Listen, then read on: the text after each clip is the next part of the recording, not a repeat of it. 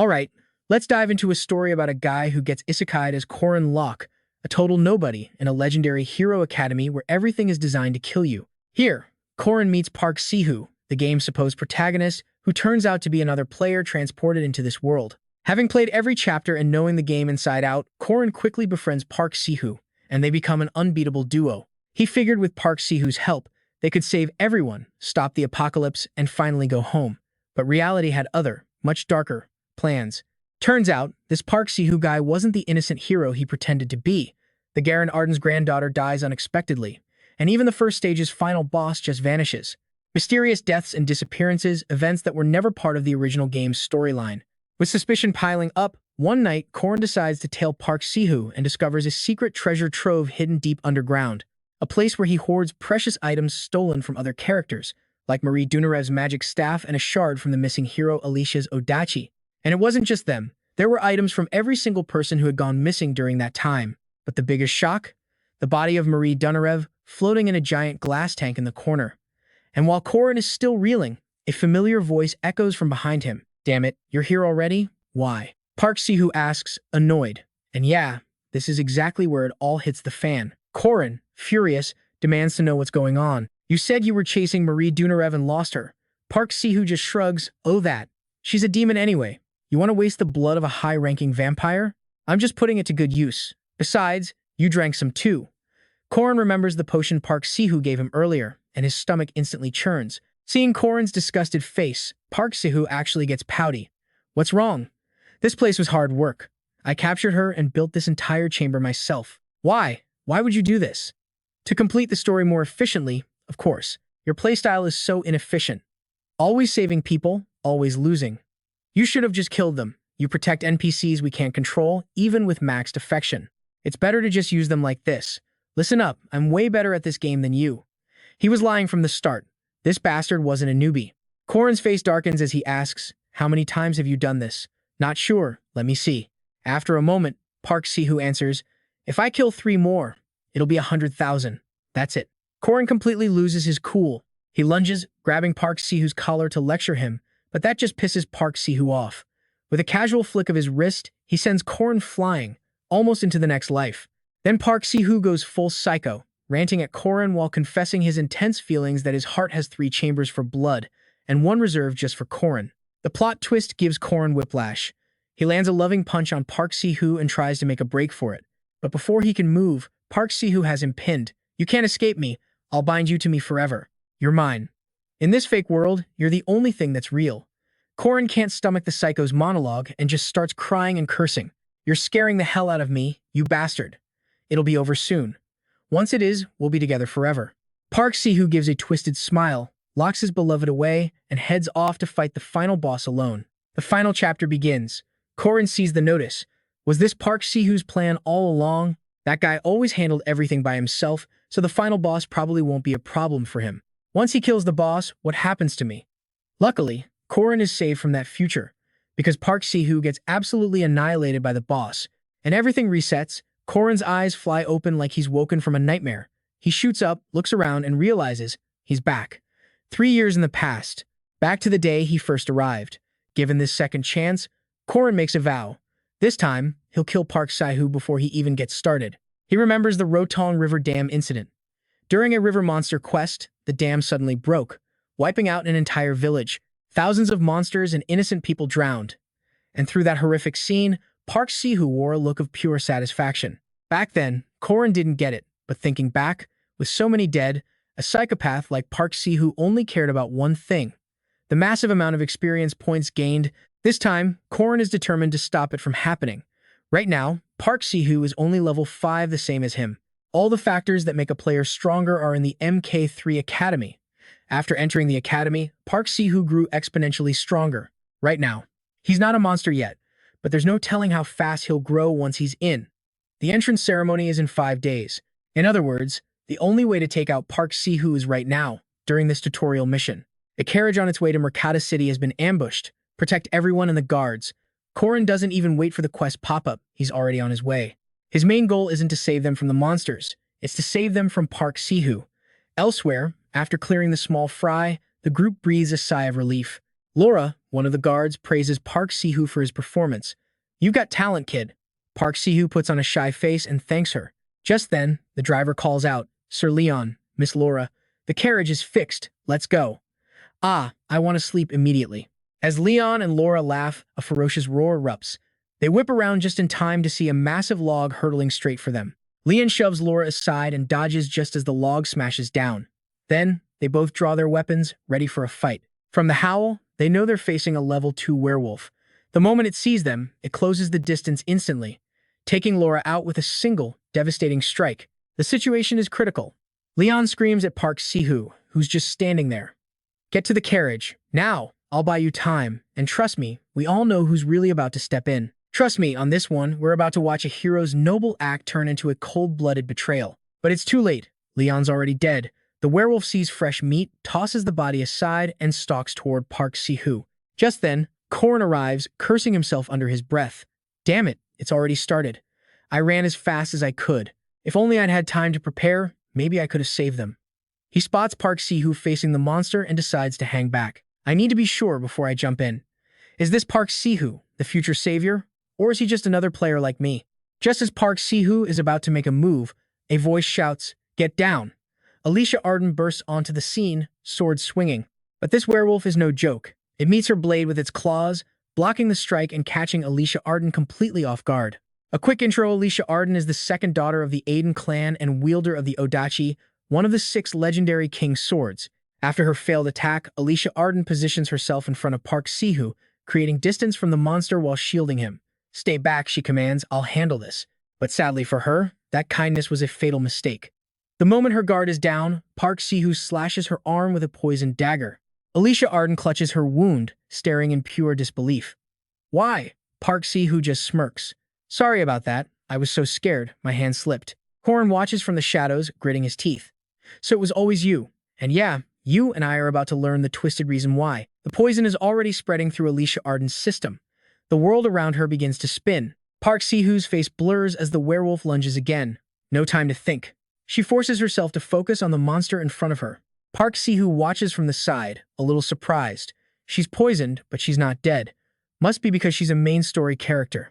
After dodging a flurry of attacks, Alicia Arden leaps back, using what little willpower she has left to gather her strength for one final move. She activates her ultimate skill, the absolute severing slash, and charges. He thinks, at this rate, she'll kill it alone. I can't let that happen. Park Sihoo's twisted smile returns as he pulls another dirty trick, flinging another poisoned dagger straight at Alicia Arden. Sensing the attack, she deflects it with her sword. "You," she snarls through gritted teeth. So it wasn't an accident after all. In that same instant, the werewolf closes in. Alicia Arden reacts instantly, driving her sword deep for a fatal blow, ending the beast's life. The massive creature collapses, its dead weight pinning her to the ground. And that's when the poison fully kicks in, paralyzing her completely. She can only lie there, helpless, as Park Sihoo casually walks over and pries her precious sword from the corpse. "I've got it. The Odachi is mine. This thing needs a special skill to use, though." He strokes the blade, then gives Alicia Arden a predatory look. Oh, right. Killing NPCs gives experience too. Right as he raises the sword for the kill shot, a pouch of powder slams into his face. "And I know what you're thinking. Payback time? What the hell is this?" Park Sihoo growls, wiping the yellow powder off. "Who did that? Show yourself." Suddenly, 3 horned rats burst from the trees. Turns out, that powder was ground up to panic mushrooms, the absolute favorite food of every monster in this forest, covered in a thick, irresistible pollen. So now, to every creature nearby, Park Sihoo smells like a 5-star meal. While he's busy fighting for his life, Corin quietly sneaks over to Alicia Arden. Thank God, she's still breathing. With a sigh of relief, he carefully drags her away to safety. But as he passes the dead werewolf, an idea hits him. He leaves Alicia Arden for a second, pulls out a dagger, and snaps off a fang. Just then, a voice calls out from behind him. "Who the hell are you?" Corin doesn't even flinch, killing 3 horned rats that fast. "That Odachi is something else, huh?" Park Sihoo squints.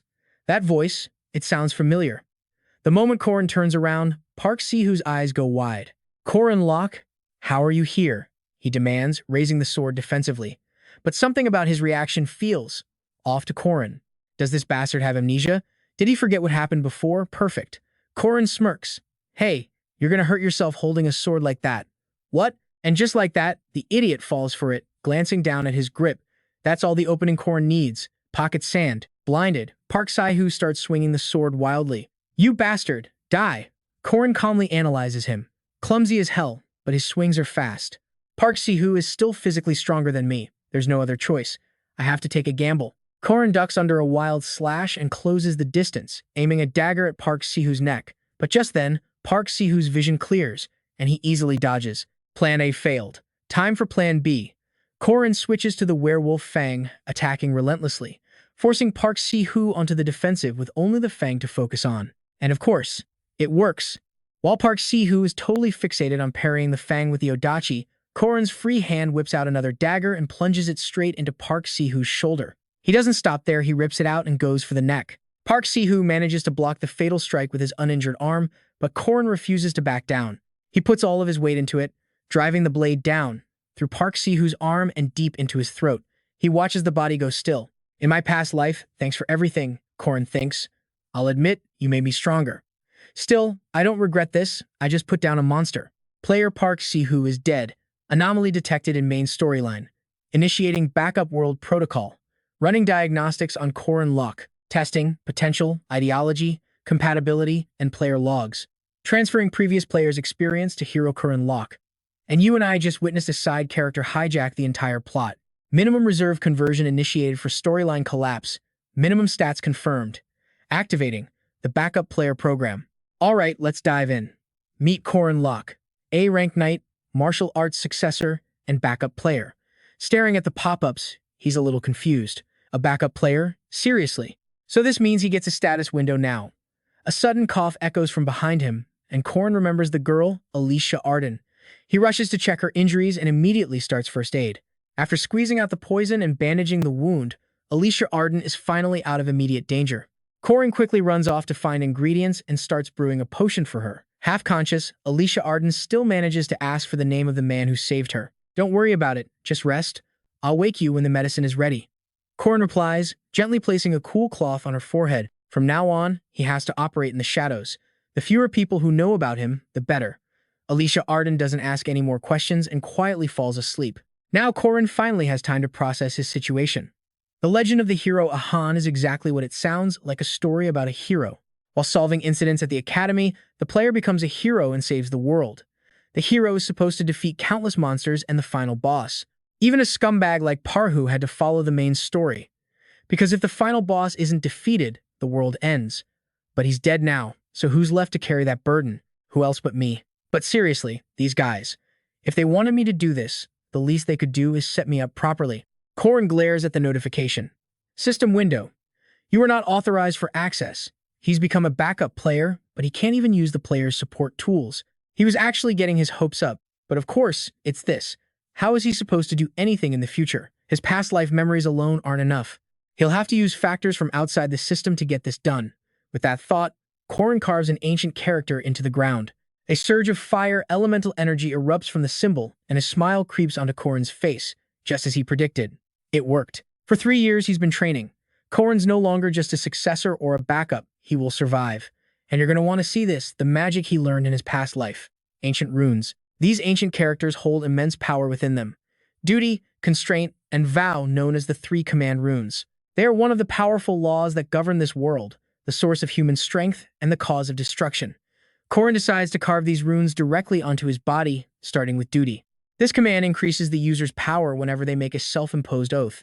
He could make an easy oath like I will not eat chicken, but because it's so easy, he'd get almost no stat bonus from it. Still, he needs to swear something he can actually stick to. After some thought, Corin begins his oath.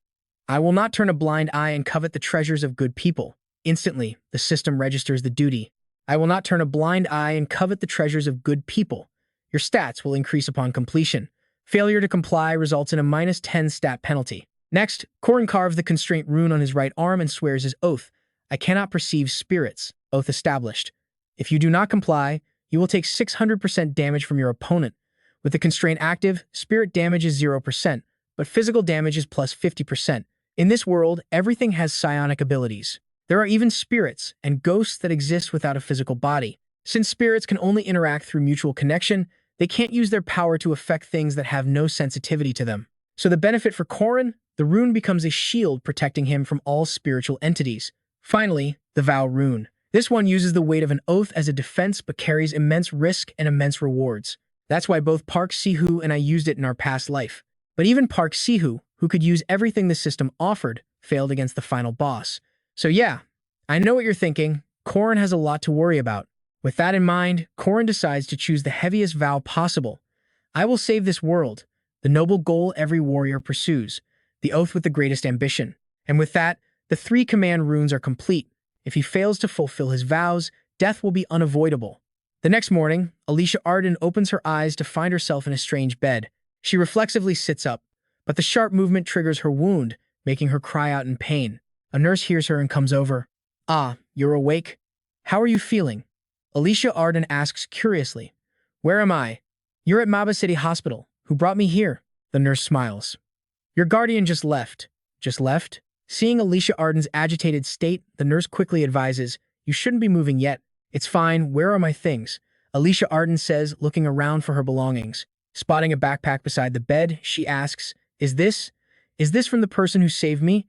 Without waiting for an answer, Alicia Arden grabs the bag to check its contents. When she sees the belt, she frowns and mutters, "There's still blood on it." Then, Alicia Arden glances at the nurse with a serious expression.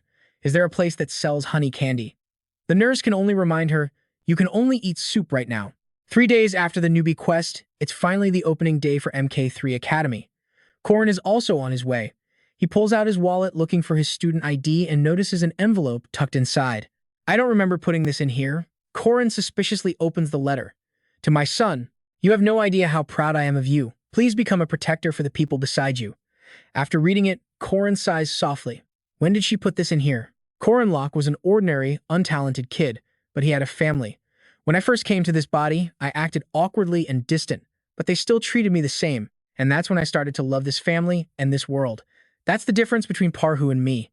Being the first day, the academy gate is bustling with people and vehicles. Wow, why are there so many ships? This is Maba Academy. While the new students are still milling about, a blue-haired girl a short distance away raises her hand and shouts, "Hello, new students, gather over here." Hearing this, Corin immediately walks over. The blue-haired girl sees him approach and smiles. "Are you a new student too?" Corin looks at her intently and nods. "I'm Corin Loch." "Wow, you're so tall, you must eat well." "Want a potato?" the blue-haired girl asks, pulling one from her basket for Corin. He just mumbles under his breath, "A potato? Seriously." A moment later, a transport carrying the new students rolls into the academy. And let's be clear, this is where the world's future mages come to study and train. She points out the physical training hall, bragging about all the cool weapons they have. But sitting with the new students, Corin just listens, lost in his memories. That girl is Mari Donalev, the top second-year student at MK3 Academy. Everyone loves her, and she's got a super bright future ahead. But life's full of nasty surprises, and in the future, Mari Donalev is going to face a huge one. She's the final boss of Act 1. The vehicle quickly arrives at the drop-off for new students. "All right, everyone grab one potato and one sweet potato on your way out." After her announcement, Mari waves from the transport, shouting, "Good luck, see you all later." The new students are then led into a large, spacious room. Noticing a magic circle activating on the ceiling, Corin thinks the expansion magic is starting. Suddenly, the entire room is plunged into darkness. While the other students are freaking out, a voice echoes through the room. "Do not be alarmed." Muttering, that's old Haman's voice. He says the same thing every year, like some kind of boot camp instructor. This world has a long history of fighting demon tribes. The best weapons against them are superhumans who use aura or mana, and this place, MKAB Academy, trains them. A single spotlight shines on the source of the booming voice. The new students see a dark-skinned man in glasses walking slowly towards them. "I am Professor PM Damon of the Knights Department, in charge of this year's entrance ceremony." Seeing his casual attitude, Corin smirks. "Been a while since I've seen this guy. Most of you probably came here to become knights or mages, and you've already received your provisional certifications. But don't get cocky. Let's see what you're really made of." The moment he finishes, a small screen appears in front of every new student. Corin glances down at his screen. And let's just say, you and I are about to see some truly pathetic stats. Aura, low. Mana, very low. Combat potential, also very low. Overall rank, 6. Rock bottom. Corin frowns. What a drag. But my physical stats are surprisingly high. Just then, numbers 1 through 6 appear in front of PHM. "Ah, you're looking at your rankings. Go stand in front of the number that matches your rank." At his command, all the new students move to their designated spots. Corin stands at the front of line number 6, mocking himself. About 400 people, so I'm in the bottom 1%, huh? After a good luck, all the students dissolve into light, teleported to their own private test spaces. In the observation room, a group of professors watches the situation unfold on a monitor. A female professor with blonde hair looks at the crystal ball showing the rank 1 and 2 students. This year's batch has a lot of hidden talent. Ahem, no need to test the first and second ranks just yet. Let's wait until we've finished evaluating the others. The granddaughter of the genius swordsman Alicia Arden, the priest of Avaloan, Iwin, the mercenary Ron Waski, golem engineer Granal Luden, and the soul rank 1, the archer Sauron. At that last name, the blonde professor frowns in confusion. That child actually enrolled? What is the headmaster thinking? A male professor with a goatee suddenly speaks up. Do we even need to test the rank 6s? The rank 5s already look bad enough. Let's just fail rank 6 outright. The blonde professor fires back angrily. The headmaster said every student deserves a chance. Are you trying to defy him? The male professor immediately gets flustered and says, let's begin, then. Back in Corin's space, a weapon cabinet drops from the sky, followed by a system message. Monsters will spawn in 30 minutes. Please eliminate as many as possible. A test that throws you into an empty room and makes you fight monsters based on your rank. What a pain. Mumbling to himself, Corin walks over, opens the cabinet, and starts happily browsing. Let's see. Most rank 5 or 6 students won't even think. They'll just grab whatever looks coolest. And that's usually a sword. I made the same mistake in my past life. Just then, 3 short-bodied hounds rank 5 monsters appear behind him. Now get this, swords are cool, sure, but a spear is the right answer here. As he says this, Corin grabs a spear, spins, and hurls it directly at one of the hounds. The spear flies so fast the hound has 0 time to react before it's impaled straight through the head. Next, Corin tosses 2 more spears high into the air with a smirk. The 2 remaining hounds growl and charge at him, but they only take a few steps before the spears rain down from above, skewering them both. Looking at their corpses, Corin continues his thought, but I've got way too much experience killing you things. Let's see, 20 seconds is a little slow. In my past life, I couldn't even kill one of these and got wiped out, but this time is different. I'll kill every last one of them until I rank up. With new resolve, Corin slings the spear over his shoulder and yells, all right, bring on the next wave. Corin waits for a while, but nothing happens. He starts to get suspicious, thinking, it's been 5 minutes. Why is nothing spawning? Is the system broken? Meanwhile, in the observation room, the goated professor shakes his head in disgust looking at the rank 5 students. If they can't even kill those things, what good are they? Back in my day, I could kill rank 5 monsters in 1 minute and 22 seconds. If the rank 5s are this bad, I'm not expecting anything from rank 6. The professor walks over to the rank 6 monitor and is shocked to see Corin just sitting there yawning. What? The monsters aren't spawning? Must be a bug. In his test space, Corin is yawning when 3 more short-bodied hounds are summoned. He tilts his head in confusion. Huh? Why these guys again? In the observation room, the professor summons the monsters for Corin, then walks away, completely uninterested. Ha! What a bunch of pathetic losers. What the goat-bearded professor doesn't see is the screen behind him, showing Corin easily finishing off all 3 monsters with just a few throws. Oh, is this the first one to succeed? 7 minutes and 22 seconds. I thought the rank 3s would only take 2 or 3 minutes. What are the 5s and 6s doing? As he's ranting, the professor turns his head, and you and I both get to see him find Corin. Once again, sitting there and yawning his head off. The professor yells in confusion. What the hell is wrong with that brat? He's yawning again. Is the system broken? The monsters are supposed to be summoned. The white-bearded professor walks over to check. Broken? Impossible. In 20 years, Professor Josephine's test magic has never failed once. The goat-bearded professor points at Corin's screen. But he should have been eliminated a long time ago. Clearly, no monsters are being summoned. The white-bearded professor asks, you see the monsters not being summoned? The other professor stammers, well, no. I don't have to see it to know. So you didn't see it happen, the white-bearded professor presses. The other one just argues, look, I'm telling you, it's a bug. I'll just resummon them. Meanwhile, Corin is bored out of his mind, waiting for a higher-level monster. Instead, 3 pathetic-looking wolves appear. What is this garbage? Why do I keep getting these trash mobs? You guys aren't even properly trained attack dogs. Corin scoffs. He stands up, grabs 3 spears, and launches them in one motion. 3 dead monsters. The results pop up. 7.3 seconds. 7.3 seconds? What? The goat-bearded professor screams, turning to PM Mark. Look at this. Professor. Pim. Fim looks over. What is it? What's wrong?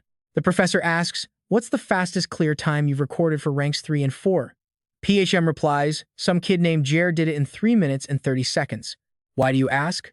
No reason. He mumbles an excuse and turns back to the screen, thinking, with spear skills like that, he must be a hunter's son. All right then, let's see how he handles a rank 4 monster. And so, a rank 4 wild boar is summoned. This fight is even faster. Corin takes it down in a clean 3.7 seconds.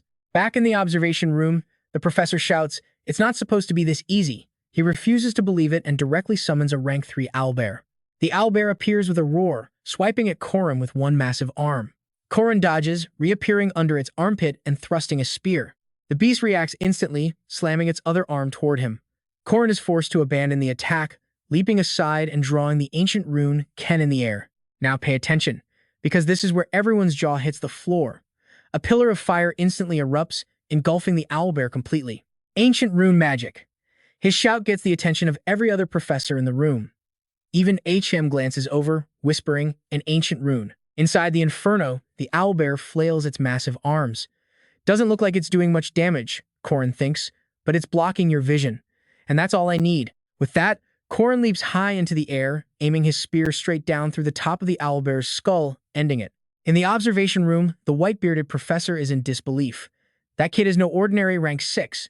Too bad the monster test only goes up to rank 3. Wow, it's been a while since we've had someone this interesting. I can't wait to see him fight a phantom. The goat-bearded professor snaps out of his shock. Fine, after this, we'll start the rank 5 phantom test.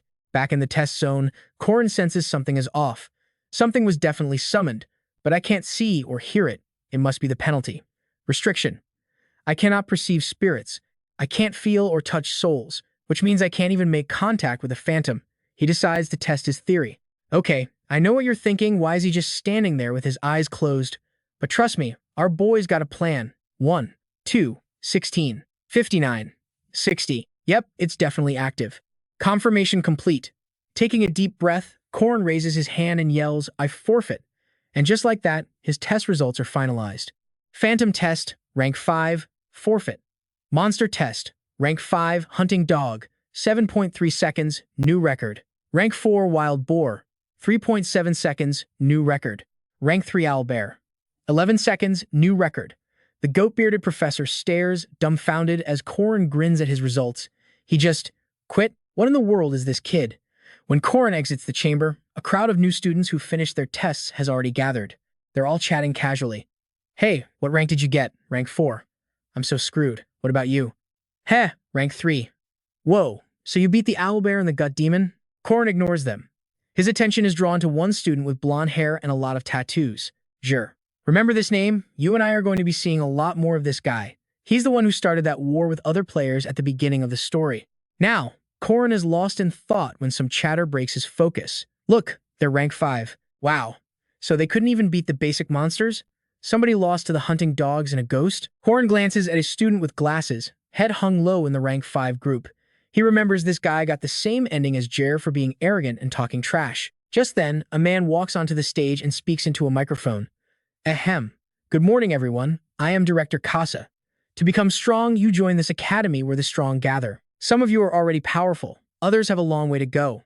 While I can't guarantee you'll achieve everything you want here, I hope you can all find your own path. We are here to help you take those first crucial steps. But from the second step onward, it's your responsibility. That is all. Have a nice day. After the speech, the new students start to disperse. From today, I am a rank 3 knight. Jer's attention lands on a student sitting alone. He walks over. Hey, what rank are you? The student looks up. I'm rank 5. Jer laughs. Rank 5? Pathetic. Couldn't even kill a ghost? Or was it the hunting dogs? Just then, Corin walks up, throwing an arm over Jer's shoulder with a grin. Hey there. Huh? Who are you? Jer asks.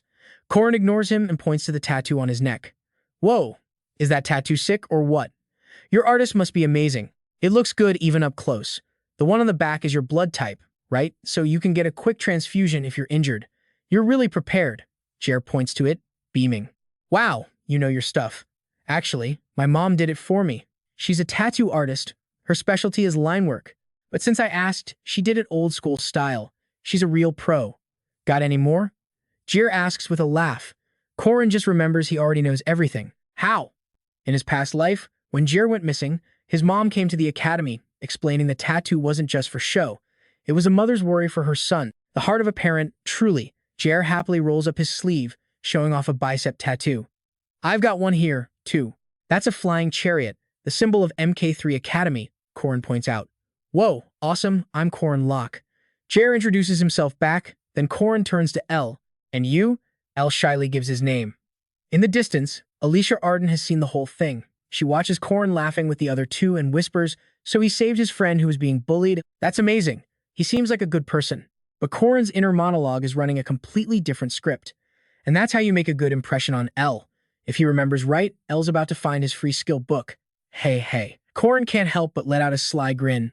Alicia Arden, from afar, has a different take. His smile is actually kinda cute. What kind of person is he? And stick with me, because most of MK3's facilities are free. The coffee here is cheaper than outside, and the dorms are free of charge. But among them all, the most recommended spot is the training hall. The reason's simple. Using this room makes impossible training possible. For instance, fighting a spirit entity that Corin can't even see. Look, a freshman is using a spirit to train. Usually you don't train with spirits until the second semester. Kid probably heard some rumors. I heard some second years can't even catch a wind spirit. The gossip from the sidelines about Corin's training makes Marie Dunarev curious, and she stops to watch. Seeing him get smacked in the head by the spirit, someone laughs. Haha, look at him. Trying to act tough rookie? Corin leans on his spear, sighing. Is this still too much for me? Just then, a white-bearded professor walks up. So, you're a freshman. Corin jumps, turning to greet him. Hello, instructor. The coach asks, why are you fighting a spirit? Corin answers, to practice my spear techniques. The instructor presses on. Are you confident you can do it? I will do it. As he says this, Corin wonders, why is he suddenly talking to me? Did something go wrong with the placement test? The coach thinks for a moment, then flashes a bright smile, pulling out a stack of tickets for Corin. That's the spirit. Here, take these 10 meal tickets. When you succeed, come find me. I'll give you a real reward. Haha. Holding the tickets, Corin is a little stunned. Huh? By the time he snaps out of it, the coach is already gone. Corin lets out a sigh of relief, smiling to himself. Man, I was worried for nothing. A reward of food. Huh. That's not bad, right? All right, time to start again. Corin throws himself back into training, relentlessly attacking the spirit with his spear, but he never lands a single hit. In the end, it knocks him flat on his back. Lying on the floor panting, a towel suddenly drops onto his face. Marie Dunarev walks over, handing him a cup of water. Is it tough? Corin answers honestly, yes, it's exhausting. Marie Dunarev advises him, you should rest. You've worked hard enough. You just need to get used to it. One day, you'll get it. Try again next time. No, I don't have a next time. I might have a year or two. Before, I had Park Sihoo. We had player windows, potions, and skill books. But Park Sihoo isn't here anymore. I killed him, so now I have to do everything alone. Vowing to himself, Corin takes the water. Thanks, I'll give up later. Standing up again, his eyes sharpen with determination. I have to become the strongest. First, I need to find my own limits. And you and I both know, this is the moment everything starts to change. This might be overkill, but I have to test how my current abilities compare to the past. I don't have a strong body, and I don't have mana or aura. My knowledge of Park Sihoo in the future is useless against monsters and these geniuses. But to fight monsters and geniuses, I have to work harder than anyone else. It's the only way. The last 3 years won't betray me. As he talks to himself, Corin continuously unleashes spear techniques against the spirit. After getting nowhere, he suddenly throws his spear at the spirit above him, but it dodges nimbly. Marie Dunarev thinks, he threw his spear. Is he giving up? Then she immediately rejects her own thought. No, he hit it, and he's catching it. Marie Dunarev watches as after throwing the spear, Corin predicts the spirit's dodge, leaping up to grab it, catching his falling spear mid-air, and using the momentum to plunge it right through the spirit's body. Whoa, he's incredible. Just as Marie Dunarev is left speechless with shock, Corin's momentum gives out, and he falls hard to the floor. Marie Dunarev runs over worriedly. Are you okay, Junior? Lying on the floor, Corin laughs bitterly inside. I overdid it, at least for this body. The next day, somewhere on the MK3 Academy grounds. Hello, juniors. Today I'll be introducing the school's facilities. This is our school's pride and joy. Ah, and this is. While Marie Dunarev enthusiastically gives the new students a tour, Corin is lost in his own thoughts. To fight properly, the body is the most important thing. To raise my stats without relying on Park Sihoo's potions, there's only one way. A lesson from L's family, don't ignore the misfortune of others. Corin glances at L, walks over, and throws an arm around his shoulder with a smile. Hey buddy, want to grab a bite with me? Before the day's L can even react, Corin leans in close to his ear and whispers, and let's talk about that grimoire. A grimoire is basically a skill book, a powerful artifact that lets you gain magic just by reading it. The MK3 Academy library is the size of a university, storing and passing down knowledge for generations. That's all just nonsense. The real reason this place exists is to hide the grimoires. In the library, Corin points to a bookshelf and grins. To hide a tree, you hide it in a forest, right? Elle speaks up from behind him. Yeah, but you have to keep your promise. Corin agrees. Of course, as long as you meet the condition, you'll get the grimoire. Elle is diligent, a model student through and through. He memorizes all sorts of magic and jots them down in his notebook. Of course, no matter how many spells are in there, using them all is nearly impossible. If your level and mana are too low, theory is useless.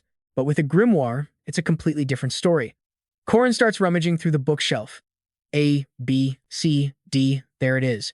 Elle hears the loud noise behind him and turns to scold him. Hey, stop messing around. And right then, his jaw drops. A secret door? How did you find that? Corin just urges him, let's go. Lack yells out, hey, wait up. Let's stick together. Trailing behind Corin in the narrow passage, he shivers, whining, this place is seriously creepy. Suddenly, Corin stops. He turns to Lack and says, Lack, time to fulfill your promise. You better do a good job, you hear me? Oh, right. You need my help with the evil spirit, don't you? But what am I supposed to do? Before Lack can even finish his sentence, Corin decks him, knocking him out cold. A wicked grin spreads across his face. Time to get started. Let's see what's running through our boy's head. He came to save Lack, sure, but also to finish a special mission. Capturing the spirit here gets him that hidden fragment he's been after. Just one tiny problem. This isn't just any ghost, it's Duke Sebacia, an aberrant spirit. An impossible mission. Why couldn't it be a normal one? Of course not. This is the ghost of a commander who ruled the South 800 years ago. In the original story, his first attack wiped out most players instantly.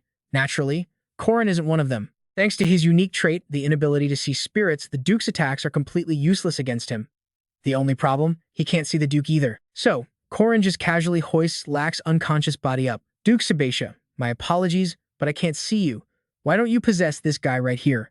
Corin's insane offer stops the Duke's frantic attacks dead in their tracks. He materializes right behind Corin, silent, as if considering this bizarre proposition. In this world, there are factors that can turn a normal person into something else. Like a vampire. One day, Duke Sebacia awakened as one and killed his own servant. He tried to control his new vampiric instincts, but ultimately, he failed. Fearing he would murder his own wife and daughter, the Duke moved his family away and sealed the city gates. To prevent a massacre, he sealed his own soul inside a book, the very one from this library. And now, Sebacia has made his decision. He possesses Lack. The boy's eyes flash crimson as he lets out a feral scream and lunges straight at Corin. And here's the thing you gotta watch.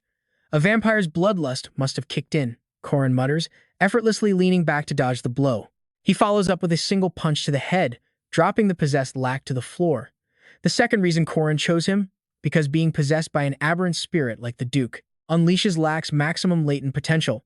Turns out the legendary model student of Ahan Academy has the absolute lowest physical strength. Stat. Pathetic. I feel for the guy, but this is the optimal strategy to clear the mission. Alright, if I kill Lack while he's possessed, I'll get top-tier drops like the Duke's cloak or the vampire armor. These are the same items the original protagonist, Park Sihoo, used, items crucial for events later on. But I'm not him, he thinks. Watching his opponent struggle to his feet, Corin speaks. Aren't you curious, Your Grace, about your wife, Duchess Luina, and your daughter Cecilia, about how they lived after you were sealed away? And then Corin tells the Duke everything. He tells him how his wife passed away after leaving the city, how his daughter grew up to become a brilliant explorer, traveling the entire world. And let's pause here, because this is important. Corin thinks, I hate Park Sihoo's method. As someone who has a family I love in this world, I want this poor, tormented soul to have a proper end. With that, Corin smiles gently. So, what do you think? Are you satisfied with my answers? Tears stream down Lack's possessed face. Sebacia's voice comes through Lack. I apologize for attacking you, and thank you for telling me. Corin just shrugs. It's no big deal. You didn't hit me. And even if you did, Lack's punches are weak. Sebacia replies, I have one more question. Before ascending, he and Corin spoke for a very long time. In the end, Sebacia fades away, leaving 3 items behind. 2 of them are epic grade, the ashes of a soul. The soul ashes of the aberrant spirit Duke Sebacia. Next, the Rima, a magic tome that once held the Duke's sealed soul. It's filled with unique abilities and spells you can learn just by reading it. The final item is a red book. Without a moment's hesitation, Corin uses it. A new ability has been acquired, Resilient Warrior's Rebirth. You have used the magic book, Resilient Warrior's Rebirth. Just like a fighter who refuses to give up, as long as your will remains strong, your body will constantly recover. Corin thinks Resilient Warrior's Rebirth. That's the same power that Bastard Park had, but I have no idea just how broken its recovery rate is, since that guy never actually took any real damage. Just then, Lack finally wakes up. Corin warns him, "You're awake? Take it easy. An evil spirit just possessed your body." Lack asks suspiciously, "If I was possessed, shouldn't my jaw be killing me right now?" Corin avoids eye contact and lies through his teeth. "I have no idea." Changing the subject, Corin hands Lack the Rima tome. "Enough talk, just take this." Lack's eyes go wide. "A real magic book? Are you sure I can have this?" Watching Lack happily devour the magic book, Corin thinks to himself, "The last reason I chose him. I wanted to see someone who struggles actually get their reward." A system notification pops up. Mission: do not ignore the misfortune of others. Complete. Duke Sabasia, difficulty P. Reward 80 points, distributed evenly. Details are unavailable. As Corin helps Lack leave, he stares at the message, thinking, "I got 80 whole points from that?" In the game, you get 5 stat points per level. This is the equivalent of leveling up 16 times, but there was no level up notification. So the reward is just 80 raw points. Is this to compensate for my inability to grow stats directly? Just then, another notification appears. You are not indifferent to the misfortune of a good person. 40 stat points. Reward evenly distributed times 2. Corin Loch was not indifferent to the misfortune of Lackman. 40 bonus stat points. Reward evenly distributed times 2. Corin Loch was not indifferent to the misfortune of Duke Sabasia. The next day in the training hall, Marie shows up with a basket of potatoes. "Anyone want a potato?" she calls out. As she's handing them out to the eager students, Marie spots Corin warming up nearby. Ditching the crowd, she walks over to him. "Are you going to try and capture a spirit again today?" Corin just nods. "Vong." Marie smiles. "Well, I believe in you. I'll be cheering you on, Junior." Someone scoffs from the crowd. "Marie, how can a rank 5 freshman possibly catch a spirit? I gave it my all yesterday and still failed. Stop giving the kid false hope." "Yeah, why is that rookie getting all of Marie's attention anyway? You and I both know what's coming next." Hearing the trash talk, Marie just smiles, turns around and says, "Is that so? I'll bet 2 gold coins he succeeds." Another guy shoots back, 70 silver, says he fails. Hearing the crowd behind him, Corin scoffs. "Are they seriously betting on me? I just came here to train." Back in the training yard, Corin grabs his spear, ready to fight. Let's see just how much of a monster he's become after that last power-up. But the thing is, he has no idea what his new limits are. So, better start with the weakest monster. The technique he used before was Snake's Glare. For a Serpent Master, that's a pretty advanced skill. So if he uses the most basic of basics, Serpent's Burst, it probably won't even one-shot it. With that in mind, Corin unleashes Serpent's Burst and thrusts forward. And then boom! His basic attack skewers the monster, and it explodes on impact. The onlooker's jaws hit the absolute floor. One hit? With Serpent's Burst? Is that even possible? Even Corin can't believe it. Wait, isn't that a little too strong? Just then, Marys walks up. "Yesterday, you shocked everyone with 3 moves. Today, it only took 1. "Ah, yeah," Corin mutters, thinking, "What's this?" She must have seen everything. No, more importantly, a mage who can spot a Serpent Master with her naked eye? What kind of ridiculous eyesight is that? Mary shoves a bag of money at him. "Ah, here's your cut." Corin just stares blankly. "Huh?" Marys explains, "Thanks to you, I made a little something. So of course, you get a share." Corin is still confused. "My cut?" she asks. "You don't want it?" "Of course, I want it. Who says no to free money?" He thinks. "Marys, you're a genius. Keep this up in the future." Corin takes the money bag, and the two share a smug grin. Later that night, Corin walks alone down a hallway, deep in thought. It was the same in his past life. He fought hard to master his martial arts. Same deal now. He's about to reach the 5th of the 6 steps to enlightenment. There's still a long way to go, but his spear skills are improving faster than expected. The real problem is ancient magic. He traces the Hagalaz rune, and the system dings. Insufficient mana. He couldn't master it in his past life either. Ancient magic just requires a ridiculous amount of power. If he could master it, he'd be way stronger than before. He needs a plan. Suddenly, a voice echoes through the hall, and Corin freezes. This voice. It belongs to the one person at this academy he knows he can't beat. Not with his spear, not even with ancient magic. Pay attention, because this is the only woman that even the legendary Park Sihoo couldn't kill. The infamous balance breaker, Warren the Extraordinary. Glancing at Warren, Corin wonders why she's suddenly here, talking to him of all people. He has no idea what she wants.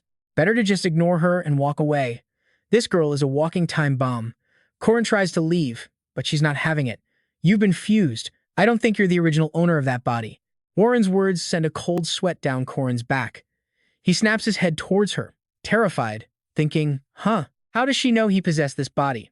It seems a single body can hold two souls, one human, one monster. Warren's very existence defies all logic. They say the yin-yang eyes, possessed by those who walk the line between life and death, can see the very color of a person's soul. So maybe it'd be weirder if she didn't notice. Corin just stares, not answering her. Seeing his silence, Warren pushes, so how was it? How did it feel to crush and devour the original soul? Now, this is a question you and I have probably wondered too. I don't know, Corin says flatly, but inside, he's agonizing over this exact issue. Are Corin Loch and I actually two different people? Are these assimilated memories really his and not mine?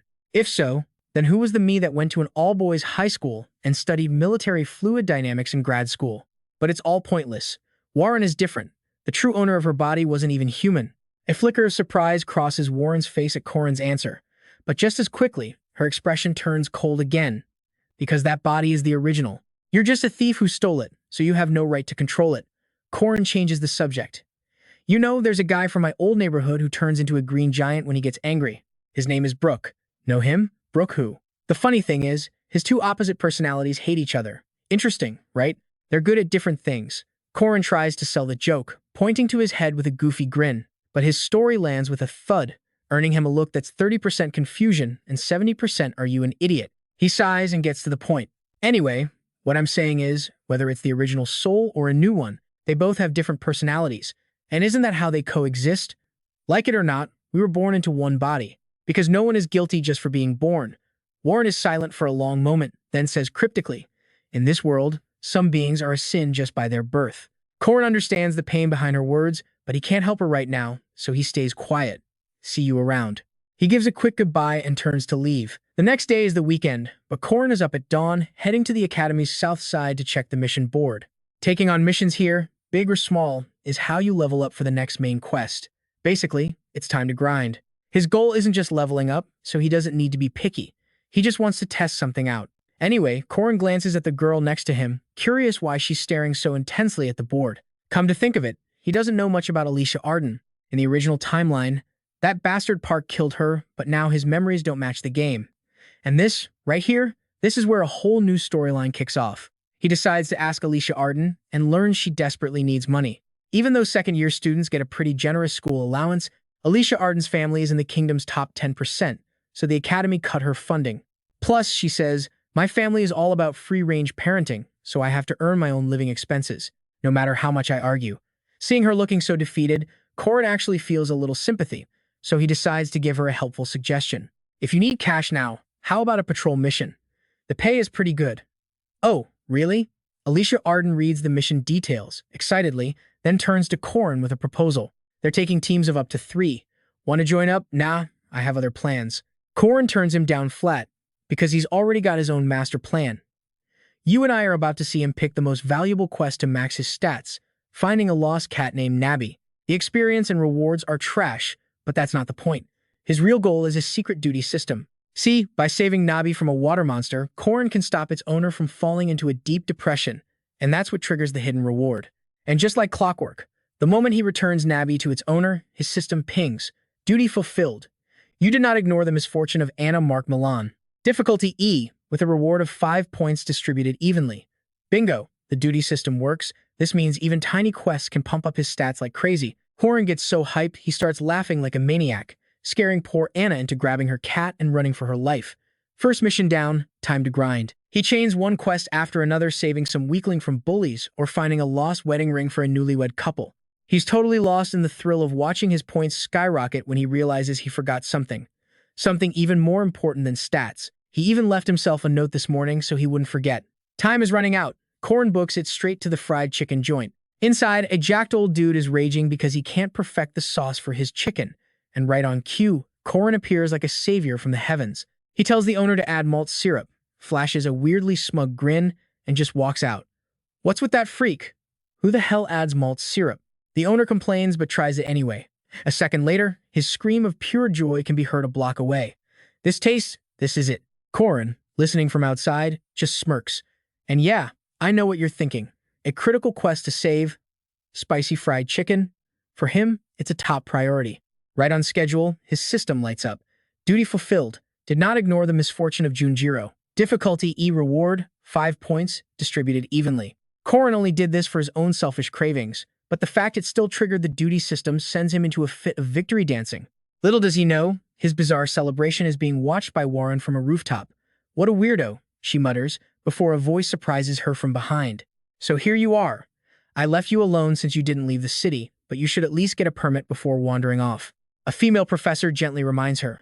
Warren glances back, says nothing, and turns away, her gaze drifting back to Corin, recalling his words from last night. Being born isn't a sin, it's a blessing. Then, her mind flashes back to a painful memory from her past. A man's angry face, snarling, You should never have been born. Warren watches the sunset, the weight of her loneliness visible on her small shoulders. A few days later, the Academy announces an evaluation for all first years, a survival skills test held in the official hunting grounds. The blonde professor starts explaining the rules. Reach the cabin at the northern end of the forest to pass. Put on the armband that matches your rank. You need to return it at the finish line. Points are based on your time and on keeping that armband. This is where it gets good, trust me, and the rewards you get will depend on your score. While she's talking, Corin scans the crowd for Warren, but just as expected, she's not here. After all, Warren isn't allowed in practical exercises, probably for fairness reasons. While Corin is lost in thought, someone calls his name. It's Alicia Arden. Alicia Arden, did that quest go well for you? She smiles brightly. Yes, thanks to you, I earned some spending money. I'm glad it worked out. Oh, want some candy? I bought it for my sister, but it's way too sweet for me. With that, Corin pulls a golden candy from his pocket and offers it to her. What a coincidence, it's honey bomb candy, her absolute favorite. So, she happily takes it without a second thought. All right, students, the hunting grounds test begins now. The professor conjures a massive magic circle, leaving the students speechless. Even Corin is impressed. I've seen countless mages, but casting spatial magic on this scale. Only Professor Josephine could pull this off. Still the same as ever, huh? Archmage? Seconds later, every student is teleported to a random spot inside the hunting grounds. The second Corin lands, he hears fighting nearby, and he's actually surprised. Already, the test just started and they're going at it. The hunting grounds is a huge event that even seniors retake again and again. It's a battle royale, random spawns, and you steal armbands to rack up points. Watching two other students fight to the death, Corin just sprints past them, thinking to himself, yeah, you guys have fun with that. I couldn't care less about you. The most dangerous person here is Alicia Arden, a rank 2 with a blue armband. With Warren absent, once Alicia Arden is dealt with, everyone else is just free points. Oh, Alicia Arden, you probably don't realize it, but I put a tracking rune on that candy. And trust me, that little spell is going to guarantee we have a reunion. Following the rune's signal, Corin runs with a shameless grin, chanting Alicia Arden's name. Back at the start, Professor Josephine tells the headmaster, Sir, I'm heading into the forest. We have professors stationed everywhere, but it's better to be safe. Just then, she notices something is off and scans the area. Wait a second, where is that girl? Headmaster. You didn't, did you? The headmaster just smiles. I didn't send her. She went on her own. She went by herself? Indeed. I believe her heart is finally starting to change. Elsewhere, Alicia Arden is chewing out the students who just tried to ambush her, now all knocked out on the ground. Why would you do this? Aren't you ashamed of yourselves, ganging up on one person? One student, clearly not beaten enough, runs his mouth. Being shameless is our specialty. Just then, another punk lunges at Alicia Arden from behind, but his plan is ruined when a giant rock flies out of nowhere. When she sees who saved her, Alicia Arden's face lights up. Corin, are you here to rescue me? But Alicia Arden's happy moment lasted all of 5 seconds before Corin's next words sent a chill down her spine. That's a beautiful blue gauntlet. And just like that, he lunged, spear pointed right at her. Of course, for a level 2 knight like Alicia Arden, this was child's play. A slight tilt of her body was all it took to dodge, but her teenage heart, deeply wounded. Corin, I trusted you. You gave me candy, so I thought you were a good guy. Corin, completely shameless, just shot back, you'll be a good person too. Once you hand over that armband. Alicia Arden is a level 2 knight, a pure martial arts specialist. Her unique defensive skills aren't fully mastered yet. In terms of raw combat power, she's about mid-tier for her rank. It's the reason she can't quite match her genius older sister. But make no mistake, she's still in the top 1%. This is the girl who just wiped the floor with a 7-man team of level 3s and 4s. Facing a mere level 5 like Corin, she wasn't worried at all, but that was 30 seconds ago. Now, she's struggling to defend against Corin's relentless storm of attacks, having a full-blown existential crisis. What is this? He's too strong. He pressures up close, then weaves in long-range strikes. He's toying with her, countering, never letting up. Still, a level 2 knight is a level 2 knight. Alicia Arden calms her emotions and starts analyzing her opponent, his breathing. It's strangely different when he switches between thrusting and slashing. If I can just catch that opening, Alicia Arden focuses on Corin's arm. The moment he changes his grip, she unleashes her counterattack. But surprise, it's like Corin read her mind completely. He instantly deflects her blade with his spear, then flashes a smug grin. Relying on talent without any real combat experience, it's not going to cut it. And then it was over. Corin used his spear to neutralize her sword, combining 3 basic moves, the pole spear, the 6 harmonies, spear, and the chaotic strike into one brutally effective attack. Alicia Arden went flying, clutching her stomach. Thank God she blocked in time. A second later, and that could have been fatal. No incredible strength, no insane speed, just perfect technique. What is this guy? A level 5 knight? I was completely defeated. With no other choice, Alicia Arden is forced to hand over the blue armband to Corin. Corin happily takes it, promising, "I'll put this to good use." Just then, a huge commotion and desperate screams echo from the distance, catching his attention. But before he can even go check it out, a massive greatsword comes flying straight for his head. Corin immediately parries with his spear, instantly calculating. Heavy, this thing's made of black steel, 4 times denser than normal, and enchanted with magic. It's a weapon for fighting giant monsters. Yeah, taking a direct hit from this would suck. As he pushes with more force, he successfully deflects the blade. What? You blocked my heavy thrust sword? Not bad. Ram recalls his sword, then coldly orders Corin, "That armband, put it down and get lost. You're just a level 5. Looking at the guy who just attacked him, Corin's mind is screaming, "Oh no, it's Doran Waski. The one guy I really didn't want to fight." Even after crushing countless opponents, Doran doesn't have a single scratch on him. He looks bored. This guy is on a whole other level than Alicia Arden. So, seeing how things are, Corin clenches his teeth, holds the armband tight, and makes a run for it, leaving a stunned Doran in his dust. But a few seconds later, Doran's eyes are blazing as he chases Corin. He yells out a chilling line, "That thing you're holding in your mouth. I'm guessing it's blue." And with that, he unleashes everything he's got right at Corin. He then takes off, chasing him down personally. Corin is losing his mind. "Why are you like this? I thought you never did anything that didn't make you money." Then he turns to Alicia Arden, who's running right behind him. "Alicia Arden, why are you following me?" Alicia Arden, on the verge of tears, whimpers back, "Because I don't want to die, and I don't know the way out." Corin sprints straight ahead, trying to calm himself. "It's fine. I don't have to fight. I just have to escape with this armband." Too bad, Cranel and his massive golem are already waiting for him at the exit. The moment he sees Corin and the armband, he smirks. "Well, sorry about this. If you want to pass, you'll have to leave the prize behind." Okay, this situation is a certified nightmare. Cranel in the front, Doran gaining from the back. After avoiding fights all day, he's now facing the 2 biggest threats at once. Looks like there's no way out of this one. If a battle is what they want, then a battle is what they'll get. A short while later, there's a knock at the exit building. Oh my. Looks like our champion has arrived. Who is it, may I ask? An old man pushes the door open and sees Corin's smiling face, the blue armband still clenched in his teeth. "I'm Corin Loch. I'd like to choose a prize, please." "My goodness. You brought back the blue insignia. What an excellent student." To which Corin humbly replies, "It was nothing. I just got lucky." But just outside that door, Alicia Arden is still trying to process what she just witnessed. Unbelievable. He weaved through the swings of that massive sword, using his speed before the weapon could build momentum. After disarming his opponent, he plunged the sword deep into the ground so it couldn't be recovered. The projectiles he couldn't block, he dodged, letting them slam into the golem instead.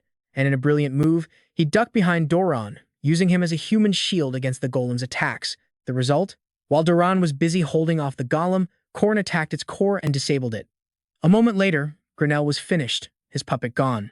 His speed, his judgment, his decisiveness, he fought like someone who had survived hundreds, even thousands, of battles. Everything was decided in a split second. That's the kind of experience that can only be forged over a long time. How can someone so young be so skilled? Watching him fight, it was like seeing her sister all over again. Remembering Corin's words, don't rely on talent alone, Alicia Arden made a new vow. I have to work harder. All right, let's watch the fallout from Corin's plan, where even his opponents are left wondering what just happened. How did that kid figure out his weakness? In a flash, he knew every technique, every ultimate move, like the back of his hand. Elsewhere, Crandall was on the ground clutching his wounded arm, replaying Corin's earlier words in his mind. Against a small, high-speed weapon, your golem is just a giant target. If I were you, I would have found a friend to cover me instead of that thing. Back then, Crandall had snapped back, friends, I don't have any. Corin, looking a little thrown, just replied, well, then you should try and find one. Remembering this, the words stabbed into Grinnell's heart as tears streamed down his face. The bastard was mocking him, and this was the result. The three strongest first years were all remembering Corin Loch in their own way. Now, among the remaining participants, the most powerful was said to be under the protection of the Yun Forest. But this wasn't just a game for regular students. The top mage from the MK3 Academy, Marie Dunarev-Donilev, was also here. She was playing the role of the monster to help the others train. For Yun, this was her first time facing an opponent so completely out of her league. And just like that, her training exercise was over, or so Marie Dunarev thought. After delivering that shock to the system, Marie Dunarev walked over to another student, asking gently, are you new here? Hi, I'm Mary. My name is Yun. And what about you over there? Marie Dunarev turned to ask the girl in the nun's outfit standing nearby. It's Warren. Oh my, you must be looking for someone. If you run into me, just gather your friends and we can fight. Warren treated Marie Dunarev's words like air, brushing right past her. Now pay attention, because this is where the training gloves come off. Forgive me, you can ignore me, but by the rules, I'm still the monster, Marie Dunarev said with a smile. So I can't really do the same for you. Annoying. Warren glanced back at Marie Dunarev, her eyes slowly turning dangerous. Meanwhile, back with Corin, the old man at the finish line couldn't stop gushing over his score. A total of 117 points. It's been a long time since I've seen a number like that. Corin smiled eagerly. So, can I pick my reward now? Instantly, a list of items appeared before him. The most valuable prize was shark bear bile. But Corin already had a plan, and without hesitation, he chose the ginseng seed. Oh ho, you have a good eye picking the ginseng seed. What about the other 17 points? Corin thought for a moment, then grabbed a plant, nutrient supplement, and some earmuffs before quickly leaving. Man, shopping feels great, 1,000 playthroughs, and it never went this smoothly. Not to mention, this was the first time he'd ever seen so many people complete this trial. Corin spotted Jer and Elle running toward him, or more accurately, toward the finish line. Oh, second place, 19 points. Jer announced happily. I got 15, Elle added, panting for breath. Corin just chuckled. You two worked well together. Jer wiped the sweat from his forehead and grinned. This was easy. Want to hit the gym tonight? If you've got that much energy, why don't you help me find these golem cores? Corin's words made Crandall flinch from nearby. They're pretty valuable, right? We'll help you. Crandall was moved, but he still tried to play it cool. I'm fine. This is the part where you say thank you, Corin corrected, then immediately started helping him search for the golem cores. In his past life, Corin had worked with Crandall a ton. In mid-sized monster raids, you couldn't find a better heavy tank than a golem. Things were slowly wrapping up. Second-rank mage Crandall Luden was recovering his golem's core. Second-rank knight Alicia Arden was injured. Second-rank knight Drawn Wasky was out of juice. And second-rank mage Ewin was dead. Corin rushed over to check. After confirming the heap on the ground that was, Ewin was, in fact, still breathing. Corin let out a sigh of relief and helped her toward the finish line. Ewan, barely conscious, kept mumbling, Marie Dunarev, that girl. Suddenly, animals began stampeding out of the forest in a panic as Yoon whispered one more thing. Marie Dunarev. Run! An innate talent for magic analysis, a God-given mana pool, a mage who had never known despair or failure. A talent destined to follow in the footsteps of Senior Professor Josephine. Just as they say, Marie Dunarev-Donilev was a true genius. To her, this hunting ground was just a playground. Her job was to control the difficulty and help her juniors grow, like a good senior should. That's how it was supposed to be. But you and I are about to see what happens when a genius meets a natural disaster. Right now, Marie Dunarev was gasping for air after taking Warren's relentless assault. I need to analyze this, she told herself. But in that instant, she saw Warren was already charging straight for her. No time to think. Marie Dunarev instantly summoned a volley of ice arrows and aimed them directly at Warren. But a move like that was completely useless against Warren. The arrows shattered on impact, and Warren just kept coming.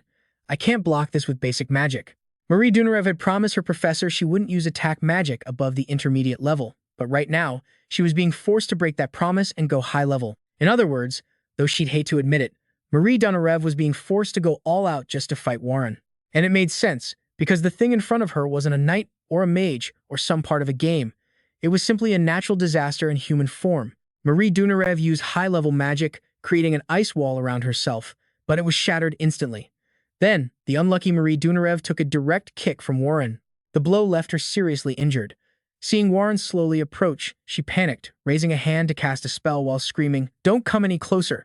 Just then, the voice of Professor Josephine echoed out, "Warren, stop," and Josephine herself stepped out of a spatial gate. After stopping Warren, she asked Marie Dunarev with concern, "Are you all right?" "Yes, I'm fine." And with those last words, Marie Dunarev passed out cold. In the end, the training exercise had some very unexpected results. First, the winner with the most points was Corin, a low-ranked 5th-tier student. Warren, the top first year, and Marie Dunarev, the top second year, had gotten into a major conflict. Hearing Marie Dunarev was injured, Corin immediately bolted for the infirmary. Seeing Marie Dunarev sleeping soundly in her bed, Corin sighed in relief. Scary, thought she awakened as a final boss. And yeah, we were all thinking it too. She looks fine. So far, the original story is holding. He'll let it be for now, 3 weeks until her awakening. Time to start preparing. Leaving the hospital, Corin heads for the edge of the hunting grounds to meet a certain someone. He glances around, confirms he's alone, then squeezes in a generous amount of eye drops. After that, he fakes a trip by the lake, drops a ginseng seed, and cranks up the drama. "Oh, what do I do? My mother's precious seed." As Corin is sobbing his heart out, a gentle voice cuts through. "Why do you cry? He's here."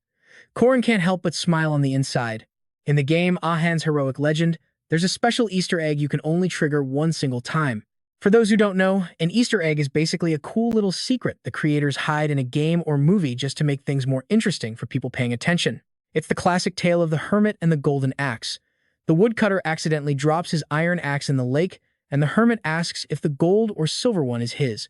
The hermit in the game plays his part perfectly, offering gold and silver versions, but it's limited to unique grade weapons or lower. Anything else gets no reaction, so the secret ends there for most. In his past life, Corin himself had tried dropping 500 different items into the hermit's lake, but a few hardcore players eventually figured it out by just throwing random junk in, some even tossing in rare artifacts. A hidden gem the damn developers added in their spare time. Anyway, back to the present. After hearing Corin's tale of woe, the hermit reveals a golden seed in his palm and asks Corin, "Is this golden seed yours?" "No, sir." Corin sniffs dramatically. "Then how about this silver seed?" "No, sir." Corin sticks to the script. The hermit smiles kindly, revealing the ordinary ginseng seed. "Then this must be your seed." "Yes, that's it. That is definitely my seed." Corin delivers an Oscar-worthy performance, complete with a flood of tears and a bonus smile of pure relief. "Even when you saw gold and silver, you were not greedy and remained honest. I will reward your integrity and grant you all of these seeds." And with that, the hermit gives Corin all 3 seeds: the regular ginseng, the silver ginseng, and the gold ginseng before diving back into the water. And because of that, he completely misses Corin's wicked grin. Now here's the kicker. Regular ginseng just boosts mana, but the gold and silver ones have very special effects. These two are replicable items, a hidden fragment that can only be obtained through this one specific method in Ahan's Heroic Legend. The golden ginseng seed. Plant it, and the ginseng that grows will glow with a golden light. Plant the silver one, and it will shine with a silver light. In the previous timeline, Pihu ate the gold one and Corin ate the silver. But now, they're both his. That night, Corin gets back to his dorm after a long, tiring day. But he can't help but think about what's coming.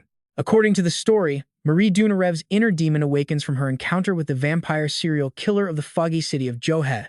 Corin still doesn't know how, but they still have time. That's also why he showed off his power against those high-ranking fighters, because nobody wants to team up with a weak, fifth-rate knight, no matter how much you beg.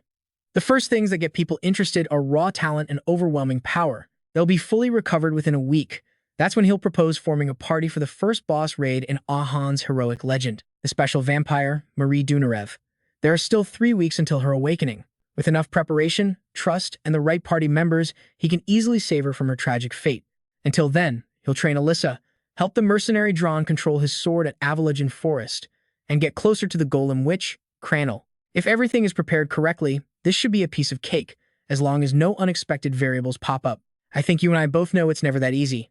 Thinking he's got it all figured out, Corin goes to bed, completely unaware that a massive variable is about to hit. That night, Isabel, watching over Marie Dunarev, suddenly wakes up. Seeing Marie Dunarev sitting silently on the bed, she asks with concern, "Marie Dunarev, are you okay? How's your throat?" Seeing Marie Dunarev's silence, Isabel assumes she's still down about losing to Warren and tries to comfort her. That first year, she should know her place. You were restricted to basic magic, after all. Abruptly, Marie Dunarev's eyes flash crimson. She stares intently at Isabel's neck, then suddenly grabs her shoulders and says, "I'm so thirsty." For injuring an upperclassman, Warren was given 4 days of detention. So boring. Warren closes her book, remembering what Josephine told her yesterday. "If I knew, I wouldn't have sent it. If you want to learn, I'll teach you myself. Reflect on your actions. Should I just jump out the window then?" Just as Warren is seriously considering this, Corin suddenly appears at her window, hanging upside down in a way that startles her completely. "Ha! I knew you'd be here." Corin grins.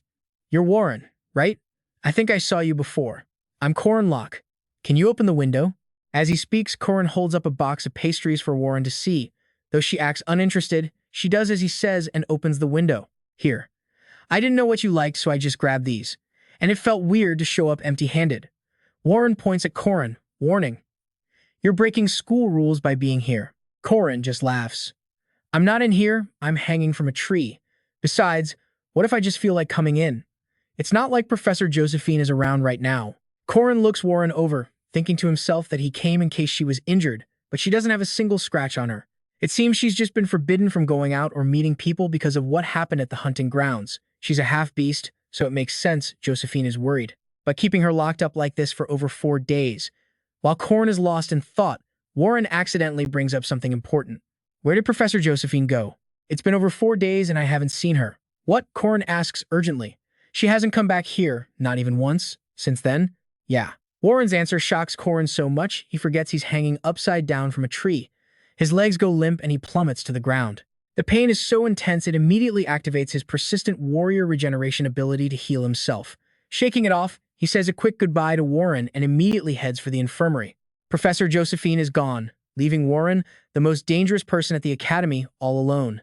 Professor Da of the Magic Department and Professor Peem of the Knighthood Department were also missing. And that's where we leave it. Things are officially going off the rails. His 2 contacts, both former guards, were suddenly nowhere to be found. This proves something highly unusual is going on. And his request to see Marie Dunarev? Denied. Marie Dunarev's bodyguard Isabel is missing, and now there are guards posted outside the infirmary. From the start, this whole situation felt wrong.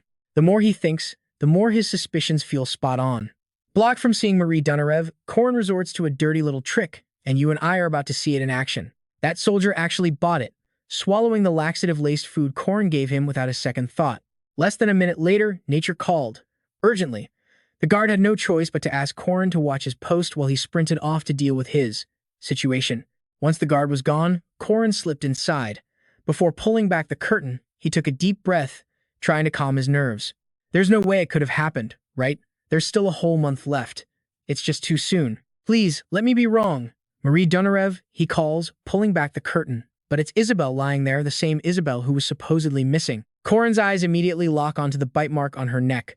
No more doubts. This is what the professors were trying to hide.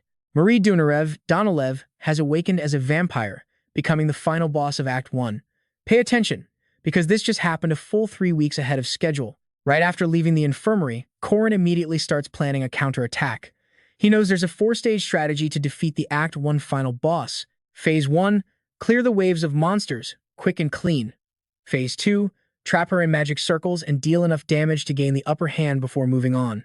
Phase 3 is a direct confrontation with the powerful enemy, raging within her blood domain. When we defeat the enemy, it enters its final form and the last phase begins. The core of this strategy is that final form, meaning you might not even need the player character. If the top first-year students at the academy teamed up, reaching Phase 3 wouldn't be too hard. But thinking about it gives Corin a massive headache. Alicia Arden is injured because of him. Gronwaski's weapon is destroyed, also his fault. Grano Luden's golem core is shattered and hasn't recovered. Yep, thanks to him again. Okay, let's just pause here. Did he really just neutralize every single top-tier student who could have helped? In the original story, after clashing with the vampire killer in the city, Marie Dunarev attacked her roommate and went on a rampage. In his past life, after that happened, The whole group waited for Isabel below the dorms to quickly handle the situation. But that idiot Park Sihoo deliberately let Marie Dunarev escape, and now thanks to Corin, the whole script is a total mess. Alicia Arden has 8 broken bones. Granul's golem is busted, making him useless. He thought about Waski, but couldn't predict how his involvement would change the battle. So, the very next day, Corin starts his own recruitment plan. First up is Drawn. In a corner of the training hall, Corin approaches Drawn and makes his offer. Job certificate. Mercenary work. This is a special difficulty mission. I need to find and capture someone alive. Drawn just scoffs. Are you insane? A mercenary's rule is to only fight battles you're sure to win. Besides, you broke my sword. I only have 2 left. Drawn was dead set against it, until Corin mentioned a fee of 20 gold coins and 100% pure soul dust. He threw his principles out the window and joined Corin's team on the spot. The next targets were N, Jer, and L. By understanding their personalities and knowing what they wanted, Corin easily recruited them to his team. Specifically, he used a magic book to tempt Iyun, and the promise of honor and fame, which they could get from successfully fighting a uniquely powerful demon, to lure in Jer and L. 1 damage dealer, 1 healer, plus the others. It was just enough to clear Phase 1. The minimum requirements were met. That night, the group assembled and set out. Corin recalled Park Sihoo's words. After that, she cried and ran into the forest. It took a lot of effort to find her. Who'd think someone so strong would dig a tunnel in the woods and live there for a month? He said she hid in the forest, and there's only one forest near the academy. That's why Corin led everyone to the hunting grounds. Is she really here? Lady Marie Dunarev, Master, I get the mission, but how are we supposed to find her? Drawn asks Corin. Leading the way, Corin just replies, search for her. That could take years. If you want to find her, you just have to ask. Don't worry, it'll work out. Corin's carefree attitude makes Yoon suspicious. You already know something, don't you? Still, she plants her staff in the ground and starts chanting. Oh, spirits, lead us to her. Whoa. Elle watches from the side, totally impressed. A whole swarm of spirits gathered. Jer adds excitedly. Judging by their reaction, countless spirits are answering Yoon's call. Not that I can see a single one. Corin thinks to himself, then turns to ask Yoon. So, did they find Marie Dunarev yet? Yes. She hesitates. Then, she and everyone else turn to stare at Corin with the weirdest expression, making him uneasy. What are you all looking at? Where is she? Right behind you. Someone screams in panic. But before the warning even registers, Corin feels the danger, instantly blocking a surprise attack with his spear before spinning and cutting the monster down. Immediately after, not just one, but an entire swarm of monsters rushes toward Corin's group. Did Lady Marie Dunarev turn into a monster? Elle and Jer ask at the same time. Corin immediately snaps back. Of course not. Hearing that, Jer laughs excitedly and charges into the horde. You dare to face me head-on? Perfect timing, I needed a warm-up anyway. Jer, don't rush forward. They'll surround you. Fall back 3 steps. Don't be reckless. Just keep fighting, and their numbers will eventually drop. Corin yells a warning to Jer, then turns to direct the others. Elle, you provide support from the rear. Yoon, stay with Elle Drawn. I don't need to tell you what to do, right? Just don't push too far ahead. With that, Corin charges forward to support Jer, and the rest of the team immediately follows his orders. All right, let's dive right in. While Drawn handled the monsters, he couldn't help but admire Corin, who wasn't even fazed by the surprise attack, already mapping out a perfect counter strategy. The guy wasn't just strong, he had the tactical mind of a seasoned commander, a real leader. This dude was something else. And to think he's just a level 5 knight? The Academy's ranking system is clearly a complete joke. As more monsters swarmed in, Jer started to panic, yelling at Yen, Hey, wasn't Marie Dunarev supposed to be here? What is this? All I see are monsters. The spirits led me here. That's all I know. Yoon replied, wondering if Marie Dunarev was controlling them. Monsters don't hunt in packs like this, and they seem way more aggressive. Nope, Corin cut in, flatly denying it. Marie Dunarev is not the one pulling the strings here. A feat like that isn't so easy for her. And even if she could control them, this chaotic mess is definitely not her style. Then why? Why are they attacking us? Ron voiced the question on everyone's mind. Corin explained that monsters abandon their instincts only when they're truly desperate, like when they're running from something they can't handle, something that terrifies them. And right on cue, a figure emerged from the woods. You already know who it is. The team gasped in unison, Marie Dunarev. Corin immediately gave the order, prepare for battle. Elle leaped back, complaining he couldn't catch a break. Yu followed, asking Corin for confirmation. He nodded, then directed Drawn and Jer. Drawn, Jer, step back and support me. Drawn just smirked, readying his weapon. Sounds like you have a plan. I trust you. my master. But Jer, our resident genius, asked the real question. A step my size or a step your size? Corin ignored him, declaring, I'm going in first. And instantly, Corin's system lit up. Third precept, I will save the world. Marie Dunarev. All stats increased by 50%. Marie Dunarev's fate, her impact on the world, these buffs were based on her future, not just what was happening in the moment. I will save the world. Take the first step to save the world and stop Marie Dunarev. Reading the final notification, Corin took a deep breath, steeled himself, and raised his weapon, shouting, All right, let's go. But this conflicted with the first commandment. Don't ignore the suffering of others. Save Marie Dunarev. Good luck, Hero Corin Loch. Marie Dunarev let out a low groan, her body radiating a dangerous dark aura. Her eyes were blood red with rage, yet tears streamed down her face. That contradiction softened Ewan's heart. She's crying. But Ron's voice was ice. It changes nothing. We just kill the demon. With that, Ron hurled his greatsword at Marie Dunarev, only for it to be stopped dead by a crimson orb.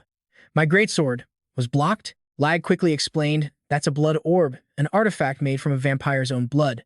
I can't believe a newly awakened vampire has won. And I know what you're thinking, how do you beat that? But Corin was already reassuring them. Don't worry, it's brand new. It's not linked to her blood or magic yet. Without a constant supply of magic from its master, all it can do is block attacks. It's a sitting duck. A mage's biggest weakness is defense, Ron reminded him. Giving her a perfect shield is a huge problem. Corin just scratched his head. It'll be fine, don't worry about it. Get out. Marie Dunarev screamed, unleashing a massive area of effect spell right at them.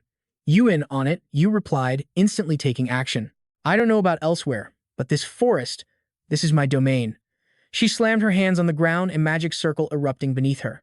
In seconds, giant trees shot up from the earth, forming a colossal wall in front of her and the team.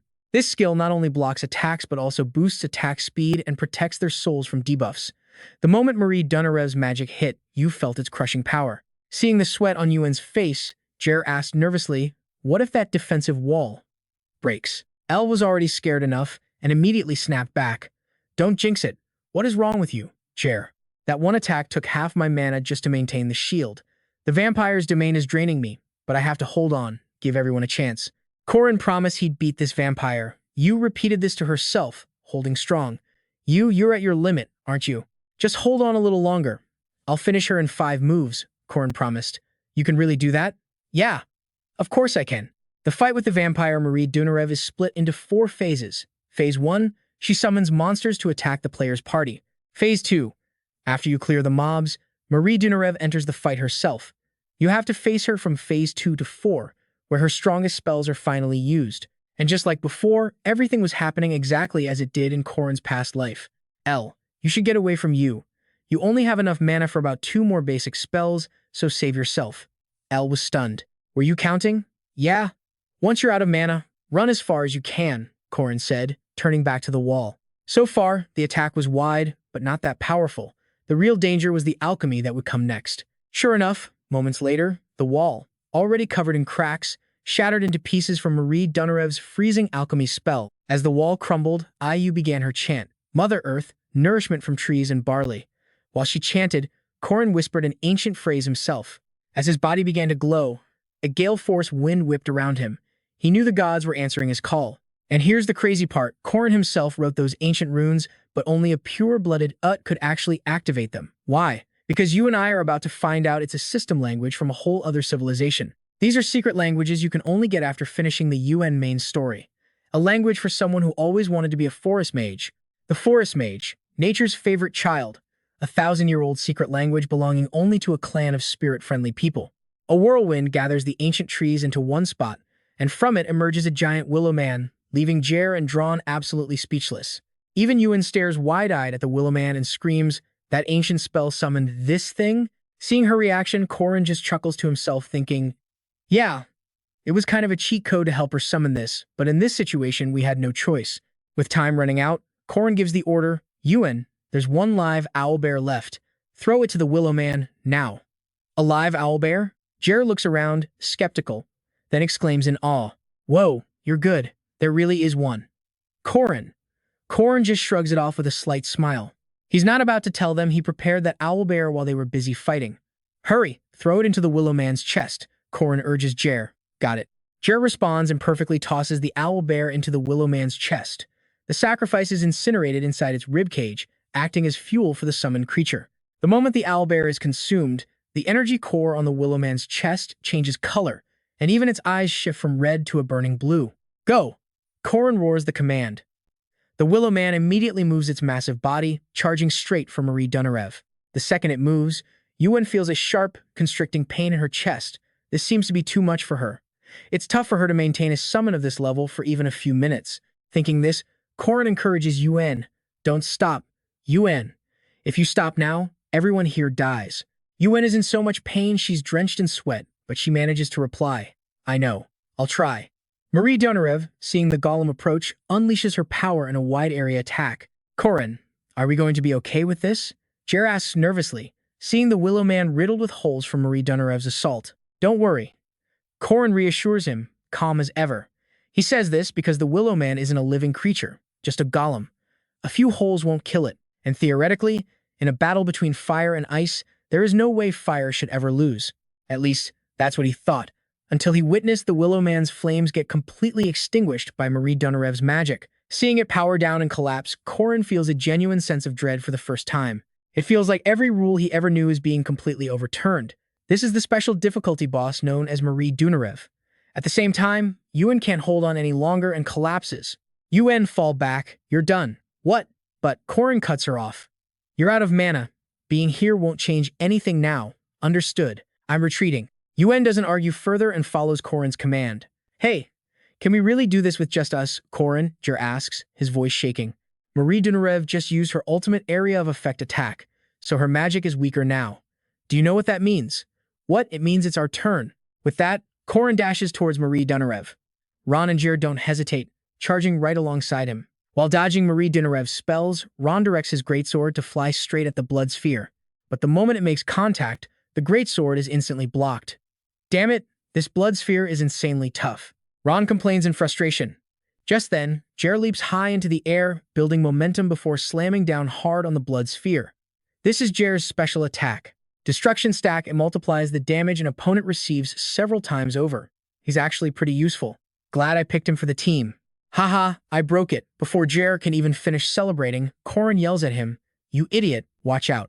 Breaking the blood sphere activates Phase 3, the Blood Realm. Marie Donarev lets out a piercing scream and unleashes her power, creating a massive shockwave that injures both Ron and Jer, sending them flying. Only Corin manages to stand his ground after Marie Donarev's outburst. He plants his spear in the ground, thinking, we're trapped in this world now. As soon as the sphere broke, it triggered a trap, and now we're stuck in it. The pressure is insane. Before, she was just defensive. Now the blood sphere has absorbed her blood and magic to create this. I didn't think I'd be fighting this phase alone. In my past life, it took at least 3 people to even stand a chance against Phase 3. But then Corin takes a deep breath, slings the spear over his shoulder, and says with total confidence, well, it doesn't really matter. The result will be the same. The winner is still going to be me. Meanwhile, inside Marie Donarev's mind, the thoughts of a vampire's insatiable thirst begin to surface. If you are born a normal person, you can distinguish between an animal and a human. If you're truly human, it's natural to shut your eyes in fear. Watching the animal struggle for its life in despair, a strange, cold chill ran down my spine, a feeling completely different from the burning sensation in my throat. My throat was drawn to someone's neck, whose name I didn't know. And I bit it. My fangs, which had always been there, tore through the skin and reached its blood vessel. The creature was trembling. I didn't know if it was fear before being hunted or a fierce resistance, but it didn't matter anymore. There was no more fear, no need to shut my eyes. Its painful moans were like a piano melody. The warm blood flowed over my tongue, coating my throat, running through my body and warming my cold skin.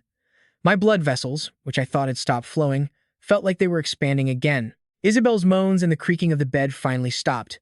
Only the sound of my own heart, feeling like it was about to explode, echoed through my body. The delicious scent of blood was both suffocating and disgusting. My own vibrant body felt like it was about to completely collapse, because only now did I realize it wasn't an animal at all. I had sinned. I had nearly killed my friend as if she were just some animal. Marie Donarev began to panic, but she was even more heartless than that. Even after realizing she had treated a human like an animal, she clutched her starving stomach and simply ran away. She ran until the boy who found her was Corin. Back in the present, Corin is now facing a wolf-headed beast. It spits out barbed projectiles from its mouth, shooting them straight at him. Corin confidently prepares to shred this damn dog with his Imperial 6 Steps, 4th form. All right, you and I are about to watch a monster learn a very hard lesson about biting humans. Corin charges in with his sky-rending vortex, but the beast immediately summons 2 of its little buddies. This dog really managed to piss him off. He effortlessly dodges the 2 smaller mutt's attacks, then sends them to the afterlife with a few quick strikes. This isn't a fight, it's just delivering snacks for Corin. Add a little seasoning and it's a perfect meal. So much for all that ferocious growling. Enraged, the main beast teleports instantly, moving so fast his eyes can't even track it. Fine. Let Big Brother teach you a few new tricks, puppy. The key to victory isn't some 100-step master plan. It's about finding the weak point in a single move. That's an old move, pal, and you can't use the same trick twice. Serpent Art. Serpent's Ascension. Dragon's Ruin. The blast of power is so insane it shatters the entire dimensional sphere around them. The wolf monster lies there, gasping for air. Even with its last ounce of strength, it still tries to protect its creator until its final breath. Corin doesn't get why, but he makes a promise. Just wait, he will definitely save its mother. And with that, Marie Dunarev, the final phase begins. The moment this phase starts, Marie Dunarev-Donilev puts a party member in critical condition. This is exactly why you can't solo her bloodlust effect. Normally, to save the targeted party member, everyone would have to group up. You and I both know the plan is to confuse her targeting, but Corin is all alone. The system then announces the vampire lord's health and mana are regenerating. Now he understands that feeling of having his life force stripped away. But he can take it. Corin has a skill specifically for this. He can endure this kind of thing.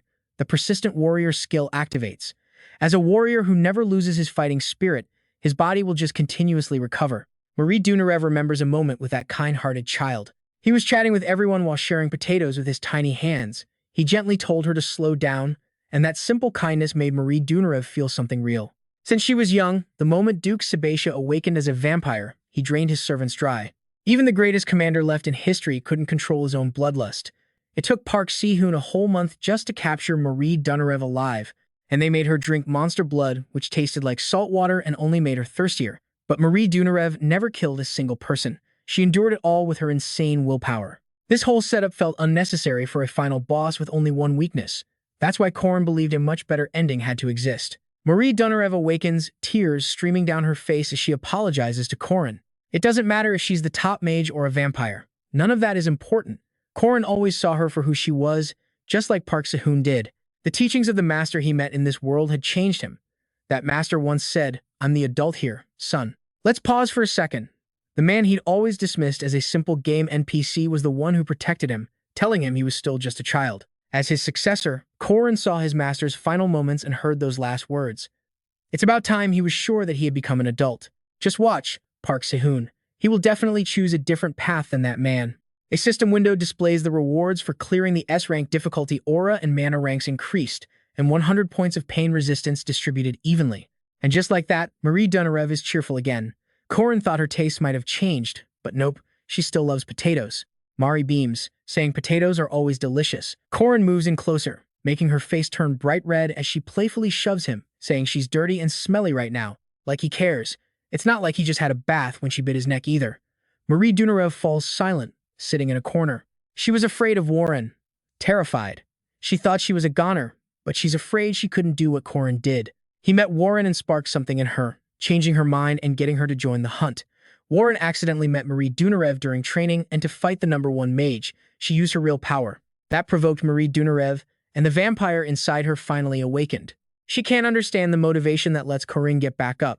He never gives up. It was the same with the spirit body.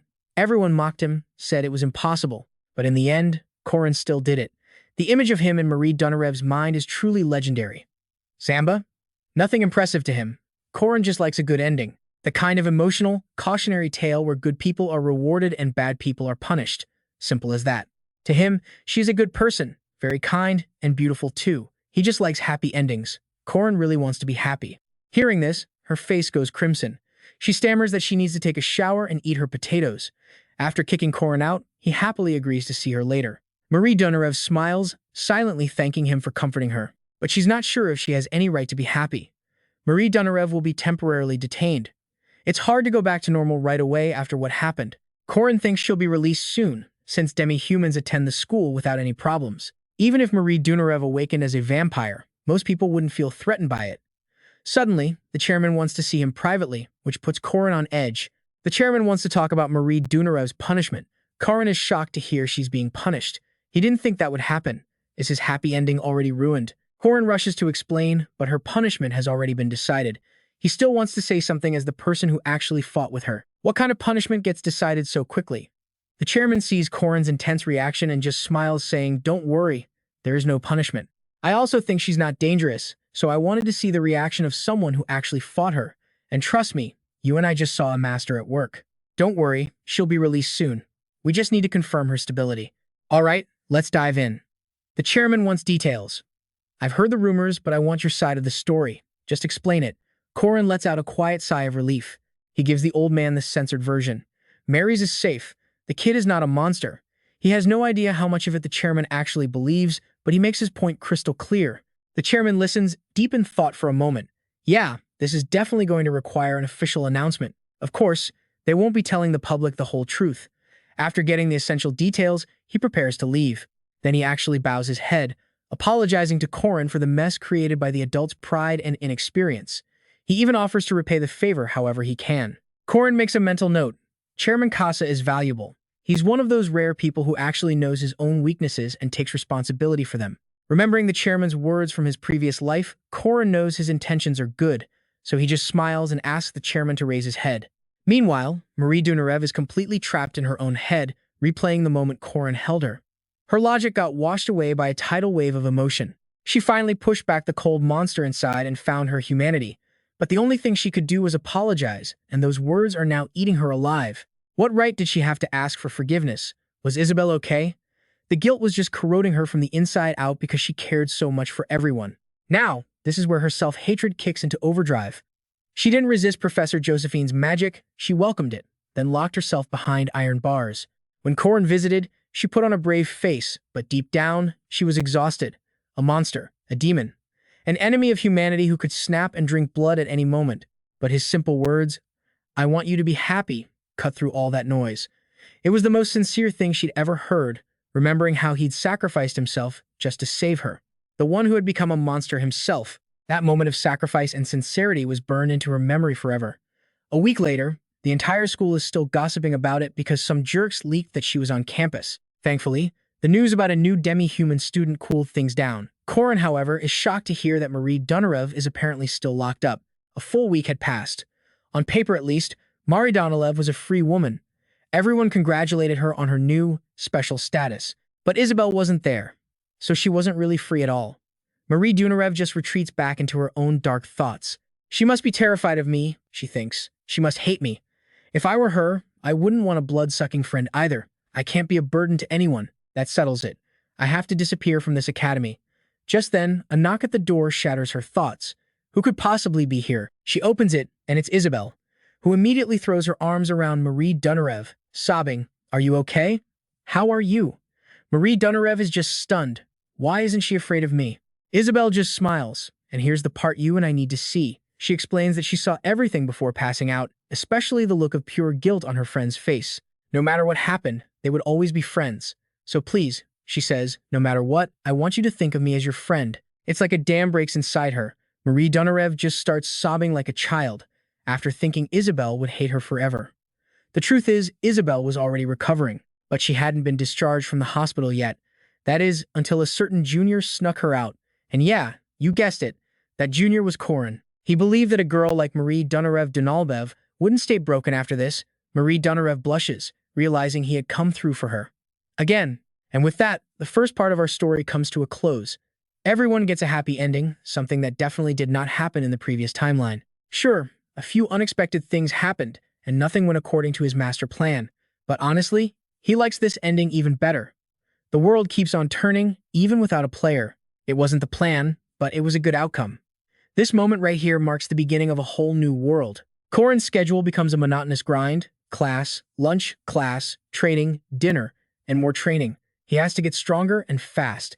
Considering the storm that's about to hit and the girl at its center, he needs to be even faster. Supreme Serpent, Ascending Serpent, Poison Dragon emerges. Marie Dunarev watches him train, then walks over. "Working hard again today," she says, back to her old self, as if nothing happened. And she's brought him a mountain of delicious food. Marie Dunarev smiles cheerfully.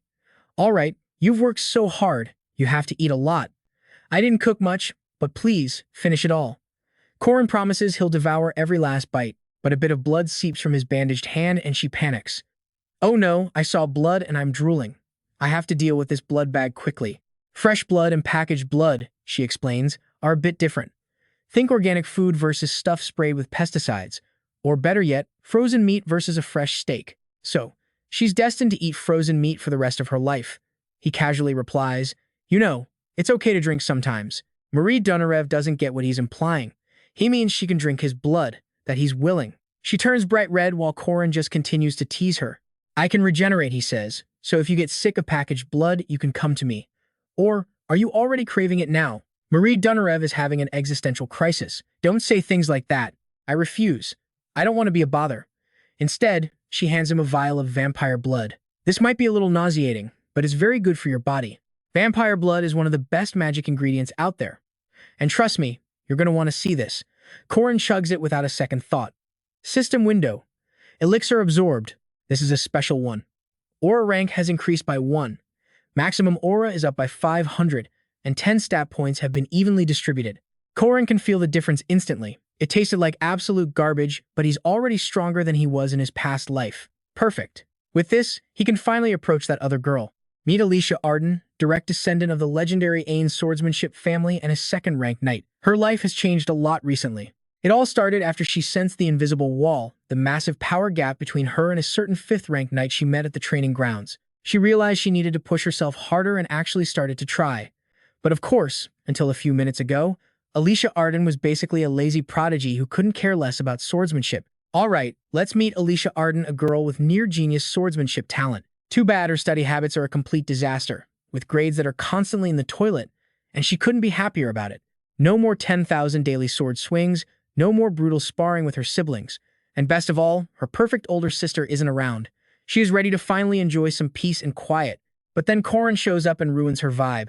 He noticed she's been skipping training, so she mumbles some excuse about being swamped with homework and missions. Corin, being helpful, invites her to his party, mentioning it's a great way to make a ton of money. Alicia Arden is so mad she could cry. Why does this guy keep bothering her? In a way, Corin is difficult for Alicia Arden to deal with. Standing in front of him just exposes how she's been slacking off and wasting her own talent. The fact that a genius swordswoman, a certified second-class guardian knight, and the granddaughter of a legend is acting like a total slacker is on full display. On top of that, his methods are just hard.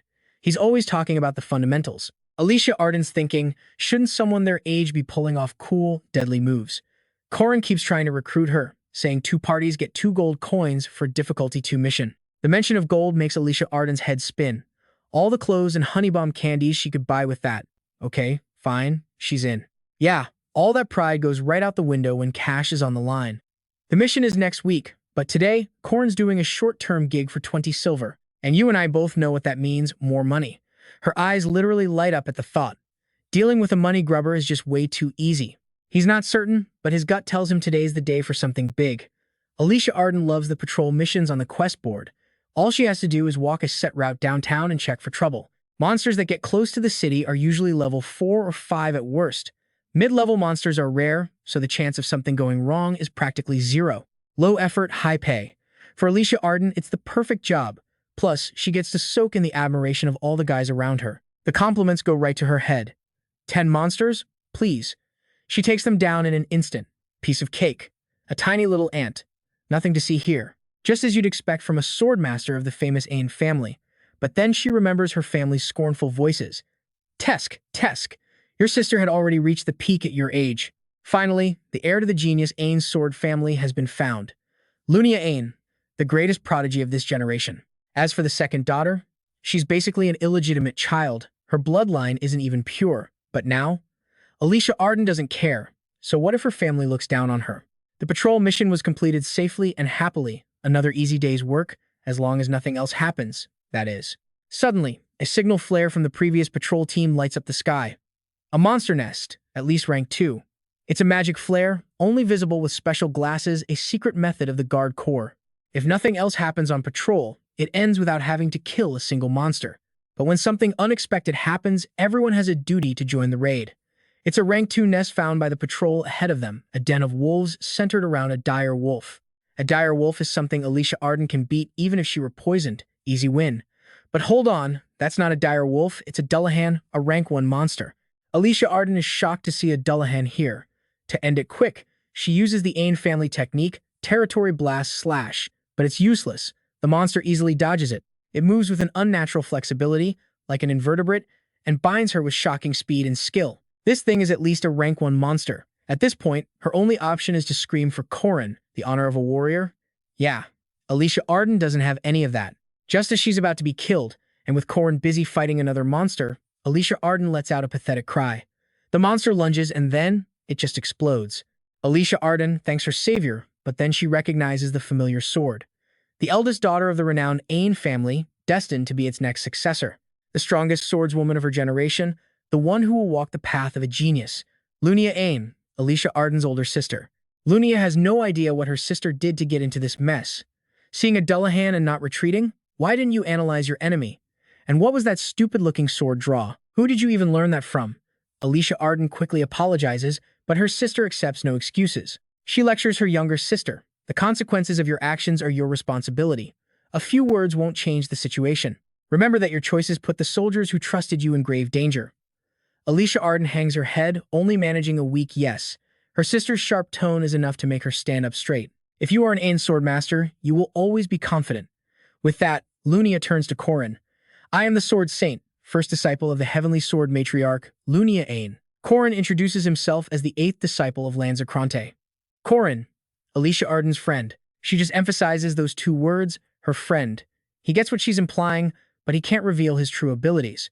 Only 2 people use a spear that way besides Corin, only 2 others exist. Lunia sees the guy opposite her, doesn't want to say more, so she drops it. The elite troops of Ain arrive. They're all second-class knights, also known as the 5 Swords. Swift Sword Jenny, Keen Sword Lena, Twin Sword Sirin, Magic Sword Melia, and Berserker Sword Mei. The 5 of them report that they've cleared the area, and ask if they should pursue the monsters that fled. Every single one of them is at or above Alicia Arden's level. Lunia gives the order to stand down. No need to pursue. We're going home. You too, Alicia Arden Ain, she says, a clear jab at her sister's preference for group missions. They're often called sword cliques. They follow their leader, gather together, and eventually start acting like a cult. 60 years ago, the sword genius Garen enlightened a new generation of swordsmen. As the head of the family, he spread his martial arts schools, making Ain a legendary name across the continent. Here, at the Sword Village, a place called Merkava Ayan, Lunia is the village chief. Authoritarian. You and I just saw a family that acts more like an organized crime syndicate, and at the center of it all, Alicia Arden has to kneel and greet her village chief. All right, let's kick things off with some top-tier family drama. Alicia Arden, a Class 2 swordsman from the main family, greets the village chief.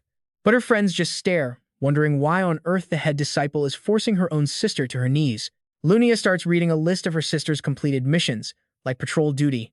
She lists protecting merchants and even handling Class 4 monsters. Lunia scoffs, calling it all nonsense, especially the mission about helping out at a local cafe.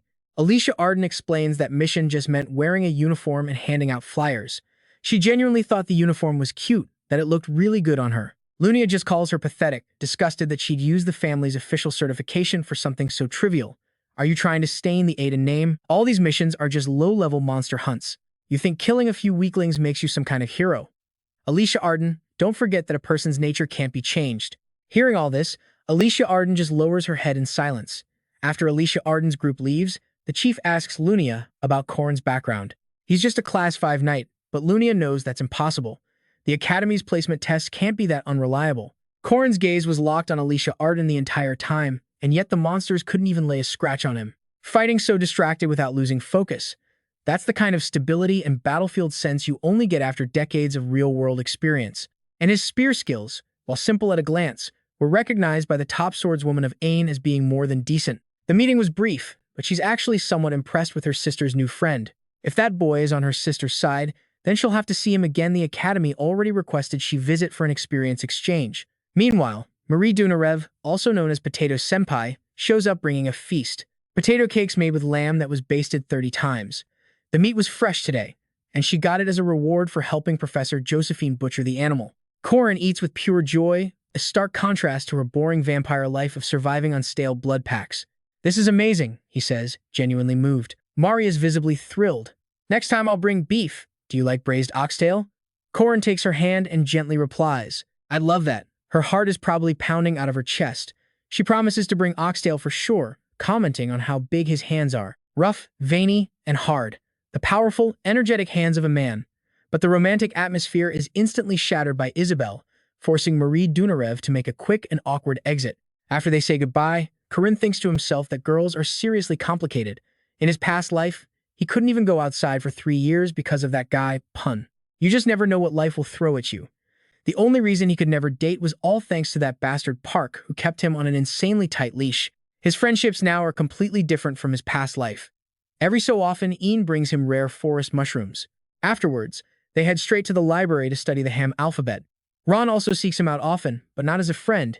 He sees Corin as a useful ally. So whenever a difficult, high-reward quest pops up, he suggests they party up. Suddenly, Jer and Elle's faces turn pale with fear. It's Warren. She's here to cash in on a food promise Corin made a month ago. Elle and Jer make a run for it, leaving the two of them to go eat. She reminds him of a cat, so Corin takes her for fish. Warren is about to swallow the fish whole, showing zero respect for the meal. But after a few of Corin's expert moves, a delicious bowl of fish over rice is ready. Food isn't just for swallowing. You have to appreciate it with your eyes and nose. That's how you show respect. On another note, his weapon production is almost done. Step 2 will begin soon, a little ahead of schedule. The start of Step 2 is a product test. Jer still hasn't studied a single thing, with only 10 minutes until the exam begins. A classic case of waiting until the last second. When asked, Corin just coolly replies, "I don't need to study." It's not that he's cheating, he's just different. This isn't his first time taking this kind of test, so just hand over the #1 spot already. The exam officially begins. Corin eagerly reads the first question.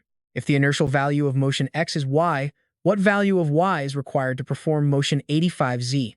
The hell? His smile vanishes. A full 5-second system crash. Oh crap, what does any of this even mean? And yep, I think we've all felt that exact moment of soul-crushing panic. The only thing on his test paper is his own name. Even Jer managed to answer a question or two before passing out. This is a level of humiliation he cannot accept. He forgot that the word study just doesn't exist for him. He only ever researches practical skills, leaving him with zero academic knowledge about this world. Corin clutches the exam paper with new determination. This written test is nothing. There's still another way. The Festival Hall practical exam, one of the easiest challenges in the game. The departmental test is a golden opportunity to salvage his abysmally low written exam score. These practical exams are created by the Knights Department professors or by guest instructors invited from the outside. 15 students per team have to face them and prove their skills. After the test, the professors will evaluate them and assign a corresponding score. Since he's a Class 5 Knight, he figures the instructor's level can't be that high. Corin grins wickedly. He'll even get bonus points if he defeats the instructor. He's so confident he's already apologizing in his head for what he's about to do. But judging by everyone else's reaction, this instructor is a pretty big deal. Now pay attention, because it's none other than Lunia Arden. "We meet again," she says. Corin freezes, his jaw just about hits the floor. What the hell is she doing here? The first year's group practical exam is about to begin. Today's special guests are sword masters from the renowned Ain Sword Academy. The 5 swords aren't too concerned about the students here, though they're warned to be careful of one particular swordsman. The moment the begin command is called, everyone charges forward like a swarm of insects. Ron immediately starts calculating. Even if the enemy team is full of high-ranking swordmasters, their side has Alicia Arden. That gives them 2 Class 2 fighters, but Senra is going to be tough. The 5 peak swords unite in a single attack, blowing everyone back. Senra calculates the probability of victory is not high. The enemy closes in, obstructs their vision, and throws their team into chaos. Their combat experience is on another level, making this situation incredibly difficult. Ron knows he needs to secure a clear line of sight, and trust me, you're not going to want to miss what happens next. Alright, let's jump right into the chaos. A demon sword strikes from behind, but Ron dodges the surprise attack. Alicia Arden gets distracted worrying about Drawn, and Jenny's blitz closes in on her instantly. They're cocky, figuring 3 of them are enough to wipe out 10 students. Alicia Arden is on the defensive, the crowd holding its breath. As expected from the 5 great swords of Ain, their power is absolutely terrifying. And just like that, they start taking them down one by one. Soon, only Alicia Arden and Drawn are left standing. Drawn's experience is easily on par with the 5 great swords. When the dust settles, Milia is overwhelmed by 5 dark blades. Drawn is about to secure a swift victory. Meanwhile, Alicia Arden is still getting completely overwhelmed. Jenny mocks her, asking if she truly thinks she can inherit the heavenly sword with such pathetic skills. At this rate, she won't even graduate. She might as well drop out and go home to learn how to chase chickens with a sword. Hearing this, Alicia Arden is enraged. She refuses that future. Even opening her eyes to her own limits, she is still powerless against an opponent this strong. Jenny just sighs in disappointment. It looks like Alicia Arden still has a long way to go. But according to the plan, Lunia Arden's role was supposed to be different. Now pay attention, because this is where a real monster hits the field. Facing Corin's group, Lunia takes her stance. Consider this, a special grade calamity experience. A special grade calamity? What is that? It's a monster that can single-handedly take on an entire army, giving squads of guards, even whole legions, a massive headache. A monster that's nearly impossible to defeat, classified as an uncontrollable disaster. A beast most guards never encounter in their entire lives. Anyone who claims to have seen one is branded a liar.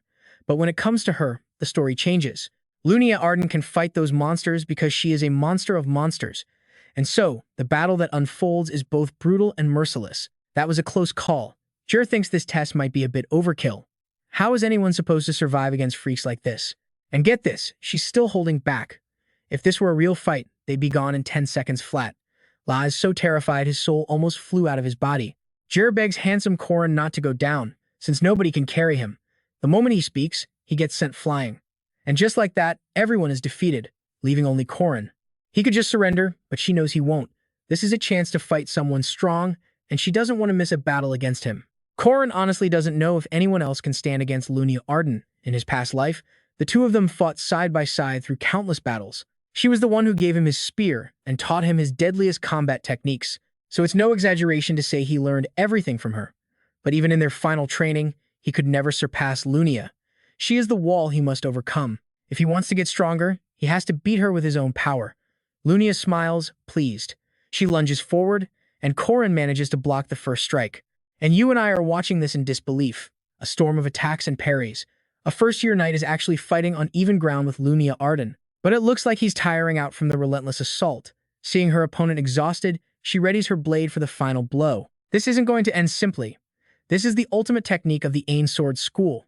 Killer's instinct. Lunia prepares her finishing move. Everyone panics. Is she actually trying to kill a fellow student? They scream for the test to be stopped. This is the Ain technique. First slash. Domain of the Slayer. The world freezes. And in this silent world, only Lunia Arden can move. Her blade moves as if in slow motion. He tries to thrust his spear to meet her sword, to unleash his fastest attack. But right now, Corin's spear is completely frozen.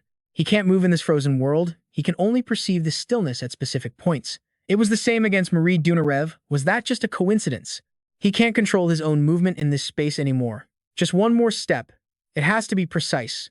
One more tiny step is all he needs. Then, Corin forces his spear tip forward, just enough to touch Lunia's sword. Everyone's jaw hits the floor. Instinct, not knowledge. A feeling of omnipotence, as if he's the center of the world. Lunia knows he reacted to her domain instinctively. That's enough for now. She doesn't forget to trash-talk his crappy spear, saying it's incompatible with his skills. Her gaze then shifts over to a stunned Alicia Arden. The test, none of it matters anymore. The only reason she fought this battle was to show her domain to someone like Corin. Corin begins to understand. He lost the fight, but he got what he came for. Lunia mentions she'll be staying in the city for a while on business. She warns him not to even think about interfering with her and her sister. No matter how much he struggles, the outcome will not change. Lunia will never let Corin get near Alicia Arden. Corin understands why she showed him her domain, but whether things will go exactly her way, he's not so sure. And so, the judges have reached their decision. And you're not going to believe this. Student Corin Loch receives a perfect score. His classmates start whispering a perfect score against Lunia Arden. Solo? What kind of monster is this guy? Some people can't even believe he survived the fight with her. That young man is a 5th-ranked knight. The professor mulls it over. This must be the student who aimed for the spirit inertia skill. A few days later, Corin already knew what he had to do. He needed a better weapon. Corin heads to a weapon workshop. The smith is baffled. The academy always gives out precious materials, so why would a student ever need to come here? Corin doesn't bother explaining. He's done this countless times before. These ridiculously rare materials are worth a solid 100 gold coins. Naturally, no normal player could ever make use of them. Usually, you get materials like these after completing a major quest. However, he possesses super-grade spirit dust, a 2nd-rank analyzer, and a 1st-rank granite silver orb. And on top of that, he has the full support of the school council. This is it, the strongest weapon to bring peace to the world. The legendary battle spear of the White Knight from the Shadowlands, also known as the White Spear. Alicia Arden remembers her first time going outside, recalls slicing a 5th-grade demon, and then frowning at the guts and blood that spilled from its body. All right, stick with me here. The scent of human blood is different, and she recognizes it instantly. The unmistakable stench of a species on the verge of extinction. Alicia Arden is on a laid-back patrol, a simple 70 silver werewolf hunt. Beats the alternative mission anyway, chasing some killer in the City of Mist for a diploma and a meeting with an academic advisor. But still, she had a few other reasons for picking this particular job. Suddenly, everyone's buzzing about a level 5 knight, none other than Corin Loch. He gives Alicia Arden a friendly wave, which clearly annoys the other Guardians.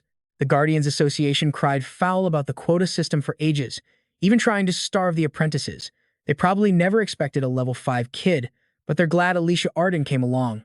The rest of the squad is shooting daggers at him with their eyes, but nobody dares to breathe a word in front of the Holy Knight's granddaughter. He tells them to quit staring. It's getting weird. Then he asks about her eyes and ears, and no, he's not being literal. It seems Corin knows something about her sister. He warns Alicia Arden to hurry up. Her big sister plays for keeps and will make sure she can never wield a sword again. However, this girl is never going to give up. The den holds 2 werewolves and over 20 regular wolves. The hunting party skillfully handles the pack, even taking one down. But then, something completely unexpected happens. A thick fog suddenly rolls in, making it incredibly difficult to fight. One Guardian worries about the level 5 rookie. But this is no time for babysitting. Luckily, the young lady from House Ain is still doing her job perfectly. Then, ghouls suddenly crawl forward. There shouldn't be this many ghouls in this area, let alone demons. Demons just don't appear in such remote, isolated places. And here's where things go completely sideways. These are artificial ghouls, man-made horrors. Alicia Arden realizes this as she faces one head-on, but there are too many of them. Another one strikes from behind a fatal blow. Yet, she reacts in time, cleaving it in 2 with a double slash. That smell. It's the distinct scent of human blood. While Alicia Arden is still in shock, another ghoul attacks from behind, but Corin intercepts it instantly. "What are you doing?" he snaps. They're not real people, their bodies are just puppets moved by dark magic. The real main event of Act 2 is taking down the murderer in the City of Mist. In the original storyline, the player party has to hunt down a crazed serial killer that Marie Dunarev had already defeated at the end of Act 1. But you chose the werewolf hunting mission. In this scenario, the killer, John Doe, is discovered and finally captured after a major battle. Everyone panics as what looks like the boss monster appears. Corin tells everyone to get ready to run. He then uses a hexapenta slash, taking the creature out in a single, clean shot. If it was that easy, it couldn't have been the real boss. John Doe is too powerful for Corin to capture alone. Still, our guy is pretty good at breaking his puppets. "That's enough for today," a voice says. "I hope we can meet again, Corin." The issue here isn't power or compatibility, it's about the hidden puppet master. It turns into a cloud of smoke and vanishes. This is the work of a Waya. When the fog is summoned, a necromancer's health drops, or the fog vanishes if its source is destroyed. The thing Corin just crushed was merely a puppet generating the mist. It's an undead created from a sorcerer's corpse. The reason it's so hard to catch is because it uses puppets to spread misinformation, hiding perfectly within the fog it creates. This fog is extremely dangerous. He orders everyone to run immediately. He doesn't even bother to retrieve his spear, it automatically returns to its master. Suddenly, one of the party members is caught by tree roots. Alicia Arden turns back to save him, but a demonic hand erupts from the ground behind her. It quickly snatches her away. Corin urgently tells everyone to get out of this forest. "Don't worry about us," he yells, "and lend me your cloak." Okay, I know what you're thinking. He's just gonna solo this whole thing, right? Well, Corin grabs the spear and cloak and charges straight in. Not a second time, you won't get me. He's been trapped in this fog before. Back then, his ankle was sprained. In less than a minute, he was closer to death than ever. But since he's been reborn, he has to last much longer this time. The real problem is Alicia Arden. Surrounded on all sides, she can't hold on much longer. She swings her sword, trembling, but it won't cut. Not enough force? Is her posture wrong? She flashes back to her sister that day. Is she just weak? Feeling helpless, Alicia Arden begins to give up, wishing she could save someone with the same cool confidence Corin showed when he saved her. She wants to become someone to be proud of, and through the haze, Corin's voice cuts through. Her savior. Corin rushes to her side, his voice full of worry. She breaks down crying, saying she can't break it. "Save me," she begs, "or I'm going to die here." He drapes the cloak over her, urging her to calm down. He takes her hand and guides her grip on the sword. Swinging wildly won't work. Focus and slash with everything you've got. All she needs right now is to stay calm. From this moment on, he will protect her from the undead, and she knows what she has to do. Terrified, Alicia Arden cries that she isn't strong enough. The fog hurts her, makes her dizzy. Corin says with absolute certainty, "You can do this. Of all the swordsmen I know," he tells her, "you have the most outstanding talent. If you have the will, you can definitely do it. Just one step. Only one step is enough." With that, he charges into the swarm of ghouls like an arrow. Now, Alicia Arden must overcome her self-doubt. "I can't last much longer. So how can you, with a lower aura rank, endure this? If you're going to say that to me, I have no choice but to do it." And just like that, her determination returns. She raises her sword and prepares to fight. That secret technique can sever anything. To use it, she must awaken the Boundary Eye, a cursed ability that forces you to see into other realms. It's the signature technique of House Aiden, the first sword of Ain, territory slash. With a single sword strike, Alicia Arden defeats all the ghouls here and completely obliterates their cursed fog. The fog disappears, everyone is safe. And there he is. Jostle, the vampire murderer from the City of Mist. And you and I are about to see some jaws hit the floor. Everyone stares, mouths wide open, at a forest that has been literally cut in two. How can a human do that? I've heard stories about this. It's the legendary territory slash of Guess. Even Corin can't believe his eyes. He thought she might use the third form of the first slash. Or maybe Iron Tide, he never imagined she could already pull off that technique. Alicia Arden is as happy as a child. She finally did it. However, it's not a skill she should be able to use just yet. Her teammates are ecstatic. This means she's officially the next head of the Ain family. Besides the Garen Arden himself, only she can use the domain slash. Everyone hails Alicia Arden as the next great successor. And just like that, our boy's plan is completely wrecked. You and I know this feeling, right? The daily news is all over it. Joe Doe, the nightmarish killer of knights, has been defeated. Joe Doe was taken down by the new candidate for head of the prestigious Ain Sword clan. The headlines go wild with the news, but one of the 5 swords is furious, tearing the paper to shreds. The Ain Sword clan is all about power. They've been following the charismatic Garen Aiden, waiting for an heir to his ultimate technique. The domain slash. It's a technique of the mind, a state most warriors never even dream of reaching. Garen has been waiting a long time for his successor. Lunia trained until she bled for it. The calluses on her hands tell the story of her entire life. But even Lunia, the so-called genius of her generation, couldn't satisfy the Garen Arden. Then there was her sister, who had barely even held a sword before. She was the illegitimate child and outsider. Lunia never saw her as a rival, but during a simple sparring session, Lunia was hit. It wasn't even a real attack. How did this happen? She collapsed in a pool of blood, Alicia Arden frozen in shock. Lunia didn't see the attack. No pay attention here, it was impossible to see. By the time she could even think, the cut was already there. It wasn't about speed, it was something else entirely. A domain. Alicia Arden, that lazy kid, had already stepped onto that profound path. Unbelievable. Alicia Arden was probably in shock herself, but Lunia understood the title their master spoke of, a twisted talent beyond normal comprehension. Sword Demon, a demonic talent.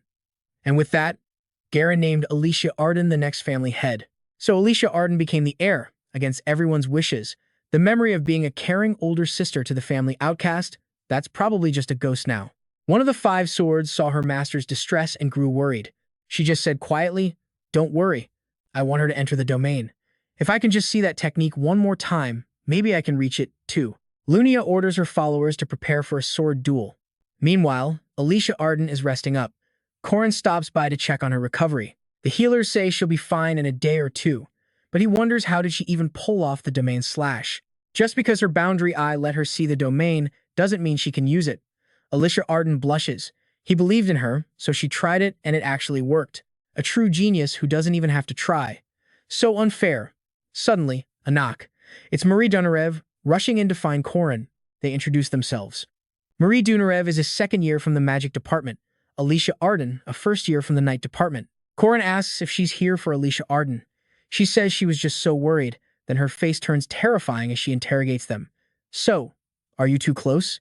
Her expression is suddenly terrifying. Then, another visitor arrives looking for Corin. Oh, it's just Warren, demanding food again. Close call. He can tell Marie Dunarev is uncomfortable around Warren, but then again, with an appearance like that, who wouldn't be a little creeped out? Marie Dunarev shudders, realizing Corin ate the same food as Warren. Ah, so that's the real issue. Corin just smiles. "Don't worry, I'll cook a great meal for you too." Hearing that, Marie Dunarev's mood instantly brightens. Corin realizes all these talented people just happen to gather here today. Okay, I know what you're thinking. And yeah, here's the catch. He turns to Alicia Arden. The rumor is out. Her sister is definitely coming for a sword duel. Alicia Arden flinches.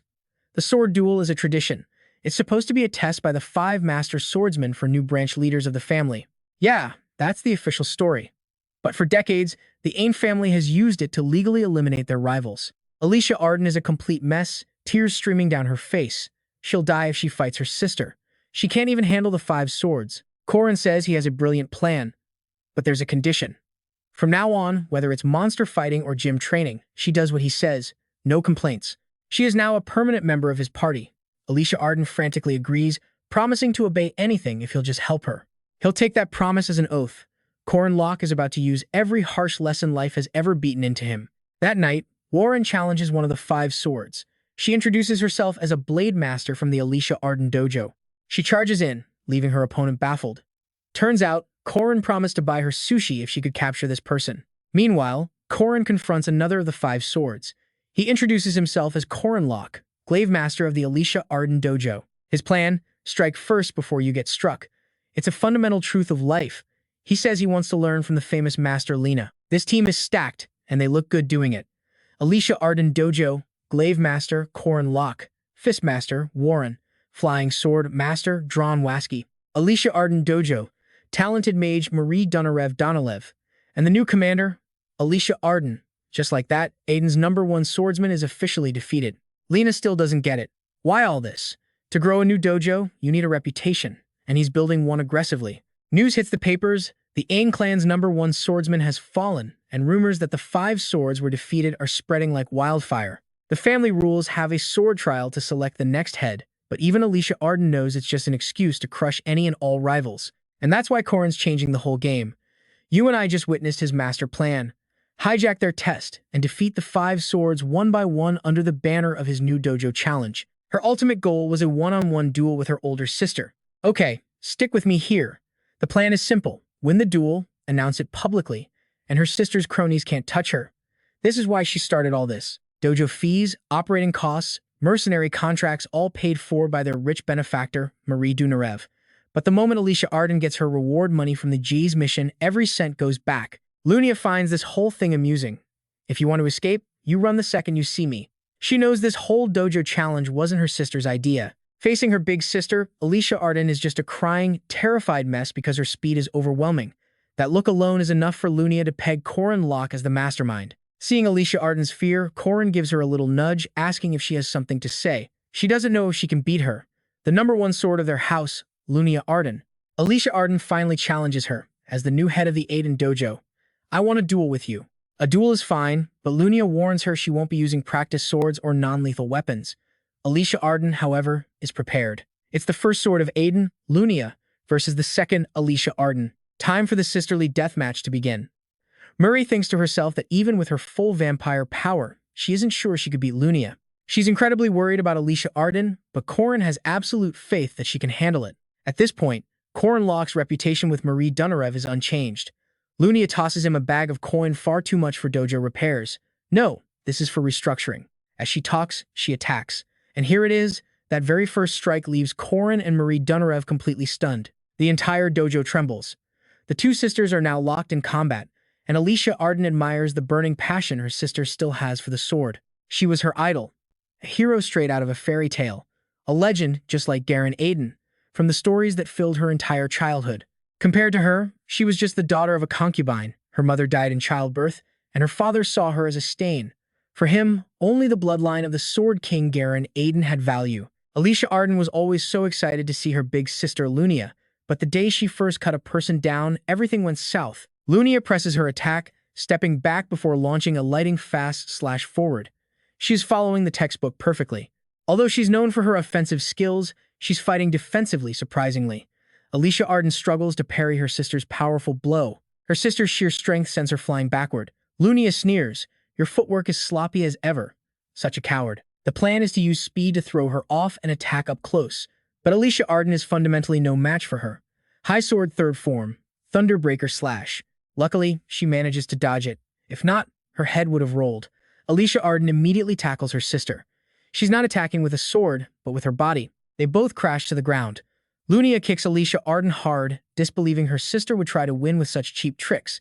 She raises her sword and brings it down hard. Alicia Arden quickly blocks it. Everything is unfolding exactly as Corin predicted. So, she activates her sword breaker combo. Lunia can't even lift her arm anymore. You fought well, but you're still just a rookie. A single kick sends Alicia Arden reeling in pain. She tries to end the match with her final move, but is stunned when Alicia Arden blocks it. Her sister is actually keeping up with her speed. More than that, Alicia Arden can now see her domain. This was the sister she always wanted to see. She wanted to witness the true nature Alicia Arden always denied and all the talent she possessed. Okay, I know what you're thinking. Alicia Arden finally understands that fighting isn't some abstract threat, it's right here, right now. And Lunia responds in kind. The sisters charge, memories of their childhood flashing before them. The first day Alicia Arden ever learned swordplay. She had hoped to one day become a swordswoman just like her sister. Alicia Arden pours all her strength into her attack as their swords connect, glowing like stars. The domain slash explodes, consuming everything. Corin and Marie Dunarev hold their breath, knowing that it's all over. A winner has been decided. The victor of the duel is Alicia Arden. Against a master like Lunia Arden, Alicia Arden's only real advantage was the domain slash. So, the only way to win was inside that domain. Corin had coached her to focus entirely on dodging, escaping, and stalling for time. By exploiting Lunia's habits and patterns that he knew from a past life, they took their one and only shot at victory, a battle inside her domain. His prediction also included Lunia's sword breaking during the domain clash. Alicia Arden can't believe she actually managed to defeat her big sister. From this day forward, Lunia and her underlings will no longer interfere in her sister's affairs. Alicia Arden rushes to her side, terrified. The weaker sister had just beaten the clan head, Lunia. You can see why she's scared, afraid of how people will judge Lunia, and that her sister might turn her back on her forever. But all that worry was for nothing. Lunia just turns and ruffles her sister's hair like they were kids. The first time Corin met her in his past life was before Marie Dunarev's accident. He's a bit surprised to have run into her so much earlier than the original story. Back then, Lunia had been hunting for Alicia Arden's killer. She never found the culprit, because the real killer was Park Sihoo. Even 3 years after Alicia Arden's death, Lunia was still searching relentlessly. Every single year, she would come and pray for her dead sister. Corin had always assumed she hated her, and to be honest, a part of her did. She saw her as lazy, unserious, and so clingy it was annoying, as if Lunia was the only one who could solve her problems. But Lunia never truly hated Alicia Arden. No matter what happened, even if her little sister surpassed her, she would have quietly supported her with a smile. That was the Lunia Corin remembered. Alicia Arden is overwhelmed when her sister pats her head and says, "You've gotten taller." And just like that, Lunia Arden was defeated. Alicia Arden versus Lunia Arden. Difficulty B, reward, aura rank increased from low, mid to mid. Mana plus 640 stat points evenly distributed are received. So what do you and I take from this? The next day, Alicia Arden confesses that she's scared of fighting, but a part of her actually smiles when she does. She feels it isn't her, so she always avoided it. She was also afraid of facing Lunia, so she pretended to be lazy, only taking basic missions. But now that she's won, she is officially the heir of the House of Aiden. Lunia and her subordinate would be watching her, and if Alicia Arden ran, their connection would be severed. But you and I know that's not how it works. Corin tells her there might be distance, things might get awkward, but you can't just cut ties that easily. They're sisters, after all. Besides, she's handling it way better than he did as a kid when he was getting his face smashed in by neighborhood bullies daily. Back then, the real pain wasn't physical, it was the rage he felt at himself for being too afraid to fight back. Alicia Arden was already stronger than he ever was. He hopes she can always hold her head high. Alicia Arden just wonders why a guy her age talks and acts like some kind of old man. It's like he's lived a whole other life. And well, she's not wrong. Corin's already lived 14 years more than her, and if you count his memories from when he was 30, he's basically 50. Alicia Arden thanks Corin for saving her both from the accident and back in the forest. That voice, that silhouette, she knew it was Corin Loch who saved her life. Excited, Alicia Arden says she owes him big time. So, if he ever needs anything, just ask. No questions. His request? Let's be friends. An offer that catches her completely off guard. She's never had a boyfriend before, so she figures this must be a good thing. A boy who is a friend, that is. She's thrilled to have a reliable friend like him. A bright future awaits the good, punishment awaits the wicked, and kids get to be happy, a world with better choices for everyone. Meanwhile, over with Isabel Kamen, she's been on edge. Her friend Marie Dunarev has a new admirer and he's a lot. The guy's literally kneeling, offering his own bag of blood or even his neck. Marie Dunarev politely declines, saying she gets blood bags from Professor Josephine, but Isabel is getting secondhand cringe just watching this idiot make her friend uncomfortable. This happens every single day, so that's not even the real problem.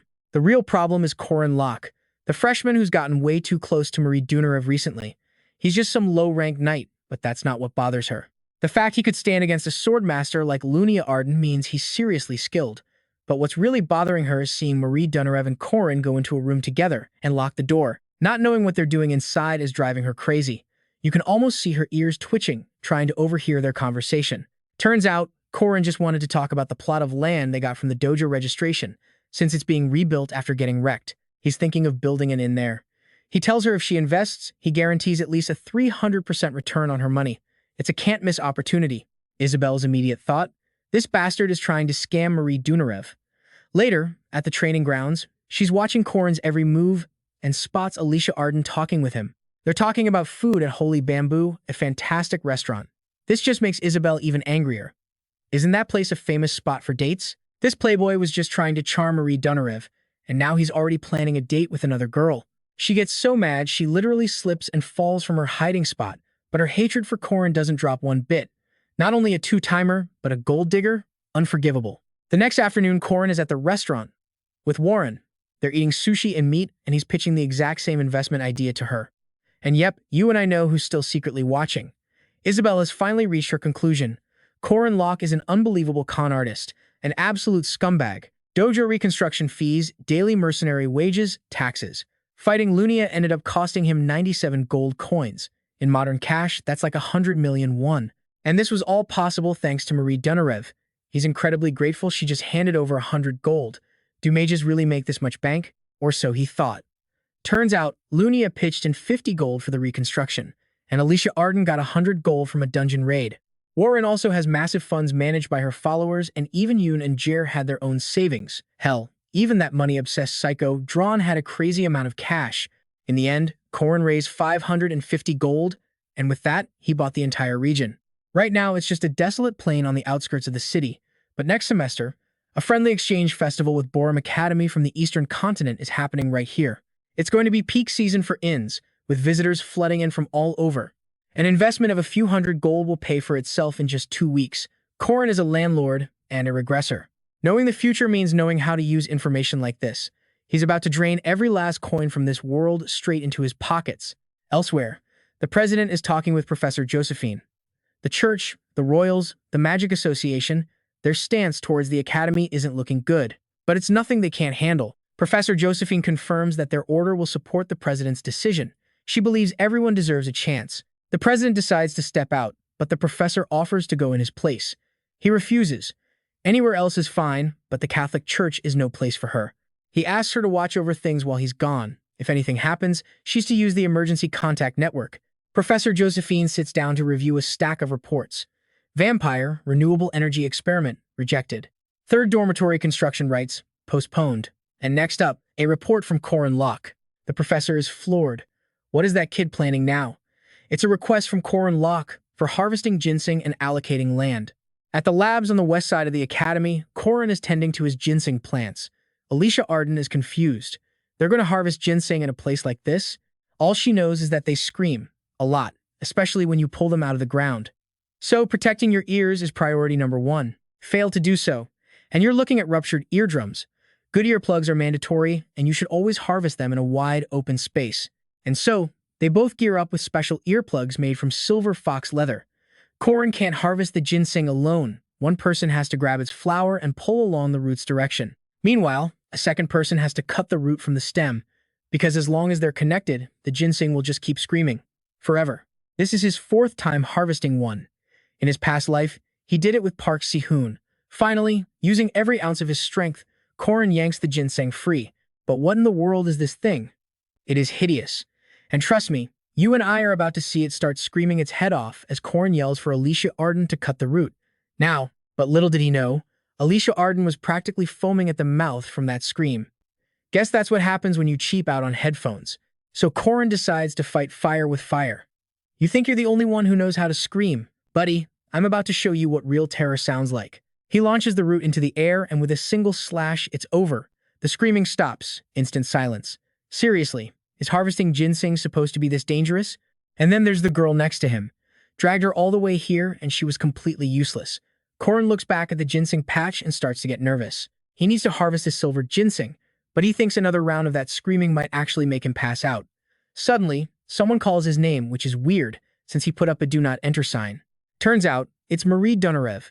She was supposed to be in the lab for a test, but she came down to investigate all the noise. Oh yeah, you can smell the jealousy from here. She literally jumped from the 12th floor to see what Corin was doing with another girl. He just explains that they're harvesting ginseng. Marie Dunarev is totally intrigued and wants to join in, but after that last shock, Corin is completely exhausted.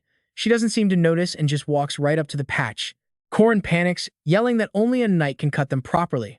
As he says that, Marie Dunarev easily plucks a silver ginseng from the ground. Corin's face drains of color, thinking the scream is about to send her to the next life.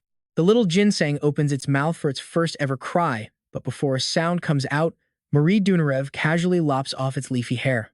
Now here's the part where we realize Marie Dunarev isn't just some side character. She has an entire ginseng garden at home and has already harvested 30 this year alone. She decides it's time to brew a potion. She orders Alicia Arden to find something to throw in the pot, like some rabbit meat and potatoes. Alicia Arden immediately obeys her captain. Corin's just left standing there, completely lost. Don't worry, big sister Marie Dunarev isn't about to let him do any work. She's taking over. She explains there are 2 ways to absorb ginseng. The first is to just eat it raw. However, the most effective method is to brew it with red amaranth root, silver vine leaves, wolfberry root, deer antlers, and about 28 other rare ingredients. Then you boil it all for over 10 hours to create the perfect ginseng decoction. While everyone else is busy, Corin is so bored he just starts scribbling in the dirt. Marie Dunarev glances over and recognizes the symbols as ancient runes. She has no idea what they mean but has seen them before in a liberal arts textbook. Turns out, Corin learned them from his master a few years back, along with how to fight with a spear. His master left him 2 things, her martial arts and the original ancient runes. He managed to learn the martial arts. The runes, though, were a completely different problem, because just knowing what the ancient runes look like doesn't mean you know how to use them.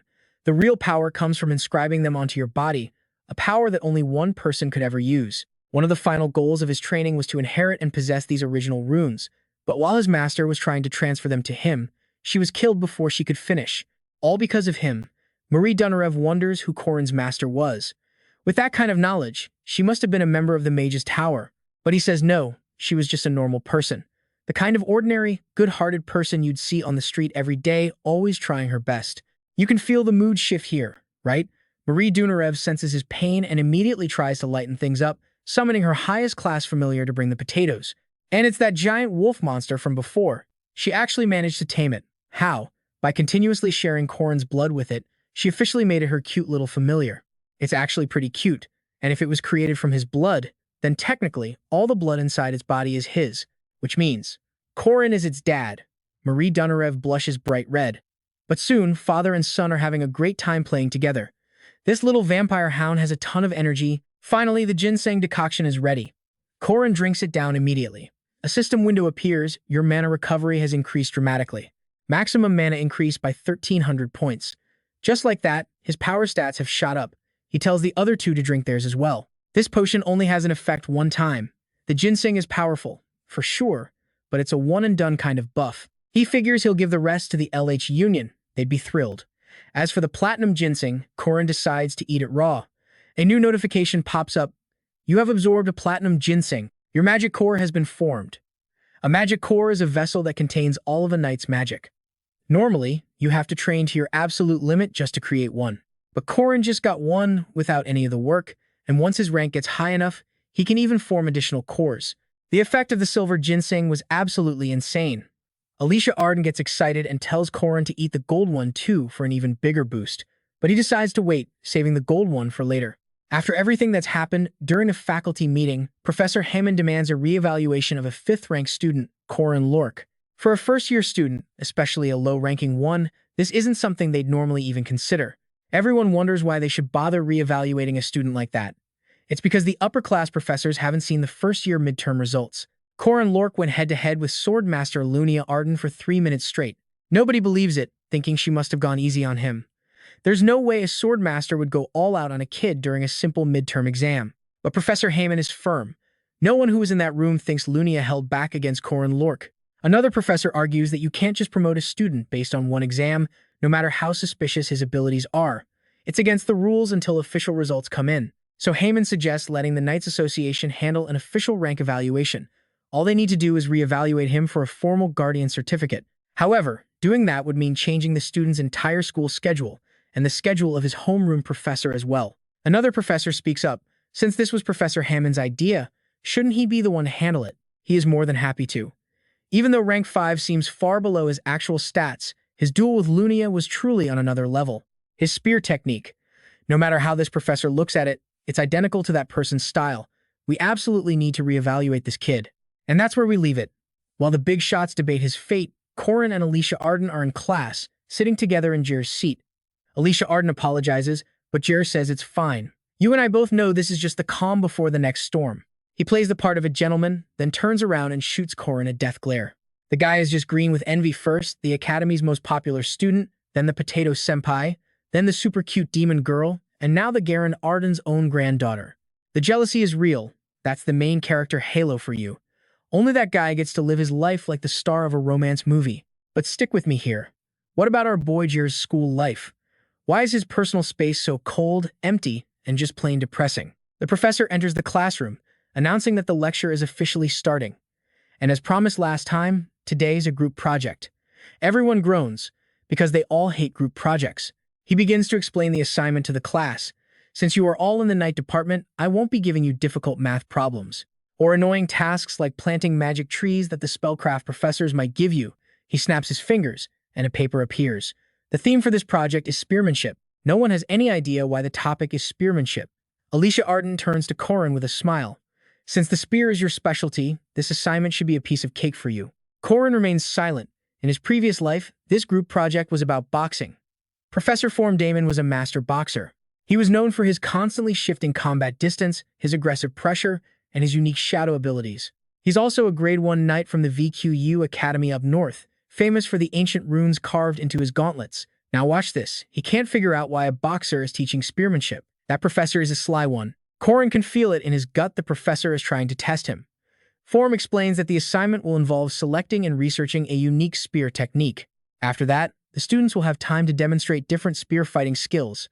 A student raises their hand. Professor, won't students who main the spear have an unfair advantage? The professor says he'll take that into consideration by adjusting the evaluation criteria and awarding bonus points. Each group will consist of 4 members, all selected through a random draw. The project is meant to encourage and evaluate the student's ability to cooperate. But in reality, the person who works the hardest always gets the short end of the stick. It's a war of attrition against freeloaders, clueless members, and people whose grandparents have suddenly passed away. Corin had to suffer through this for 4 years in his physical education major and another 3 years at the academy. But this time, it's completely different. Jer, a third-ranked knight with overwhelming physical abilities, his judgment isn't bad either, and he can perfectly execute any task given to him. Alicia Arden needs no introduction. She's a ridiculously strong sword-wielding prodigy. The final member is Warren, and though she's a bit rough, she is surprisingly diligent. Lately, watching her focused expression in class has become one of Corin's simple pleasures. With such a strong and hardworking team, he can finally say goodbye to his traumatic past. He already booked the training room for 3 hours, so now he's going to teach everyone the basics and theory first. But it seems like this particular training room is not in the best condition. Corin and Jer have been using this room for 2 months now. All the walls in this room are made of a high-density, shock-absorbent material, and they aren't cheap. And yet, a material like that has been completely destroyed. Warren is a walking disaster, with just a single punch. Corin only told her to spar with Alicia Arden to practice spearmanship, so why did she tear the whole room apart? Judging by her expression, she has no idea what she did wrong. Of course, the entire group was kicked out of the training room. Now they have nowhere to practice. They head to the church on Sunday to regroup and discuss the project. Corin lets the members freely express their thoughts. Silence. Alicia Arden apologizes for the day before, saying she couldn't control her strength. But honestly, she did a great job. At the very least, he can help her train. Corin's spearmanship is so perfect that by simply mimicking his moves, Alicia Arden can master the weapon. But that's only because she has excellent observation skills. As for Jer, using a long weapon like a spear seems to be a bit of a challenge. He's having trouble executing the spear-twirling motion and can't get the form right. but he's doing great too. Once he learns the 8 basic spear forms, his mace techniques will become even more diverse. Warren, she couldn't care less. Perhaps because Corin added so many earth beliefs into the game, there are similar customs here. Corin asks about the church ceremony, the goddess's Eucharist. The weekend church service is mandatory, so she's stuck having to attend. She's voluntarily studying to become a nun alongside the other believers. She's supposed to be reading the scripture. There are things she can learn from the mythological stories. The Catholic Church may have its old-fashioned views, but it always teaches its followers the same thing, and that is love. Love for yourself, for your friends, for your family, and for those around you. To love and be loved. Love is very important. Alicia Arden then asks why she lost yesterday. Warren doesn't hesitate. It's because you're all too weak. You offered no resistance at all. I used a tiny bit of force and sent you all flying. Training is pointless if you're weak. The strong will win. You and I both know she's not wrong, but that's the kind of brutal honesty only someone truly powerful can get away with. So he proposes a bet with her. If he can make her kneel within 1 minute, she has to buy everyone a meal. Warren agrees, but if she wins, she doesn't need a reward because victory is a given. And so the match begins, with Jer giving the signal to start. These two still don't understand how things escalated to this point. Both of them get into position. The moment's start is called. Corin lunges forward like a panther. He's starting off with his secret technique, his strongest move, the Calamitous Serpent's Will. Warren blocks it with ease. She is just as strong as the rumors say. If that's the case, Corin uses the Tiger's Whirlwind, second form, but his weapon shatters into pieces. He's unarmed, but still completely confident. Using the monstrous 8-step body form, Warren can't even touch him. This starts to annoy her. She decides to end the match with her right fist.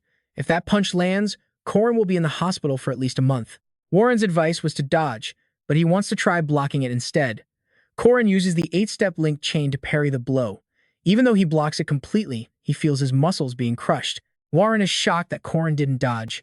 A few seconds later, Corin appears behind her. Warren collapses and kneels. Just like that, she knelt. She refuses to accept it and wants a rematch, but there's no way that's happening. Hey. That smug look on his face only makes Warren even more furious. A few days later, though it took some time, he finally has a full grasp of each member's abilities. And trust me, that means he's finally ready to start teaching them spearmanship and prepare for the group presentation. But of course, today's the day Warren calls in sick. What a liar. Perfect timing, as always. In a situation like this, the team leader has to use his secret weapon. He shows up at her house with hot, delicious food. For a glutton like Warren, food right under her nose is irresistible. And just like that, her sickness is magically cured. Simple. Corin explains, a chef doesn't spend 30 minutes on a dish, they spend 10 years. From finding fresh ingredients to prep work, it takes a decade to be ready to serve a masterpiece. What he's really saying is that it took him 3 years of training just to be able to make her kneel once in a fight. Her favorite dish and his martial arts are similar, choosing the right ingredients versus choosing the right stance. It all starts with the smallest details. Corin flashes a grin, hoping to make peace. Warren says nothing, just hands him a notebook. It's the research he assigned her. She finished it all. Happy now, Corin pats her head. She acts cold, but she's still got the work done. Meanwhile, Alicia Arden and Jer are busy practicing, free to focus thanks to Warren. Their group presentation is ready. Time flies, and suddenly, it's the middle of May. It's the first week of group presentations. The order is random, and Corin's group isn't first. Up first is Group 1, led by Pal. Their topic is the 5-star spear technique. Their presentation is slick, very well prepared. After they finish, the professor praises them, then decides to test their formation. This is Form Merriman, a top graduate of the Northern Guard Academy and a former first-class knight of the Elas Kingdom. He's not playing around. And here's where things get interesting. If any team can withstand his assault for 10 seconds, they get the highest possible grade. The real exam starts now. The students are stunned. This wasn't part of the assignment. The professor moves like a blur, jabs, hooks, a storm of fists. He's so fast no one can even see his hands move. One by one, they all hit the floor. A good team, but they lacked focus and real practice. Not terrible. AB grade. Group 2 is next, and their morale is completely shot. How are they supposed to fight Professor Form? Might as well just surrender. All their fancy-name techniques, all their talk of 9 flying dragons, it all crumbles into useless, complicated movements. What's the point of a technique if you haven't even mastered it? Then, Group 3 is called, Corin Loch's team. Their presentation is on the 6th form Bagua Spear Arts. The demonstration begins. They counter incoming blows, disarm their opponent, and strike the now defenseless target. It's a success. Corin is tearing up. Warren practiced harder than he thought. The professor praises them for cutting out all the useless flair. It looks simple, but the core of their method is brilliant. Corin tells his team to get ready for the survival test, but the professor stops them. He only wants Corin. A one-on-one duel. Our boy realizes this was the plan all along. The second Corin agrees, the professor lunges. A lightning-fast jab, followed by a hook from the right, a classic boxing combo. Normally, you block from the right to avoid the damage. But the professor's body isn't pivoting on his right leg. It's his left. And Corin already knew the professor was left-handed. He perfectly parries the attack. Yeah, I know what you're thinking. A level 5 just casually blocked a legendary knight's attack. The entire room is speechless. The professor thinks to himself, this level of skill, you've already surpassed the other students. Now show me what you can really do, not just these basics. The Lane spear is unpredictable, he muses, but let's see you block this. He decides to use his final move. The attack looks absolutely terrifying. Everyone's eyes are glued to the scene. And yet, Corin just stands there, completely calm. The professor freezes mid-motion. He's baffled why the kid isn't moving. Turns out, more than 10 seconds had already passed. Corin knew the professor was a lefty and was only using his right hand to test him. His entire defense was built on that single piece of knowledge. He knew this was never a real fight. Form turns and gives his final verdict on Group 3. He says, when it comes to secret arts, fools always choose flashy techniques. In reality, the basics, perfected, are the true secret to victory. And with that, Group 3 gets a perfect A+. Corin is over the moon. Later, Professor Form asks to speak with him privately, assuring him it's just a casual chat. He gets straight to the point. Are you really a level 5 knight? Corin's performance just doesn't add up. Corin plays humble, saying he's just a little better than his peers. But the truth is, a guy who can't even sense spirits shouldn't be able to do what he does. It means he's had some kind of major breakthrough, putting him in a league far beyond others of the same rank. The professor reveals that all the instructors have been debating about him whether they need to officially reevaluate his true power level. He'll be assigned more complex tasks, and through them, his rank will be reassessed based on his performance. Because Corin has shown such exceptional results, the professors are willing to bend the rules and promote him. Leveling up this way, there's no downside. And just like that, you and I are about to see our boy skip the grind. A higher rank means access to way better rewards and missions. Normally, you have to be level 5 to even accept a level 5 quest, but for Corin, the rules are about to change. He happily accepts the reevaluation. First on the list, deal with 2 missions involving monsters and evil spirits. He gets to pick. The Hunters Association has 4 dungeon subjugation quests available. Luckily for him, 2 of the missions are. So the mission is 1 monster and 1 evil spirit, both on a tight deadline. Let me show you how Corin plans to handle this impossible test. The next day, he meets Professor Heyman in a desolate forest, thinking it's a bit too gloomy for a proper good morning. Turns out, back in his youth, Heyman was a legend who braved this same misty forest. A little praise and the old man starts telling his war stories.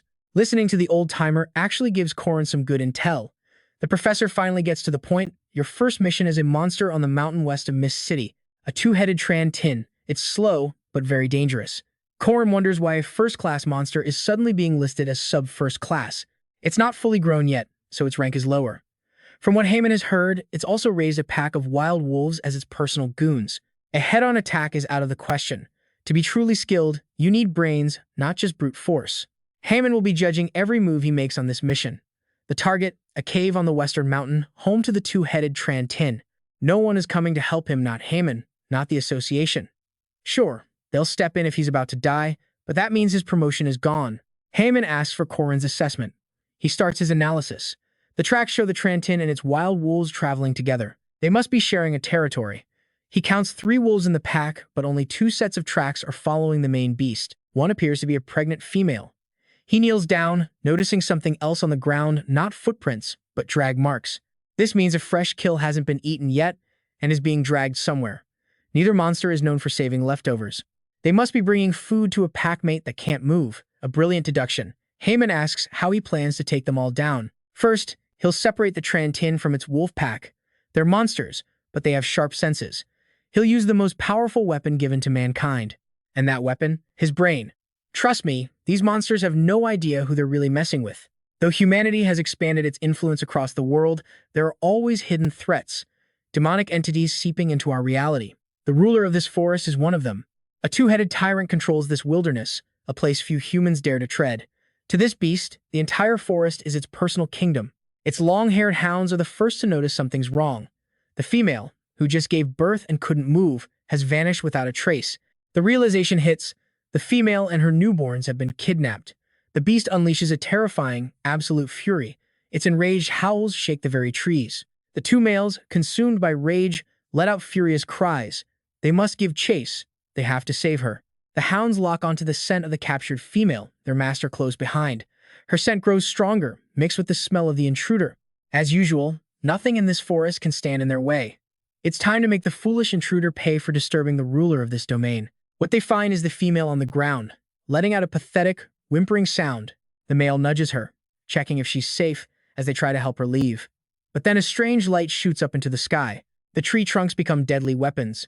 Ropes snap and massive logs fly straight towards them. This isn't a hunt anymore. Now, they have to run for their lives. No trees, only that clearing looks safe. Gasping for breath, the beasts fail to realize the depths of human cruelty. A massive explosion engulfs the clearing, incinerating them all. Just like that, the tyrant loses its loyal subordinates. An enraged howl echoes through the forest. More logs come flying, but these simple traps can't touch the tyrant. It truly is the ruler here. You and I know, however, that the real hunt has just begun. The two-headed ruler of the forest, Oer, is a natural-born hunter. Its first head has incredible eyesight, while the second has a powerful sense of smell. Bent on revenge, tracking the human isn't difficult at all. If anything, the trail is ridiculously obvious, almost absurdly so. This is a fool who can't even be bothered to hide his tracks or his scent. It can't believe its pack lost to an amateur like this, but contrary to expectations, Oer can't find its prey on the first day. The trail is right there, but no matter how far Oer follows, the target is never there. It feels close, but the prey is always just out of reach. While trying to rest, pushing aside an uneasy feeling, it gets ambushed. The attack would have been a complete surprise if not for its second head. Its second head was jolted awake by a sudden hailstorm from above.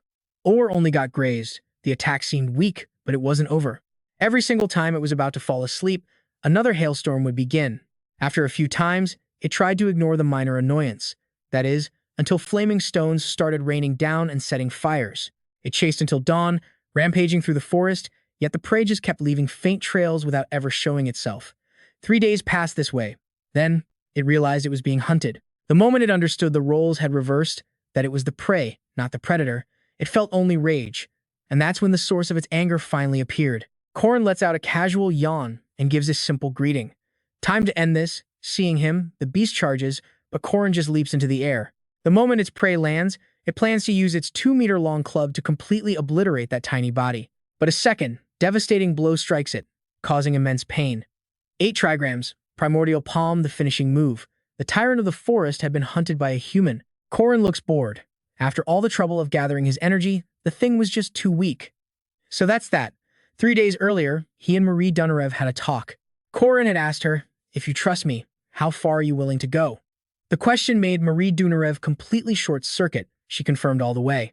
All right, let's break down the next part of Corin's master plan. He says he needs Marie Dunarev's help and Alicia Arden's. Marie Dunarev isn't thrilled. A plan for 2 people suddenly has a third wheel. Even an ancient, powerful vampire still has the heart of a jealous girl. Corin's phrasing always finds a way to get to her, but she's not a complete idiot. The guy is constantly one step ahead, reacting to things before they even happen. Whether saving her or helping Alicia Arden, she's deeply grateful for his dedication. But how much does he really know? And where is all of this going? She can't help but ask herself. But since she's already caught in his web, she's a little blind to it all and decides to just follow the call of her one-sided love again. The reason mages fight to become professors here isn't just for the massive dream library, it's for the giant research building in the West Wing and the ultimate prize inside. That prize includes a special monster that can't be killed, only sealed. Meanwhile, Professors Fack and Denna are having a chat. Denna asks Fack if he's seen the legendary boar that ate an entire iron ore mine. The same one that's currently sealed up right here in this very place. Professor Fack wants to write a whole thesis on the influence of the demon race, specifically how low-ranking entities and their demonic energy affect the human world. To do that, he needs to carve ancient runes onto this special monster. Denna is thrilled. These days, mages who are fluent in ancient runes are basically extinct. Good thing they have him. The runes are so old that almost no one can understand them, and they're pretty much useless in a real fight.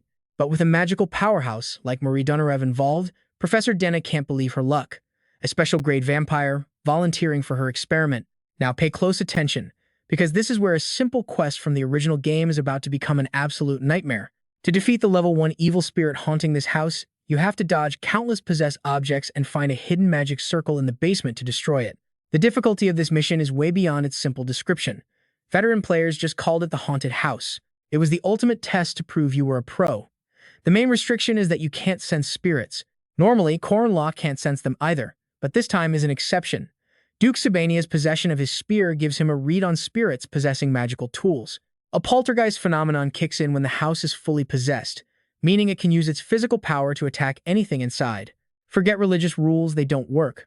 Corin's plan is to charge in with his spear, jump, and attack a specific spot to sever the spirit's connection. And to top it off, he'll finish with a perfectly timed jump to dodge the aftermath. Now he'll thrust the spear through a window, slide to avoid the glass shards, and head straight for the door. Once inside, he'll slash the clock on the upper right, perform 3 jump slashes, destroy nails firing from the stairs, and keep moving forward without even looking up. In the middle of the basement, a table will fly at him. He'll just slice it in 2, destroy the pieces, then shatter the magic circle to weaken the spirit's power. There's a candle on the upper right. He'll kick it over and use his spear with Hegel's flame. Then, up to the 3rd floor. The door bursts open, and a painting flies at him randomly, so he'll need to be ready to dodge. An unmovable wall appears, followed by plates that cause a tetanus debuff. And I know what you're thinking. After all this, no more furniture is going to fly at him. The teachers are about to lose their minds. Suddenly, all the magic runes activate at once, engulfing the house in flames. He'll walk out safely. A true man turns his back on the explosion. Gotta admit, he looks pretty cool. The professor's jaws drop to the floor. This was a challenge that even second-grade mages couldn't handle. And yet, Corin Loch pulled it off. After mumbling his plan, he just stands there smiling like a total madman. This was the exact strategy left behind by a legendary Korean streamer that shook the gaming world. That's why he was so confident. The professor walks over, puts a hand on Corin's shoulder, and congratulates him. After this stunt, he's officially recognized as a first-grade semi-prospect. There's a port city nearby called S with an amazing restaurant. The professor suggests they go eat there together. And this is the real reason he chose to raid a spirit in this area. The professor is already hyped about the meal, even promising to show him a great place for fresh fish. Corin glances back at a tree trunk. His beast familiar, Gu, is sneakily following its master. 88 years ago, on the northern continent's peninsula, it was a frozen wasteland, but it hid a countless amount of natural resources beneath the ice. One ice mountain contained so much ore they called it the Iron Mountain. Pioneer miners searching for gold and iron there witnessed something unbelievable. A massive number of wild boars were devouring the raw iron ore. It was a monster that consumed everything. The corpse demon of the Dingle Peninsula, the Iron Mountain King. That was its first contact with humans. Back in the present, Alicia Arden is rushing to the 4th floor lab because she overslept. She is absolutely not allowed to be late. That was something Corin had drilled into her days ago. On the 1st floor of the lab, Marie Dunarev is brewing an elixir when Alicia Arden runs in. The senior says she's just doing a little experiment during the vacation, nothing important. Diago had told Alicia Arden that Marie Dunarev wanted to see her. This was all Corin's idea. He asked Marie Dunarev to explain some things to Alicia Arden. She hands her junior a vial. You could call it Nona, the elixir. Alicia Arden doesn't care. If it's good for the body, she'll chug it. Marie Dunarev quickly stops her. It's extremely hot and needs to be sipped slowly. She has to test its safety first. The moment she sips it, Alicia Arden has a strange reaction. It's delicious, like a home-cooked meal. So, it tastes great, it's safe, and it has no toxicity. You and I are about to find out what happens when the truth comes out. Marie Dunarev begins to explain what Corin asked her to, about the king of the Iron Mountain, the corpse demons sealed in their laboratory. Alicia Arden sprinted through the halls, her mind racing with confusion. She had no idea why Corin had summoned her, but it didn't matter. She just had to get there, fast. And what's happening back at the lab? Well, let's just say a professor is quizzing Marie Dunarev on the key difference between monsters and special demons. Marie Dunarev's first thought was simple: power. It's the one thing that separates these special entities. And one of the strongest abilities is the power of domination. Certain demons radiate an energy completely different from the normal ones. Technically, these are classified as alpha entities. And unlike the grunts, they're way stronger and built to take charge. An alpha can easily control others of its kind, but that power doesn't work on different demon types. For a special demon like Marie Dunarev, however, it does. They can control any demon weaker than them. And Marie Dunarev has plenty of first-hand experience with this. She thinks back to when she escaped the hunting grounds, driven mad by thirst, forcing other monsters to come and offer her their blood. Still, Marie Dunarev feels her ability is slightly different than what the professor is describing. It feels less like domination. Back then, instead of mind control, she simply weaponized their fear. The professor continues explaining the three basic types: monsters, evil spirits, and demihumans. The alpha trait affects each of these categories very differently. However, the idea of her ordering around demihumans is probably off the table. That's a theory that requires a lot more research. Demihumans are just too smart for that kind of simple dominance to work on them. Enough with the lecture, though. It's time for a practical experiment. And you're going to want to see this. Attendants wheel out the tusk ghouls for the test. The whole point is to see just how far the alpha trait can really go. If Marie Donarev can actually use this ability at will, then in theory, humanity could finally gain control over most monsters and evil spirits. This experiment is a much bigger deal than Marie Donarev ever imagined, and it definitely feeds the curiosity of the mage inside her. If this works, humanity finally gets to go on the offensive. And now, Marie Donarev will test her domination on the tusk ghouls. She stares them down, her gaze a silent command for them to step forward. One by one, the boar monsters crawl out of their iron cages, and then, instead of obeying her command to lie down, they just flop over and roll around on the floor. Marie Donarev is a little baffled and turns back to the professor. Denna figures it's just the communication gap between a demi-human and a common monster. Low-level monsters are just too dumb to understand complex orders, so now they'll try something different. Professor Fack will be the one to release the seal on their king. He begins chanting in an ancient tongue, preparing to unseal the massive monster king first. The second their leader is free, the smaller boars become way more aggressive. The first, third, and seventh protection circles activate, reinforcing the chains of the fourth and sixth seals. The smaller boars lose control, charging straight at the two of them. Luckily, Marie Donarev can still easily manage the situation. But then a loud alarm suddenly goes off an emergency alert. The monster in cage A107 has escaped. And you guessed it, things just went from bad to worse. The creature, Manto, lunges at a staffer with its razor-sharp teeth. Marie Donarev quickly unleashes a volley of blood spears right at it. But the monster is just too fast. While everyone is still scrambling, Professor Fack appears like a god, slams a right hook into the monster's mouth, and follows up with a destruction spiral. After taking it down, Fack senses that something is still very wrong. The entire lab begins to shake, and a panicked employee runs in to report that monsters are escaping and ramming their own cells. Denna quickly rushes to a console, manually activating the large-scale monster-resistance circle and its sealing magic. The professor will now try to reseal the Iron Mountain King while activating the lockdown protocol. They'll lose some research capital, but safety is the top priority. She's sure she can do it. At the same time, the rest of the lab staff is in a full-blown panic. Team 2 reports they can't activate their magic circle. The main sealing circle isn't working either. Someone deliberately destroyed the sealing magic circle. Just then, the chains binding the Iron Mountain King shatter to pieces.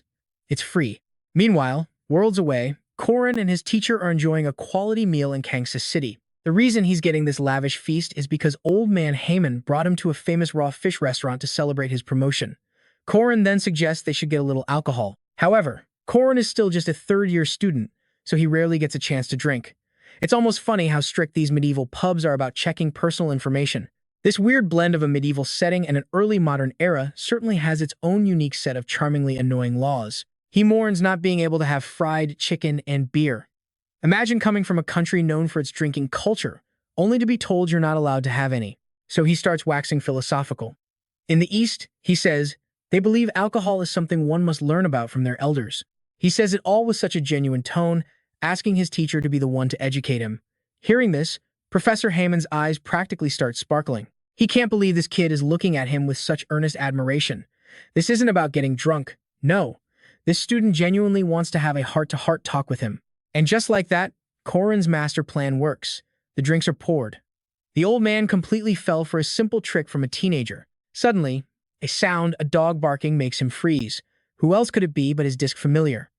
Corin's heart breaks. He waited so long for a drink, only to be foiled by his own damn pet. Back at the lab, the situation is absolutely chaotic. The Iron Mountain King is loose.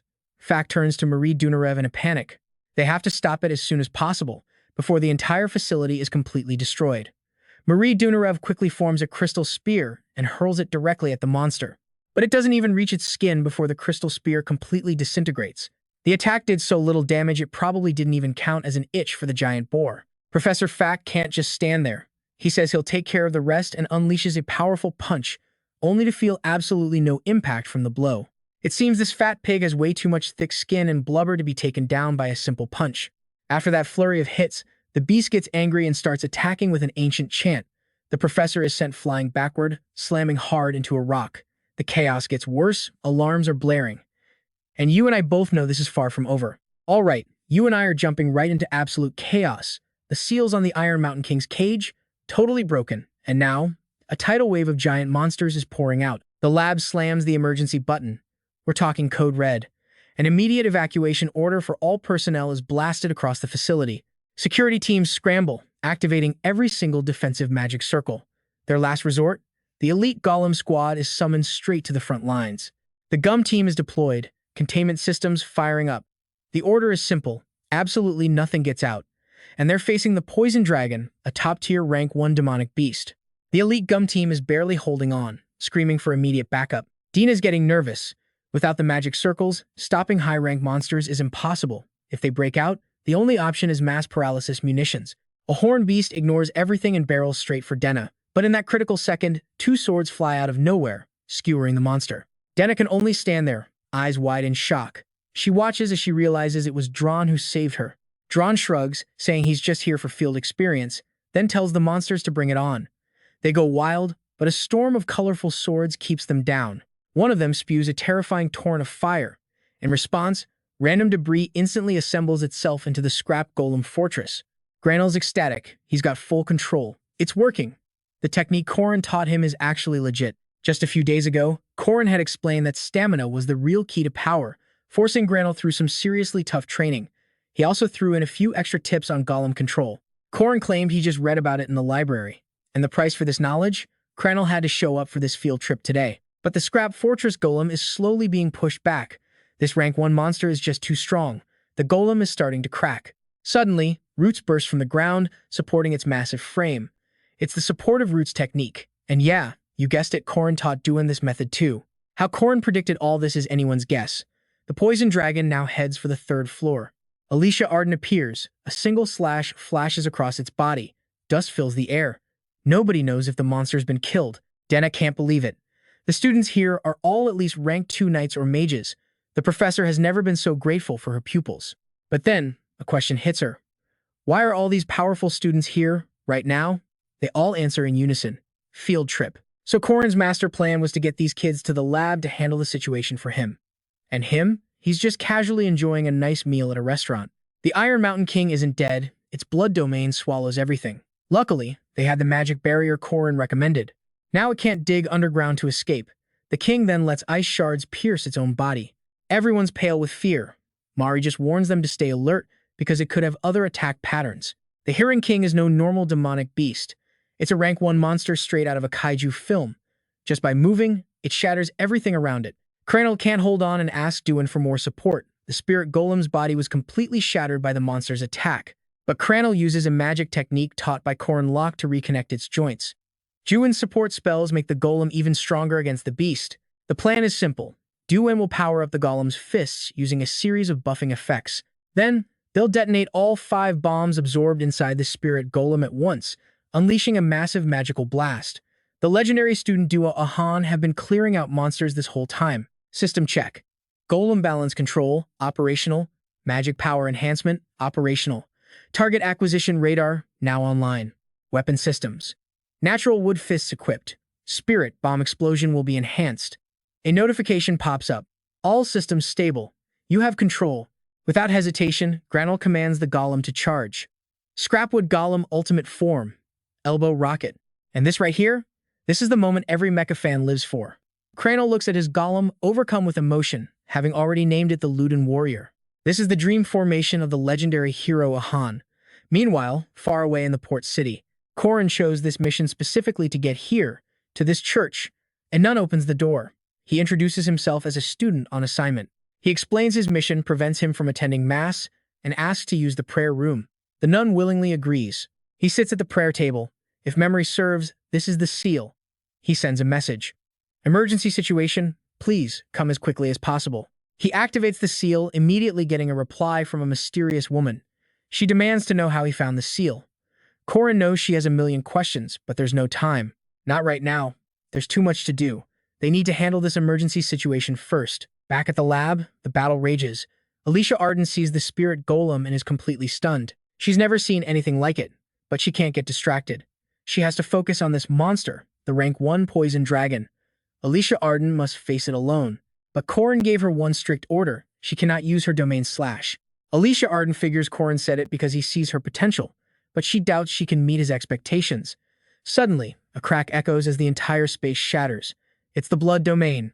Meanwhile, Marie Dunarev is lying unconscious on the ground, covered in countless, brutal wounds. It's just like Corin predicted. Mari had no chance of defeating this corpse demon. It became a legendary monster by absorbing the mind's folklore. Its ancient runes give it insane resistance to physical and magic attacks. It's why countless heroes died, forcing them to seal it away instead. And you and I both know, a monster like that doesn't stay sealed forever. Even so, Marie Dunarev refuses to give up.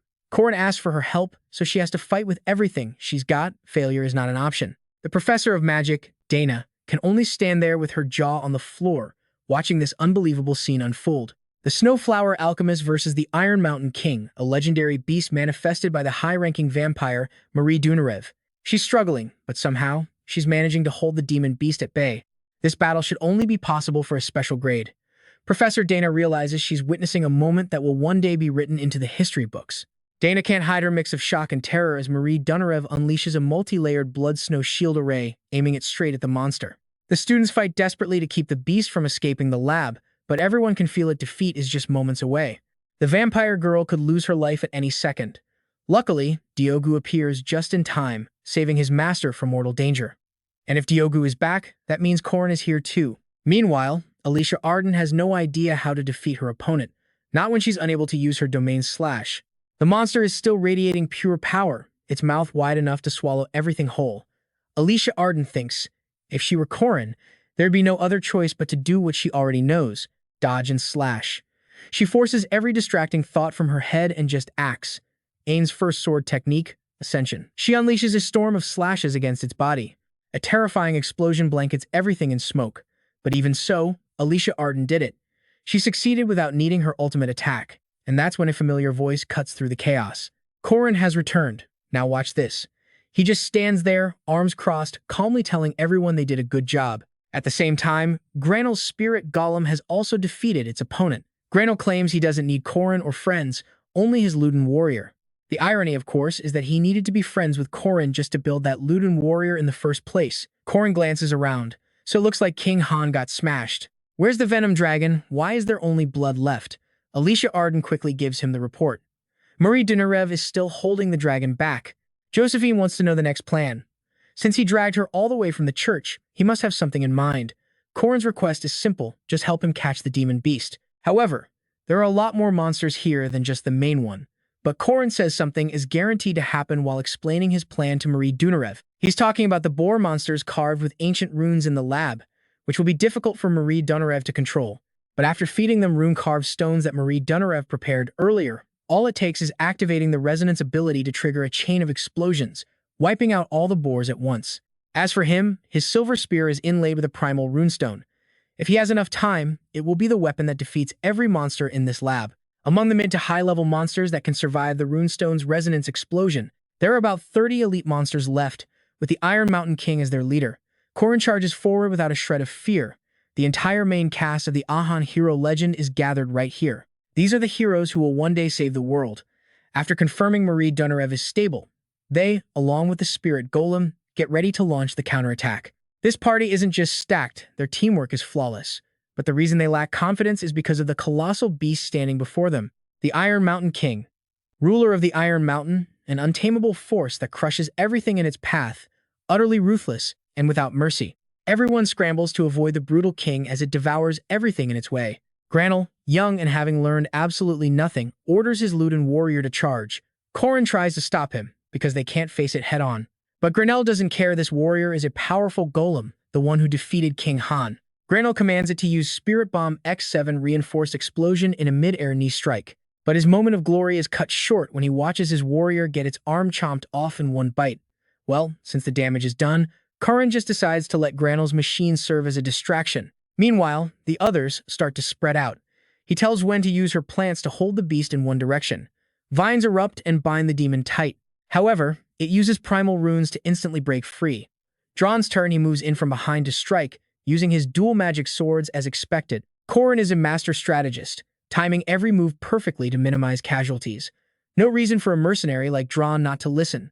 Fire sword, lightning sword.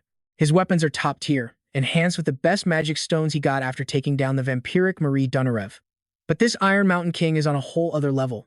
It uses its primal runes again, its eyes sharp as daggers. Every single one of those swords fails to leave even a scratch. Corin understands. He immediately orders a ground attack. And of course, it works. To damage the Iron Mountain King, they have to separate physical and magical attacks. It's a fairly common strategy.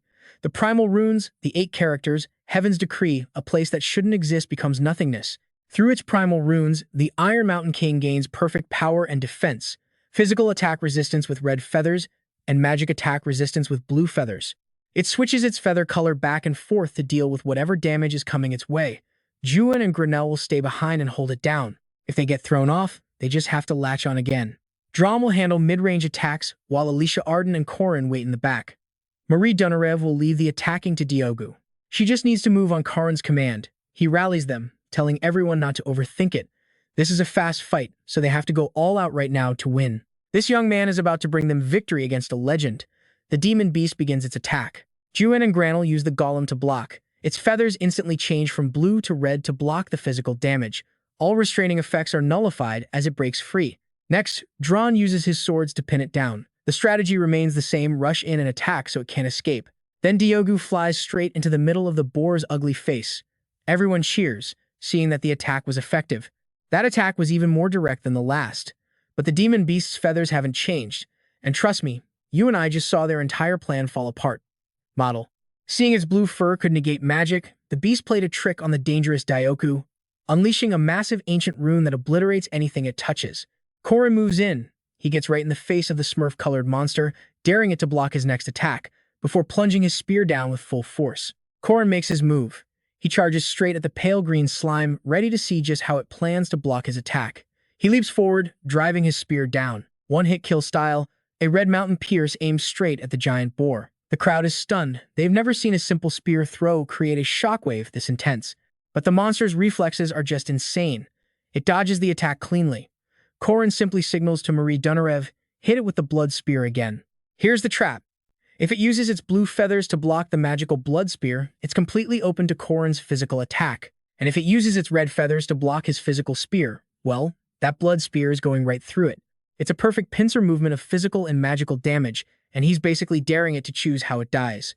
But of course, they call it the Iron Mountain King for a reason. The beast just smirks contemptuously and tanks both hits at once. Absolute defense, a perfect block against both physical and magical attacks, also known as the indestructible golden body. Its fur shifts, turning a brilliant, shimmering gold. The king is practically laughing in their faces. That smug look never changes. This is its hidden trump card, 5 minutes of absolute invincibility. In this state, nobody can even touch the king. Corin yells for everyone to get out, now. For the next 5 minutes, no attack can scratch it. But it's too late, they're completely surrounded with nowhere to run. Rubble from the collapsed building has blocked their only exit. This was the boar's plan all along. It's laughing at them, having rammed the walls over and over just to corner its prey. The giant was helpless against it. The magic of a demigod? Useless. Now, it's finally time for the king to break free from the prison that held it. Golden Feathers, the final form of the Iron Mountain King, the demon beast of the Dingle Peninsula. This is the infamous 5-minute invincibility phase of the story's second major boss. This was the exact moment that made countless players throw their hands up in despair. But trust me, there's a hidden strategy here. Corin yells at Alicia Arden to unleash her seal, now. A sword technique that pierces everything, ignoring all defense to deal 100% true damage. The signature skill of Aiden's #1 swordswoman. Against a legendary tier opponent, her demon sword slash is the perfect counter. Alicia Arden draws her blade and dashes straight for the beast. Corin can't help but be impressed. He thinks to himself, one Alicia Arden is worth more than 10 regular squad members. She just blushes, worried the monster might get back up. And now, it's the professor's time to shine. Professor Josephine restores the massive magic circle in a heartbeat, suppressing the demonic energy. That indestructible golden body was tough, for sure. But once that defense shatters, the monster can no longer use its ancient spells. Marie Dunarev readies another blood spear, leaving the rest to Professor Josephine. This will be the finishing blow. She unleashes the Great Blood Art Fire Spear. The 80-year-old nightmare, the beast that has slain countless heroes, is finally completely annihilated. As it disintegrates, it releases a blinding light, a prize no spear user could ever ignore. The 8 ancient letters of origin, a divine relic required to ascend to godhood. No amount of power can destroy the letters themselves. Their protective shell, however, is another story. 80 years ago, a wild boar on the peninsula literally ate a bunch of these ancient stones. No one ever thought it was possible to take it down and retrieve them, because the stones grant their host near immortality. But now, with the seal broken and the demon defeated, the protective casing around the stones has been shattered. So, where does an ancient, all-powerful text with no shell go? The answer's simple. It drifts, seeking the nearest available host to call home, and it seems to have found its destination. I know what you're thinking, and yeah, this guy has been undercover as a professor for 10 years, waiting for this exact moment. The Iron Mountain King getting taken down by a bunch of students? For him, this was the easy way out. The beast was sealed for 80 years, so of course its power would be weaker. All he needs to do now is slip out of the academy through his escape route and vanish from the city for good. But there's one problem. The guy who defeated the vampire Marie Dunarev and the Iron Mountain King, 5th rank knight Corin Loch, is standing right in his way. And this mystery man is none other than PHM. Turns out, he's the student of a student that Corin's own master expelled. By their martial arts lineage, that basically makes Corin his grand uncle. And PHM is finally realizing Corin knows exactly who he is. The second PHM saw Corin use those spear techniques, only one thought crossed his mind. The only person he knew who had mastered the 6-part spear arts to that level was his own teacher, the Spear King himself. And then he sees Corin using the exact same moves. He probably assumed Corin was just another secret disciple. He never imagined Corin was from a generation even higher. And right here, in the place he infiltrated, Corin has completely seen through his plan. PM must have found Corin's presence deeply suspicious, so he made the safe call. Ignore him and hope he goes away. Remember when Corin was sent to the outskirts for a rank evaluation? That was just PM's excuse to get Corin out of the picture so he could steal the ancient runes for himself. After that, PM's plan went off without a hitch, and he was ready to leave. He really thought just sending Corin on a pointless errand was enough to guarantee his victory. He never in a million years expected Corin to use Professor Josephine's personal seal to teleport straight back into the action. Professor Danae's experiments, Marie Dunarev's rampage, all of it was just the perfect chaos PM was waiting for. But Corin is not about to let him walk away with the prize. PM drops the facade completely. At this point, he doesn't even care how Corin figured it all out. To him, some nameless, overlooked student trying to block his grand ambition, it's not just an obstacle, it's a complete joke. This is PM Dominan, renowned as the #1 knight on the entire continent. And more than that, he's the mastermind who orchestrated the unsealing of the Iron Mountain King. Later in the story, he'll become known as the Heavenly King, one of the 4 great monarchs. And trust me, his power is on par with a max-level Lunia Ain. PM has the raw potential to reach the Grandmaster tier easy, so naturally, he's not even remotely threatened by Corin. He unleashes his dark aura, expecting to end this little interruption in seconds. Let me show you how to absolutely dismantle an enemy before the fight even starts. This entire area is covered in sun glyphs, basically holy light, the ultimate counter to any shadow user. It's his kryptonite. A shadow mage needs darkness to work his magic, just like a water mage needs water or a fire mage needs, well, you get it. With sun glyphs everywhere, PM is basically powerless, and Corin just chilling. It took him 20 straight days to carve every single one of these traps, but the payoff is a massive mana reserve and a huge advantage against PHM. Every glyph has its own strengths and weaknesses, of course. He's been prepping for this final showdown longer than anyone knew. The most brutal counter to a shadow user? Just flood the place with holy light. Checkmate. PM's Shadow Burst technique drains a ton of his mana, but it doesn't matter what he uses. Corin has a counter for everything. Still, the guy won't give up. Facing someone this patient and cunning, he resorts to using his skill, Shadow Retention. A sudden, close-quarters attack. Corin whips out his spear to counter. Then PM unleashes a left fist burst right at our main character's pretty face. Corin just pivots, dodging the damage. PH keeps spamming his 8 trigram style, but Corin sidesteps it all. Shadow Retention is all about hitting blind spots. PHM can't believe he's dodging it. Corin counters with his own footwork, a technique honed purely through battlefield experience. They're trading blows and trash talk. PM needs to get out of the city fast. He has to avoid anyone who still thinks he's dead. If he actually tries to escape, he'll use spatial magic to teleport away. But Corin has absolutely no intention of letting him just walk away. Even if he doesn't want to fight, he has to. It's the law. The riskier the conditions, the greater the reward. In this world, certain rules bind everyone, For shadow followers like PHM, refusing a formal duel is impossible. He's trapped by the code. Now pay attention, because this is where the real mind game begins. A fair fight means one-on-one. That's why Corin came alone. A duel to the death between two people is strictly 1 versus 1. As long as Corin showed up solo and activated the dueling glyph, PM had no choice but to accept. PM Damon, disciple of the Spear King, versus the first spear of the Heavenly Queen, Aranua Corin Loch. By law, they must state their names. Win or lose. The duel can only have one outcome. The system backup announces the binding rules. First precept, duty never ignore the suffering of others. Second, restraint. And then a system buff kicks in 50% bonus damage. Third precept, the oath. I will save the world, and boom. All stats are doubled. Persistent warrior effect times 100. Pain resistance, territory control, average mana flow 3,500. Corin Loch is about to begin his quest to save the world, starting with crushing PM Damon. A fight between a spearman and a martial artist is all about distance. The martial artist uses speed glyphs to close the gap, while the spearman tries to keep them at bay. The martial artist's entire game plan is to wait for one opening, one mistake from the spearman. The second the spearman slips up, they rush in. But this tactic, the spearman saw it coming a mile away. In close combat, jumping exposes so many weak points. The martial artist waits for the moment his opponent lands, but Corin's mixed spear style and his sheer speed are just too fast. He can land 7 consecutive strikes while PHM is still airborne, but a single moment of carelessness is all it takes. PHM lands a clean hit right on Corin. Even with his hand bleeding from a spear slash, he just keeps pushing forward, desperate to close the distance. This actually surprises Corin. He didn't think the guy could attack while enduring that much pain. Pressing his advantage, PM unleashes Heavenly Strike, a relentless barrage of fists. He's putting everything he has into this final blow. If Corin can block this, he wins the duel. But in that split second, Corin sees his fist open. It was a feint. PM grabs the spear, carves a glyph onto it, and slams it into the ground. Now he's disarmed, and things are looking bad. A spearman without his spear is like a fighter without his arms. Corin starts taking a brutal beating from PM's fists. He tries to recall his spear, but that glyph has it pinned down too deep to move. Okay, I know what you're thinking. Game over, right? Wrong. HM appears from behind with a left hook, but he seriously underestimated his opponent, because even a spearmaster can learn martial arts. As he says this, he counters with the 8 trigrams, Rising Dragon Palm. The foundation of all martial arts is physical strikes.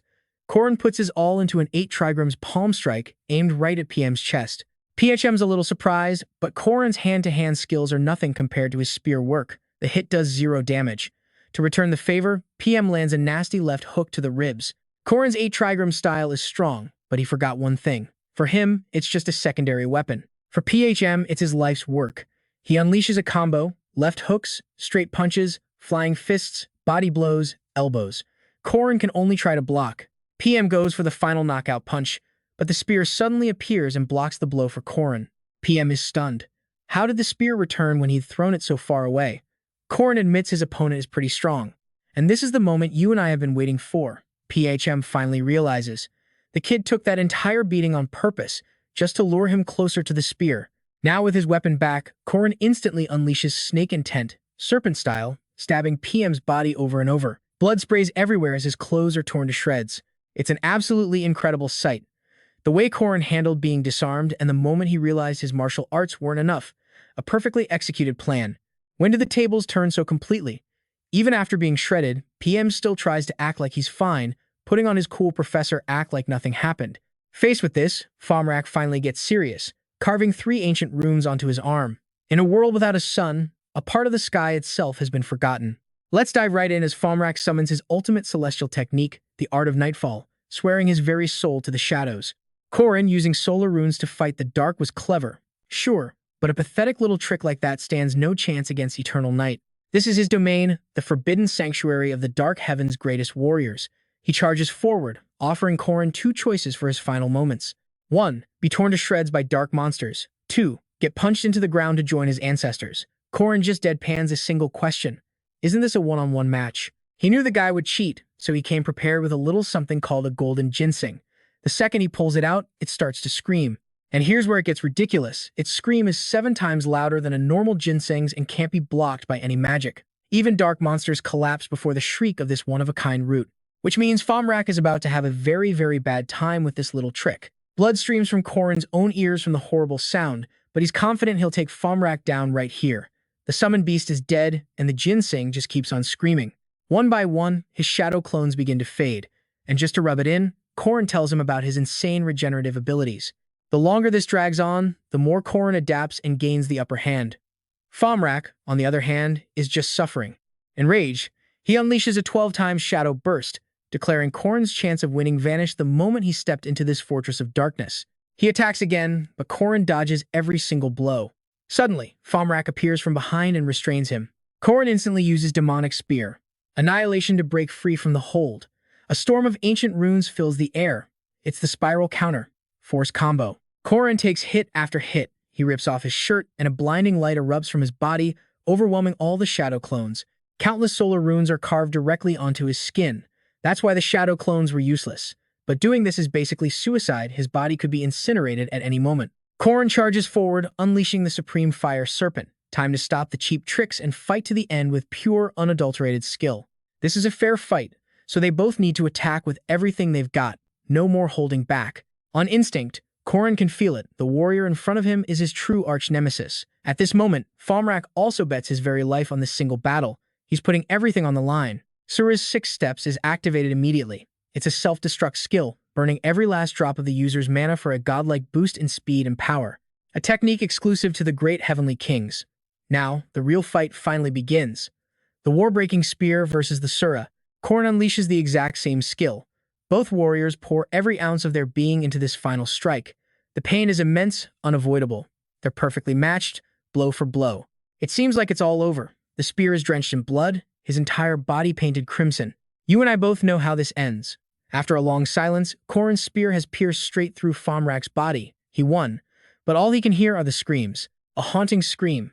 The last time they met, he lost, and he and his people were trapped in a reality that was nothing short of a living nightmare. A hell disguised as a beautiful paradise. Innocent people died, and Corin lost so many of his comrades in that war. Fomrak, one of the 4 heavenly kings, was the demon lord who unleashed that hell upon the world. But Tate Van Taza's right-hand man won't be winning this time. He has truly fallen, collapsing in front of Corin in a pool of his own blood. Corin walks over and searches his body, and just as he suspected, the item isn't there. It was one of the 4 secret treasures protected by the monks, the Stone of Destiny, Leah File. If Fomrak actually had it, Corin's chances of winning would have plummeted. At least he got what he came for. Tate Van Taza is hunting 8 rune stones to summon the Fortress of Night to this world. This stone absolutely cannot fall into his hands. Still, Corin can't understand why it's so important that it was worth slaughtering all those people. He gets that they're angry and resentful of the world, but taking it out like this is just completely twisted. Corin collapses onto the ground, sighing. His left eardrum is completely ruptured from running around with that screaming ginseng. His right side isn't much better. He relied too much on his regeneration, but the solar runes burned his torso. He can handle the pain, though. The real problem is the damage from Fomrak. His liver is torn and his clavicle is shattered. That punch to his sternum also broke several ribs and scrambled all his internal organs.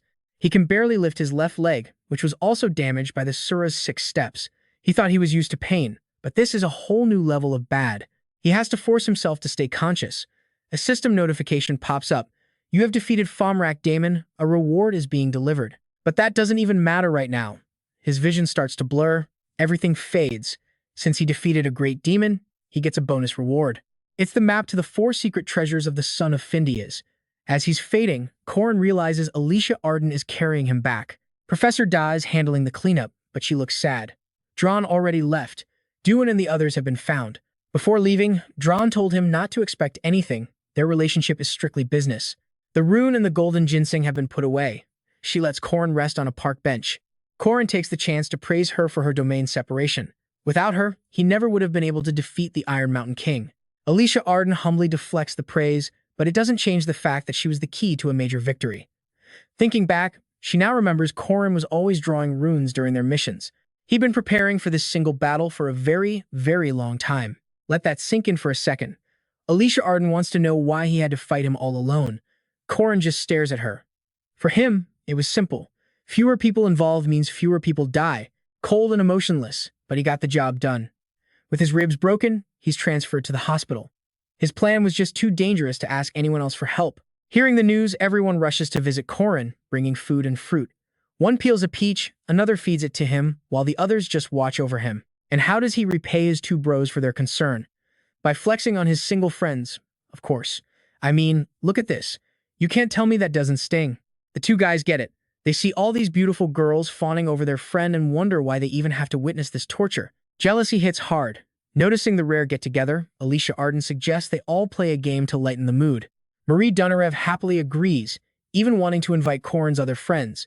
With just one sentence, their bitter envy turns into admiration, gratitude, and emotion. Just then, a knock at the door. It's Professor Josephine with Lady Errol Casa, the current headmaster of the academy. They arrived exactly as Corin expected. He had to meet them eventually anyway. Now's the time to prove his worth to the headmaster. For security reasons, the headmaster is forced to ask Corin's friends to leave the room. He senses they're still suspicious of him, so he needs to redirect the conversation. Corin reveals that FM was a spy, but they aren't as surprised as he'd hoped. They've probably figured some things out from the commandments on FM's body, but there are still things they have no idea about, like how Tate Van Taser Fen is his disciple. Josephine reacts violently, claiming it's impossible. The guy supposedly died 80 years ago. The six-part infinite spearmanship and the commandments. Most people here would know them, as they were the ones who taught him. In a way, Corin shares a similar status. After learning Corin is Van's disciple, Josephine can't hide her anger and her guard goes up. But here's the thing. Corin isn't the type to just kill someone for no reason. He wouldn't have said it if it put him at a disadvantage. He already knows these aren't their real bodies. Their true selves are in the main building, unable to appear. Van Taser's disciples are still alive, scattered across the continent, and he himself has grown incredibly strong. He's much stronger than before and no longer alone. This is all because of the headmaster's decision 80 years ago. Now, the source of her power is scattered, with only 2 parts recovered. Corin presents a newly found ancient rune. This is something the headmaster might not know about. Even the Stone of Truth. One of Danua's 4 sacred treasures is in his hands. As long as he can't fully recover his strength, he won't be considered a usurper. He gives the stone to Aaron Danua. Things are starting to become clearer. This is why Professor Josephine, with over 80 years of experience, isn't the headmaster, and why the rising star, Casa, was immediately put in that position. Because 80 years ago, the headmaster was Ven. 50 years ago, it was W. The current headmaster is Casa. The truth is, their bodies are constructed and empowered by these ancient runestones. Corin takes off his shirt, his body covered in commandments. He and the headmaster share the same goal, the commandments. Corin kneels before her. He would be honored to become her pioneering spear to protect this world. He hopes she'll treat him even as a mere servant. Errol Casa? No, it's Aaron Danua. Corin Loch could never forget her actions in his past life. Now, it's time for him to repay that kindness. Professor Josephine walks back to her room in the main building. Aaron sits there in silence, truly wondering if that kid Corin can be trusted, and if Tate is really still alive. Aaron knows she shouldn't just trust anyone. I mean, who would? The only option left is to have someone monitor the students' every single move. They still can't fully trust Corin. Aaron can't act rashly with such a heavy burden on her shoulders because everything Corin said could easily be a lie. However, there's one thing she still can't understand. Why did he look at her with such sadness in his eyes? During the Academy's anniversary, there will be a rank reassignment based on each student's performance. This event carries huge significance. The rank you get when you first join is temporary. This new ranking, issued by the Academy's Guardian Association, is official. Because of this reassignment, many students are training harder than ever for the best possible official rank. You could say many of them are already on par with the Academy's official guardians. Now, they will begin to announce the students whose ranks have changed. Second-year student, top of the magic class, Marie Dunarev. Student Marie Dunarev, despite her difficult circumstances, has shown great ambition and proven herself by helping manage the training ground incident. Honestly, she couldn't contribute much last semester since she wasn't allowed to leave the city after becoming a vampire. However, Marie Dunarev still assisted Professor DNA's research, and her massive mana pool post-vampirism was a huge help to the Academy. With abilities like that, her promotion is only natural. Above all, Marie Dunarev's efforts to stop the Iron King minimize the casualties within the Academy. With a recommendation from Headmaster Casa and the Northern Branch Chairman of the Guardian Association, Dina Grandia, Marie Dunarev will be promoted to semi-special grade. The crowd is moved to tears. She's now the youngest semi-special grade Guardian ever. She is definitely going down in the history books for this. The next students called also made huge contributions during the recent incident, just like Marie Dunarev. Hearing this, people start murmuring. Who else even helped with that? None of them have a clue. Although the incident is widely known, the internal details are a complete mystery to the public. What happened that day was kept secret. No one knows about the existence of the Iron King or the traitor, Professor F.M. Damon. The names announced are Cranel Luden and Duin from the Magic class, Night class Alicia Arden, Ron Waski, and finally, Corin Loch. All four will be promoted to semi-first grade for their achievements. Even though Corin is currently a 5th class guardian due to his outstanding performance, Headmaster Errol Casa, Senior Professor Josephine Clara, and Honorary Professor Hamels. With the recommendations from these three, he will be promoted to 1st class guardian. The crowd whispers furiously. A guy jumping from 5th class to 1st class in one semester? It's just too strange. Corin is officially promoted from a 5th class guardian to a 1st class guardian, receiving an unofficial ranking after the association's deliberations. At this point, you and I both know his abilities are completely beyond question. Corin's promotion to 1st class wasn't a gift, he earned it by beating a professor. But let's be real, it's all about the perks that come with the rank. The right to join the elite guard detail is finally his. In the game, this took 3 years. Our boy just did it in less than 2, a massive game changer for the future. Corin's plan? Gather all the top talents here, because strength and connections are the true currency of power. And with that, summer vacation kicks off. Naturally, everyone in the group has their own agenda. Some are grinding for cash, some are heading home, and others are interning at the Magic Tower. One plans to visit Ceres for advice, another is heading west. Cranel wants to find a power core for Gum from a castle set for demolition. Meanwhile, Alicia Arden is getting nagged by her grandpa to finally come home. As for Corin, last time he checked his old house, it was empty. His family took a trip without even telling him. They went to Ven and blamed a messaging system error for the 3-day late notice. Yeah, right? Alicia Arden musters up all her courage to ask Corin to come home with her, claiming she's a little scared to go alone. A weak excuse for someone like her. In the game, nothing bad happens on that trip, so she'd be perfectly fine without him. Corin turns her down flat. He's got his own plans to visit the Eastern Sea. There's a place he absolutely has to go, and he has to go now. This summer break is the only window he's got to get there easily. So Corin hops on a train to begin his journey. Just a chill 9-hour ride to the northern continent. And what's a train ride without a classic robbery? A group of thugs pull out their weapons, telling everyone to put their hands up and empty their pockets. The passengers are pale with fear. The bald-headed leader, a so-called first-class thug, struts around, high on his own power over these normal folks. Just then, 2 people accidentally walk into the very car they're robbing. The leader explodes. Where the hell did you come from? Can't you read the room, moron? Hands up if you want to live. Now, you and I both know he just picked a fight with the wrong guy. This moron is Corin Loch, and he doesn't fear anyone. No words needed. A single uppercut sends the leader's head straight into the train's ceiling.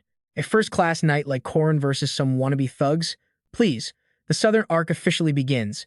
In the secret section of the MK3 Academy library, Corin holds a book called The Sorcerer's Tome. It tells the story of a warrior's incredible resilience he once saw.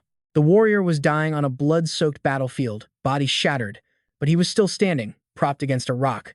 Corin asked if he should end his suffering. His reply, "If you have some water to quench this thirst, I would be grateful." Respecting the man's spirit, Corin fetched water from a nearby lake, and then something absolutely unbelievable happened. The warrior's wounds healed completely. Finishing the book, Corin is stunned. A man on the brink of death, fully recovered. His posture was as legendary as a great general's. Suddenly, his friend with the vacant eyes approaches. "Is my southern fortress still standing? If you ever go there, stop by my office. It should still be there." Corin has no idea what he's talking about. He found nothing in his past life. The friend simply says Corin has to find it himself. Let's hope you gain that warrior's courage, because if you have his will, there's nothing in this world you cannot achieve. He was a humble man, not some grand hero or sage, but he was a man who swore to save the world. Humans can always choose to run from danger, but this man chose to stand his ground. At that moment, a spirit emerges from the friend's body. The spirit shows deep respect for Corin, thanking him for telling him about his wife and child back at the entrance to the southern mid-level zone. So that's the reason. Following the Duke's words, Corin decides to head south, bringing Marie Dunarev along since she's a southerner. The police officer beams, thanking the two for helping them catch the robbers. Without them, he'd be in huge trouble. The thugs are all lined up and cuffed. The officer even gives Corin a pouch of money as a reward. He acts humble, saying it's not necessary. But who's going to turn down free cash? Might as well accept the kind gesture. After all, his duty is to not ignore the suffering of others. The reward for this deed? 2 skill points. See, it really does pay to be a good person. With money in hand, the two happily go off to find a good place to eat. The officer watches the 2 students laughing, thinking they're just happy to have done a good deed. This is the entrance to the southern region. All carriages stop here before heading to the great southern city of Lep, which is another 8-hour ride from here. Absolute torture for your back. At the Weenven stable, Corin recognizes this mode of transport. He used it a few times in his past life. It's faster and comfier than a carriage, but not for everyone. People here travel on the backs of giant birds. The duo gets to skip the 30 silver rental fee because Marie Dunarev's family gave her a special ride. Meet Hesver Wenger, a majestic and massive eagle from Leap City. And trust me, you're going to want to see this landing. A legend of Ahan, it's the fastest and most agile transport in existence. Its price is equivalent to 12 high-end wyverns. You gotta hold on tight when riding this thing. The ground crew scrambles to clear the platform. The control tower confirms a visual at 200 L in the air. Estimated arrival time is within 10 minutes. 2 staff members start gossiping. What's the academy up to this month? It's their vacation. All the students got to go home. Wait, that means our princess is returning. Lady Marie Dunarev is on her way. An intense welcoming committee is prepared. As they touch down and the door opens, countless servants are lined up, bowing perfectly to welcome Lady Marie Dunarev home for her vacation. Congratulations on your special grade promotion. Corin starts to piece it all together. Their destination is Leip City, and to the east lies the city of Duna. Combine the names of these 2 cities, and you get the name of Marie Dunarev's family, Dunalet. Trust me, you're about to see how much she was downplaying her little farm family. It was about 2 million somethings. Corin, bless his heart, thought she meant 2 million pyons. A pyon is about 3.3 square meters. The truth, 2 million hata. Corin's jaw hit the floor. 2 million hectares equals 6.5 billion pyons. It makes sense, though. The Donalev family is a powerhouse in the south. The Dunalev barbershop, the Dunalev general store, the Dunalev office, the Dunalev agricultural center, the Dunalev Pro Wrestling Federation. Yeah, Corin saw their name plastered on everything. Standing before the Grand Dunalet estate, Corin was speechless. Marie Dunarev had never said she was rich because her parents were rich, not her. Classic excuse. The butler, Paul, had to call her out on it.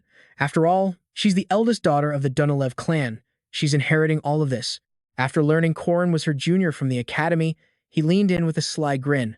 For generations, the family has had a tradition of a son-in-law living with them. They would, of course, provide and support a branch of the son-in-law's family business. And Lady Marie Dunarev, known as the flower of the South since she was a little girl for her brains and beauty. The number of marriage proposals she's received could fill an entire potato warehouse, probably even more than that. Corin just nodded along, pretending he understood a single word of that rapid-fire speech. Meanwhile, the issue of the Duke's castle. Apparently someone bought it recently. The new owner is Count Cassius. In Corin's past life, someone else owned the place, a merchant from some remote southern island, and that guy was a complete scumbag. To get permission to enter, Corin and Park Sihoo had to hunt a massive sea serpent day and night. After all that insane grinding, they finally got into the Duke's castle. And you gotta ask, is he really gonna have to go through that hell all over again? Turns out, Marie Dunarev already told Count Cassius they were coming.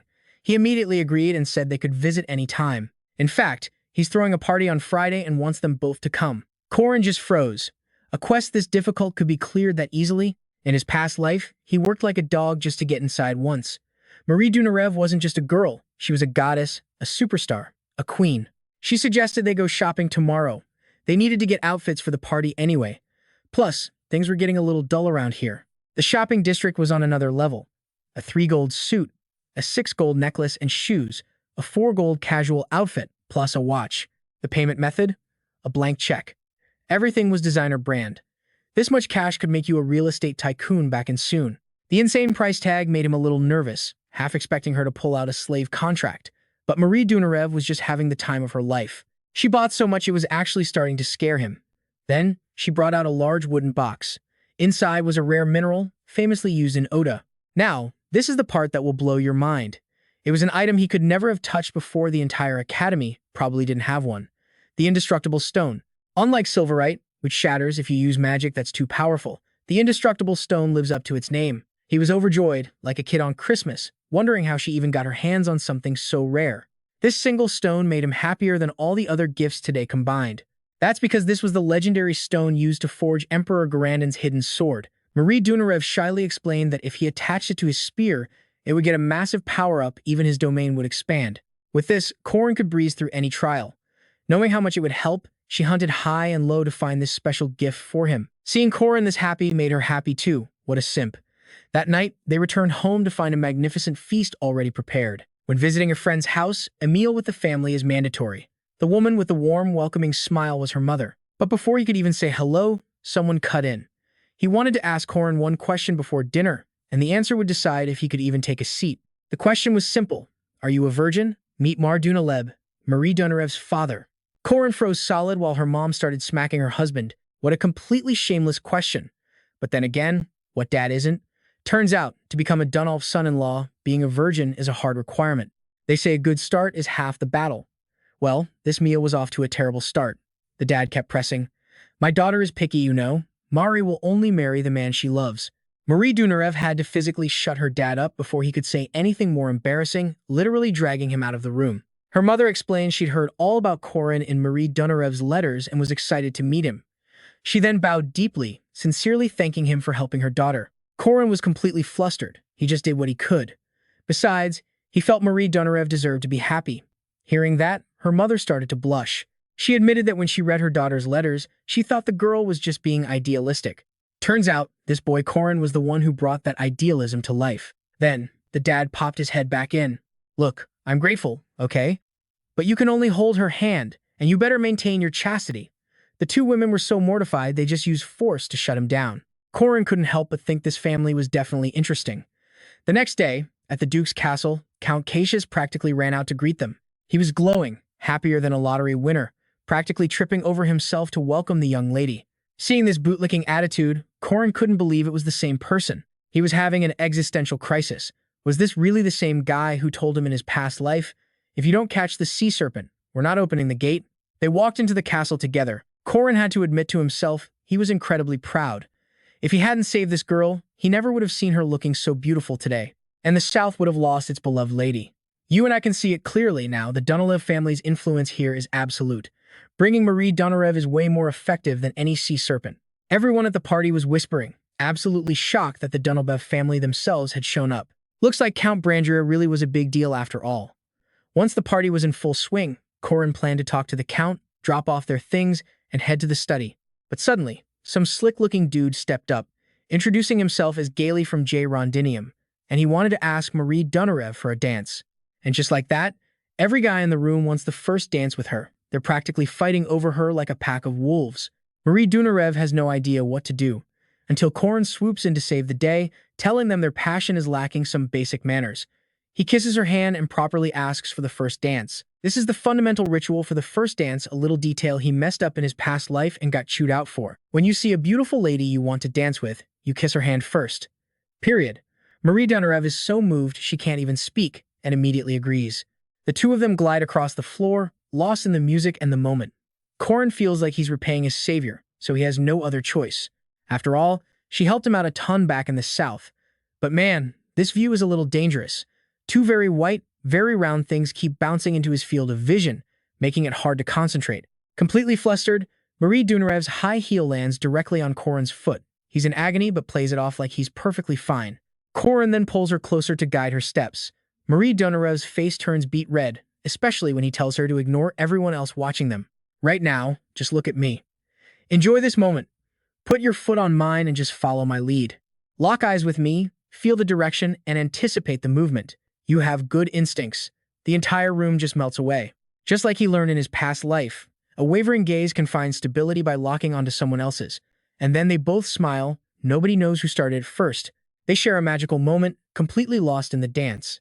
After it ends, other guys try to cut in, but Marie Dunarev turns them all down flat. Corin then escorts her out of the party, leaving a trail of furious nobles. Their goddess just left with some no-name nobody. The other ladies, however, thought it was incredibly romantic. Corin's smooth confidence was just too cool. That dance was unforgettable. The two of them finally arrive at Duke Kanji's study. Now, pay attention, because we're switching from the ballroom to the main quest. They're here to find traces of Duke Cansania. In the game, players find clues about his wife and daughter in this quest. Normally, you just hand a specific book to the Duke and the side quest is complete. But the game in his past life never said anything about searching the study. Corin doesn't know why he was summoned here, but he starts looking around anyway. After searching for a while, they come up with nothing. This quest isn't so simple after all. No clues, no hidden rooms, nothing. And now, Marie Dunarev is getting hungry. She was in such a rush to get here that she didn't even have time to eat. She gives Corin a look full of shy hesitation. It's a silent signal, one that's formed naturally as their relationship has deepened. Okay, I know what you're thinking. And yes, she is sitting on his lap getting ready to feed. Turns out, this is breakfast. Her body heats up as she bites into his shoulder. Corin?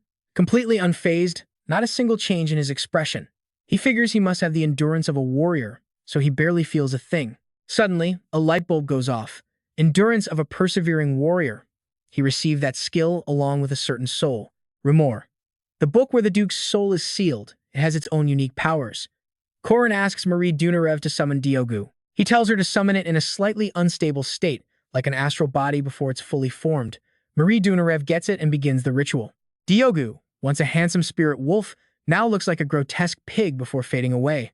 Corin, unable to perceive souls, can't see a thing, but he suddenly feels an unnerving chill wrap around him. The entire room plunges into darkness. Corin starts to realize the Duke should have mentioned this part sooner. The thing sealed inside the great library of Grior was Duke Sebastia's own soul. Unable to die and suffering from an eternal bloodlust, he chose to separate his soul from his body. So where's the body? The answer appears right in front of him, radiating pure killing intent. The Duke asks why this kid is here with his soul fragments, and what business he has in this castle. Corin claims he's one of the Duke's descendants, but he's got a question of his own. If his body and soul are separated, how is he moving around so normally? Duke Sebastia isn't having it. His authority is absolute. He's the one asking questions here. Corin is only allowed to answer. The pressure coming off this guy is terrifying. Corin thought this would be a smooth ride, but that book was clearly more than it seemed. 800 years ago, a great general commanded the entire southern region, Duke Sebastia Zook. People called him the strongest man of his era. No, not just his era, the strongest man of all time. And you and I are about to watch Corin go head-to-head with this absolute legend. Seeing that Corin has met his soul, the Duke asks a simple question: did you kill it? Corin says no. In fact, he helped the soul find peace and pass on. He was kind of hoping for a better reward than just some old magic book for his trouble, but the Duke doesn't buy it for a second. If his soul truly guided Corin here, he wouldn't have brought a vampire along with him. He refuses to believe the lies coming out of this kid's mouth. Corin has no clue what he's talking about, plus, how is a soulless corpse even moving? Because this is the body of a vampire, an immortal. It requires a soul fragment trapped in this castle to keep him from becoming a mindless beast, like the one Corin brought with him. The beast he's talking about? Marie Dunarev. Corin immediately defends her, saying she's not a monster. She has already mastered control over her vampire powers. But the Duke is beyond reasoning. To escape his 800-year-old bloodlust, he destroyed his own soul, senses, and emotions. But there's one thing that never disappeared: the taste of fresh blood. A vampire can never resist that instinct, and neither can he. He won't believe things he can't verify himself, and if Corin intends to stop him, he'll be in grave danger too. Corin never planned for this. He shouldn't have brought Marie Dunarev here. The body of Sebastia Zook was sealed away for a reason. He holds a deep-seated grudge against all vampires. All right, let's dive in. That hero has completely lost his mind. If he was the strongest of his era when alive, right now he's at least a demigod. Corin knows he has to go all out. He immediately unleashes the six-step Sura, manifesting an ultimate serpent that lunges straight for the Duke. The Duke counters with his own toxic dragon head technique. The terrifying power erupting from his sword is the raw power of creation itself. Back in the day, he literally killed a dragon to get this power. Now, he combines it with his ultimate demon sword, Dragon Slayer, and rips his slash right down Corin's body. Looks like our boy miscalculated. This guy is even stronger than a special-grade monster. After swatting the roadblock aside, Sebastia steps toward Marie Dunarev. To him, the girl is just a low-class beast, so she isn't allowed to live a normal human life. Marie Dunarev has no clue what he's talking about or what this beast thing is. However, his raw bloodlust proves his point. She can't overcome her instincts with willpower alone. He preaches that eventually she'll crave her lover's blood and slaughter everyone she cares about. He points his sword at Marie Dunarev, telling her to get lost. She manages to dodge a slash, but she's so confused and overwhelmed she can't even fight back. Diogu sees his master under attack and leaps in, sinking his teeth into the Duke's arm only to be instantly bound by restraining chains and muzzled. The old Duke praises him with pure sarcasm. So agile, what a brave little beast. You're even faster than I was in my prime. However, you have absolutely zero strategy in combat, just a beast that relies on brute strength. As he speaks, he stabs the sealing sword of Romania right through Diogu's chest. This blade seals immortal beings into a pocket dimension tied to the sword itself. In front of this weapon, immortality means absolutely nothing. He wants to end Marie Dunarev's vague existence with his own hands. A beast will always be a beast, but Marie Dunarev refuses to believe that. And now, we're about to see if faith can actually win a fight. Corin told her it would be okay, so it will be. Seeing this girl's unshakable faith, he brings over Corin's heavily injured body. This, he says, is the best path for them both. Marie Dunarev collapses beside Corin's weak form. His hand trembles as his blood pools on the ground. Marie Dunarev looks at the blood, her breath catching in her throat. The Duke expects nothing from a lowly, blood-sucking demon. He thinks even with her lover on the verge of death, she can't possibly overcome her base instincts. But that's just what He thinks. The truth? Marie Dunarev doesn't drink his blood. She kisses Corin, using her own blood as an elixir and feeding it into his body. And yeah, I know what you're thinking, absolutely insane. She didn't just resist, she gave her own blood, breaking through her limits in this critical moment. By all logic, she shouldn't have had the rationality to suppress her instincts. Yet Marie Dunarev actually did it. Only Sebastian was the one who failed. He couldn't save anyone. He was the one who surrendered to his own desires. But this boy and girl are different. Perhaps he realizes something that he can't judge everything by his own failures. He then drives his sword straight into Corin's chest. Marie Dunarev tries to stop him, but it's too late. She has no idea how much longer this man intends to torture them, but she absolutely refuses to let him take her Corin away. Suddenly, the area begins to glow. They are transported back to the previous room. Corin gently places a hand on her shoulder, comforting her that he's okay. Marie Dunarev, with tears streaming down her face, is worried sick. It was Duke Sebastian who saved Corin. He throws his sword to the ground. He had transferred his stone heart magic to the boy. Now Sebastian understands why his spirit led Corin here. He sees the qualities of a true hero within him. Those who chase power are greedy, but Corin is not. He possesses a belief and pride that today's people lack. Above all, Corin changed something that he himself could not. You have the right to change this world, the world that he failed to protect 800 years ago. Duke Sebastian wants Corin to be the one to fix the mistakes he has made for so long. After his final words, he slowly fades away, disappearing completely. Corin can feel the magic core of the great general, Sebastian Zuke, inside his own heart. He never expected to receive a gift like this. Marie Dunarev clings to Corin tightly. She must have been terrified, afraid he would leave her forever. Crying, she makes Corin promise never to die without her permission. But no matter what, everything ended on a good note. A reward like this is more than enough. Corin's reward is Sebastian's magic core. His magic level instantly skyrockets, and the core's abilities have already formed. If he could hope for just one thing, Corin Loch hopes that the man's body and mind, tormented for 800 years, will finally find peace. System notifications pop up. You have received Duke Sebastian's aura core. You have ascended your aura. A core anomaly has formed. Not only did Corin's aura rank up, but he also gained a second aura core. Even crazier, this core comes with anomalies like Persistent Warrior, Regeneration, Endurance, and Dual Core. But he still finds it strange. In the game from his past life, why didn't the Duke grant the player this power? Wouldn't it have been better if he was this generous from the start? How could he make people suffer so much? Suddenly, at that moment, a maid walks in, and she walks in on a scene of two people, completely naked, with one lying on the other's lap, panting heavily in awe. Corin knows that to any sane person, this looks like a huge misunderstanding, so he quickly tries to explain. But how could she possibly believe him? Seeing is believing, and she sees sweaty muscles in a heated atmosphere. The maid turns bright red, unable to speak, and bolts, not forgetting to apologize for interrupting their important business. Corin can only scream after her in despair, trying to explain that it's all one giant misunderstanding. Because this news sends Marie Dunarev's father into a boiling rage. He swears to skin, debone, and drink Corin's blood. It takes a full 20 days for this misunderstanding to get cleared up. During those 20 days, he had to hide out in the mountains, spending his time training his aura. Everyone in the city was hunting for the bold man who dared to touch their lady. But thankfully, the misunderstanding was somehow resolved. Corin came dangerously close to becoming public enemy number one of the entire southern region. By the time he gets back to school, the second semester has started, and a festival is just around the corner. On the carriage, they're happily chatting about their inn, which is about to make a huge profit. And that's where we'll leave them, from a death match to a business plan. You and I just witnessed one wild ride. With tons of tourists showing up for the festival, the inn would be an absolute goldmine. After making a killing, he'd sell the land, pocket a mountain of cash, and let that money make more money. In his head, Corin was already a rich man. The fantasy alone was intoxicating. The festival season was supposed to be perfect. But then, as we all know, reality loves to throw a wrench in things, this time in the form of a colossal typhoon. Thing is, this storm never happened in his previous life. A hurricane this size would absolutely wreck the festival. Marie Dunarev tries to console him, saying that with big business comes big failure sometimes. Still, a deal's a deal, and an IOU is an IOU. If he can't pay her back, Marie Dunarev won't make things difficult for him. She just needs Corin to agree to one little condition of hers, an offer that feels incredibly suspicious. Nope, can't let that happen. There has to be another way. At Marikaba Academy's special dorm, they're crashing in the headmaster's room. For now, it's just them since Professor Josephine is away with Warren.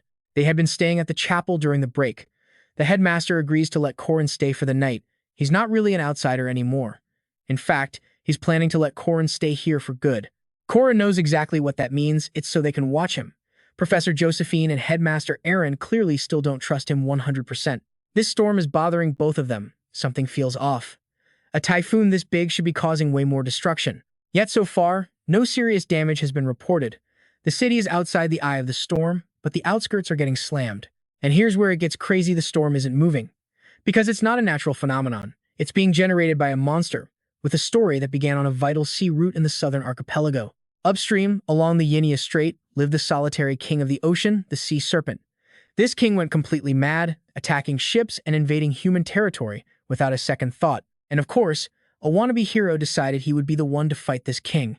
A guy named Levent Bruneria. Despite his father's warnings, he was determined to hunt the beast. We're talking a grade A monster here. Defeating it would mean an instant promotion to a first-class knight, which, in his mind, meant he could finally steal Lady Marie Dunarev from Corin. Yeah, getting rejected for that first dance really messed him up. His new obsession: surpass Corin Loch, kill the serpent, and save the day. And so, they set off. A special task force fought tooth and nail for 6 days and 5 nights, and peace was finally restored to the Yinya Strait. Well, sort of. Turns out, they didn't actually kill the sea serpent, they just let it get away. That damn serpent had already cost innocent lives. The storm is being created by Anvin storm bats, which conjure a typhoon to protect themselves from predators while their young are born. Their nickname is golden bats because their bones, blood, and flesh are basically elixirs. Even other monsters are desperate to get a piece of them. An injured sea serpent can't just pass up a nest of Anvan bats. For the sake of its unborn child, the mother made her choice. It flew north, heading for safety as fast as it could. And the spot it chose to give birth? The exact plot of land Corin had poured his entire future into. Who knew a get-rich-quick scheme could be obliterated by a freaking storm bat? He's baffled as to why they're even here. Usually, they breed on the tiny islands of the archipelago during the summer, nowhere near here. And then it dawns on him. This has to be the butterfly effect he created. A single flap of his wings somehow summoned a literal hurricane. The construction crew for the inn is evacuating. No matter how much Corin pleads with them, they're not about to get themselves killed trying to build in a worsening storm. If this typhoon keeps up, the festival is toast. Another week of this, and Corin's entire investment will be wiped off the map. He spent 280 gold on the land, 330 on materials and labor, and 220 on architecture. Of that, only 100 gold was his own money. The rest? All borrowed. So if this business fails, he'll be staring down a debt of 720 gold coins. Let's be real here, you and I both know his life is basically over. Shortly after, MK3 Academy calls an emergency meeting to deal with the storm. Headmaster Ario Casa summons a handful of students and professors. Among them are Heyman Girls, Night Class Professor Dana Arian, Magic Class Professor Aga Linton, and another Magic Professor, Laura Lamas, along with the Alchemy Professor and Ogun Renshi, a new Night Class Professor. They're all here to discuss the Anvan bats. Heyman is adamant about capturing them, but Aga immediately shuts him down. He argues that the storm will die down on its own in about a month, so there's no need to risk anyone's life over it. Lurla demands proof. Aga explains that the Anvan breeding season is from June to September, and they're known for having a very short cycle. Even considering other variables, the storm should be gone in a month. If that's true, then it's not worth the risk. Lurla agrees they should just wait. Ojin, however, thinks they need to act now. Not only are students unable to return to school, but the festival will also be postponed. More importantly, it would look like the academy intentionally did nothing. Someone else argues that they're an educational institution. Monster extermination should be handled by the association first. The arguments go back and forth. People agree, people object. Corin, who has been silent this whole time, finally speaks up. He prefaces by saying he knows he's just a novice, but asks his seniors to please hear him out just this once. Then he explodes with passion, swearing an oath to seek truth with courage and kindness, to never betray his ideals, and to die protecting the weak and defeating evil. We are guardians, he shouts, defenders of humanity. We must fight. He's so over the top he can barely control himself, which makes sense, because this is literally his one shot to avoid financial ruin. Faced with opposition, he just gets crazier. His mouth says he's thinking of the victims who lost their homes, but his brain is screaming about saving his own neck from a life of begging on the streets. They've been thrown out of their homes, lost their jobs. The children are starving because they've lost their shelter. We cannot abandon them, he cries. And just like that, everyone is completely moved by Corin's sincere passion. Can you believe it? They're actually praising him as a model knight, while he's just trying to save his own skin. He continues his act, saying this isn't about the knightly spirit or some grand oath. He just wants to save people. Please, he begs, let's save the people. After that performance, the other seniors are completely fired up. They're in awe of Corin, this passionate young knight who is ready to risk it all. With that, a strike team was formed, with everyone swearing to protect the city. Thanks to this little performance, all the professors and students were on board for the attack. The raid party was assembled and ready to head straight into the storm. They had already coordinated with the support team, now it was just a matter of timing. The professor, moved by Corin's passion, had no idea our hero was driven by such a noble desire to save people. Of course he was sincere. You and I both know that 720 gold coin debt isn't going to pay itself. Corin's entire future was riding on this. The plan was simple: to catch the golden bat, and Van living in the eye of the storm.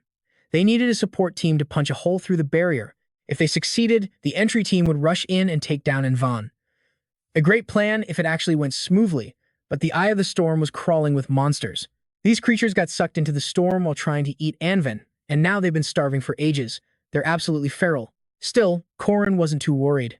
In his prime, this professor was known as Hammond the Executioner, a semi-first-class knight named Ham Gels. He swings a 2-meter-long axe around like it's a pair of chopsticks. Then there's Professor Ojin, a first-class mage and the team's temporary leader. And let's not forget Professor Ega. Best of all, they have a second-year student who's also a first-class knight like Corin Loch, the berserker from the Northern Islands barbarian tribe, BJER.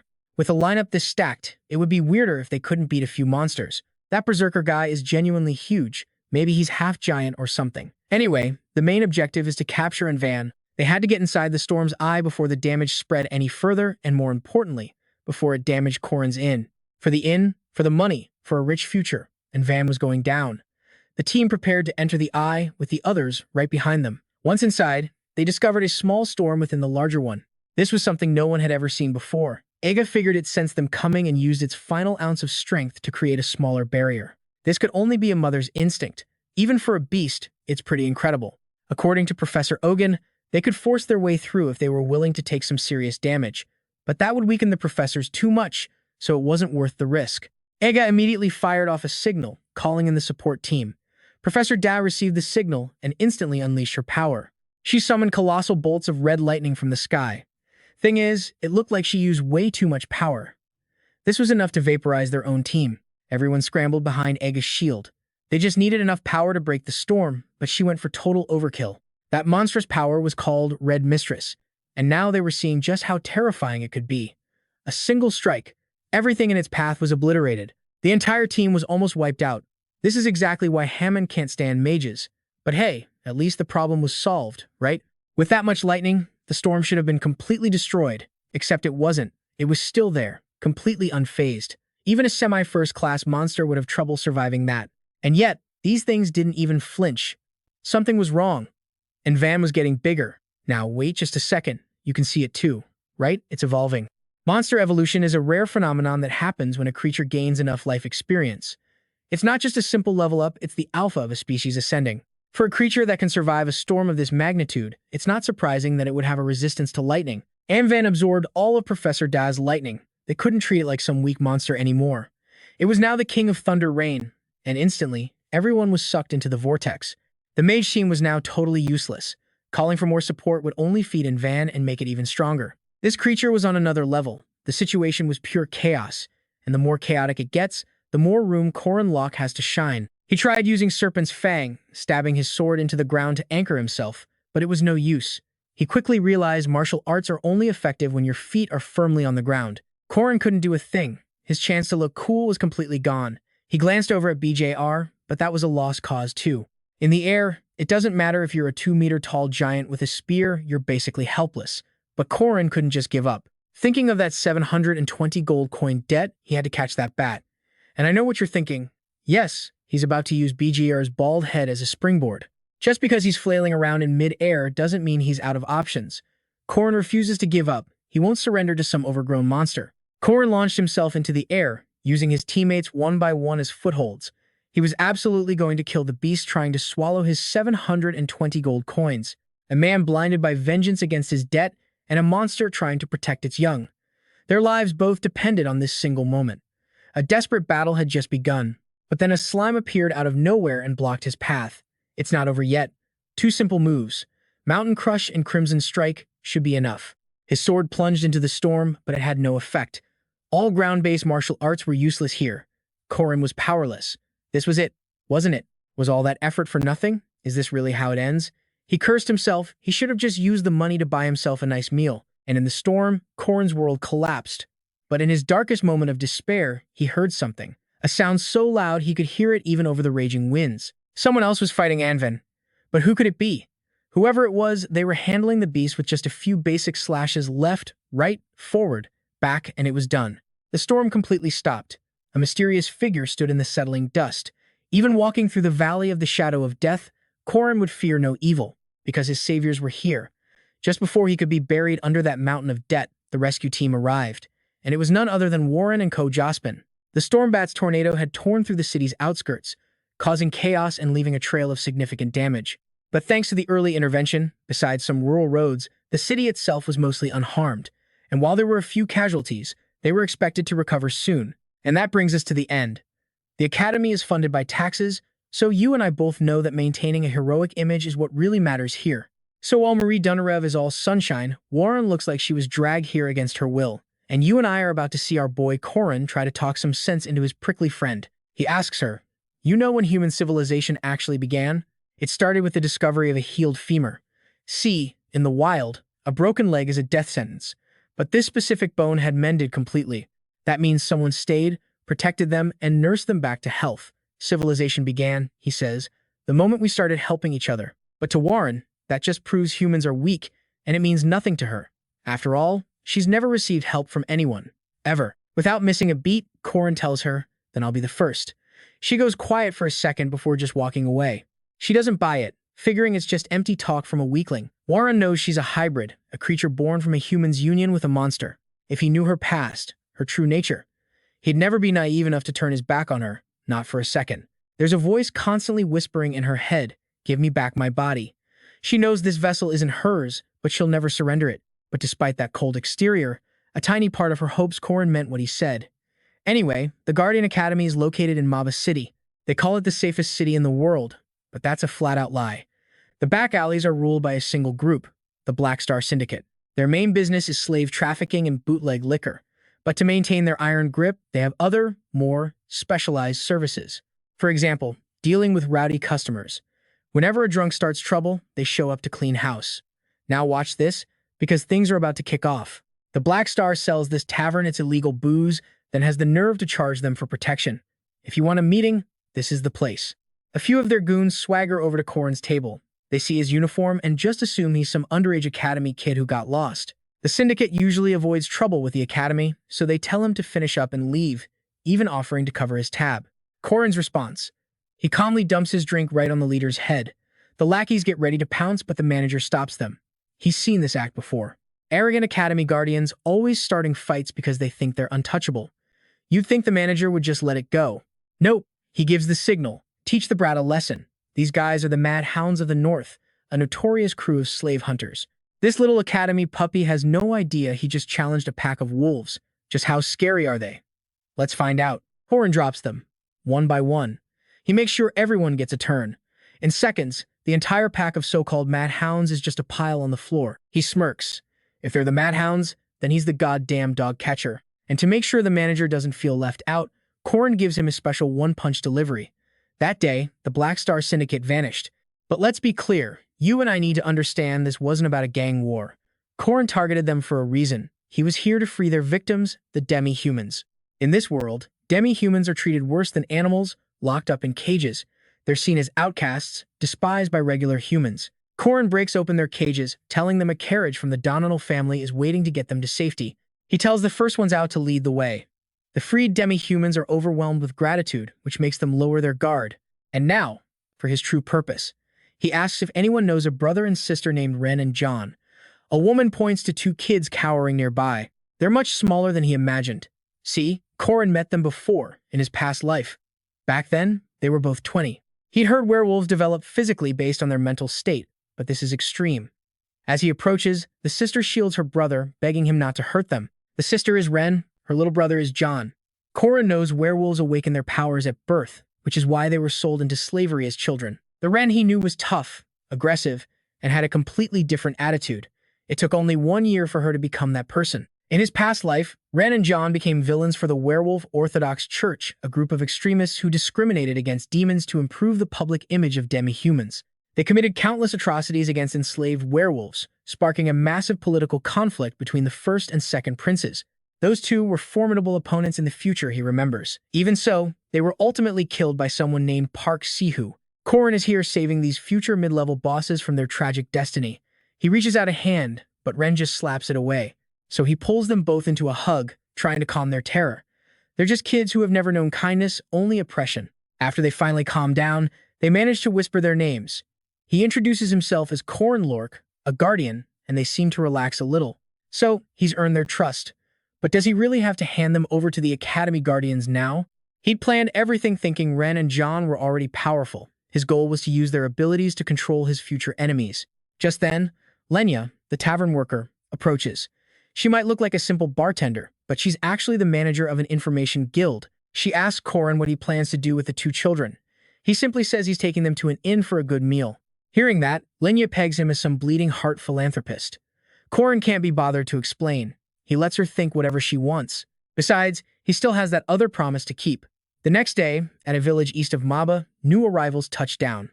Trust me, you and I are about to meet some major new players. A man with white hair flashes an officer's badge from Boreum Academy.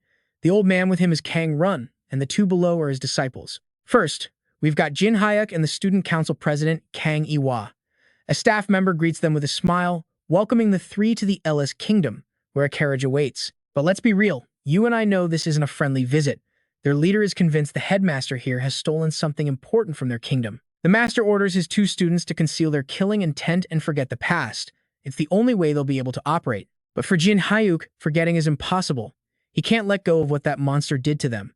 We get a quick flash of his past. A girl standing before a roaring bonfire as a building burns to ash. 1 month after the storm incident, the Academy is buzzing about the upcoming festival, but the name is a little misleading. It's less of a festival and more of an inter-academy war.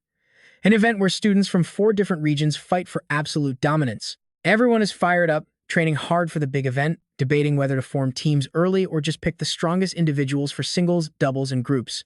Alicia Arden asks Corin what event he's competing in. He says they're doing doubles, and he's taking her with him since they're already a permanent team. For the group matches, teams are random, so he has no idea, but he's hoping he gets paired with Alicia Arden again. Though for her, teaming with Corin means more backbreaking slave labor. Alicia Arden wonders why Corin isn't pairing up with Marie Dunarev, since she's the strongest one here. But he figures Marie Dunarev will definitely compete in the singles tournament. She seems to have her eye on that grand prize. Suddenly, a commotion breaks out as 3 figures in Eastern-style clothing approach, and here they are, the main players of Part 3. The Heavenly Yaksha, Immortal Taoist Kang Rian, his fighting hound Sa Jin Hyuk, and the sword Saint Kang Ya. The Taoist goes to see Josephine and demands that a student from his academy be transferred to the Boreum Academy.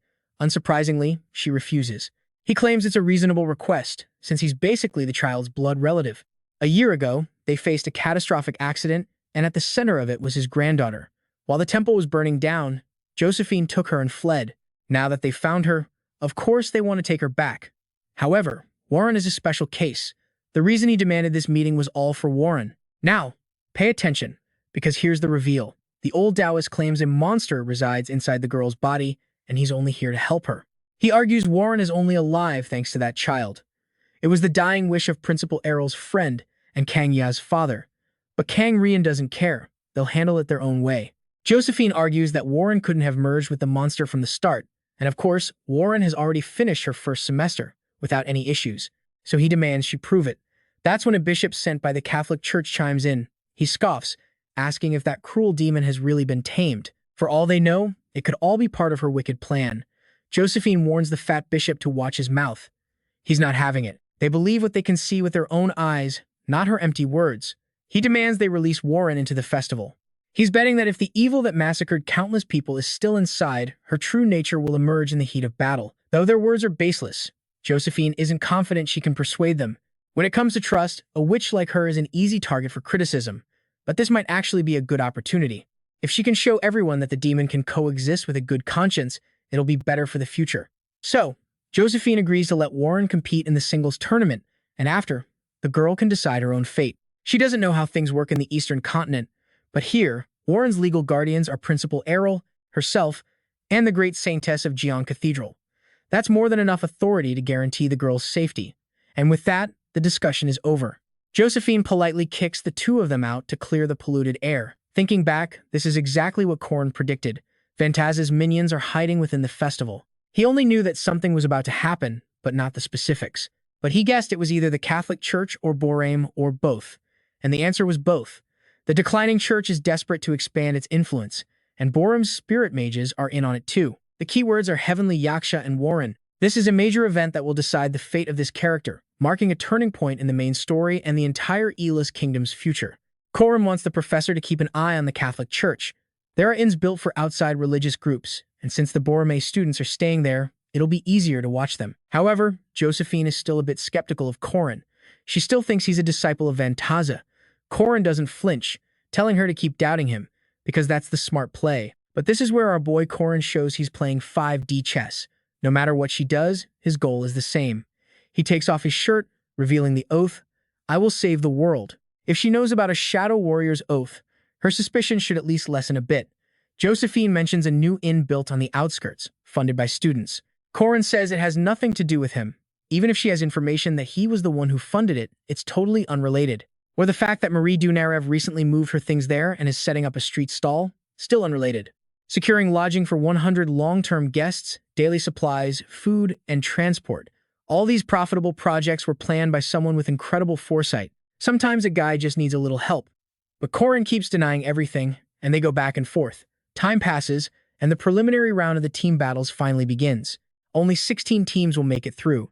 Of all the named characters, only Warren is absent.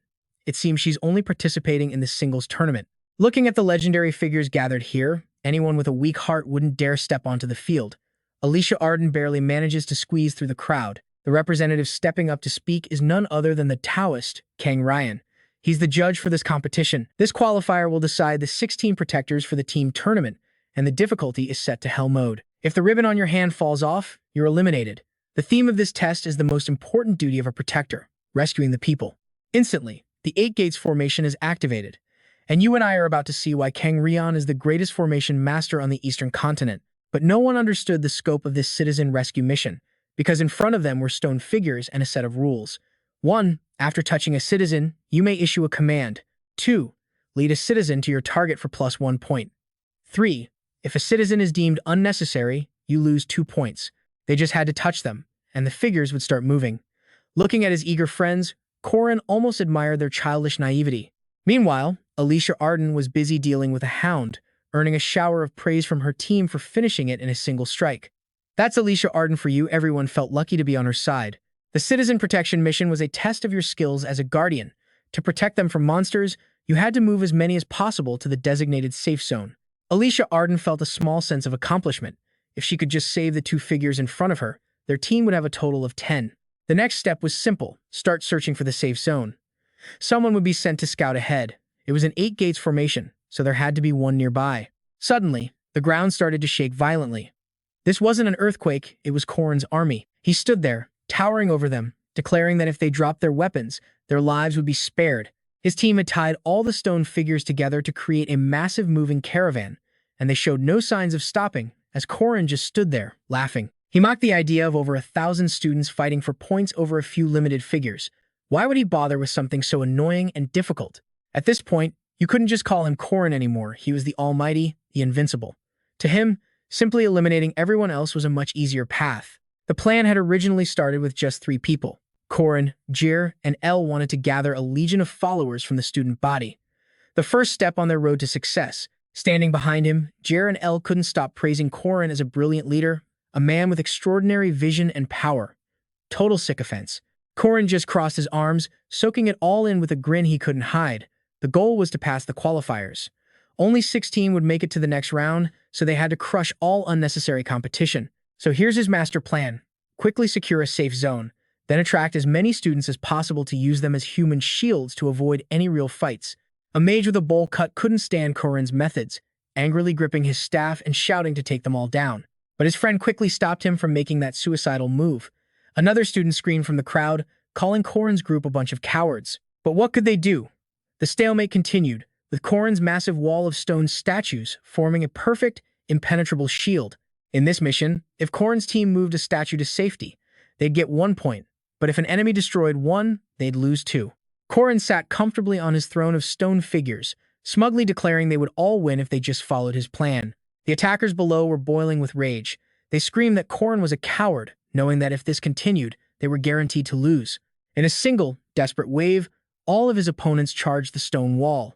They challenged Corin to come down and fight them one-on-one, planning to climb the statues and throw his entire group down. Seeing their false confidence, Corin just let out a demonic smile. He placed his hand on top of LC's head. LA grinned slyly, saying the golden moment had arrived. Corin, however, told them to wait just a little longer. As the attackers drew near, he yelled, "Fireball, now!" The massive fireball slammed into the crowd, causing a heaven-shaking explosion as the attackers screamed in agony. Some worried that if the statues were destroyed, they would all fail. But Corin just calmly replied that he had plenty more statues, so a little damage meant absolutely nothing. Okay, and this is where you see the huge difference between the two teams' missions. One team focused on gathering a massive army of statues from the very beginning. That was Corin's team. The other team had to attack and destroy the opponent's statues for points or defeat enemies to force them out of the safe zone. That team was led by Ahan. Both sides had a strategy, but only one was ruthless. A wicked smile spread across Corin's face as he gave the order, "Take down anyone who even tries to advance." His followers roared their approval from behind. He found these little faction wars the Academy set up to be quite fun, especially as the number of eliminations on both sides continued to climb. Back in the present, Ahan and Corin finally came face to face. She pointed a trembling finger at him, unable to believe her eyes. She never thought he would appear here. Corin spread his arms wide, a clownish grin on his face as he declared himself the Almighty. He looked down on her with those chilling, blank white eyes. He called out her name, Ahan, and graciously permitted her to join his faction for this war. Ahan, hand already on her sword, could only ask what in total confusion. Corin tried to entice her. "Just remove the attacker's insignia," he said, "and come over to his side." If she agreed, he'd even make her his vice-captain. But Ahan flatly refused. Not that Corin cared. Her consent was never part of the equation. What he needed was more firepower for his assault, and he needed her. Corin then issued an order. Whoever could drag Ahan over to his side would be made a squad captain. The moment the order was given, countless people appeared from behind Ahan, ready to attack. She was still standing there, completely clueless about what was happening. The group of 3 attackers felt a little guilty, but they couldn't disobey their leader's command. One of them yelled, "Attack!" and all 3 charged at her. Ahan cried out. Turns out, these 3 were from her own faction. They were using this chance to betray her and switch teams. Her own teammates shamelessly admitted they would rather fight her than go up against Corin. Hearing that, she cried even harder. After all the trust she'd placed in them, this is how they repaid her. Watching from his throne, Corin's wicked smile only grew wider. Peace was always an illusion. The true nature of this world was to do whatever it takes to benefit yourself. Blood splattered everywhere. When humans feel threatened, they'll do anything and everything to survive. In a moment of life or death, loyalty means nothing. Everyone turned on each other, fighting without mercy. Ahan defeated the 3 traitors, but she was furious, screaming that this was enough. Trust me, that's the moment you and I just witnessed. Faced with betrayal, the real Ahan was successfully broken by Corin's twisted game. Drowning in sorrow, Ahan declared she didn't need anyone. From now on, she would fight with everything she had, showing no mercy to anyone. Ahan had officially become the vice leader. Over with Marie Dunarev's team, they all know that forming a party is the only smart move. Going solo is impossible, especially when you're up against a genius like number 52, Marie Dunarev. Her group is built on the bonds of friendship, so of course, tons of people joined up. They're absolutely convinced their unbreakable friendship can conquer anything. But let's see how that holds up when Corin's stone army rolls in and crushes their little party. Marie Dunarev is stunned when she sees Corin. Isabel quickly steps in, trying to calm her, insisting they can win. Sure, Corin has more bodies, but their firepower can't possibly match Marie Dunarev's team. Then Corin's sweet voice rings out, and just like that, Marie Dunarev freezes for 3 whole seconds. Tears stream down his face as he asks, "Is this really how you choose to face me?" That one line makes Marie Donarev's already wavering heart completely explode. Marie Donarev trembles, speechless. A confused Isabel just watches, having no clue what is wrong. She doesn't realize it yet, but their 2 years of friendship mean nothing compared to Marie Donarev's first love. Her face flushed. Marie Donarev raises her staff high. Yup, that first crush has corrupted her into a monster, just like Corin. She even screams that she's on his side now, lunging at her own teammates. The friend she attacks just stares back, completely baffled by what Marie Donarev is doing. Screams echo everywhere. Isabel is completely floored, breaking out in a cold sweat. She cannot believe Marie Donarev would do something like this to her friends. Before she can even react, Marie Donarev has already dealt with the others and is now walking towards her. Isabel can only stand there, paralyzed by fear, unable to speak. Meanwhile, Corin's little psycho squad is loving the show, cheering like crazy. Jir praises their new recruit, looking absolutely thrilled as each friend is taken down. After wiping out all her friends, Marie Donarev raises her staff in victory. She flashes that trademark savage Corin smile and declares herself the champion warrior. The sinners corrupted by Corin are getting crazier by the second. They stand behind him, chanting about total victory and wiping out every single obstacle. "Let's go, everyone." Corin whips his cape back, grinning from ear to ear. Having teammates do the dirty work is the easy life. The teachers watching this on screen are sweating bullets. They have no clue what's actually happening out there. Kang Run asks Josephine if she knows Corin's plan, but not even she could have predicted this absolute chaos. But then again, you have to admit, this is probably the biggest surprise of the entire tournament. Even Josephine admits Corin makes moves she can't predict. And yeah, you and I just watched Corin's team absolutely blast through the qualifying round. Everyone is doing a bizarre victory dance on the pile of stone statues. Sure, it was an incredible performance, but Team Corin has definitely left a bad impression. The next stage is the duo battle round, and their first opponents are none other than the twin siblings of the Chen family. They're also level 2 guardians at the academy. The Chen sister unleashes a storm of talismans right at them, but Corin dodges every single one with ease. Corin just points at the Chen siblings and orders Alicia Arden to attack. She's startled, wondering why he chose her, but still gets into a serious fighting stance. She raises her sword, blaming Corin for this whole mess. She says she'll handle the Chen siblings herself. 2 sharp sword strikes fly out. Alicia Arden's attack is flawless, with every slash hitting its mark. The siblings scream in pain. The match is over in an instant. Corin praises her tactics, but Alicia Arden is furious. She points out that she fought all by herself while he just stood there giving orders, not helping at all. Corin disagrees, saying that cheering for your teammates gives them strength.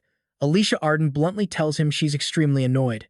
Meanwhile, Jin Hyuk and Kang Yua are watching from the stands. After watching Alicia Arden's match, Jin Hyuk realizes she's the Garen Arden's granddaughter. But honestly, he doesn't think Alicia Arden is all that strong. Kang Yua's sharp eyes analyze Alicia Arden's abilities. She thinks Alicia Arden's skills are decent against weaker students, but the person Kang Yua is actually focused on is Corin. She realizes the true powerhouse of this team is Corin. Every problem, every single twist has come from him. Remembering the recent rankings, Yua confirms Corin is the one who got promoted to a level 5 guardian. Her mind flashes to the 2 tough opponents she researched before this. The first one Kang Yua was wary of was the Berserker, and the second was the vampire demi-human, Marie Donarev. But after watching that last fight, when the Chen sister threw those talismans at Corin, he dodged them so simply. And considering the power and teamwork of the Chen siblings, they are not weak. This proves only one thing. And pay attention here, because Corin's real power is on a completely different level. Staring at Corin's back, Kang Yua notes his meticulous observation skills. He makes decisions quickly and with deadly accuracy. Combined with his expert judgment of the situation, Corin might just be the strongest student present. Jin Hyuk also realizes how serious the problem is. If they had to fight Corin, the 2 of them would definitely have a hard time. Not just anyone can face a cunning opponent like him. He hopes they never get matched up. As he's talking, Jin Hyuk spots something. He turns toward a person who just appeared and lets out a gasp. Instantly, Jin Hyuk's eyes fill with killing intent.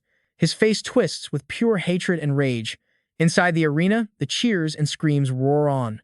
Outside the stadium, Warren is slowly walking away. With everyone focused on the tournament, the academy grounds are unusually quiet. This silence is a stark contrast to the usual chaos. Warren closes her eyes. The quiet reminds her of that day, the day she became what she is.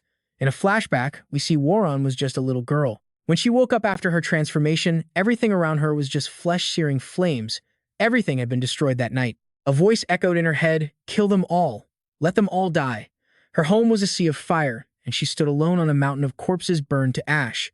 Lost in her memories, a sudden killing intent snaps Warren back to reality. She realizes she's under attack. Jin Hyuk launches a fast, direct kick straight at her. Warren's sharp eyes seem to recognize something. She can clearly see the method and power behind Jin Hyuk's attack. Warren blocks the blow perfectly. Jin Hyuk uses the momentum to back away. He's impressed by her reflexes, but Warren recognizes something else entirely, the source of his killing aura. And trust me, you're going to want to see where this goes. Warren felt the killing intent pouring off him, while Jin Hyuk just rambled on about how no one can even see his attacks, let alone block one. Jin Hyuk lunged straight for Warren, absolutely certain he was about to take her down. From his speed and technique, she had to admit he was a serious threat. But Warren narrowed her eyes. This level of hostility wasn't random. Warren cuts to the chase. "Do I know you?" Jin Hyuk just scoffs, denying it completely. But his face is a mask of pure hatred. Yeah, his mouth says stranger, but his eyes say he knows her all too well. Jin Hyuk suddenly apologizes for his, quote, excessive behavior. His excuse? He thought she was someone he knew and was just trying to mess with her. A classic mix-up. Warren was left completely speechless. She feels a strange familiarity with him but can't place it. Whatever. She decides it doesn't matter and just tells him to be more careful. He smiles, promising he'll be more cautious next time. But the second Warren is gone. He's grinding his teeth, his killing aura thick enough to choke on. Kang Run, who saw the whole thing, slowly approaches Jin Hyuk. He tells him that little stunt was way too reckless, a total amateur move.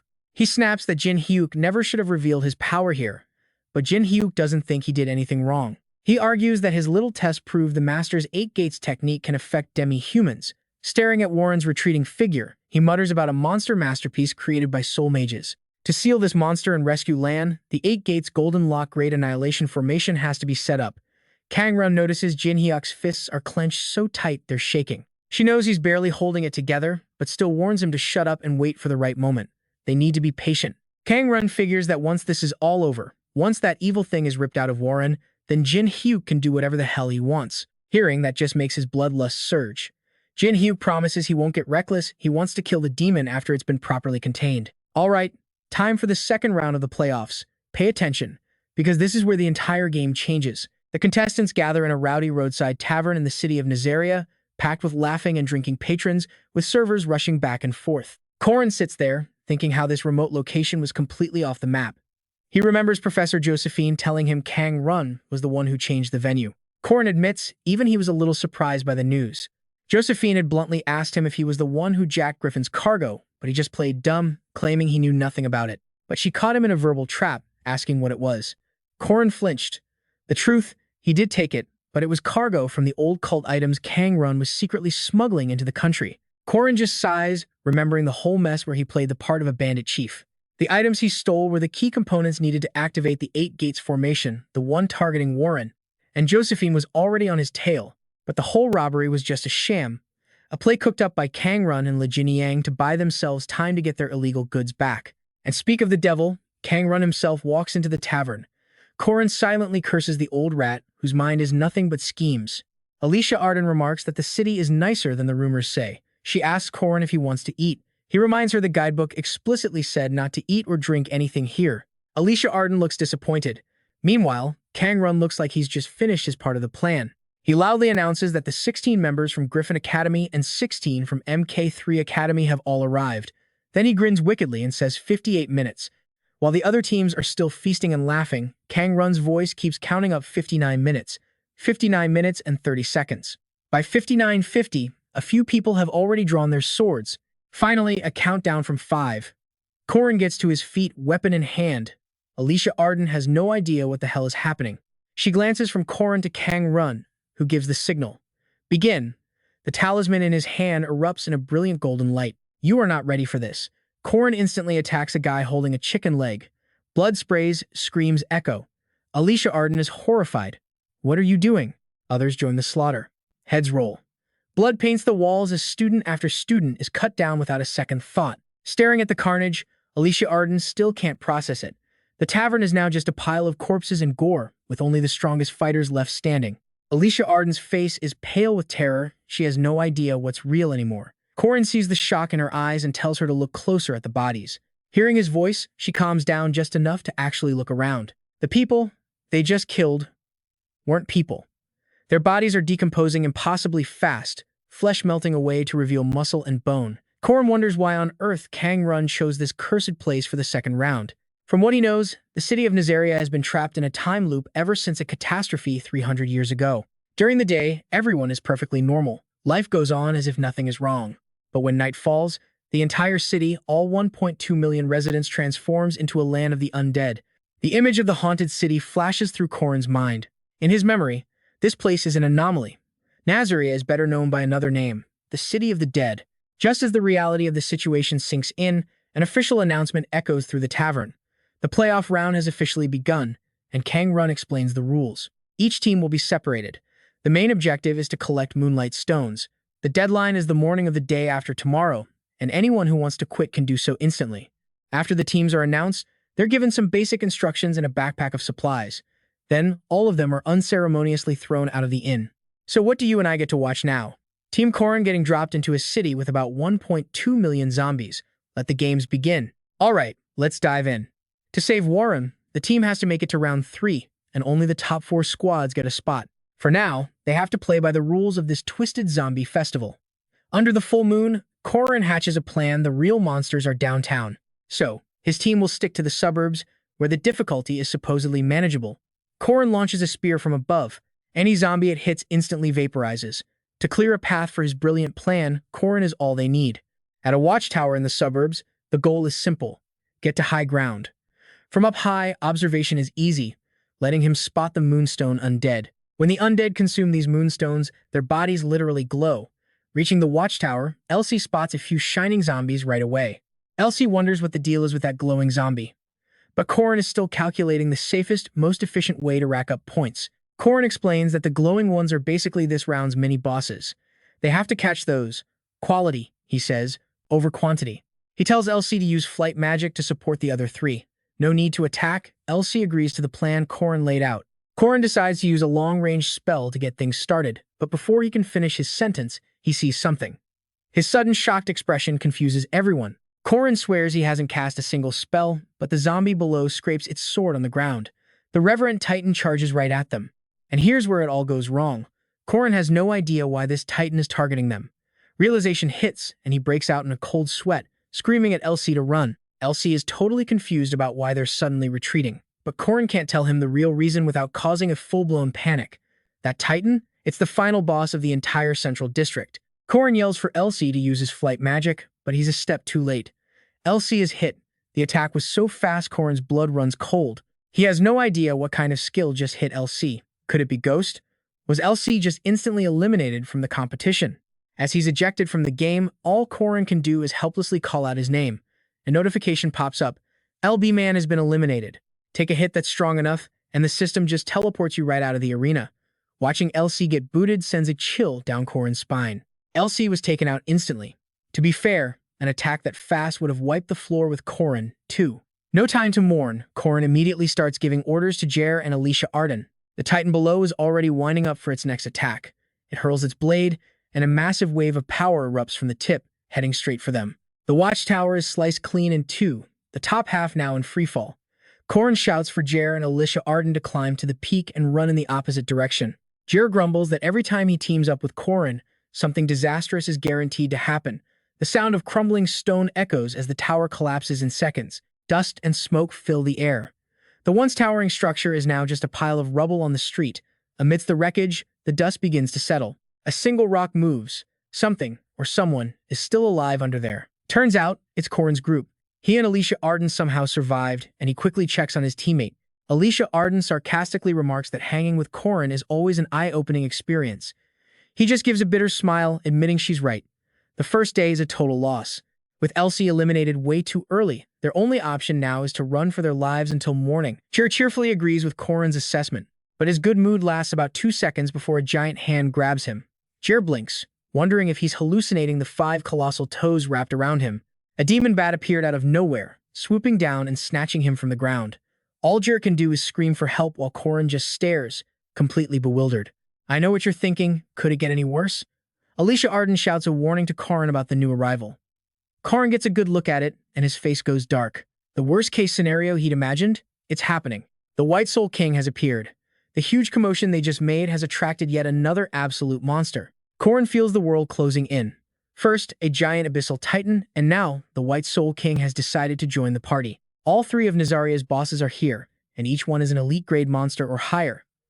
His team is now surrounded, with no escape. Alicia Arden nervously asks Corin what they're supposed to do.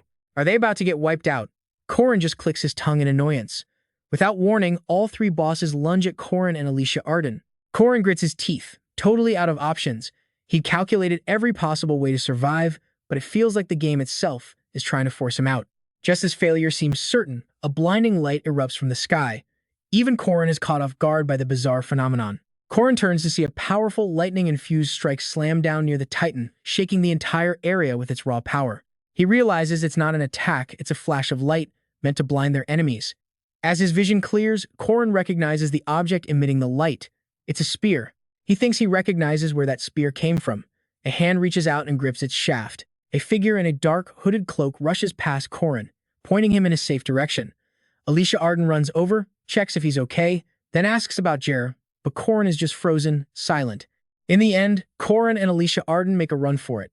Hiding in a dark alley, Corin leans against a window frame, panting for breath. The mysterious person asks if he's okay, thankful that no one else got hurt. Corin is still trying to catch his breath after that full sprint escape. Corin thanks the stranger for the help, but asks about the origin of the spear in their hand. The stranger replies that she has a question of her own. Let that sink in for a moment. She pulls back her hood and asks Corin how, exactly, he managed to learn her personal spear techniques. Hearing this, Corin's eyes go wide in absolute shock.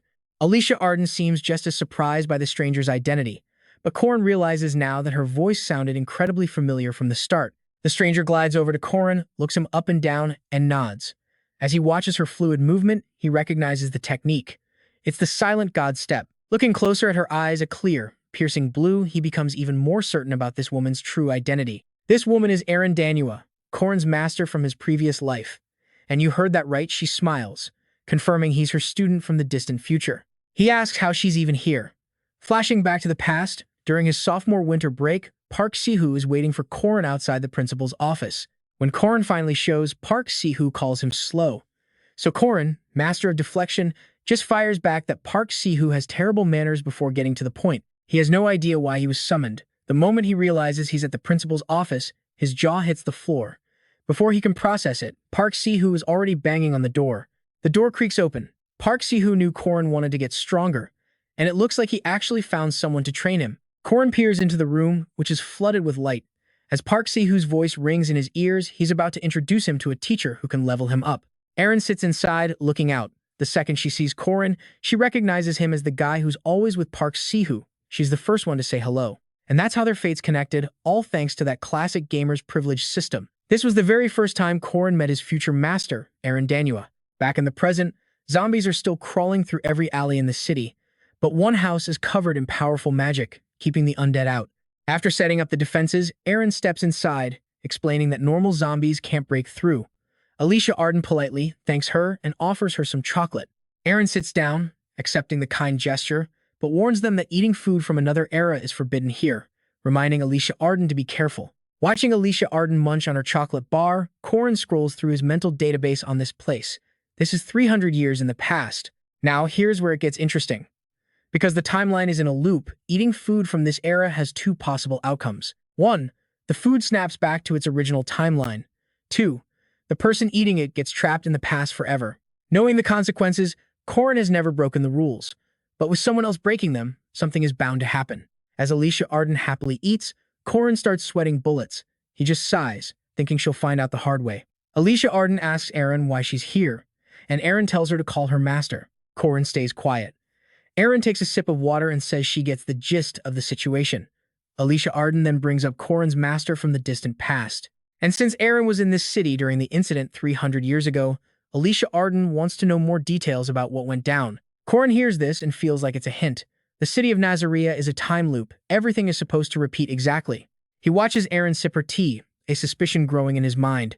How can she walk around with such a clear sense of self and consciousness? Erin stands up to answer their questions, claiming she's friends with the god of death, which is why she's so free. Corin still doesn't get her angle. She walks to the window, explaining that Nazaria is basically a curse that creates zombies. and she's here to stop the birth of the Undying King. She then announces the Undying King is about to appear in the city center.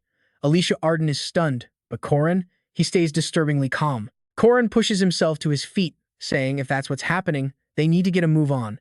Aaron tries to stop him, saying this is her business, not his. So he turns and asks her one simple question. You need help, don't you? Aaron just smiles. She admits he's a sharp kid. And with that, the group sprints towards the city center. And let's be real. You and I both know Aaron never planned on refusing his help, because this qualifier round's main quest is the exact mission he has to clear. He must help the mysterious swordswoman Aaron stop the birth of the Undying King of Nazaria. Alicia Arden spots something and alerts Corin, who just grunts. He was thinking that helping Aaron was never really a choice to begin with. An undead titan roars, commanding its zombie horde forward. Looking at the titan, Corin knows they need to kill 3 of these undead kings to weaken the main boss. The titan swings its massive blade, a slash so powerful it tears through the air. But as fast and decisive as the attack was, Corin and Aaron dodge it like it's nothing.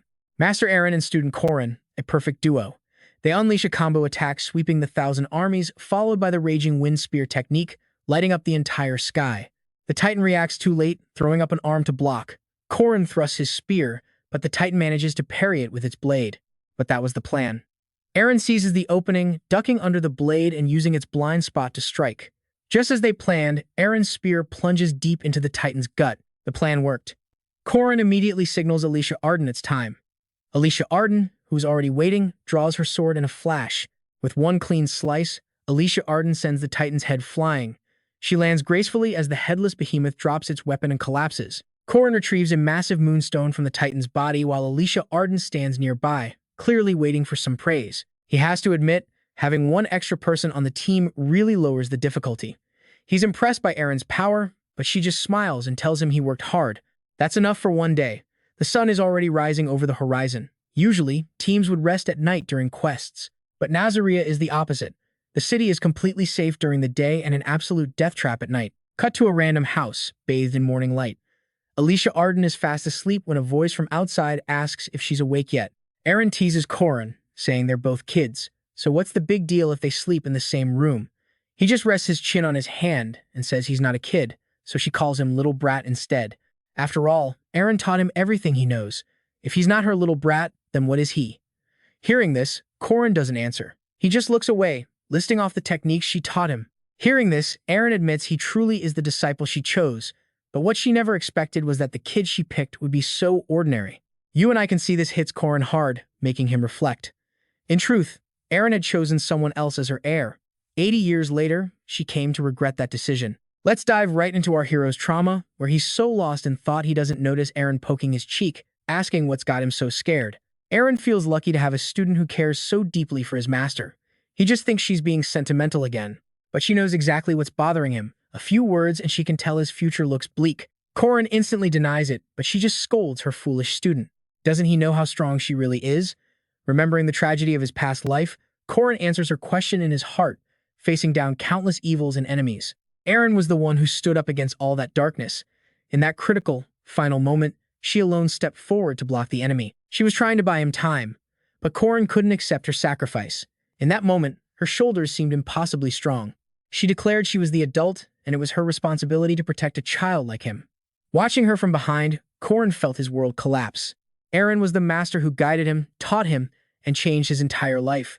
And she was the one who died to protect him, turning back with a smile on her face. Even knowing she couldn't possibly win, she still tried to soothe him, promising everything would be okay. Then Corin remembers that bastard, Sihoo. He endlessly blames himself for not seeing through that snake's disguise sooner. He asks himself over and over if he had just eliminated Sihoo first, could he have saved his master? Even knowing the future, he just keeps failing, one time after another. And every single time, he has to scramble to fix his own mistakes. He remembers the monster below a single flap of its wings could unleash untold destruction. Then he recalls his mission, joining this festival to rescue Warren. But everything went off the rails, and now he's stuck in this city. Even reuniting with his respected master from 3 years ago was never part of the plan. Just one unexpected variable is enough to ruin everything. He squeezes his eyes shut, unable to shake the feeling that he's just going to fail again. The thought haunts him, making sleep impossible. He accidentally whispers his thoughts out loud. Aaron hears him and immediately asks what he's so afraid of failing. Corin jumps, completely startled. Aaron just laughs, saying only fools dwell on the failures of others. A wise person questions their own. So, by that logic, Corin is wise. He falls silent, then asks her if she could still say that after failing as badly as he has. Erin wraps her arms around her student from behind. She admits that she herself is someone who has failed, constantly. The hug catches him completely off guard. She continues talking about her failures, but ends with one killer line. Her single greatest decision was choosing him to inherit her spear techniques. His eyes go wide with shock. Erin just holds him tighter. As the Queen of Paradise, she will bless the path ahead for him. So for now, she tells Corin to just rest. Get some sleep, and everything will be fine. Corin just nods, repeating her words in his head, wondering if things really will be okay and if he can truly save them all. And as he's spiraling, we're about to see what the other monster on the team is up to. Stick with me. The scene shifts to a festival held between two academies, MK3 and Griffin. Down in the arena, Warren's opponent attacks relentlessly, but she doesn't even bother to fight back. The spectators can't believe what they're seeing. The knight can't land a single blow and finally just screams in despair. Why? Professor Josephine reminds Warren, don't get too serious. The knight is so broken he literally climbs onto Warren, grabbing her head and whining for her to go easy on him. Warren's words echo in her ears. He told her this world has many weak people, so she needs to treat them gently. Another challenger smashes an axe right on her head. It does nothing. Corin's voice echoes again, saying her very existence is a threat, so he needs her to cooperate to get through this festival quietly. The knight with the axe fails, bows his head, and just starts sobbing as he forfeits. Warren only mutters two words, so boring, still refusing to fight back. She remembers training with Corin way more interesting than these pathetic matches. Back then, Corin started her training with the absolute basics. During a meal with Professor Josephine, Warren admitted that Corin's power was far beyond any normal person, and Josephine completely agreed with that assessment. In her opinion, no one could possibly compare to Corin. Warren refuses to lose ever again. Every lesson from Corin has been burned into her very soul through months of brutal training. Remembering the fist techniques he taught her, Warren clenches her hand. She unleashes a single, devastating punch. A massive blue dragon of pure energy erupts from her fist, roaring towards her opponent. It grazes past him, and his axe is instantly disqualified from the match. The axe explodes right in front of him as the dragon flashes behind his back, making him break out in a cold sweat. The light intensifies into a massive blast, and the poor guy turns pale with terror. Warren realizes she might have gone a little overboard, but her expression remains blank. Her opponent is so terrified he can't even stand, collapsing to his knees and screaming, "Monster!" Warren doesn't answer. She's heard it all before, so she's not even angry anymore. She places a hand on her chest. She's not sad, but for some reason, her heart aches today. A little while later, it's time for the final match of Group C. This time, Warren's opponent is a student from the Griffin Academy. Warren figured he'd be just like all the others, but Jin Hyuk speaks first, and his greeting immediately grabs her attention. Jin Hyuk's killing intent pours off him like a waterfall. He wears a savage grin as he unleashes two skills, Heavenly Wind Long Arrow Dance and Piercing Armor Full Moon Kick. A flurry of ridiculously fast kicks, each one carrying immense power. But Warren remains perfectly still, not moving a single inch. Jin Hyuk attacks again, his entire body shrouded in a murderous aura. Even Warren has to admit this guy is strong. The crowd erupts, realizing he's on a completely different level. He launches a spinning kick, aiming straight for Warren's face, but she just stands there, with no intention of blocking or dodging the attack. Boom. A massive impact rocks the arena, kicking up a huge cloud of smoke and fire. When the dust finally settles, Jin Hyuk's eyes go wide, unable to believe what he's seeing. All right, let's jump right in. Warren stands there, completely unfazed while the ground around her is completely obliterated, sunk a full meter deep. She just calmly asks Jin Hyuk if he's all out of tricks. As a Jasa, her defense is basically impenetrable. That move would have finished any normal fighter. Warren tells him to just give up, because this is getting nowhere fast. But Jin Hyuk just lets out this savage laugh, spitting that she's a monster. He screams that it's way too late for her to play the merciful hero. His words hit a nerve, and Warren snaps. What the hell is he talking about? Jin Hyuk just growls, mocking the mercy she's showing by not fighting back. He snarls that she should have saved that mercy for his family when they were being slaughtered. The more he talks, the tighter he grits his teeth, his pupils shrinking to pinpricks. He declares he will kill Warren, no matter what it costs him. That day, he was the lucky one who survived, but no one else did. His eyes fill with tears, remembering the devastation, the smoke, the bodies everywhere. He remembers holding his loved ones, his mind consumed by pure hatred. Warren can't believe it, the fear and torment clear in her eyes. She never imagined anyone survived that night. We cut to a workshop in Nazaria, a room filled with books, where a voice is cursing about what went wrong with his calculations. The immortal king, the necromancer Jurong, trembles as he stares at his book. Now watch closely, because this is where our real plot begins.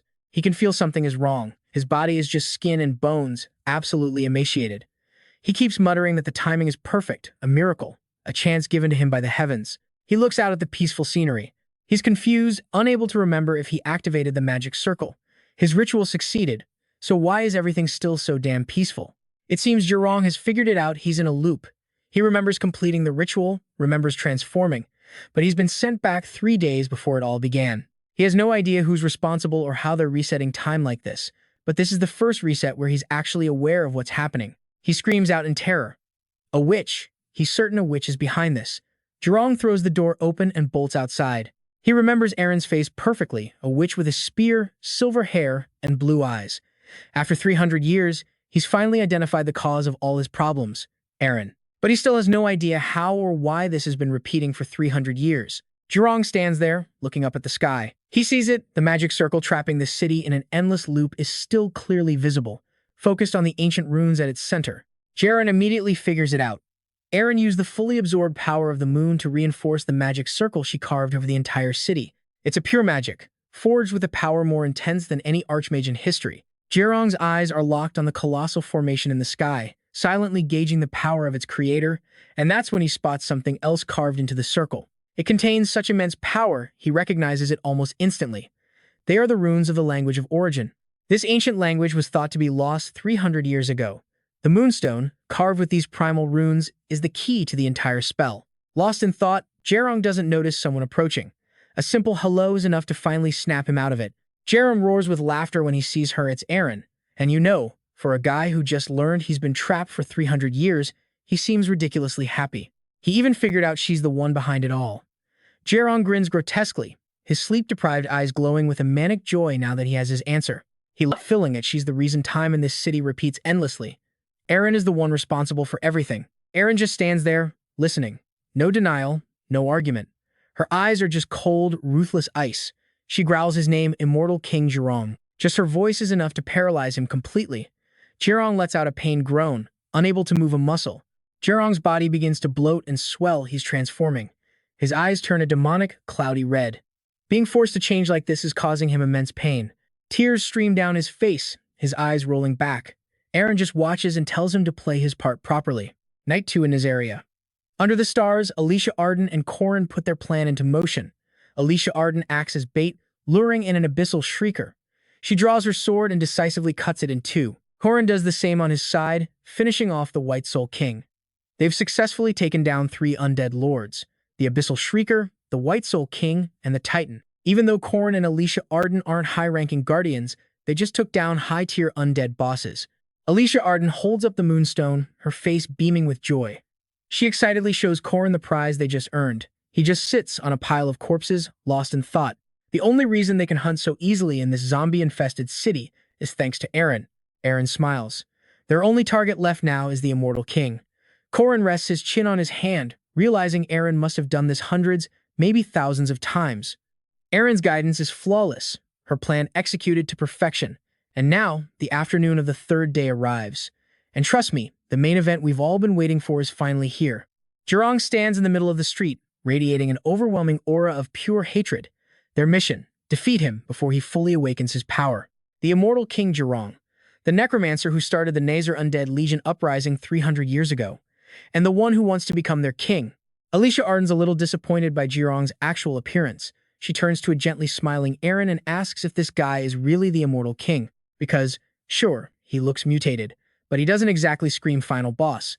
Corin guesses his appearance is probably due to an incomplete evolution. Aaron thinks for a moment, then agrees.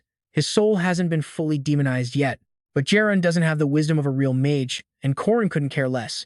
He just tells everyone to get back. Aaron has no idea what he's planning. And then she sees it, Corin, charging forward completely alone. He's going to take on Jaren by himself.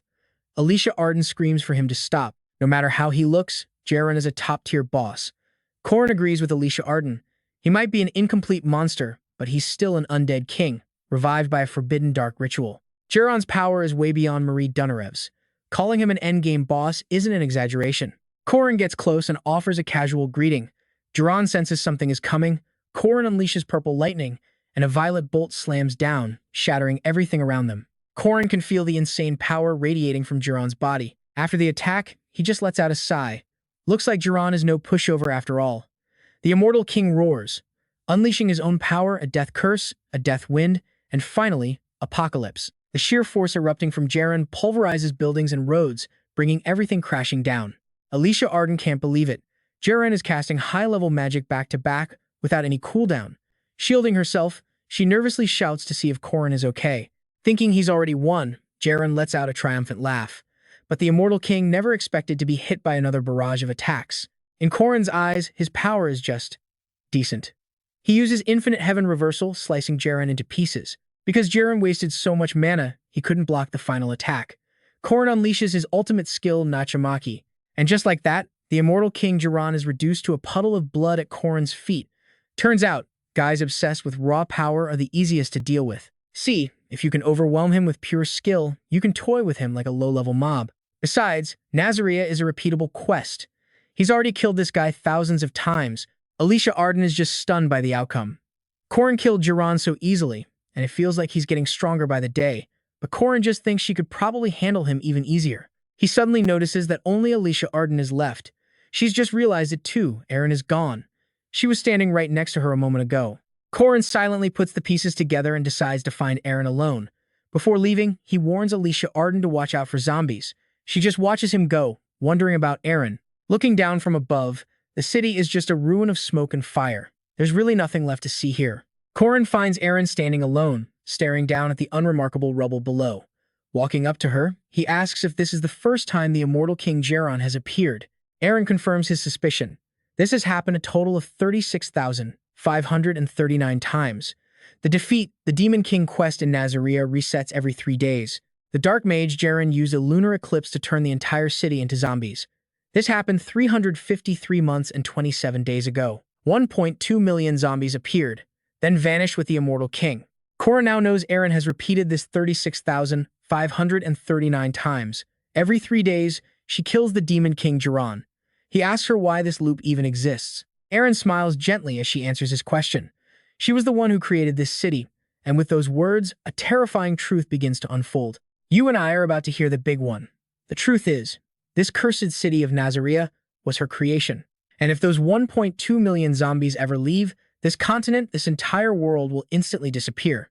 An ancient inscription stone appears, and countless magic circles light up the sky. Aaron used ancient language to interfere with Jiran's own magic circle. After hearing the truth, Corin can't even begin to process the idea of resurrecting 1.2 million people. Doing something like that is just too cruel. A dark voice echoes from the void, telling him he'll understand soon enough.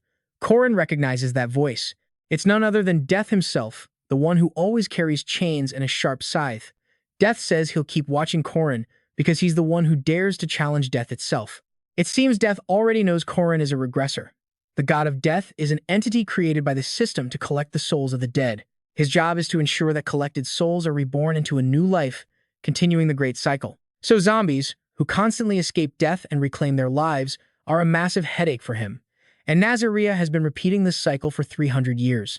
Aaron admits she created the 3-day loop, which is why Death came here to destroy the primordial ancient language that defiles the concept of death. But she made a contract with him, because the zombies would just turn any life they kill into more zombies. Back when Aaron first met Death, she laid out the grim reality. If the 1.2 million zombies leave the city, all of humanity will become zombies.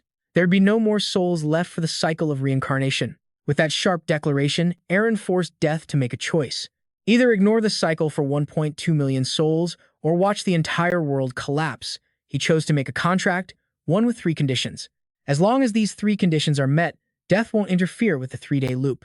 First, Aaron must defeat the immortal Jiran. Then Jiran's memory will reset to 3 days prior. Once everything resets, Aaron must leave the city. That's the second condition. And finally, Aaron, the creator of the 3-day cycle, can no longer interfere with the loop herself. After that, the existence of the immortal giant Titan, the hell-fallen monster Abastreaker, and the White King will all slowly be defeated. The immortal King Jiran will be executed on the 3rd night. And this 3-day cycle has repeated for 300 years.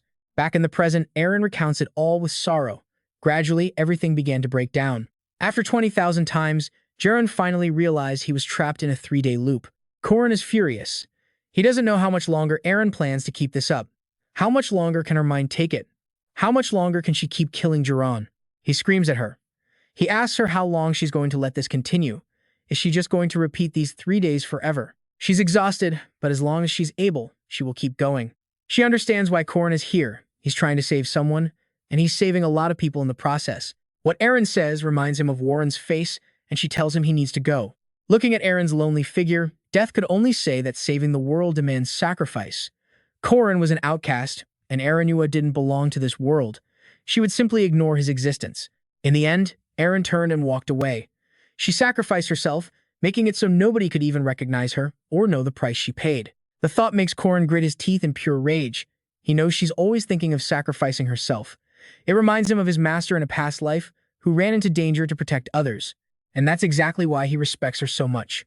A lone warrior, protecting the entire world in complete silence. But Corin, thinking of death, comes up with a different solution. He summons the god of death. Eren whips around, confused, having no idea what he's planning. Corin reaches a hand toward death.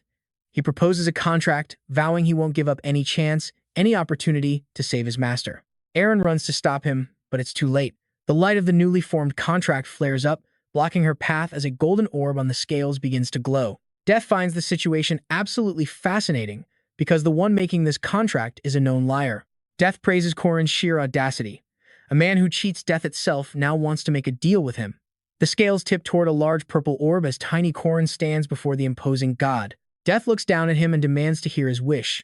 Corin states his request, to cancel the contract made by Eren Danua. But first, Death must give him a world treasure. He wants something from level 10 or higher, at least, and like any other contract, Corin has to offer something in return. Corin thinks for a moment. He promises that within 6 months, he will cleanse the entire city of Nazaria, a place completely overrun by the undead. For a few seconds, Death is speechless, stunned by the sheer scale of Corin's promise. The god declares that it's absolutely impossible. Though he's just a mortal before a god, Corin ignores his doubt. Whether he can do it or not isn't up to Death to decide. His only job is to put it on the scales. Corin then asks Death about the fairness of his contract. A second later, the golden orb on the scales grows massive, glowing brighter and brighter. After weighing the contract, Death gives his answer. It's still not fair. Wiping out 1.2 million souls isn't enough for Corin's reward. Even as Death says this, the golden orb's weight is now many times heavier than the purple one. The deal is still unbalanced, a fact that shocks Corin. Death then tells Corin to choose a number to balance the scales. Corin starts sweating, thinking hard. The odd numbers refer to epic items in the top 10. If he has to choose, he knows exactly which number it will be. After considering everything, Corin picks the treasure he desires most. The contract now sealed, Corin walks back toward a terrified Eren. She can't believe he would dare do such a thing and rushes forward, demanding to know what he's done. Seeing her run up, Corin is surprised she waited for him. He tells her about the contract he just made with Death. He must purify Nazar within 6 months. If he succeeds, Eren's own contract will be nullified. Hearing the terms of the deal, Eren can only scream in complete helplessness. She can only tell him he's completely insane, because she knows if he fails, his very soul will cease to exist. He'll lose all rights to reincarnation. In response to Eren's worried words, Corin just lowers his voice, speaking with the deepest respect. I learned this from you, he states firmly. Corin grips her shoulders, telling her that everything he's doing, he learned from her. The words make Eren freeze. She looks completely stunned. At first, Corin thought this was all just a game, but in the most dangerous moments, facing a world of fire and monsters, he met a true adult. For the first time, he met a real hero. A hero he was powerless to protect. The one who fought the entire world alone. The one who sacrificed herself while protecting him. The memory of her smiling back at him in the blazing ruins is an unbearable pain. Corin's grip on her shoulders tightens. This time, he wants to save her. This time, he absolutely will not fail. He's not the same weakling he was before. And besides, this isn't something as huge as saving the world. What he's doing is simple. He gives her a bright smile. He sees this as just repaying a debt. The scene shifts to a quiet, starry night. Eren is facing a grotesque monster covered in tumors. The creature holds a bizarre staff, and this is much, much later in Nazaria. It screams in terror, shouting the word witch over and over. A witch? It unleashes all its magic trying to fight back. This life has gone on for 300 years. The monster is hit again and again, unable to defend itself any longer. Finally, Eren makes it explode completely. Just another day, the same as all the others.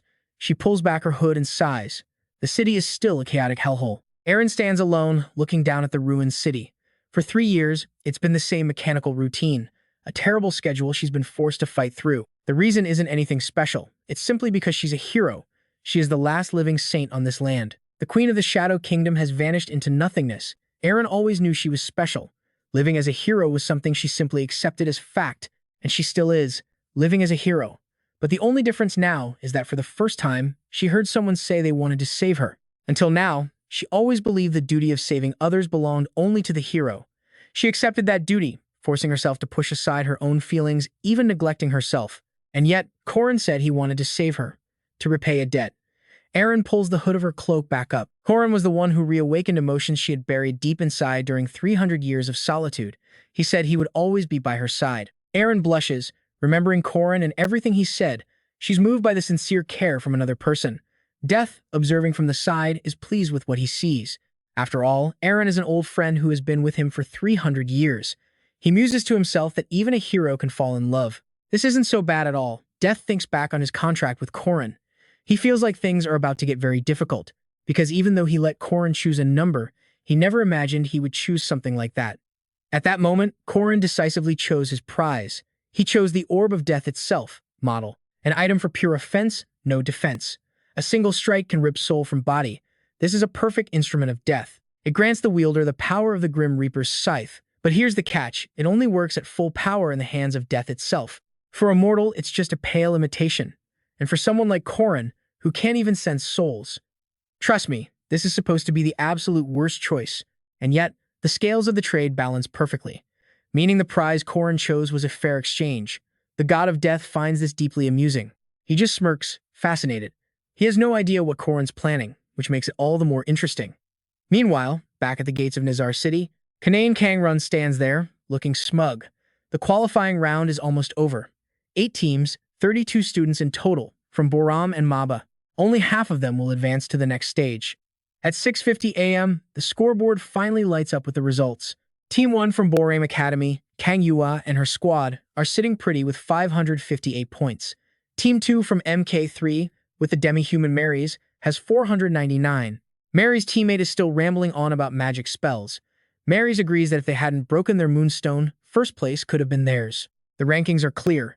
Team 1 with 558, Team 2 with 499, and so on, all the way down to Team 7 with 55. And Team 5 has yet to return. The crowd looks at the board and comes to one conclusion. Borame has this in the bag. No point sticking around to watch the obvious. Some are just happy they survived. Others are comparing their own dismal performance to the fate of the Mandrake Bandits. Jer and L, who got knocked out early, are anxiously waiting for their teammates. See, MK3 Academy is great at teamwork, but their individual skills are mediocre at best. And speaking of mediocre, there's Team 5. They even have a charming nickname, Corin and the Useless Crew. Even they didn't expect to accomplish anything. The others start gossiping. They figure besides Team 2, no other group from MK3 Academy even stands a chance, especially not Team 5. They already lost 2 members right at the start. How do you come back from that? Kang Run is loving this, but you and I both know how these stories go, right? In his mind, it's already a done deal. Boram gets 3 teams in the finals, and that pathetic MK3 Academy he despises gets just 1. Just as the chatter hits its peak, the door creaks open. Corin strolls in with a casual good morning. Alicia Arden realizes they're cutting it dangerously close. She sees there's only 1 minute left before disqualification and sighs in relief. Corin just waves it off. Kang Run loudly scolds Corin and Alicia Arden for their tardiness. Alicia Arden shoots Corin a look, grumbling that they should have eaten after this was over. Corin wasn't about to wait that long. Besides, who knows when they'd get to eat during the competition. Kang Run impatiently tells them to hand over their items so he can update the scores. He's practically salivating at the thought of failing them. Alicia Arden places a single stone on the scale. Kang Run keeps on mocking them, expecting a pathetic score. What nobody expected was for that single stone to register 250 points. The entire room goes silent. Yeah, I know what you're thinking, and it gets even better. Kang Run quickly declares that Team 5 has secured 3rd place, but Corin cuts him off. He's not done submitting his moonstones just yet. 3 more moonstones, 1 from each of the Lich Kings, are placed on the scale. Everyone is stunned. They're all wondering, where did they even hunt these? Did they really march straight into the city center to hunt the 3 legendary monsters? But the shock isn't over.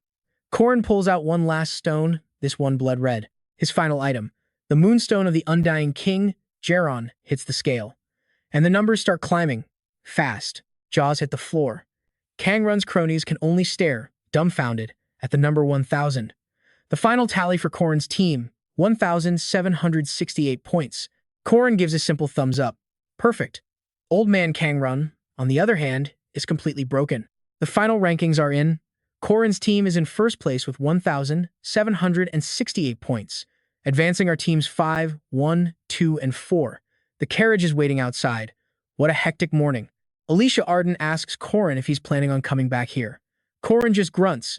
Then he confirms he has to. It seems Alicia Arden has figured out his plan to save Aaron. Alicia Arden then announces that she and Marys are coming with him next time. She gives him a brilliant smile. She refuses to let him handle everything alone. Even if she doesn't know the full plan, watching him act this way makes her worry. Corin is genuinely surprised. He'd always written Alicia Arden off as an idiot. He was wrong. He agrees and thanks her for her concern. But he also warns her it's going to be exhausting. There's a lot of work waiting for them. Corin closes his eyes to rest, but his mind is racing. He needs to figure out how to use this new power he got from the god of death. The mortal treasure was different from what he expected, but that orb from the god of death, that could be the secret weapon for his next move. He remembers the lonely sight of Warren, insisting that whatever he tried would be useless, that no one was ever going to help her. A confident smirk plays on his lips. Maybe this gift from death itself is the trump card he needs. Back at the academy, he rushes to find Warren only to be hit with a devastating update. Professor Josephine informs him that Warren has been detained. We flash back to the past, to a young, beloved girl named Lan. Seeing her older sister, she runs over for a hug, overjoyed because it's been so long. Yua is just as happy, asking her little sister how she's been feeling. But Lan is an unfortunate child, cursed with a terrible illness that has kept her from ever stepping outside. Her face is always pale, perpetually exhausted. The cause? Lan was born with a yin-severed meridian, a body cursed to self-destruct. It's where endless yin energy overwhelms the yang, destroying her body's balance. A death sentence from the day she was born. Her father, Kanggu, tried everything to save her, but no medicine could cure a yin-severed meridian. He fell into despair, tearing his study apart in a frantic, hopeless search. A once happy and peaceful family simply shattered. Lying in her sickbed, Lan weakly calls out for her father, and he rushes to her side. But this happy scene is tainted by two tragedies. First, there's Lan's curse. For her, every single breath is a painful struggle. Kanggu is determined to save Lan, no matter what. And the second tragedy? Trust me, this is where the story gets really dark. To save her, Kanggu would do anything, his face twisting into someone else entirely. This obsession became his talent, earning him the title of the greatest soul mage of his era. And that was the second tragedy. Kanggu spent his entire life searching for a source of powerful light energy that could suppress the darkness inside his daughter. He tried 100 different medicines, but the wall of her cursed meridian was something human effort alone couldn't break. And from that day on, Kanggu's thinking changed. If he couldn't find enough light energy to crush the darkness, then he'd just have to drain all the darkness out. And so, a creature born of pure shadow was conceived. One by one, ancient runes were carved onto her skin. She became the one monster most familiar to soul mages, the kind meant to guide lost souls back to the underworld. Without meaning to, Kanggu had turned his own daughter into a Jiangshi, a living corpse, while she was still breathing. The living Jiangshi named Hua was born in that moment. Jin Hyuk's blood boils with rage, remembering that so-called mercy. His eyes widen in fury that kindness should have been for his family as they were being slaughtered. And now, watch this. No more words are needed. Jin Hyuk decides he will kill the person before him. Surrounded by a sea of fire, he is going to end her. Corpses are strewn everywhere. Warren stares out at the chaos, completely bewildered, unable to understand what is happening. Kamen seizes the opportunity and commands Hua to slaughter every last human in this land. Not a single living creature is permitted to survive here. Jin Hyuk roars at Warren, calling her a monster, a cold-blooded, heartless killer. He doesn't stop there, taunting Warren for still pretending to be a good person, calling her disgusting. But Warren is lost in confusion, trying to deny it all as Jin Hyuk relentlessly mocks her body. He screams that she isn't Lan, just a monster who stole her body. But Warren keeps denying it, believing this body truly is hers. Suddenly, a skeletal hand erupts from the ground, grabbing Warren's ankle. It curses her, wishing for her death, but then its tone shifts, begging her to please just die. The voice is sincere, because its own father was torn to shreds by that skeleton. Now, it will bury Warren in the name of the royal family. The skeleton's grip shifts to her throat, choking her while it hisses die. The wails of the dead rise up, screaming that Warren should never have been born. The ghost of Lan appears, a horrifying specter demanding her body back. Terrified, Warren bursts into tears, repeating over and over that this body is hers, trying to block out reality. All the voices crash down on Warren, and screaming that it's all too loud, she finally unleashes her power. Powerful tendrils of life force lash out at Jin Hyuk, who painfully raises his arms to defend himself. In that instant of pure rage, golden chains shoot out, wrapping tightly around Warren's body. The chains squeeze so hard that Warren collapses to the ground, barely managing to whisper that she deserves to have this body. While Warren is lost in her own delusion, muttering that she absolutely cannot lose this body, more enemies surround her, ready to pounce. We cut back to Professor Josephine's office. She's explaining with a grim face exactly why Warren is being held here. Okay, you and I both know something big is coming. Corin had mostly pieced it together, but he never expected it to happen this soon. He asks if the real reason is because of those 2 prohibitions. Professor Josephine can tell he knows something. She gives a slight push to her glasses, that classic genius pose, and confirms his suspicion is true. Josephine adds that Warren was restrained by sense chains and an Eastern talisman, but during her fight with Jin Hyuk, both talismans were burned to a crisp. During that time, Bishop L. Jiniang used the incident to attack Warren for her lack of control, and in the end, under Professor Cameron's direct order, Warren was taken back to the East. They decided to forge a new talisman to contain her power, but something about this story feels off. Corin thinks it over. Such a drastic measure just because one of 2 seals was broken? That doesn't add up. And now they're trying to blame the Academy for not controlling Warren. What a joke. Io suddenly pops up from behind, asking Corin exactly how much he's figured out. Judging by Ario's expression, it's clear he's finally caught on. It looks like Professor Kangrian, the man from the East, is plotting something major. Corin, already thinking 3 steps ahead, asks Ario if he's actually considering letting Warren fall into their hands, then tells him to leave everything to him. It might be a rush job, but he's confident he can handle it. Corin states his goal plainly. He wants a world where everyone can live their own life. No one gets left behind. At that moment, the legend of Hero Ahan begins its 3rd chapter, the Flying Yaksha. This new demon will be a little different from the previous bosses. Professor Josephine pauses, deep in thought. Ario says nothing. Trusting the system means being forced to choose between 2 outcomes, either rescue Hua or rescue Lan. No matter how you slice it, the easiest choice is to be like Park Sihoo and just pick one. It is, after all, the most efficient option. And here's why our main character is just built different. He doesn't care about the easy way. Children choose.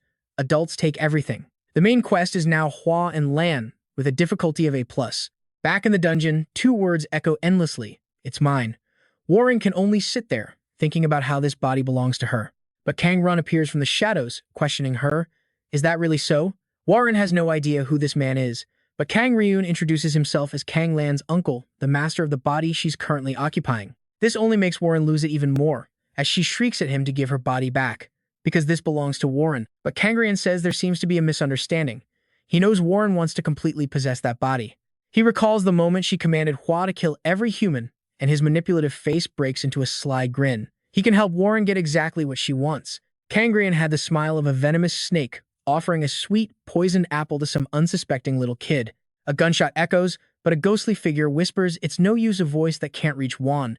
Cameron sneers that the body is his, but he's never once been in control. So, 2 days after returning from the knockout rounds, everyone finally gets a break. Let's catch up a bit. This downtime is for the students who just survived Nizar. So Corin and Mari Donilev are hitting the streets, prepping before Kang Run makes a move. Corin turns to Mari Donilev, asking if she's set up their stall near the inn yet. She tells him the final report was submitted yesterday. He's obviously dying to know what their profits look like, and Mari doesn't hesitate to spill the details. Their meat skewers, the ingredients come straight from the Donilev estate. They just slap on some sauce and sell them for 3 times the cost. Corin grins, imagining the piles of gold. Payday has finally arrived. This whole thing is basically just a tax on tourists. The Griffin students are about to spend every last coin they have.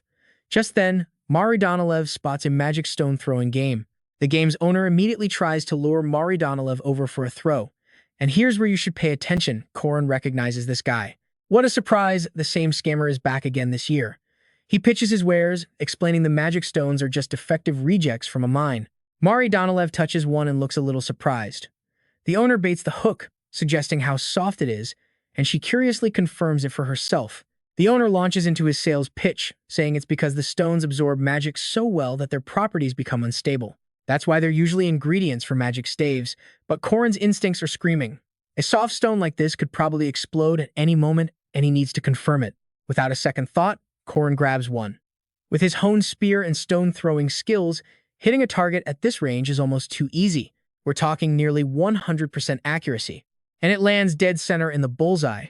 The stall owner just stares, completely baffled, before announcing a score of 95 points. Mari Donilev is absolutely beaming. See, the higher the accuracy, the smaller the dispersal range for these faulty magic stones. The lower the accuracy, the bigger the explosion. Simple, right? And Corin, recalling the game, knows you can hit 0% accuracy by equipping terrible gear. This boosts the dispersal range up to a ridiculous 100 million. And trust me, if you decide to weaponize that little tidbit, things get wild. So Corin walks over to the stall owner and offers to buy his entire stock for double the price, leaving the guy wondering why on earth he'd want so many duds. Corin just shoots him a dangerous smirk, saying nothing. These stones are for a special technique only veterans know about, and it's the whole reason he's here. The whole vibe around him turns dark as he chuckles, lost in his chaotic plans. Mari Donilev watches him, thinking he looks absolutely unhinged. But then, Corin suddenly asks her about her family's carriage company and its schedule, making Mari wonder what kind of scheme he's cooking up now. We just see Corin thinking that he's about to return as the carriage pulls away. Elsewhere, the governor summons Yua for a mission. Right then, Yuga shoves a peachwood talisman into Warren's mouth, a direct counter to the Jiangxi curse. Yua just scoffs at the dramatic reaction. Warren can't take it and collapses, coughing hard. Yua coldly warns her not to try anything funny before they reach their destination. Jinhyu wonders from the corner if it's really that simple. The talisman just weakens Warren, but for Yua, that's more than enough. The goal, after all, is to separate the evil spirit from Lan. Hearing this, Warren gets even more furious, and an annoyed Yua explains it to her all over again. Eventually, Kangrian will separate the two of them by force. Now pay attention, because Yua is about to drop a truth bomb on her. Yua coldly explains that Warren will either disappear entirely or become a malevolent spirit. Warren freaks out, not wanting to lose this body, but Yua couldn't care less. It was never hers to begin with, and that's something Warren just has to accept. She is absolutely furious. Outside, the driver hears the noise and looks back toward the carriage. For a second, he thinks it's just a bell. But then a massive vehicle appears out of thin air, and the poor guy has a full-blown panic attack. A moment later, there's a deafening crash. The impact is so intense it sends their carriage flying straight into a wall. The driver is thrown to the ground, helpless with pain. Kangrian appears from the wreckage, immediately asking if his two companions are injured. Yua and Jinhyu, being incredibly agile, report that they're fine. But was this a bomb attack? Even Kangrian has no clue what's going on. A small ball rolls to a stop on the ground, and Kangrian immediately realizes he's facing a formidable opponent. The entire area transforms into a blood-red domain, leaving Jinhyu completely baffled. Meanwhile, some nearby bandits start cheering, thinking the situation has finally hit a stalemate. So why wait? To them, this is the perfect opportunity to loot all the valuable cargo. And yeah, you can see where this is going. They spot Warren on the ground, growling and think they've hit the jackpot, finding a pretty girl like her. The leader grins and orders her captured. The clown-faced second-in-command steps forward, claiming he'll be the one to handle this girl personally. Back at Professor Josephine's place, a loud scream announces a kidnapping, sending everyone into a state of confusion.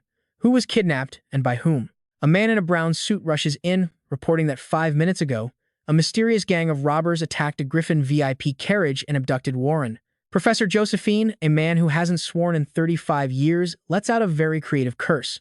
The robbers are already long gone, fleeing on horseback at a full gallop. Warren, sitting on one of the horses, is having a complete existential crisis, demanding to know what the hell is happening, and who's holding her. Corin. He tells the bandits not to cause any trouble while he's away, announcing he's here to rescue her. Warren just deadpans that it's useless. Corin explains that if those other people had taken her, she'd be in real danger. But Warren just snaps that it has nothing to do with him. Corin doesn't care. As far as he's concerned, they live under the same roof, so it's his problem. He silently thanks his luck for getting there just in time, because if Kangrian had taken her, they would have forcibly ripped her soul from its vessel. And if that happened, either she or Lan would have been erased forever. Warren stays quiet, lost in thought. Time drifts by, and the sky slowly turns to night. One of the bandits for hire rides up to Corin, saying they've arrived. He'll create a distraction and leave a false trail, just as they planned. He happily takes his bag of gold and wishes for a good partnership. Corin just tells the man to live well and hopes they don't have to meet again under worse circumstances. But from the looks of that greedy smile, you can tell the guy made a killing. Suddenly, Warren slumps over. She's been looking pale, and now she mumbles that her captors made her drink something. Hearing this, Corin's eyes light up, and he excitedly asks if it was some kind of talisman potion. But knowing Warren, it's probably just a bad cold that will take a few days to get over. In the middle of the vast forest, Corin says something that makes Warren scream at him.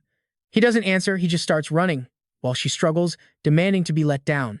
But Corin is stubborn, telling her to stop fighting since she can barely walk. He adds that she's light anyway. Warren is clearly not having it, insisting she feels sick and wants down. Corin ignores all her protests and just tells her, "You can owe me for this." That finally gets her to shut up. Back with Kangrian's group after the explosion, the ever-agile Yua and Jin Hye-yu land safely. Yua tells Kangrian they're both fine. Jin Hye-yu can't believe someone had the guts to bomb them. Suddenly, the sky turns blood red, leaving him completely baffled once again. Who am I? Where are we? The barrier itself seems to be malfunctioning. And watching this all unfold from above, Marie Donarev decides this is a good place to stop. All right, let's jump into this mess. Corin remembers his orders just stall for an hour. Outside, the barrier is bulging like a balloon about to pop with everyone screaming inside. Suddenly, spirit beasts appear out of nowhere, startling Kangrian's group and making Jun Hye wonder what the hell is wrong with his barrier. Kangrian gives Yua the signal. Being sharp, she gets the message instantly and agrees to chase after their target. Marie Denale spots the weirdness too, then turns around in shock to see a teammate bailing and chews them out for it. They had to at least hold down the other two guys. Marie can't believe someone actually broke through the barrier, just hoping Corin gets out safely. Speaking of Corin, it's now pouring rain. Warren's condition is getting worse for reasons nobody can figure out. Holding Warren, Corin is filled with worry.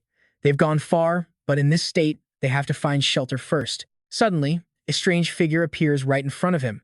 Yua lands with a picture-perfect cool pose, thinking she caught up, but her target looks oddly familiar. No time for talk. Yua instantly attacks, swinging her weapon at Corin, who wonders how she even caught up to him. And on top of that, how did she get through the barrier? He shields Warren but takes a throwing knife to the body, leaving a nasty wound. Warren, despite being on death's door, still tries to ask if the guy helping him is all right. But with his enhanced body, Corin just reassures Warren. It's fine, the dagger wasn't poisoned. Worried he can't protect Warren and fight, Corin sets him down under a tree, telling him to wait. Warren is terrified. Corin looks back at the situation, as if repeating her silent question. In moments like this, you don't hesitate. You and I know it's time to fight. Corin charges in to deliver a beating. Yua is surprised he isn't running. Corin just explains that he's simply eliminating the least viable option, running as quickly as possible. The two of them immediately clash like moths to a flame, neither holding anything back for a second. Yua attacks him physically and mentally, asking if he really has what it takes to beat her. Right after that question, she lands a hit that sends Corin flying backwards. But with his main character, plot armor, and tons of experience, he jams his weapon into the ground as an anchor. For such a heavy attack from a low-level fighter like Yua, she was clearly putting every ounce of her energy into it. Looking at her, Corin realizes she's a sword master. The strongest female knight, Xia Griffin, also known as the Sword Saintess, possessing an aura so massive it's almost absurd. An aura so powerful you can see it with the naked eye is all the proof you need. Yua smartly tells Corin to stop holding back and just go all out against her. Besides, he has a combat aura too, but little does she know, Corin's aura was acquired through a bit of a cheat. It was his ultimate trump card, tied to the reincarnation demon core he got after destroying that one Vanaduke. But here's the hilarious part you and I get to see. In reality, it's a totally useless card. It only stores a massive amount of aura like a sealed dam, with no way to open the floodgates. Yua can tell Corin doesn't want to use his full power against her, so she decides to indulge him. If he won't reveal his secrets willingly, then she'll just have to force them out. Yua unleashes her Dragon Slayer technique, stunning Corin before he can even analyze the skill. He tries to hold his ground and analyze everything. He decides to use his first form, Dragon Slash, with the mindset of if you touch me, I'll hit back. Corin's wicked technique immediately summons the spirit of a massive dragon. With no more holding back, Corin unleashes everything he has with his heaven-defying evil art, one technique after another, followed by the body-shattering spear. Next is the wife-slaying slash, and the fight gets so intense you need an oxygen tank to keep watching. After who knows how long, the battle finally stops. Corin drops to one knee, letting out a heavy breath. That was insane. Another second and he would have been meeting his ancestors.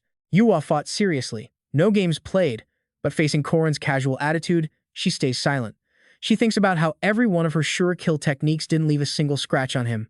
Yua is genuinely curious about who this man really is. But instead of asking that, she wants to know why he's protecting Warren at all costs.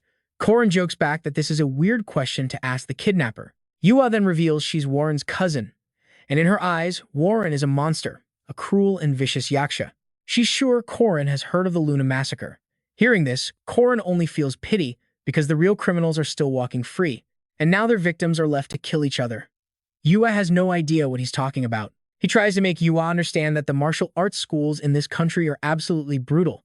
They're constantly challenging and destroying one another. That's the reality. But the more he talks, the less she understands. Before she can react, Corin uses his power in a technique called Godspeed/Light Follow. Knowing how dangerous this is, Yua leaps from the branch she's on, rapidly closing the distance to Corin. This time, she's so furious her aura turns black. Yua stares ahead, confirming one more time if this man in front of her is publicly challenging her to a fight. The person in front of him stammers out a loud reply, shouting their own name with all their might. The master of the Alicia Arden dojo, Alicia Arden. Okay, get this. Alicia Arden, in a state of total confusion, declares her desire to challenge Yua, who hears this and looks like she's about to curse a blue streak. Corin adds fuel to the fire, praising Alicia Arden as a swordswoman with truly unique thinking to issue a challenge in a desolate place like this. Such passion. Despite her unknown power level, Alicia Arden confidently raises her sword and rushes forward, expressing her admiration for Yua and hoping for a lesson, leaving Yua utterly speechless. Yua has no idea what's going on, but he blocks the attack while asking Alicia Arden if that's even allowed. You and I both know this is insane, but does this guy actually think he successfully challenged Yua? Alicia Arden couldn't care less about the situation, just winking at Corin to get a move on. Never one to miss a chance, Corin quickly says, thanks. He happily starts dragging Warren away, figuring his work here is done, and tells the others to have fun. But this isn't what YA wanted, and they can only scream for him to stop as the sky begins to turn heavy. Corin wrings out his white shirt, muttering to himself whether to call this good luck or just Suka messing with him. But he puts that thought aside for now, because at the very least, this weather is perfect for an escape, as it will dull the sharp senses of the guards and knights searching for the hostage.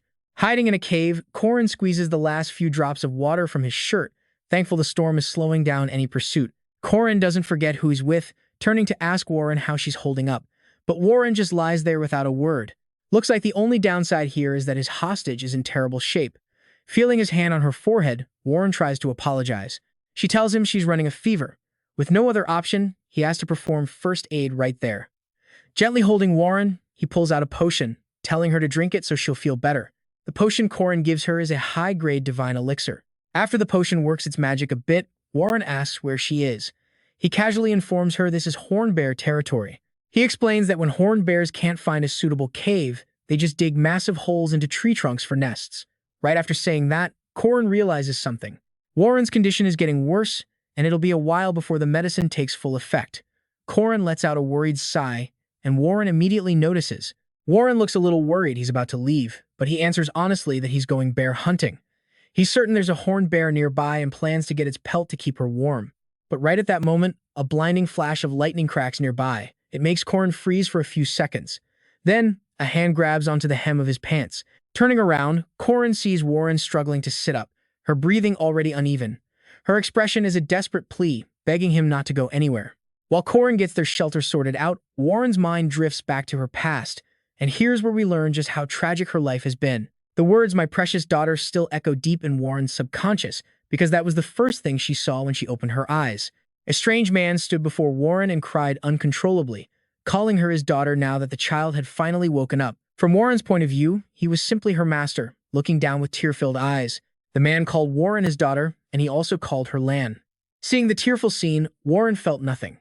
As a newborn Jiangshi, she just knew that was the name meant for her. Warren repeated the word the man said, without understanding its meaning at all. But the man was overjoyed, pulling her into a happy embrace. It was in that exact moment Warren instinctively realized she had to play the part of Lan. Because if her father found out, this man would immediately abandon her, and Warren herself was afraid he would go searching for the real Lan. Countless times, Warren had imagined what the future would be like after returning this body. But it wasn't long before this life of lies started to unravel. The collapse came for such a petty reason. The man she called father callously let go of Warren's hand and said she wasn't his daughter, leaving Warren completely stunned. That was the first time Warren ever saw what blood looked like. It was when she was ordered to destroy a sea beast rampaging through the city, an order that her father had given her. Right then, an uncle who had been treating her was standing nearby, laughing manically at the sight of a Jiangshi so easily destroying a Tier 1 monster. This so-called uncle was the one who gave Warren the name Hawa. From that moment on, while he was praising her, Warren knew she had completed the mission her father gave her. Kangrian's eyes at that time were full of nothing but greed and calculation. Warren also had to endure her father's cold indifference after he realized she wasn't his real daughter. That was the moment she realized her own value in their eyes. You and I both know where this goes from here. Whatever they wanted the city lord, the royal family, the Taoist priests Warren had to obey, becoming a mindless killing machine. It didn't matter if it was a monster, a demon, or a human. She remembers the moment she was grabbed by a skeleton, seeing fragmented memories of people being turned to nothing but dust. Warren thought she had to eliminate the weak original soul to take over this body for herself. And just like that, Warren transformed into someone else, and the flying yaksha was born. She spots a strangely carved stone on the straw pile, its name seemingly Xiao Yue Luo. Warren is resting, when she suddenly sees Corin offering her something, making her wonder what's going on. He just assumes that Warren likes the dark, but more importantly, he wants to give her the thing he's holding. Corin then drapes a piece of cloth over Warren as a blanket. Even though Warren protested that she didn't need it, he stubbornly insisted she take it without any more complaints. Because tonight's weather is very cold, and with dawn approaching, Corin wants Warren to sleep peacefully. He says he'll wake her when the sun comes up. He's sure the rain will have stopped by then, which makes Warren sit there blushing like a tomato. Unable to figure Corin out, Warren finally asks him directly. And it's a normal question, because in the past, every person Warren met wanted something from her. To her father, she was a replacement for his lost daughter. To her cousin, she was a healthy younger cousin, and to Kangrian, she was a weapon that could slaughter everything. They all wanted something from Warren, but Corin just stays quiet. He wants to know if Warren remembers the first time they met, which just leaves her even more confused about his motive. Since she doesn't remember, Corin doesn't mind retelling the story. He reminds her how she confessed she wasn't the owner of this body, that she was just a thief who'd stolen it, without any rights. And his answer back then is the same as his answer right now. You see, he believes that just being born is never a sin, and that answer, in Warren's eyes, is a move she never saw coming. But strangely, in the next moment, she gets angry, claiming that's an irresponsible thing to say. Warren absolutely loses it, yelling that he knows nothing about the dangers of sparing a monster with some empty, feel-good speech. And you know what? Even Josephine and the principal would agree. The idea that you can just talk a monster into being a good person is, well, it's a joke. Not to mention his delusion that the world can actually change. So Corin pulls out his favorite strategy, playing the fool. Does he know if the world can change, or if a monster can be good? Nope, no idea. His only goal is the one thing right in front of him, saving the people he can see. See, Corin's past isn't pretty. He was once one of these miserable souls, and he knows he's the only one who can pull them out of that hell. Hearing that, Warren just freezes up. Corin figures that's enough of an answer. Finally, she admits the truth. She's terrified. She curls into herself, rambling about how this body isn't hers, how it never was, and how everyone keeps telling her she has to give it back. She knows she has to return it. The real terror is the question that comes after, what happens to her when she does. Corin just watches her break down. She looks up, desperate for an answer, should she give this body back or not. He thinks for a moment, then tells her she has to return it. The words hit her like a physical blow. Crushed, Warren closes her eyes, thinking he's just like all the others. But before she can spiral, he cuts in, suggesting they talk it out first. And here's where it gets absolutely wild. He cheerfully suggests she be the landlord, and he'll pay the deposit and rent. Basically, he just asked a monster to be his roommate, leaving her completely stunned. She freaks out, yelling that those are two completely different problems. Corin knows exactly what she is, and frankly, he couldn't care less. In his experience, plenty of humans do things far worse than any monster. He's seen so-called heroes who secretly slaughter people on the side. So what really matters? Your choices and your actions, that's the truth. He casually lies down next to her, saying her nature doesn't mean a thing because she hasn't chosen a path yet. He promises to help her until she makes that choice. So for now, she doesn't need to worry. She just needs to rest. She lets out a heavy sigh, figuring sleep is better than this conversation. Corin just lets out a huge yawn, totally unbothered.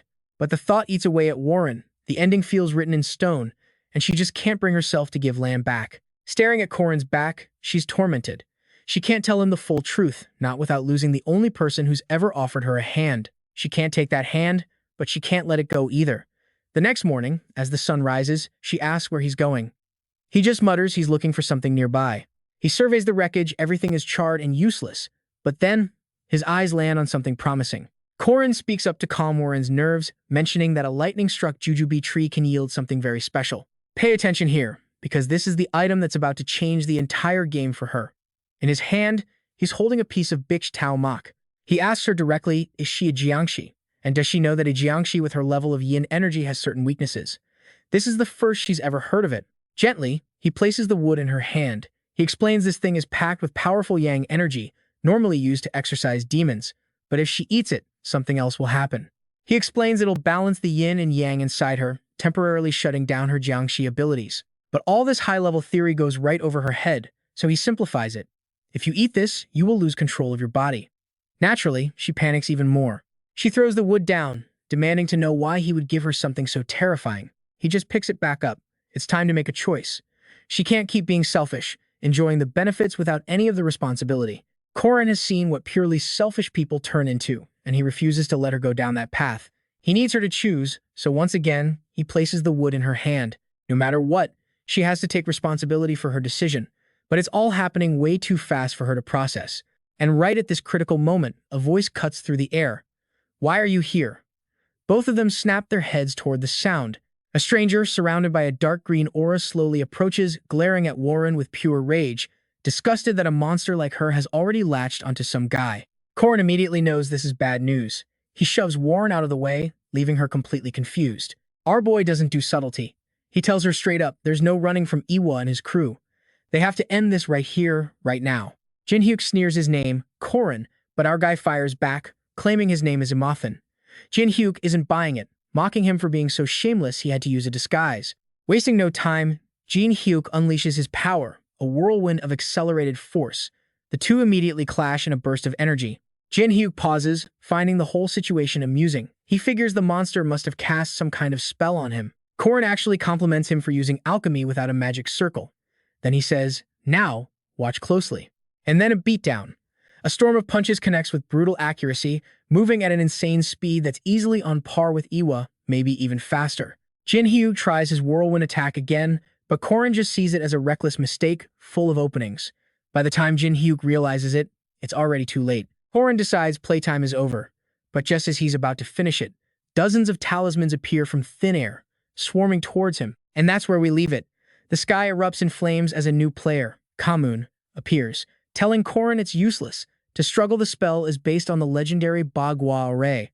Alright, let's dive in. Corin's trapped in a spell that's scrambling his thoughts, muscle control, and even his internal energy flow. Completely suckered, Corin spits a curse, but Kang Ryun doesn't even flinch. He just stalks toward Warren, making her shrink back in fear. Without warning, Kang Ryun slams a red talisman onto Warren's forehead. She fights it at first, but soon her eyes grow heavy, her body goes limp, and she freezes like a statue, making Yua wonder just what that paper does.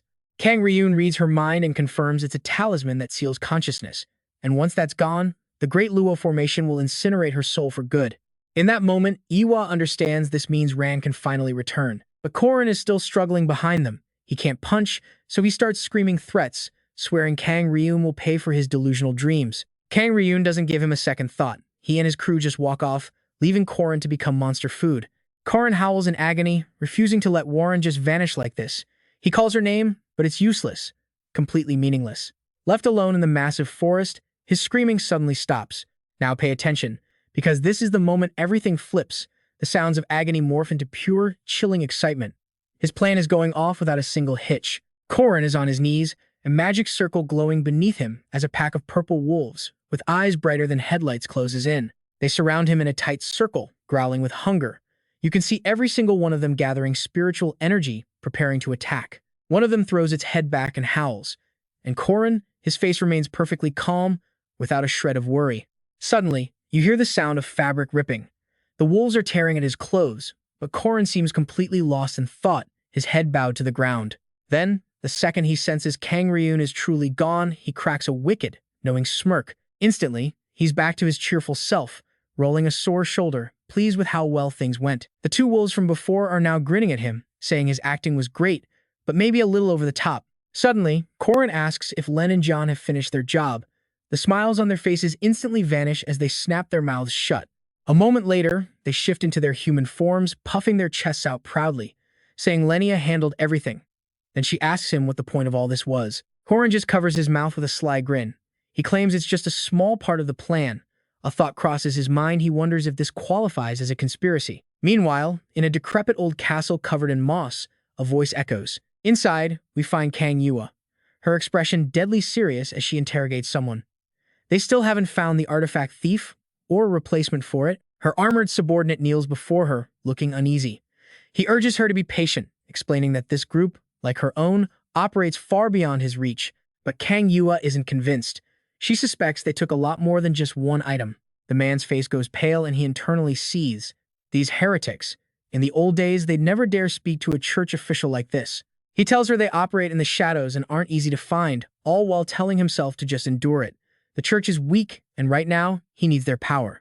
Kneeling under Yua's unwavering, judgmental stare, the fat official blurts out that he's found a merchant guild that can provide a replacement. They are merchants who have been trading with the East for a very long time. Apparently, they're bringing the shipment here today. She eyes him warily, demanding the guild's name. Mandragora Guild. The second the words leave his lips, her eyes narrow. She's heard that name somewhere before. All right, scene change. Blue skies, a roaring crowd. You and I are about to watch the most anticipated event of the festival. The team finals have begun. Even in the locker room, the announcer's voice is perfectly clear, hyping up the crowd and asking who will emerge victorious over the deafening cheers. Where does the line start? Meanwhile, Kang Ryun appears with a deeply sinister smile, pleased that something is still perfectly intact. In the corner of the room, a girl in an all-black outfit sits huddled together. A black talisman with red script is on her forehead as she clutches something tightly and whispers, "Let's go." Outside, the audience is electric, screaming as the host calls for the contestants to enter the arena. First up, from the A and B brackets, Kang Yua's team walks out with an aura of absolute dominance. Next, from the MK3 Academy, Marie Dunarev and Alicia Arden enter for brackets A and D. The announcer pauses, confused. Team D seems to be missing a member. Their captain, Corin, is nowhere to be seen. He didn't show for the doubles round either. The MC assumes he's forfeited the finals, but then something catches his eye and he stammers. A smug voice rings out from an iron greatsword. "In the moment of victory, I shall personally escort you all to the gates of Valhalla." Yua witnesses this and her face twists with annoyance and a hint of shock. That damn bastard is still alive. This absolute lunatic stands on stage, arm raised high, yelling for everyone who's ready to make some noise. Behind him, his followers go wild. He flashes a face like a knockoff Joker, oozing contempt as he asks the professor if they can finally start the match. Kang Run simply nods. With a flick of his fan, a wave of golden energy erupts. "Annoying kid," he mutters, "but I'll admit he is special. I declare the test begins now." As he speaks, the ground starts to shake violently. The battle formation is coming to life. At the same time, the rules are broadcast. Inside the formation, 8 gates will constantly shift and change to confuse anyone trapped within. The first to find the true path, reach the center, and claim the Imperial Dragon Seal wins. And as the announcement ends, a massive golden dragon with glowing eyes and long flowing whiskers materializes from thin air. The dragon sits at the center, surrounded by other beasts in the massive 8 gates annihilation formation. The players are already sweating. A maze? Damn it, I'm already getting confused just looking at this thing. The announcement echoes as the formation deploys, transforming the entire arena and separating the contestants. And trust me, you're going to want to see what happens next. Alright, stick with me here, because this is where the master plan starts to unravel. A guy with literal murder in his eyes holds a glowing purple fan, realizing Miss Lin's poison trap is already sprung. There's no escaping now. Meanwhile, the girl dressed head to toe in black sits perfectly still, clutching something in her hand. And then, all the broadcast screens suddenly fritz out into static, leaving everyone completely baffled. What is going on? Below them, a mysterious blue magic circle pulses with energy. The show's host turns to his partner in a panic, asking what's happening. The other guy is just as freaked, guessing the magic from the formation is jamming their signal. Hearing that, the red-haired host lets out a curse. Damn it, how could they make such a stupid mistake? Overhearing this, Kang Run stops dead in his tracks, his mind racing. Okay then. He decides it's time to begin the ritual to separate the fire from land. He turns and orders Yua and Hyuk to go defend the Black Tortoise in the north. They get their orders and take off at blinding speed. The old man just keeps muttering that as long as the Black Tortoise is protected, everything else can burn for all he cares. As Iwa flies off, she shoots him a look, silently telling him to protect her uncle. Run just waves it off, telling her not to worry. Elsewhere, the fake musclehead cracks a massive grin. He just ignores the whispers from the crowd around him. This isn't the Nine Dragons Bagua. The real goal is to find the formation's exit. A voice speaks to Colin. "Can you drop that disguise? I want to call you master." According to ancient lore, the Black Tortoise guarded the Emperor's back from the north, making it perfect for both defense and surprise attacks. And right on cue, Yua and Jinhu appear, standing beneath the colossal turtle snake statue. Jin Hyuk tells her to look in a specific direction. Yua turns her head to follow his gaze, her expression immediately shifting to one of surprise. A voice rings out, explaining that to break a formation based on the 4 sacred beasts, you have to destroy the black tortoise first. Suddenly, 2 figures launch an ambush on Yua and Jin Hyuk. Now pay attention because look who it is. Colin appears right in front of Jin Hyuk with a casual smile. Well now, we meet again. Maker of prosthetic legs. Jin Hyuk breaks out in a cold sweat. Her partner, however, seems completely unbothered. Don't worry, he says. It's way better than leaving Mary alone, handle the other 3. The scene cuts to Mary, who looks like she's about to single-handedly commit a massacre. Kang Iwa is a different story. She fights while calmly analyzing everything. Has her uncle's 8 gates technique already been broken somehow? As far as she knows, the 8 gates has 365 different variations, stone walls, confusing mazes, thick fog. No matter how strong you are, it's supposed to be impossible to break through. While she's lost in thought, her opponent smirks, telling her he knows she's getting anxious. Then that smirk turns sinister as he asks if they bought the ancient artifact. He knows this, he explains, simply because he followed the trail they left behind to find them. Kang Yua's face instantly darkens. She grits her teeth and demands to know how he knew about the artifact. It was stolen by a gang a long, long time ago. That's exactly why they were forced to buy it from the Merchant Guild. After a few seconds of thought, her eyes dart to the right as if she's noticed something. In that instant, a voice makes a confession. That's right. The man blasts her backward with a single strike, admitting that he was the one who stole it in the first place, only to sell it back to them later. And yeah, I know what you're thinking. Pure evil. His eyes now look like a bloodthirsty predator's as he reveals the truth. The bandits, the Merchant Guild, he created them all. Kang Yua is furious, refusing to accept it. With her sword in hand, she lunges at him, but he just meets her attack with complete indifference, certain they have no chance of winning. He casually knocks Alicia Arden backward. Seeing this, he taunts Alicia Arden, asking if she wants revenge for what happened last time, a fight where Kang Yua had utterly humiliated her. But here's the thing, she only lost because Colin ordered her to throw the match, and faking that crushing defeat wasn't easy. Hyuk overhears her muttering and smirks, teasingly asking a comrade if Kang Yua actually held back. He's immediately told to shut his mouth. Kang Yu tightens the grip on her sword, declaring that they're ending this right now. She and Hyuk then charge forward, their killing intent exploding around them like a storm. Alicia Arden's group doesn't give an inch, rushing forward to meet them. Kang Yua and Hyuk simultaneously unleash their ultimate techniques, the armor-piercing extermination blow and the dragon-slaying sword art. An overwhelming aura of pure fury envelops her as she chants her attack's name. Mad Dragon, Demon Slash, Ultimate Evil Arts, Rise, Ascending Evil Poison Dragon. The other side is just as intense, with Alicia Arden countering with her territory/sword art. The moment their auras collide, a terrifying shockwave erupts across the battlefield. Everything is instantly washed out by a blinding flash of light as the 2 powerful techniques clash. A moment later, 2 figures slowly become visible again. One is missing the lower half of his leg, the other is holding a shattered sword. As the dust settles, Alicia Arden looks around, confused, before her eyes land on Kang Ya. Both Hyuk and she are completely stunned.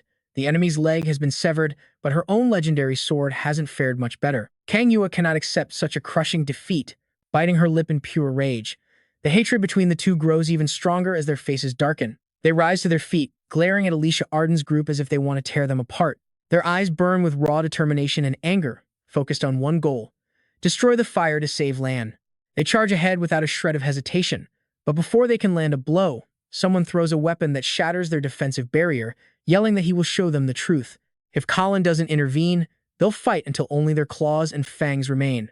Hyuk and Yua stare in complete shock at what has just appeared, a bizarre beast with tiger fangs, goat horns, and the face of a pig. That thing is a Taudi. It's one of the 4 great fiends, a being that represents pure destruction, the complete opposite of a divine guardian beast. But they become even more horrified when they read the text carved into the tortoise shell. Their divine black tortoise has a Taudi symbol on it, something their master, the great sorcerer Kang Run, could never have missed. Colin's eyes turn ice cold as he looks at them, his voice low and full of suspicion. Did you really think this ritual was to separate the fire from Lan? The outcome is the exact opposite. Colin looks down coldly at the item in his hand, telling them that from the very beginning, Kang Run never cared about Lan at all. He sealed Lan for personal gain and sacrificed her for his career. So what do you and I take from all this? The one thing he wanted from start to finish was always the fire. This entire ritual was designed by Kangrian for one purpose: to destroy Lan and let the fire completely take over her body. For 3 years, after witnessing the fire that his own brother, Kang Yu, created, he had become absolutely mesmerized by its power. Let's jump right in. This fool was so obsessed with finding his daughter that by the time he'd realized he'd lost control of Hua, it was already too late for him. He was framed for the Luna City massacre, captured by the royal army, and torn to shreds. This was actually great news for Kang Run, who was just grateful someone else took the fall. Not only that, it also created the perfect flying fire yaksha for him. But the one thing Kang Run never saw coming was that Kang Yu had already entrusted War to MK3 Academy's headmaster. Even as a genius mage and the head professor of Griffin, interfering in the affairs of another continent was no easy task. And just as Kang Run was losing all hope, that man appeared, Tezban Haza, a living legend from 80 years ago, the creator. The man with a devil's face had just one request for Kang Run: cause destruction and death. Destroy everything in sight, then shatter the headmaster's cover so that woman could never leave the royal palace. For Run, it was an incredibly tempting offer. As long as he got Hua, what was destroying one small city in comparison? Soon enough, the chains of scent, a holy relic of the Western Church, would imprison her and completely drain her endless internal power. And the very thing binding Warren in human form, the soul of Lan, would be utterly destroyed. Finally, he just had to feed her the 10,000 human flesh pill from Bantaza, and Warren would ascend into a queen awakening as a true yaksha. Just as Kang Run was laughing, savoring his imminent victory, Colin's voice cut in, saying it wasn't going to happen. He just smirked and said things would be boring if they were too easy. Kang Run was shocked to see him, but before he could respond, Kang Yu cut in, asking if he was using a ritual to destroy Lan. She couldn't understand why he'd use a demonic artifact over a divine beast. So many questions filled her head. Was the Luna City massacre actually ordered by Kang Run? Had Warren ever really lost control? Kang Run didn't answer right away, just grit his teeth, cursing them for being useless puppets who had been completely played. Now pay attention here. Kang Run's eyes filled with pure killing intent as he unleashed his blood magic. He told them not to worry, because in just 10 minutes, everything alive inside the formation would melt and become one. He said this with a completely crazed expression, launching his attack. He would turn them all into fuel for the Yaksha's ascension.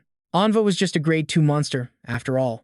Yet after a desperate power-up, it easily slaughtered a group of 1- and 2-star guardians. So if War, a superclass monster, ascends, yeah, they would stand absolutely no chance against her. A sharp sword slammed into the ground and a voice declared, "You reap what you sow." Instantly, all the patterns and seals in the formation vanished, leaving Kang Run completely stunned and shouting in disbelief. He screamed about why his formation vanished. Colin calmly stated that next, he would explain who really stole and transported all those secret relics. He wondered who stole them. The Merchant Guild. Who supplied the artifacts? Who carved the runes? Colin just smirked, said he did it all, then casually called the old man a damn fool for not noticing. And you and I both know what that means. When the Four Fiends' relics are gone, so is he. The old man goes ballistic, screaming that it's not over yet before throwing a fan right at Colin. Instantly, the seal on Lan shatters completely. He gives up on the ascension to focus everything on destroying Colin's group. He can always just restart the ritual later. He gives the order to kill, and Lan immediately sits up, ready to obey. Hugh gasps, his jaw on the floor. The old man is actually controlling War. He finally confirms the Luna City massacre was his doing. Even with Yua telling him to calm down, he's seeing red. But Hugh's leg is broken, his sword shattered, he's useless right now. Her eyes then flick to Hugh, realizing there is something they can do. Their eyes met. No words were needed. The understanding was absolute. Meanwhile, Colin tells Alicia Arden the plan. Same as with the Iron Mountain King. One distracts, one attacks. The battle ignites as the ground shatters and explodes. Alicia Arden is completely stunned, just frozen by what's unfolding.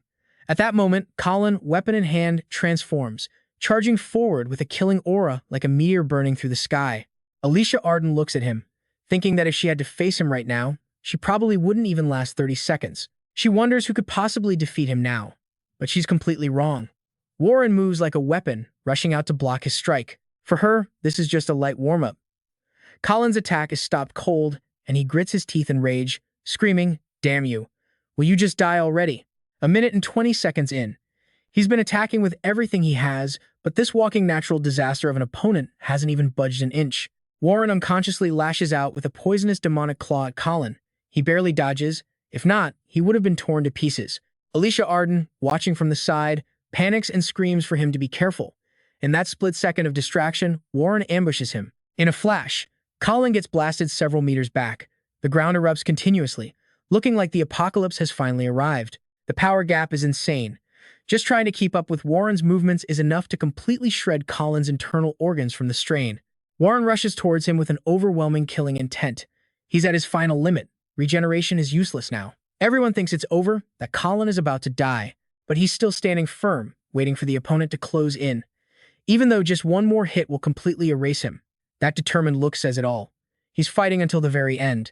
And then, the unexpected happens. A figure suddenly appears in front of him, taking the full force of the attack meant for Colin. When he regains his senses, he sees Alicia Arden covered in wounds, basically about to get logged out of life. She refused to let Colin die, forcing her way across the domain. Her body had to endure horrific pressure, far worse than just blocking Warren's attack. And it's not over. Warren is charging them again. Colin screams a warning to Alicia Arden, get out of the way. But the enemy is just too fast, and with her injuries, Alicia Arden can't move. All she can do is brace herself to take the next hit. Colin sees this and has no choice, launching forward at impossible speed. Trust me, you'll want to see if he makes it. An explosion tears through the battlefield like a landmine. As the dust settles, Warren stares blankly across the empty war zone. All right, let's dive right back into this chaos. Meanwhile, Colin has already dragged Alicia Arden to safety, but he's not letting her off the hook, chewing her out for that reckless move. He pulls out a special healing elixir and immediately starts treating her wounds. This stuff is a miracle potion Colin carries, but without it, Alicia Arden would either be crippled for life or simply bleed out. A few moments later, her condition finally stabilizes. The original plan was simple. Colin would hold the line until Mary destroyed all the cursed relics, creating just a small opening. Then, Alicia Arden's domain would hit with 100% piercing damage, letting Colin deliver the final blow. He'd planned this since Nazaria, but two things went wrong. First, Warren broke free from her restraints, far stronger than he ever imagined. And second, Alicia Arden got seriously wounded trying to save his skin. And even though the immediate danger is gone, Alicia Arden is now completely out of the fight after that desperate sprint inside her own domain. Thinking about it, Colin just sighs, wondering if he can even hold out until Mary finishes. When Alicia Arden apologizes, he knows he can't blame her for derailing the plan. He realizes that if he'd taken that last hit head-on, he would have been instantly vaporized. Regeneration would have been useless.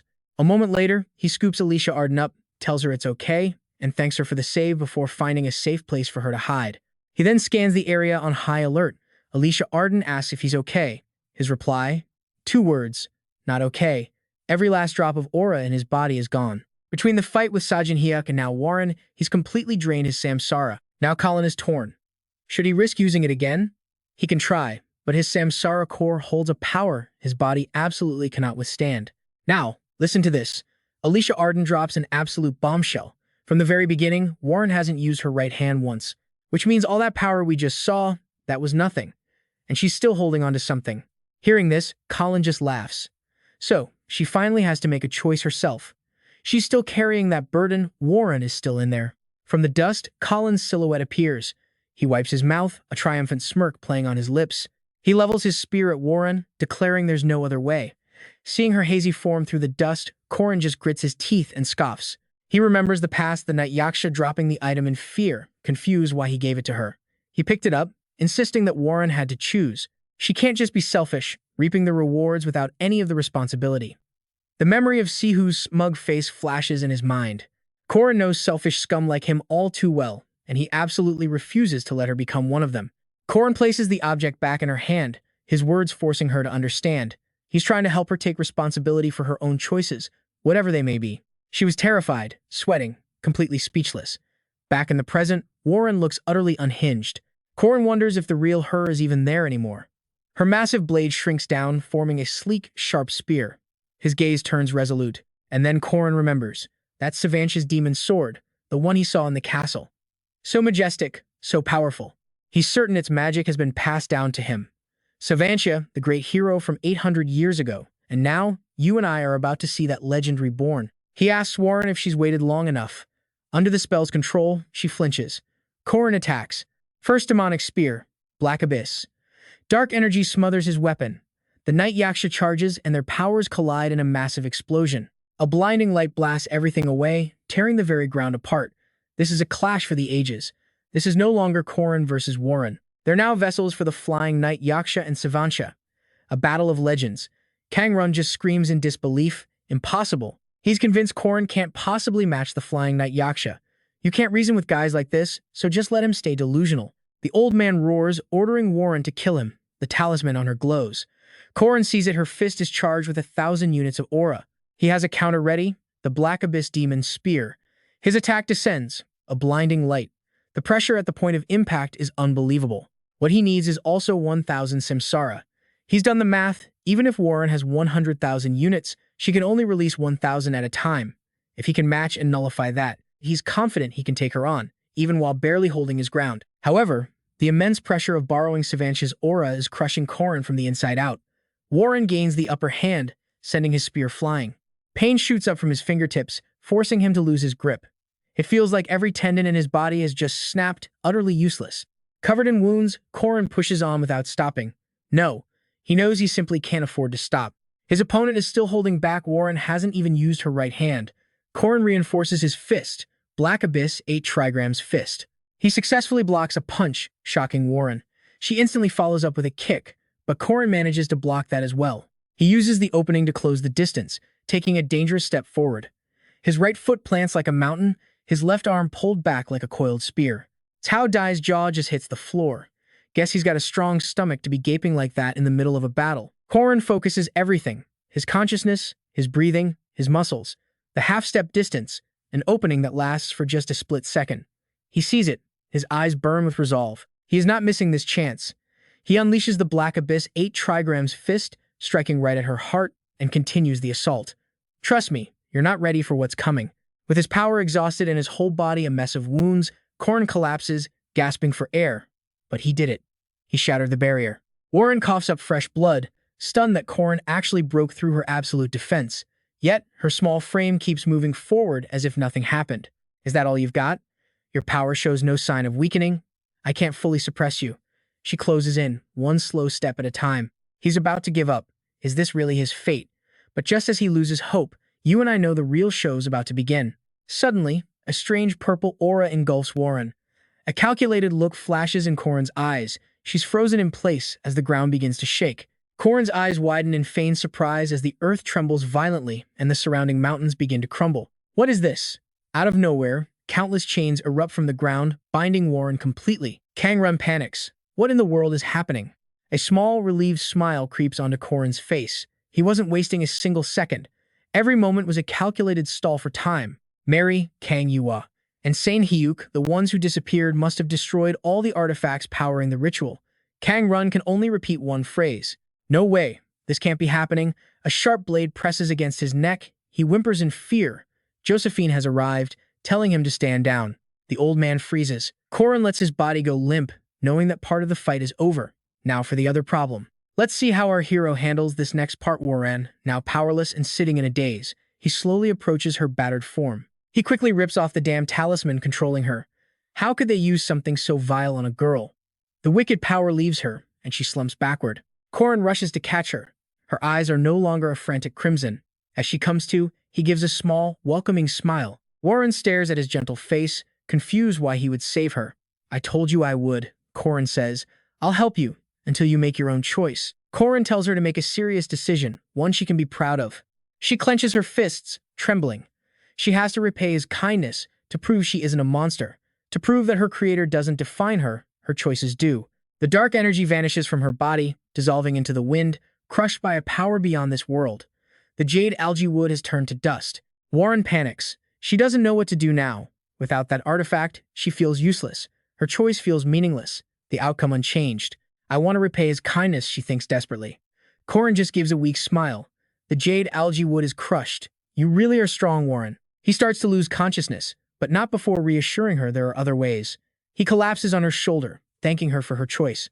She confesses through gritted teeth that she's a monster. She hurt him, killed so many people, even stole Lan's body. She believes she can never be forgiven. Corin just laughs softly. He holds her small frame and admits he doesn't know the answer either.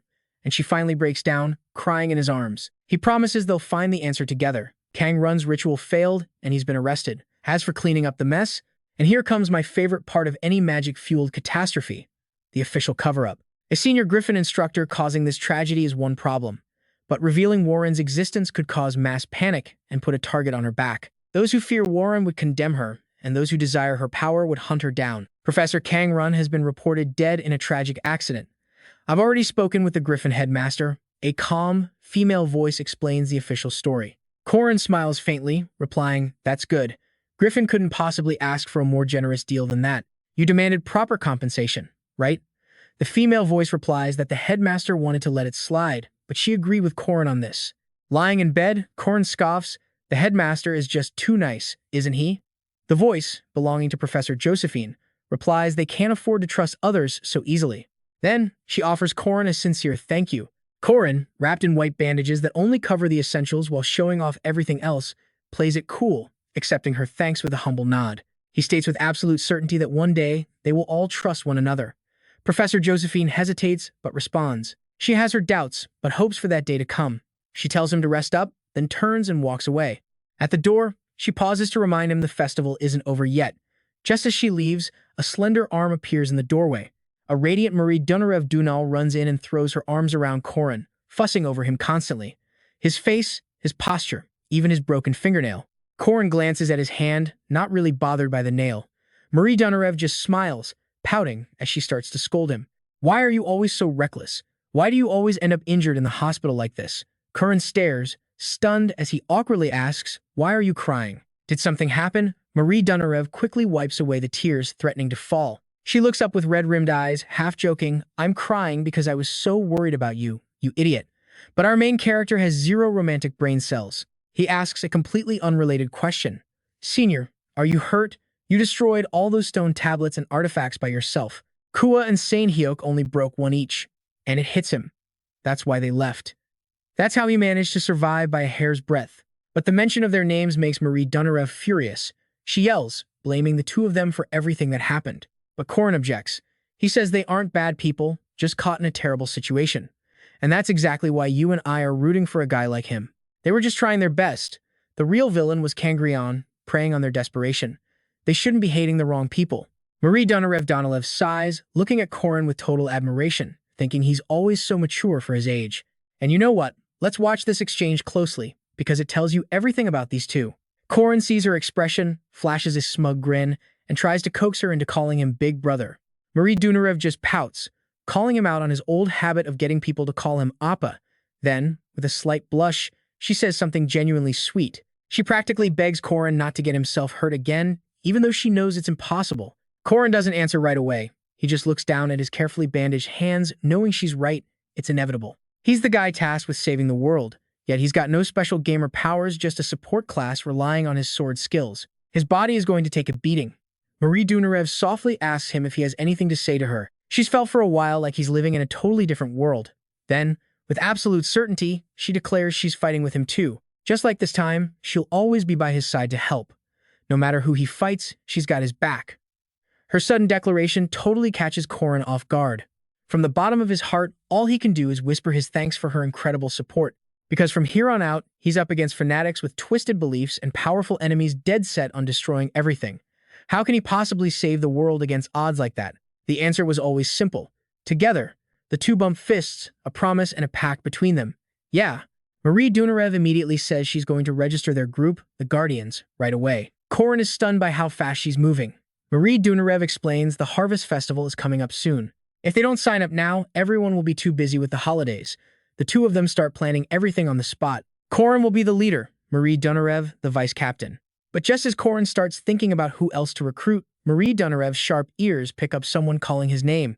Corin looks toward the door in surprise and greets the newcomer with a smile. It's Alicia Arden. Marie Dunarev also smiles warmly, greeting her junior. And here's where it gets good. Alicia Arden rolls in, pushed by a nurse, with both her arms and legs in casts the size of hams.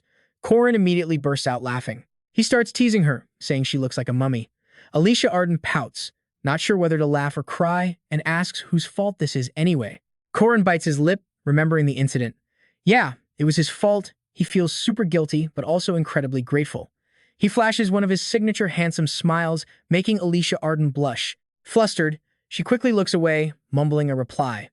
Thanks to a divine potion, her bones are healed, but she still needs 2 weeks of rest. Even with the best medical care, the festival ends in 1 week, which means she's going to miss the final closing campfire. Corin tries to cheer her up, saying she'll be out of the hospital soon enough, but Alicia Arden is practically crying in her wheelchair. She wanted to go to the campfire. There's still the winter ball, Corin offers, but Alicia Arden shoots that down. She argues they're two completely different things. He thinks for a moment. She has a point. After all, he's been to plenty of them. But for Alicia Arden, this was her first. Corin confidently promises Alicia Arden he'll buy her a Jeskier dress for the winter ball, completely unaware he just awakened something terrifying. Alicia Arden is absolutely stunned. For real? She asks, shocked. That luxury brand? Corin just tells her to go for it. He's rich now, after all. Alicia Arden immediately starts arguing about him calling himself Big Bro since they're the same age, but she quickly drops it, asking if they really made that much money. Corin just grins triumphantly, confirming it's more than enough for a fancy dress. But right then, Marie Dunarev's entire aura shifts, becoming dark and menacing. Okay, I think you and I both know where this is headed. She can't hold back her suspicion any longer. The other members Corin wants to invite. Are they all girls? He's completely oblivious, just cheerfully pointing to Alicia Arden. This is Alicia Arden, and there's Lenia Clay. Marie Dunarev asks if Lenny is a girl. Corin, still not getting it, replies, "Yep, a beautiful girl who works in intelligence." Marie Dunarev grits her teeth. "Oh, beautiful, is she?" Corin continues, mentioning two others named Len and John. Marie Dunarev asks who they are. Corin explains they're werewolf siblings. Len is the girl, so he just needs to note that John is the boy. Marie Dunarev lets out a tiny sigh. Corin, still clueless, says he's thinking of inviting Drit too. He figures they're close, so she'll probably agree. Mary Dunarev grits her teeth again. "That Drit kid? You two are close?" Corin carelessly says they're close enough to joke around and grab a meal sometimes. Then he finishes the list with Warren's name. He's sure she'll join, so he tells Marie Dunarev to just write her name down. As Alicia Arden watches in horror, the pen in Marie Dunarev's hand shatters into a million pieces, signaling an imminent jealousy storm. Corin is still rambling on about how Professor Josephine already agreed, so there won't be any problems. Suddenly, he looks up at Marie Dunarev and stammers her name. He's now face to face with a terrifying, enraged Dunarev. She's just repeating one question over and over. "Are you trying to make me lose my mind?" Corin's face is pure panic, but hey, you reap what you sow. Everyone was afraid of Warren. They condemned her, saying she should have never been born. They threw stones, called her a monster. This time, she'd hurt Corin and nearly hurt everyone else just like before. But this time, that boy caught her and told her he would help her until she could make her own choice. Strength was Warren's only value, her only justification for taking over this body. So she couldn't be weak, she couldn't rely on anyone. And let's be honest, that's a lonely way to live. But then Corin appeared, speaking those gentle words to her. He said he would help her make a choice she could be proud of, one she wouldn't regret. He told her they would find the answer together. Back then, she cried uncontrollably. His warm words had somehow thawed her frozen, calloused heart, and even now, the memory leaves her completely flustered. War sits in her room, hand over her heart, wondering what she's supposed to do now. This warmth is agonizing. This concern feels like sharp knives stabbing into her. She hates Corin for making her tiny heart ache like this. War has been alone since birth, living a life where she was only ever used by others. And because of that, she never let anyone into her world. But then Corin just shows up at her window, flashes a perfect pretty boy smile, and starts a conversation. "Feeling better? Are you okay?" He tries to ask, but before he can finish, Warren cuts him off, standing up abruptly. War brings up Lan, demanding to know if Corin really has a way to change things. Corin doesn't answer right away, his gaze dropping in thought before he sighs. Yes, it was a pitiful sight. He reaches out a hand, but it's suddenly grabbed. War snatches Corin's hand, her voice stammering as she tries to stop him, even foolishly asking if he wants something to eat. Her entire body is trembling, waiting for his answer. Corin sees the fear in her eyes. Corin reaches with his other hand, gently patting her head to comfort her. He tells her, "It's okay. When this is over, I'll definitely buy you some fish to eat." Outside, Warren floats in the air. Below, Corin holds a long spear and says, "Let's begin." The spear's name is the Jewel of the Death God. Now pay close attention, because this is where our main character pulls off a galaxy brain move. The description says it's guaranteed to rip a soul from its body, ignoring all defenses. A soul-harvesting divine weapon with 100% accuracy. Of course, when a human wields it, that accuracy plummets, making it useless. And for Corin, who can't even sense souls, his accuracy is 0. Corin throws the spear straight at Warren, but it just bounces off, deflecting harmlessly into the ground. War is stunned, but Corin doesn't even flinch. He looks at the spear and tells Warren, "Watch this. I'm going to show you some real magic. It's a faulty mana stone, the kind used in festivals. This thing's dispersal range gets bigger the lower its accuracy is, making it difficult to use. Normally, the lowest accuracy gives it a max range of 100 meters. But what happens when Corin, a guy with literally zero accuracy, uses it? The dispersal range becomes infinite, bypassing the fact he can't interact with souls to trigger the effect. To be precise, this isn't Corin's attack, it's the attack of the Mana Stone itself. A brilliant purple light radiates from the spear, enveloping Warren. Suddenly, Warren begins to fall. Corin rushes forward to catch her, quickly explaining he only used a tiny bit of mana and asking if she's hurt anywhere. Warren rests in Corin's arms. She gives him a radiant, beautiful smile and whispers a thank you. Lan is awake. She opens her sparkling eyes, cheeks flushed, and says hello to her Appa. Corin, holding her princess style, is taken aback by the title. He remembers the times before. Marie Dunarev once slammed her desk in anger, yelling about why girls insist on using the word Appa. Then there was Alicia Arden, who was annoyed at being forced to call him that. She argued they were the same age, so it was ridiculous. And of course, the crybaby Anna, who hugged her cat and said, "Thank you, Mr. Knight." I mean, can we blame him? After being called Mr., hearing Appa is like a gift from the heavens. You and I both know this is a massive win for him. Corin sets her down, and Lan can immediately tell from his expression that he's pretty happy about something. Corin doesn't deny it. He admits he's usually called an old geezer, so hearing her call him Appa was deeply comforting. Hearing this, Lan confesses she thought so too, because it always seemed like he wanted to be called Appa. The words warm his heart. She had been watching him all along. Lan stands on her own, feeling her legs again. For all that time, she was trapped in her own body, only able to watch the world through Warren's eyes. Feeling sympathy for her, Corin asks if she resents war after having her body stolen for 3 years.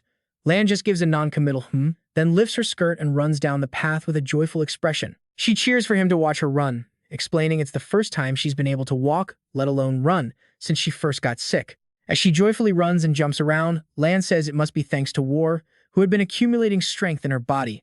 Corin watches, reminding her to be careful since her body isn't used to it. Don't overdo it, he warns.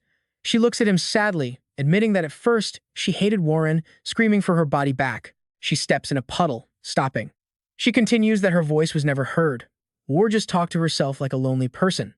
Lan feels the breeze and sighs again. She knew those monologues weren't meant to ignore her, but were Warren's own expressions of guilt and regret. Lan crouches down, adding that she understood just how hard it was to overcome that fear and anxiety, because they shared the same body. Looking at her reflection in the water, Lan touches the surface as if looking at Warren, saying that's why she doesn't push her away anymore. War had been brave enough to return her body. Corin listens to her words, reflecting on her capacity for forgiveness. She was robbed of her body for 3 years, and yet she was ready to embrace War. He smiles, praising her for being so mature. Lan looks up, smiling happily. Of course, even though I'm stuck at 14, War is only 3 years old. She says she's always wanted a little sister, and now she has one for real. Corin has a moment of realization. Ah, that's right. They're now sisters, sharing a single body. Suddenly, she calls out, "But hey," which makes him curious. She still has her back turned to him as she poses a hypothetical. If I were in danger, would my Appa save me in a super cool way like last time? Was that all? He replies, "Just say the word, anytime." Lan blushes, saying she knew he'd say that, and calls him cool. Then she calls him Appa again, leaving Corin with a puzzled look on his face. But she starts talking about something else entirely, saying she also likes fish and that she and Warren share the same tastes. She throws something in the puddle, making it splash. She then lists other things like food, music, and books before leaning in close and whispering in his ear, "And our taste in guys too." Corin is completely stunned. That was way too direct. She playfully pokes his chest, teasing, "If you become my husband, you'll legally have 2 wives." The line makes Corin so flustered he can barely speak. No, he stammers, asking what she's even talking about. She presses herself against his chest, looking up seductively, demanding an answer. And yeah, we'll leave Corin a blushing, speechless mess right there. But he's not taking the bait, pushing her away and scolding her for toying with people. Even so, Lan insists she's dead serious. And she claims that back in her village, kids her age are already running the world. Then she puts on this wise old act, blushing, as she drops another hint about this little thing called love. Corin finally caves, admitting he should probably ask her opinion if they're going to keep living together. Suddenly, Lan stands on her toes, plants a kiss on his cheek, and thanks him, leaving Corin completely stunned and flustered. Then, she slumps forward, head hitting his chest. Corin panics. What just happened? He tries calling her name, Lan, but a pair of fierce eyes glare back at him as she snaps. It's Warren. She's absolutely furious, warning him not to get the wrong idea. Those words? They were all nonsense. Corin just thinks, wow, that personality switch was fast. She then walks off, muttering to herself like she just broke out of a psych ward. "Who are you calling sister?" "It was just a misunderstanding." Park Sihoo'd up. Watching her argue with herself, Corin wonders if she's talking with Watcher Hoy. She turns back, asking if he's coming, and reminds him about dinner at the usual rank 1 spot. The usual place. He's baffled, but agrees. Corin sighs, figuring this is Warren and Lan's strange way of apologizing. An apology via food. Kids will be kids. But then he remembers her whispering about her taste in guys. He starts scratching his head, trying to convince himself that yeah, kids are just weird like that. Elsewhere, someone whispers that it's time to meet the ancestors. An armored hand twitches as a voice laments the massive resources the old church poured into this festival. They really thought that after all this, they'd finally be able to take down the first princess of the Protestant church. The result? A Crusader knight lies on the ground, thinking he was about to meet his maker, but he somehow survived. He mutters, "A complete failure." And remembering that strange sword, he has to ask, who was that guy? How did he know every single detail of the Crusaders' plan beforehand? The knight stares at the ceiling in utter disbelief. He had clearly followed Lord Lezin's orders, summoning 100 Crusader knights into this 100-year-old tunnel, and now all of them are knocked out flat just like him. He can't accept it. He took a huge risk to lure them out. But there's Corin, staff on his shoulder, looking down with a smug, mocking smile. 100 Crusader knights? Is that supposed to be impressive? If you were serious, you would have sent the Holy Knights. Corin ruined everything. The knight points a trembling finger, screaming, "On what authority do you do this? You think you're getting out of here alive." But then something hits him square in the head, and he's out cold. The one who did it? Corin, of course. From a distance, he just casually tossed something, and boom, lights out. Professor Josephine offers to handle the cleanup, but Corin just catches his staff and tells her it's fine. This is a good chance to test out a new technique anyway. Seeing that, Josephine wonders about the throw that took them all down in a single hit. Still, she praises him. For someone not in top condition, he did great. They'll handle the arrests. Hearing that, Corin doesn't hold back, pointing out the suicide pills hidden in their right molars. As Josephine walks over, her mind is racing with questions. I mean, let's be real. She's wondering the same thing we are. How did he know about a secret tunnel the old church prepared a century ago? And why was he tracking them from the start? Josephine begins tying up the unconscious knights. The next day, in an old castle, sunlight streams in. Warren is awake. She lies there, thinking about the calm that comes with true strength. Nothing can harm her body. Her entire metabolism is slower than a normal person's. In short, she's built different. Then Lan's voice screams from inside her head to wake up already. But even with her eyes open, she just lies there like a dead fish. Warren and Lan are two sides of the same lazy coin. Lan keeps nagging, "You're awake, right? Get up," causing Warren to cover her ears as if that would help and snap at her to be quiet. But of course, she can still hear Lan's voice in her head complaining, "Seriously, is that any way to talk to your big sister? Breakfast time, let's get breakfast." Suddenly, she hears a noise outside and bolts upright, curiosity winning. Heading downstairs, Warren tells herself she's not getting up because of Lan, just because she's curious. And then she sees him, Corin, passed out on the floor, drooling. She wonders why he's sleeping there, while Lan cheers, "Appa Corin." Lan gleefully tells her to wake him up, but Warren asks why it has to be her. So Lan starts spinning a tall tale about his face getting crooked if he sleeps there, urging her on. As Warren's finger pokes his cheek, Lan asks, "You like him too, don't you?" Hearing that, Warren gets all flustered. She doesn't know. He's just so unpredictable, always doing things she never asked for, always so intense. She just can't figure him out. Lan, like a little ghost squatting beside them, presses, "So you hate him?" Warren quickly replies, "I don't hate him." Lan persists, "So you like him?" But Warren finds it hard to answer and just pokes his cheek harder, muttering, "I hate you." Suddenly, Marie Dunarev appears from behind, smiling. "Why are you up so early today?" Warren just deadpans, "Because it was noisy." Marie Dunarev then orders Dioku to carry Corin to his bed, so he doesn't disturb Warren and Lan's sleep. As she follows Dioku, Marie Dunarev teases Warren, "If you're sleepy, go back to bed, Junior." But Warren just randomly says sofa, confusing Marie Dunarev completely. She's still squatting, asking why they can't just put him on the sofa. This just confuses Marie Dunarev even more, but she replies logically that there's no blanket and he'd freeze. Hearing that, Warren hugs her knees, watching them go unhappily, muttering, "Can't argue with that." Then Marie Dunarev cheerfully adds, "There are steamed potatoes in the kitchen. Go ahead and eat." She turns back with a smile, saying we can eat later, so it's fine if Warren eats them all. Warren sits there, staring after Marie Dunarev, then her eyes turn deadly sharp as she growls. Elsewhere, at a different time, a teacher is giving a lecture. In situations like this, you can utilize surrounding materials in an emergency. Sitting in class, Corin thinks that even though the festival isn't over, lessons are back on. He learned this stuff in his past life, so he focuses on other things. Just then, his system window pops up. Corin Loch, Power 8130, Mana 6770. Traits: Resilient Warrior's Recovery, Pain Endurance, Domain Insight, 3 cores, and Demonic Release. Looking at his new stats, Corin strokes his chin. With numbers like these, he's already surpassed where Arisa was in the early game. And trust me, you and I both know he's just getting started. On top of that, he checked his stats. Resilient Warrior's Recovery, Pain Tolerance, Domain Insight, 3 cores, Mana Release, and Calculation. His aura level was already high tier, and he pictured the 3 cores blue, red, and yellow glowing inside his chest. And think about this. At this stage, normal knights barely have their first core. He got his second from the Silver Mandragora and inherited the third from Duke Sabantia, which means while other knights are running on 1 aura core, he's rocking 3. Corin smirked, propping up his chin. Arisa also mentioned she'd finally gotten her own core. Those few steps she took inside his domain must have helped her grow like crazy. Arisa had finally reached the high intermediate aura level. He recalled their last battle. Arisa fought until she was a bloody mess, covered in wounds, but she never let go of her sword. Even though she was only mid-intermediate before, her rapid growth over half a year promised one hell of a future. The only thing left was that mana release skill the system mentioned. It's a high-pressure activation of his internal power, letting him store and release up to 20% of his total aura and mana. A ridiculously useful trait. His current aura was at 8,130. 20% of that is a massive burst of over 1,600. That's an insane amount of power. Corin had tried to release it once just to see. The problem was, when he tested it in the hunting grounds, he couldn't control it at all. Now, pay attention, this is where our boy starts daydreaming big. He figures he could probably do something similar with Duke Sabantia's ultimate magic sword. Could he cleave the sky and kill a dragon with a single stab? Suddenly, the professor's voice cut in.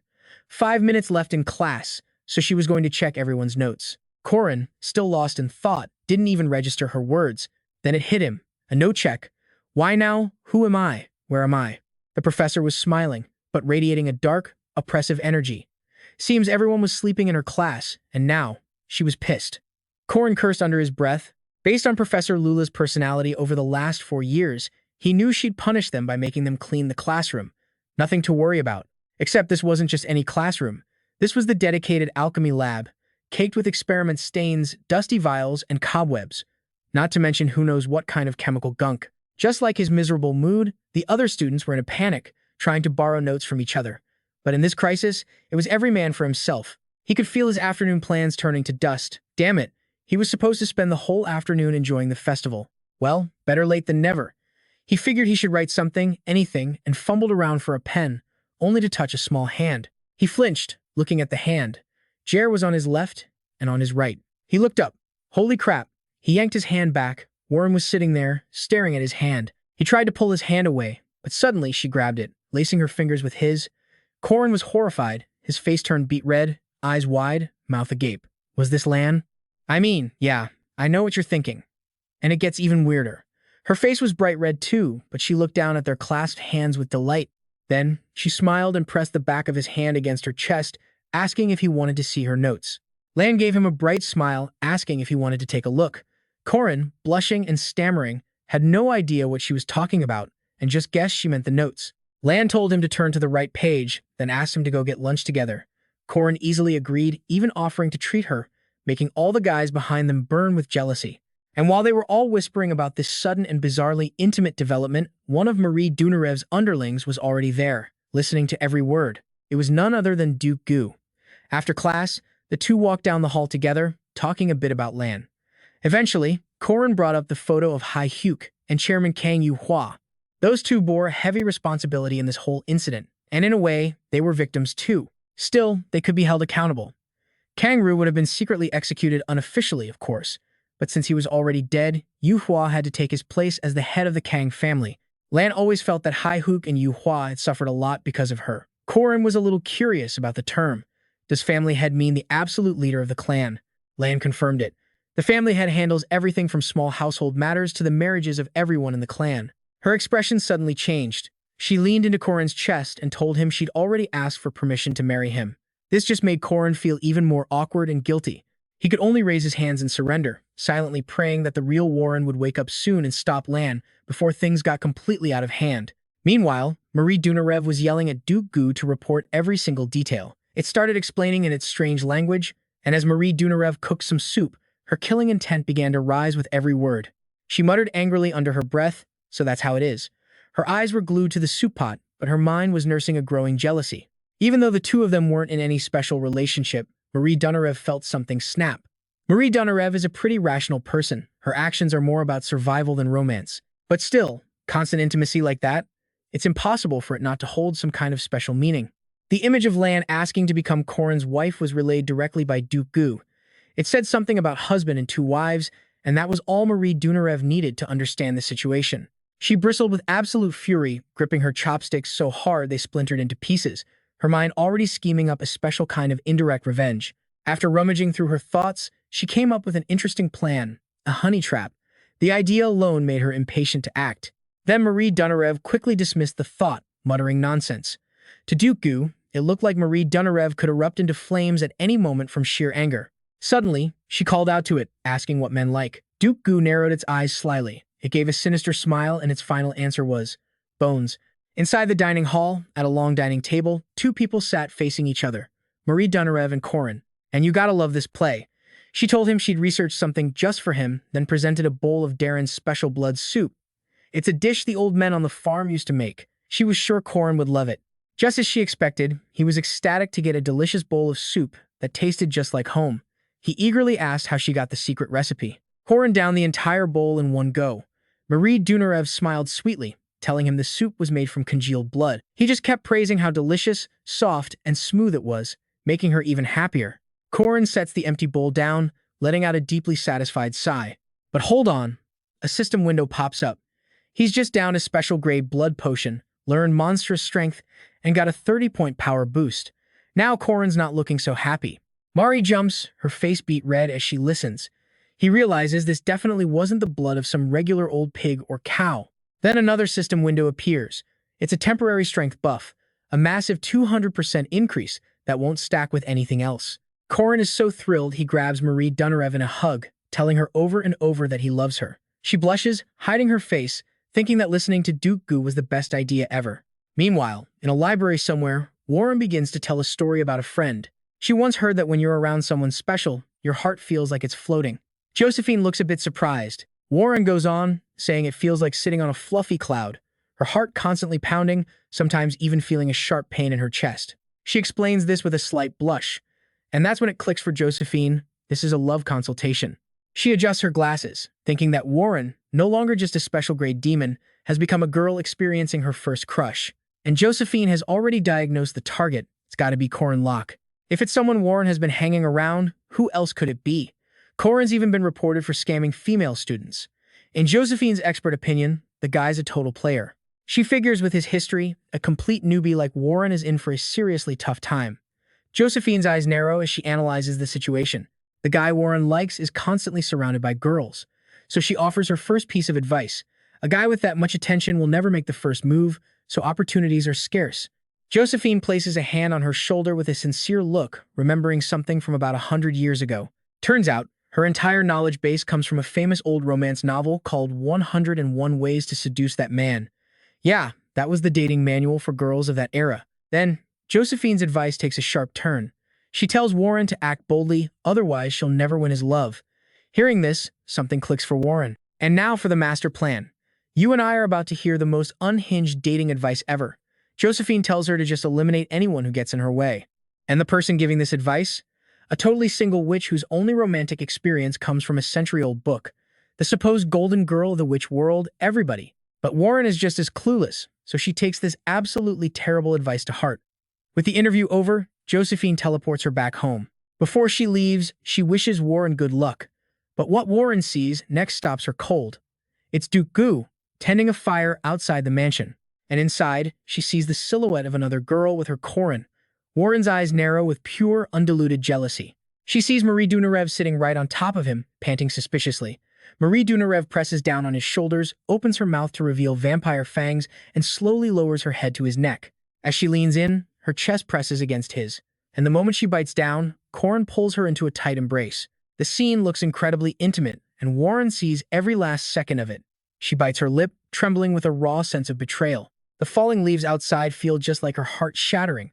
She now believes Corin is just a nice guy whose kindness is reserved only for Marie Dunarev. Her heart tightens in pain as she wonders if she was just being arrogant, thinking for even a second that Corin could ever like her. Marie Dunarev, enjoying the moment, suddenly opens her eyes and stares directly at her, making Warren flinch. Then she smiles, pulls away from his neck, and gives the bite mark a little lick. Yeah, Marie Dunarev sees her, and her eyes scream one thing: Corin is mine, and I don't share. Separated by a single wall, the two girls have a silent showdown. Suddenly, Lan grabs her sister, asking to take over the mission, her hand reaching for Warren's face.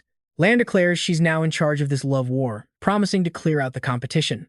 Elsewhere, Alicia Arden is praising a chocolate mousse, which catches Corin by surprise. She just smiles and explains that she's from the countryside, where there aren't any fancy bakeries. He's genuinely shocked, asking if her hometown is really that remote. Turns out, Corin just wanted to grab some sweets before the break, but ended up running into everyone he knew and getting dragged into this awkward cake party. Suddenly, both Marie Dunarev and Warren call out, offering him cake. But since Warren is closer, he turns to her first. After taking a bite from her, he looks back towards Marie Dunarev. She's fuming in silence after being one-upped. Then Warren suddenly offers her the strawberry cake she's holding. Not having a good reason to refuse, she reluctantly accepts. Then, Warren turns back and asks Corin to get her a piece of cake. He nervously gets a piece on his fork as Marie Dunarev watches. But as he offers it, Warren opens her mouth to be fed, and that's when Marie Dunarev smashes the cake right in her face. I know what you're thinking, and yep, this just happened. Marie Dunarev calls it feeding her with love, leaving Corin completely frozen. She wipes her hands, smiles, and asks if the cake was good. Warren says it was delicious, putting some serious emphasis on the word. Marie Dunarev then asks if she'd like some more, and the entire room goes dead silent. Even Corin can't figure out why the vibe just turned murderous. Wiping cream from her face, Warren radiates a dark aura and starts asking about Marie Dunarev's potato farm, mocking her with some made-up potato cake dish. Marie Dunarev's face darkens as she asks if Warren would like some more strawberry cake. Like anyone would be stupid enough to say yes. Watching this unfold, a sweating Jer asks Corin what is happening. Our main character can only whisper that he is terrified. This is way too much for him. He stands up and makes an excuse to go to the bathroom. Jer and Jack immediately stand up too, leaving Alicia Arden totally confused. The three guys link arms and make a tactical retreat, talking about the terrifying girls they just left behind. Alicia Arden couldn't stop them even if she wanted to. Back at the table, she's left to eat under the crushing pressure of Warren and Marie Dunarev's death stares. They're still being polite, but the tension is suffocating. And for the final blow, Marie Dunarev boasts that she and Corin are going south for the winter to visit a hot spring together. And you and I both know that's a declaration of war. And here's where the drama starts. Corin's fan club is ganging up on Alicia Arden, one bragging about getting a blessing with him at the John's Sanctuary, while dissing Alicia Arden's smelly hot spring. This is all news to her. Then one of them drops the hammer. Corin decided to come home with me, which makes Alicia Arden just blurt out, "What?" Meanwhile, the three guys are in the bathroom together when Corin gets a weird feeling. Back with Alicia Arden, her hand is shaking so much she can barely put her cup down. She timidly explains that Corin is going to the east with her to see the eclipse. This only makes the other two girls even more hostile. The pressure is too much. Alicia Arden's voice gets smaller and smaller. Her vision blurs, and she just stammers before screaming out, "Why?" Her scream reaches the men's room. Corin, confused, looks over. This flashes back to a few days ago when he was asking about the Eastern Forest. Quick explanation: those beloved by spirits can travel with them without any interaction. But for a spirit to come looking for someone from so far away, that's almost unheard of. The person standing before him is Een. She reports that she's found the people he was looking for. Their names are Uskias and Findias. Findias is the hidden realm containing one of the four great treasures, the son of Klusalas. Its guardian is Uskias. In the game, the main villain Bantaza and his royal guards got their hands on all these treasures, but even they couldn't get past that guardian. Getting stronger is one thing, but weakening your enemy at the same time? Now that's a pro-gamer move. If Corin can snatch just one of the four treasures before the royal guard gets it, he scores a massive victory. Normally impossible, since nobody knows the time or place. But get this, as a reward for defeating fan Mark Demond, he received a map to the Claws Solas, one of the four great treasures. This information wasn't an item, it was downloaded directly into his memory. The key is the eclipse. When the sun's power is at its weakest, Clausolas can be claimed. An eclipse only happened once in the 3 years he played the game. Fast forward to May 8th, during spring break. A report comes in about the presence of the Wolf King's territory. Corin continues his train of thought. Even though it's a hidden place, he trusts Ian's power to find a clue. Perfect. Everything is going according to plan. A small smile creeps onto Corin's face as he clenches his fist. This vacation, he's heading east to find Findia's, grab the ancient treasure, and completely derail Bantaz's entire operation. Just thinking about it brings a satisfied grin to his face. Corin swears he'll make them fail. Utterly. Back in the present, Corin is trembling as he explains his trip, adding that he needs to consult with the old Duke Sebastian. His passionate explanation is met with a death glare from Marie Dunarev. She asks him when he's leaving. Corin opens his eyes, a little surprised by her question. She holds out her hand, revealing a crest. It's the insignia of her ducal house. With this, he'll be able to get cooperation almost anywhere. Then she tells him not to follow anyone who promises him potatoes. He immediately insists he's not a child. As he turns to leave, she grabs his hand. Blushing, she tells him to wait, hesitating like she's building up courage for something. He just gives her a gentle smile. She then declares she's going to drink her fill of his blood now so she can live off her reserves for a long time. After a quick thanks, she gets right to it. One day before departure, Corin steps out of the bathroom, soaking wet with a towel over his shoulders. He feels exhausted from having his blood drained despite just sitting still. He looks at his bed and is shocked to find Warren just sitting there, looking dazed. I know what you're thinking, and yes, it's about to get real awkward. She just complains that he took too long to wash up. He asks why she's here, and she flatly states she's sleeping here tonight.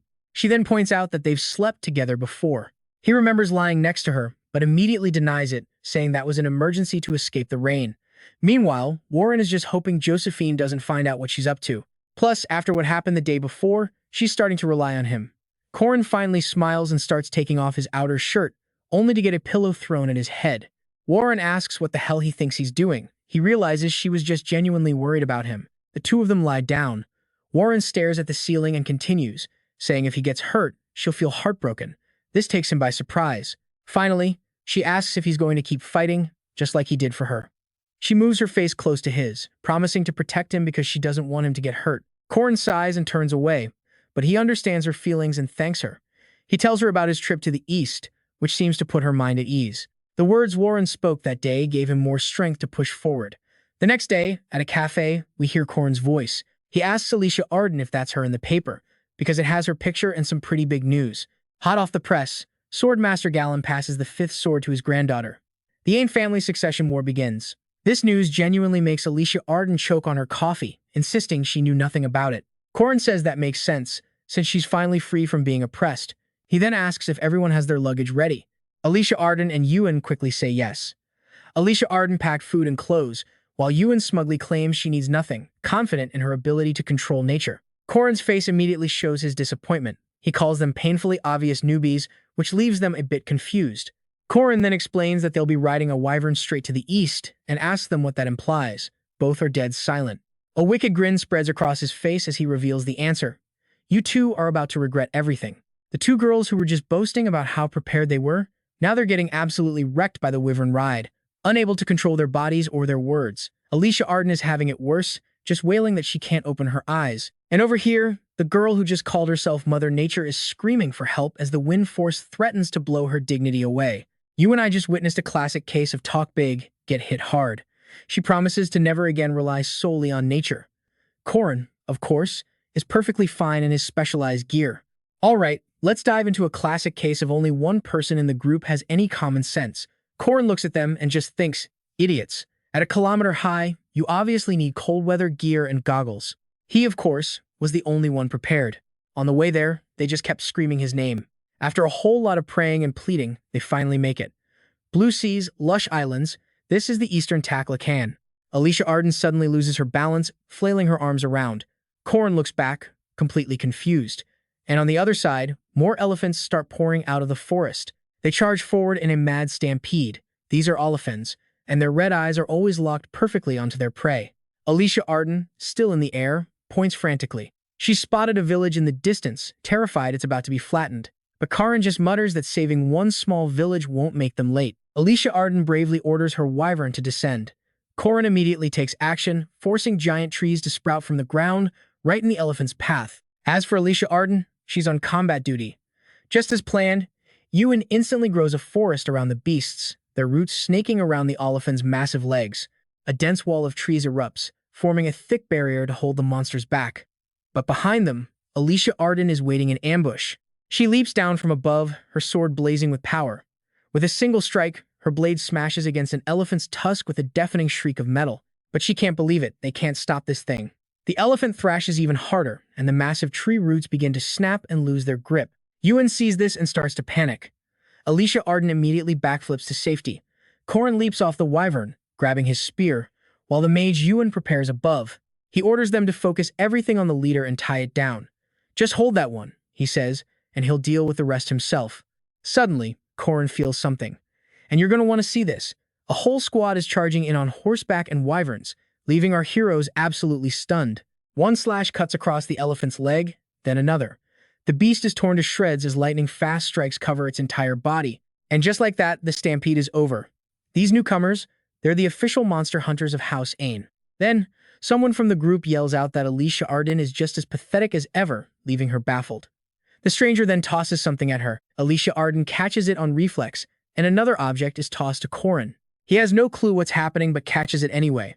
When he opens his hand, all he finds is a piece of candy, making him even more confused. The person who threw it was Lunia. Alicia Arden is completely floored by this dramatic entrance. Lunia just tells them all to be more careful, then turns to Corin and asks about his top-rank status. Lunia calls it excellent progress and tells him to keep it up before turning to leave. But just watching her walk away, a thought hits Corin. She's still just as cold as ever. It's her nature. But then Lunia stops, remembering something. She turns back, dead serious, and asks, "Will you marry me?" And yeah, you and I are having the same reaction. The question leaves Alicia, Arden, and Yuan so floored they nearly faint. Even Corin's face is screaming. What in the actual hell is happening right now? There's a powerful family in the south that controls fertile lands, countless islands, and all the important trade routes. The east, by contrast, borders a heretic empire and faces a harsh landscape with constant monster attacks from the wastelands. But even in this brutal environment, the East holds a rock-solid reputation, all thanks to its protectors, the Ain family. Inside the eastern compound, rows of people are lined up, bowing respectfully before one person. They chant in unison, "We welcome your arrival." That person is, of course, Lunia. She commands, "That's my sister and her friend. Prepare rooms for them." The soldiers obey instantly. She then turns to her sister. "Alicia Arden, you come with me." Meanwhile, Corin and Yuan are playing a game of chess. Yuan just sighs, "This game is so hard." "How are you so good at this, Corin?" He smirks. "How much experience do you think I have?" She then leans in close to Corin, whispering, "Is Alicia Arden okay?" The tension back there was insane. He just shrugs. "She'll be fine. They're sisters, after all." But Yuan is still freaking out. Is she going to punish us because we couldn't handle those mammoths? But Corin knows Lunia isn't like that. While he's thinking, the door opens. Someone enters and respectfully calls his name. The master, Lunia, wishes to see him. Over here, Lunia is waiting for Corin, hands clasped behind her back. She turns her head. "You're here?" Her whole vibe is just pure, cold elegance. Lunia tells Corin to sit, saying they have much to discuss. Meanwhile, he's just worried he's about to get disciplined. She pours him tea and asks, "Right, you're turning 18 soon, aren't you?" "Same age as my sister." Then she bluntly asks if he's married. The random question makes Corin choke on his tea, wondering why she would possibly ask that. Lunia gets straight to the point. "If you don't have anyone, do you want to marry me?" Corin is skeptical. "Are you serious?" But looking at her, he can tell she is not joking at all. She studies his face. "You're talented in martial arts, and you train hard. And your face, well, it meets my standards." Corin can't help but joke. "I didn't realize you cared about looks." Lunia replies frankly, "I'm a woman too. I at least have to consider the face and body of the man I'll be sleeping with." But Corin knows there's a catch, so he asks for the real reason. Lunia's eyes turn sharp as she looks at him. "It's because of my sister." She thinks back to that day, after Alicia Arden beat her in a duel. That senile old Garen Arden appeared out of nowhere and declared Alicia Arden the new 5th-generation swordmaster. The old man disappeared right after, throwing all of Lunia's supporters into chaos. "You were the one who advised Alicia Arden, who made that bold plan. Surely you understand the situation." Lunia sips her tea. "My position started to crumble. To regain her footing, she's been swamped with meeting requests from famous swordsmen and heirs of powerful families, all political marriage offers, and Lunia hates it. She refuses to be a product on the marriage market." Corin gets it now. "So, you want a fake marriage with me to fool everyone, and there it is, you and I just got the full picture." Lunia smiles and nods. "Exactly. Alicia Arden was an illegitimate child of the Aiden clan, but when she returned, she was welcomed with a mountain of treasures. That was because she was named the heir so early, throwing her right into the middle of the family's brutal power struggle. A woman in red with a sword asks, I heard. Father named you the fifth sword master. Alicia Arden kneels, still just a girl. Her spirit is strong, but the burden she carries is crushing. The woman reminds her that her father's command is absolute. Let's dive into this family drama, because her mother, Sophia, just declared that her opinion changes nothing. She's the first wife of the current clan head, Jen. Everything moves according to the will of the former patriarch, the head of the Garin Aiden family. His word is law. She throws a sword down, ordering Alicia Arden as the family's fifth blade to fight for their honor and the safety of all mankind. She'll command the main family's forces and train while she's here. Alicia Arden grips the sword, her voice a quiet yes, ma'am. She literally can't refuse.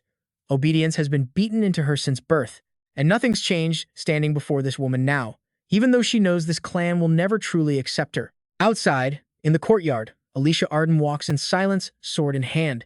She drifts towards the side of a room, drawn by the sounds from within. All right, let's think positive, she hears. Peeking through a crack, she sees Corin and Lunia. Then tomorrow, Lunia says, we'll spend the whole day together. Now, pay close attention. Alicia Arden leans back against the wall. A date? She noticed the slight smirk on her sister's lips, the excitement in her voice. Remember when she asked if Corin wanted to marry me? A pointless question? That's just like my older sister. Cold and decisive. Alicia Arden figures something as huge as marriage needs a reason, but her sister must have good intentions. She felt it during the midterm exam. Lunia was curious about Corin, but also respected him. It was a warrior's respect for another prodigy and a desire for his territory. But she wouldn't have made the offer if she didn't like Corin at all. Alicia Arden smiles faintly. This is a good thing, because she cares for them both. Lunia is the half-sister she's always admired, the one who looked after her like a mother when she was small. Even if they're rivals now, she truly wants her sister to be happy. Corin is also special to Alicia Arden. He believed in her talent, supported her, and helped her survive the assassins her own sister sent after her. The young girl sits outside the door, hugging her sword. They're a perfect match, and they're two people she deeply loves and respects. Them getting together should be a good thing. She thinks this, but her heart feels heavy. Outside, white snow begins to fall, blanketing the world in a bitter cold. A puff of smoke from a pipe warms the air for a moment. Lunia holds a piece of paper. What is this, mother? A list, Sophia answers, of famous swordsmen from the East and the firstborn sons of every major noble house. Most of my supporters are from my mother's clan, so I can't just ignore the pressure to meet these people. She recalls Corin's twisted face. He's handsome, she admits. Objectively, he's a good man, with an unyielding drive to master the sword. Besides, her grandfather is the one who will decide the next heir. The Garin Arden Garin Corin had already reached the domain, so even if people object, her grandfather will just shut them down. Holding the pipe, a thought sparks in Lunia's mind. She thinks about Alicia Arden's feelings for Corin. She's not sure how deep they run, but there's definitely an attraction there, maybe more. Okay, I know what you're thinking, and yeah, it gets worse. She taps out the ash and muses. What belongs to my little sister is mine to take. As a leader, she can't be bothered with such trivial matters. From outside, a girl's voice cuts in. My lady, are you planning to go on a date with Corin? Lunia reacts. Jenny? A date? That sounds so irritating. This is a premarital screening, Jenny points out. Are you not satisfied? Compared to the men Sophia brought, isn't he far superior? She adds, that's why we lost to him in the duel. Plus, he completely overwhelmed you, and he's so young, an absolute prodigy. He is worthy of you, Lunia. The young master turns, acknowledging that Jenny has a good eye for talent, but then Jenny asks, my lady, you're going on a date dressed like that. For someone like Lunia, it's probably fine, but from an outsider's perspective, Jenny is baffled. On a beautiful day, beneath towering buildings, the date is about to begin. Lunia calls his name, and Corin immediately blushes. He raises a hand, just staring at the girl in front of him. Why are you looking at me like that? Lunia asks, looking completely different in a traditional dress and jewelry. Is something on my face? No, nothing, Corin says, still blushing. Without another word, she quickly links her arm with his, and the date officially starts. Deep in the forest, something moves. A lookout shouts a warning. My lady, signs of demonic beasts near the border. Alicia Arden is already leading her troops, ordering them to move out. Looks like she got assigned patrol duty while her sister is out on a date. Inside a grand hall, soft lights glow as music fills the air. A man stands on stage, his voice singing a beautiful ballad. And outside, a demonic beast is sliced in two. A young woman, covered in blood, pants for breath, but she's not done. Sword in hand, she charges back into the slaughter. Inside, a man and a woman enjoy a moment of peaceful, artistic bliss. They gaze at the stage, lost in the beautiful melody. Outside, Alicia Arden is still cutting down monsters, one after another. Maybe each swing helps her think less about those two. They, and the entire audience, give a standing ovation for the performance. She gives herself a private applause, determination on her face, enemy blood on her clothes. The two people she cares about most sit together, not saying much, just joining the applause in the theater. Back in the forest, Alicia Arden claps her hands together too, but it's to dust them off. Mission complete. She sighs, turning to face the field of monster corpses and her waiting squad. You all worked hard today. The concert ends under a clear blue sky. They ask each other what they thought, talking about the angelic voice they just heard. Lunia, still holding Corin's arm, asks him, "What I mean is, did you have fun?" He quietly replies that it was a new and interesting experience. She slides her hand down to hold his. "That's good. The most important thing is that you enjoyed yourself." She then leans down and kisses his hand. "Today was a wonderful day," Corin stammers. Shouldn't the man be the one kissing the woman's hand? For Lunia, this is normal. And you and I both know who is standing right behind them, watching it all happen. With an innocent face covered in blood, the girl overhears the two people in front of her, making plans for the next day. Her job was done. Corin heads home while Lunia runs right into Alicia Arden on her way back to the estate. And right away, you can just feel the tension brewing between these two. Did you just go see Corin? Lunia is brutally honest. Yes, I just got back from hanging out with him. Alicia Arden instinctively tightens her grip on her sword. Is that so? Hearing her younger sister ask, "You two must have had a good time, huh?" Actually makes Lunia crack a small smile. Alicia Arden adds, "You're wearing the traditional uniform? I thought you hadn't worn that in 7 years." Her sister calling her name makes the girl jump. Lunia walks past her, saying, "Get changed and meet me at the dojo. We're sparring." Sparring? Normally, Alicia Arden would do anything to avoid practicing with her older sister. She has no idea why Lunia is suggesting this, but she knows she can't refuse. In the quiet of the night, a voice rings out. "This is unusual. You always try to get out of this. But now, Alicia Arden, you seem ready to accept it." Of course, it's Lunia. The two sisters are now squared up, ready for their match. Alicia Arden tenses up at her sister's words. Lunia points her wooden sword forward, telling her little sister that nobody is watching, so she better come at her for real. With that said, both of them get serious and introduce themselves. One is Lunia Arden, the top disciple of the Aiden One-Sword School. The other is Alicia Arden, a first-class swordsman of the same school.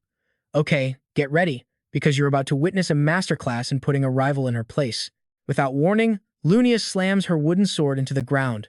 A second later, a cyclone of rock she created barrels straight towards Alicia Arden. The sudden attack catches her off guard, but in a split second, she manages to shatter every single rock, successfully dodging the opening move. But Lunia is not done. She uses the second form, Tiger holding the golden bow. In a flash, she teleports behind Alicia Arden asking, "Do you remember this?"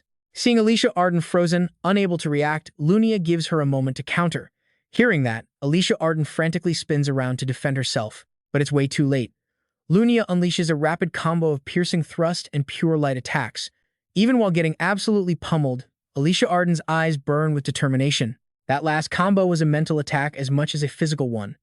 Right now, she's desperately trying to block Lunia's onslaught, but her reflexes just can't keep up. A glint of light appears in Alicia Arden's eyes. In front of her, Lunia is still relentlessly attacking. She thinks to herself, however, from the feint to the finishing blow, from beginning to end, if I can just read Sister Lunia's attacks, I can do more than just block. Alicia Arden tightens her grip on her sword. The fight seems evenly matched for a moment, as both sisters reveal an opening to the other. Lunia thinks that if Alicia Arden can predict her moves, a counterattack is definitely possible. Alicia Arden seems to be aiming for the perfect target right for Lunia's head. She lunges forward with everything she has, but Lunia dodges the blow by a hair's breadth. Suddenly, Lunia warns her, "You stop breathing," then slams a fist into Alicia Arden's stomach. The blow sends her flying back several meters. Alicia Arden is now covered in dust, her body littered with injuries. You and I have both seen that look.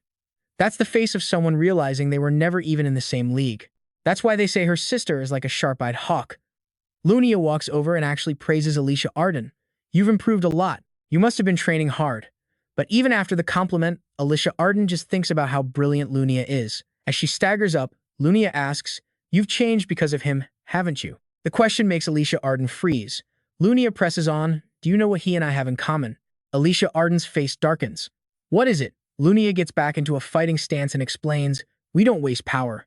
In swordsmanship, we think the same way. To fight and win, flashy and unnecessary moves are useless. As she speaks, she launches another attack on Alicia Arden. Caught by the surprise attack, she barely manages to block it in time. Lunia reminds her that a single mistake can cost you everything. And she's not done teaching. Next, sometimes avoiding the fight is the wisest move. Hearing this, Alicia Arden is confused. Dodge? But she believes she can read Lunia's movements. However, in the next exchange, Lunia uses piercing thrust again, leaving Alicia Arden with absolutely no way to evade. Just like that, Alicia Arden drops her sword in surrender. Remembering a previous duel, she thinks, I thought I'd caught up to her. Even just a little.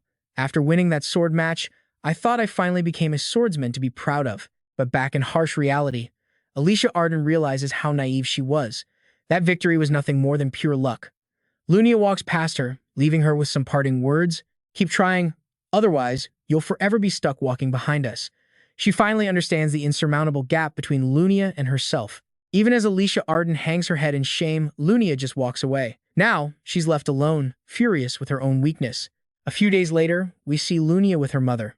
And trust me, the family drama doesn't stop with the sisters. Lunia's mother, Sophia, continues, I heard you've been seeing some boy recently. Lunia replies flatly that it was just a coincidence, but her mother is incredibly strict. She warns Lunia that she's only allowed to date overnight after she's engaged. After all, men are just tools to improve the family's status. Sophia Aiden was once known as the best swordswoman in the East, but after her husband cheated on her, her views on marriage became twisted. Sophia reminds her daughter to marry the man who brings her the most benefits. Lunia just tells her not to worry. She confidently states that Corin is 10 times better than anyone her mother has picked out from a matchmaking book. This surprises her mother. Oh? Is that boy really that impressive? Lunia gives her a brief introduction. He was able to enter the domain at a very young age. His talent is no less than our grandfather's. Sophia asks what Corin's talent is, and Lunia explains. It's a special kind of talent, not just muscle, but a talent that leads him to victory. Then Lunia hesitates, making her mother impatient. Without another thought, Lunia decides to mention one more good thing about Corin. Stick with me here, because that handsome kid is about to become a pawn. Sophia is stunned as Lunia's face turns terrifying, her ambition laid bare. He's her type, she says, and besides, it's fun to steal something her little sister wants. Seeing this side of her daughter, Sophia is left utterly speechless. All she can do is sigh, I'm starting to seriously question your morals. For the first time, Sophia reconsiders this whole marriage arrangement. 9 days have passed at the main Aiden estate, and the New Year's festival has finally arrived. The whole atmosphere feels just like back in Korea. Dema excitedly waves Corin over. Ewan adds they were looking for him, but he gives them no answer. He knows the festival is ending soon anyway. Corin's face darkens as he remembers the real mission. The only reason they came to this eastern land was to find the hidden Fia's treasure. Findia's, a secret land of monks, is a natural fortress walled off by mountains and crawling with monsters, all managed by the Aang clan. This is the eastern frontier. Ewan thanks a small spirit for guiding them, even offering it a piece of cake, which it happily accepts. Joining Ewan in the woods are Corin and the Lunia sisters. He's a bit surprised by the spirit, but Lunia is just glad to have a spiritmancer with them. Ewan leads the way, promising, we won't get lost, not even in this forest. Corin turns to Lunia and says, we're all incredibly grateful to you. Lunia, really, thank you for coming with us. We got through the border checkpoints so easily because of you. She brushes off his formal thanks with a smile, saying, don't mention it. Though I don't get why you're seeking a secret land beyond our borders. You're a minor, and you're my fiancé, so this is my duty. In mountains this packed with monsters, a normal guard won't cut it. With Warren and Marie Dunarev still not here, Lunia's help is priceless. But from behind them, Alicia Arden stammers, I really think you shouldn't say things like that. I mean, the whole fiancé thing. When Lunia asks why, she explains that people are going to give them weird looks, but Lunia just scoffs. Since when do I care what other people think? Seeing how stubborn her sister is, Alicia Arden finally says it plainly. Sister, if you have no intention of taking responsibility for Corin, then you shouldn't be interfering in his life. It's not right. Hearing this, Lunia just laughs. Why would you ever think that? Their chat is suddenly cut short by Ewan shouting that they've arrived. Now, pay close attention. Once they pass through this magic circle, they'll be there. As they watch, their reflections in the barrier suddenly shatter. Corin knows instantly they've walked right into a trap, exactly what you'd expect from a place guarded by a high-ranking master. And now Corin is all alone in the forest, completely separated from everyone else. He figures it must be a spell designed to confuse intruders. He wonders if it's like that 8 trigrams technique from his last fight, He concludes it's just a test to check the skills of anyone entering this hidden area. But this is an old trick. Corin immediately gets into a fighting stance, calling them out, illusions or monsters. He'll take on anything. Suddenly, footsteps. A voice calls Corin's name. The second he hears it, his face twists in panic as cold sweat starts pouring down. The person who greeted him is none other than Park Sihoo. Just his voice makes Corin tremble as Park Sihoo flashes the most villainous grin. Long time no see. Okay, I know what you're thinking. Of all the people to show up, why him? Corin's mind is reeling. This is a nightmare.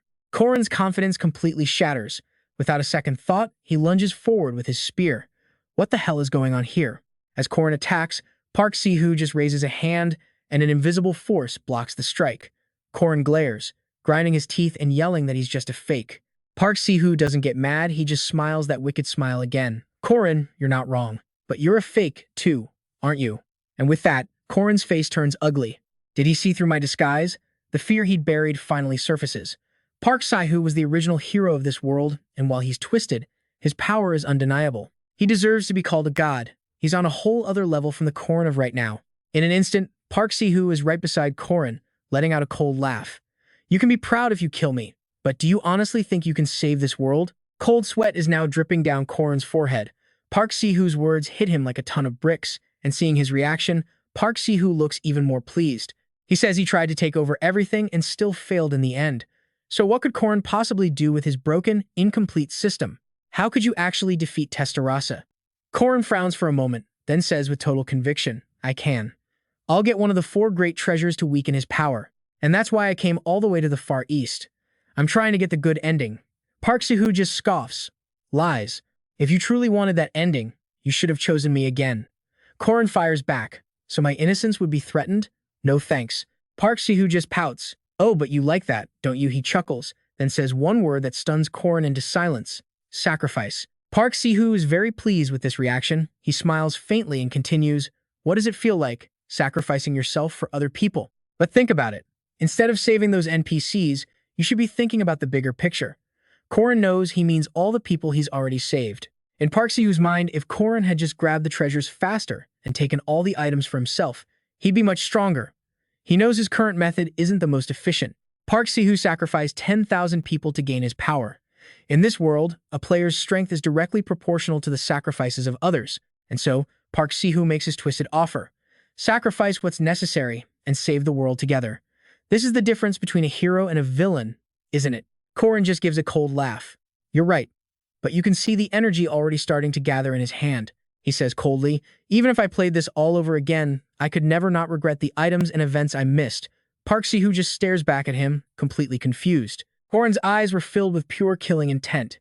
He gritted his teeth. Was this pathetic trash heap of an illusion really trying to guilt-trip him? Stick with me here, because you're about to see how a real main character deals with mental attacks. He remembered everyone he saved, Mary Dan, Alicia Arden, Aiden, Hoa, and Lan. He had zero regrets, and he'd do it all again. In that instant, Corin's resolve became iron. A brilliant red energy exploded around his entire body. Without a shred of hesitation, he drove his fist straight into Park Sihoo's face. The Phantom's body instantly shattered into nothing. With the illusion gone, Corin lowered his weapon, his thoughts clearing, as if he'd ever be scared of a cheap trick like that. Still, it did wake him up. He didn't regret a single thing he'd done. Even if he could go back, his choice would be the same, unchanging. And with that, Corin returned to the real world. Lunia's voice cut through the silence. Corin whipped his head around to see the 3 of them walking toward him. He was a little suspicious. Ian was a spirit, so illusions didn't work on her. But how did Lunia get out so fast? She just smirked.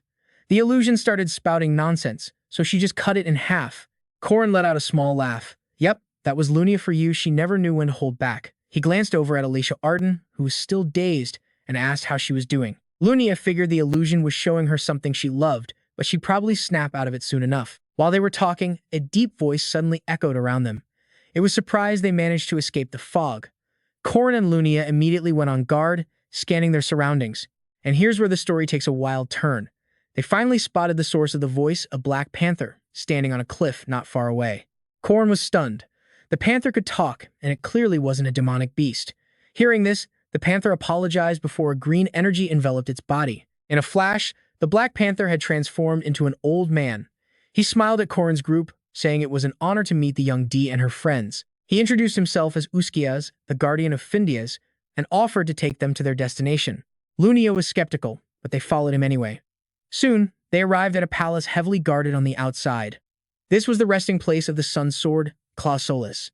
Corin sized up the guards, then turned and quietly asked Yen about them. She simply nodded, confirming they were her kin. Hearing that, he dropped the subject and scanned the scenery. He couldn't help but admire how beautiful it was, jokingly asking if she'd sell him a piece. Yuen looked at him in disbelief. People called this the Green Land, and he actually dared to ask about buying it. Corin just chuckled, saying he was making a real estate investment for the future. And so, Corin's group followed Uskias deep into the palace, stopping in front of an ancient tree. Uskias opened a door and invited them inside. Uskias sat in the main chair and glanced at Corin, asking why he'd come to such a remote land. Corin didn't hesitate to state his purpose. He was searching for one of the 4 great treasures, the Sun Sword Clausolus of the Jinnu tribe. The moment Uskias heard this, his expression darkened, so he was also looking for it. Corin gave a slight nod. Because I am the official heir of Queen Enda Danua of Paradise.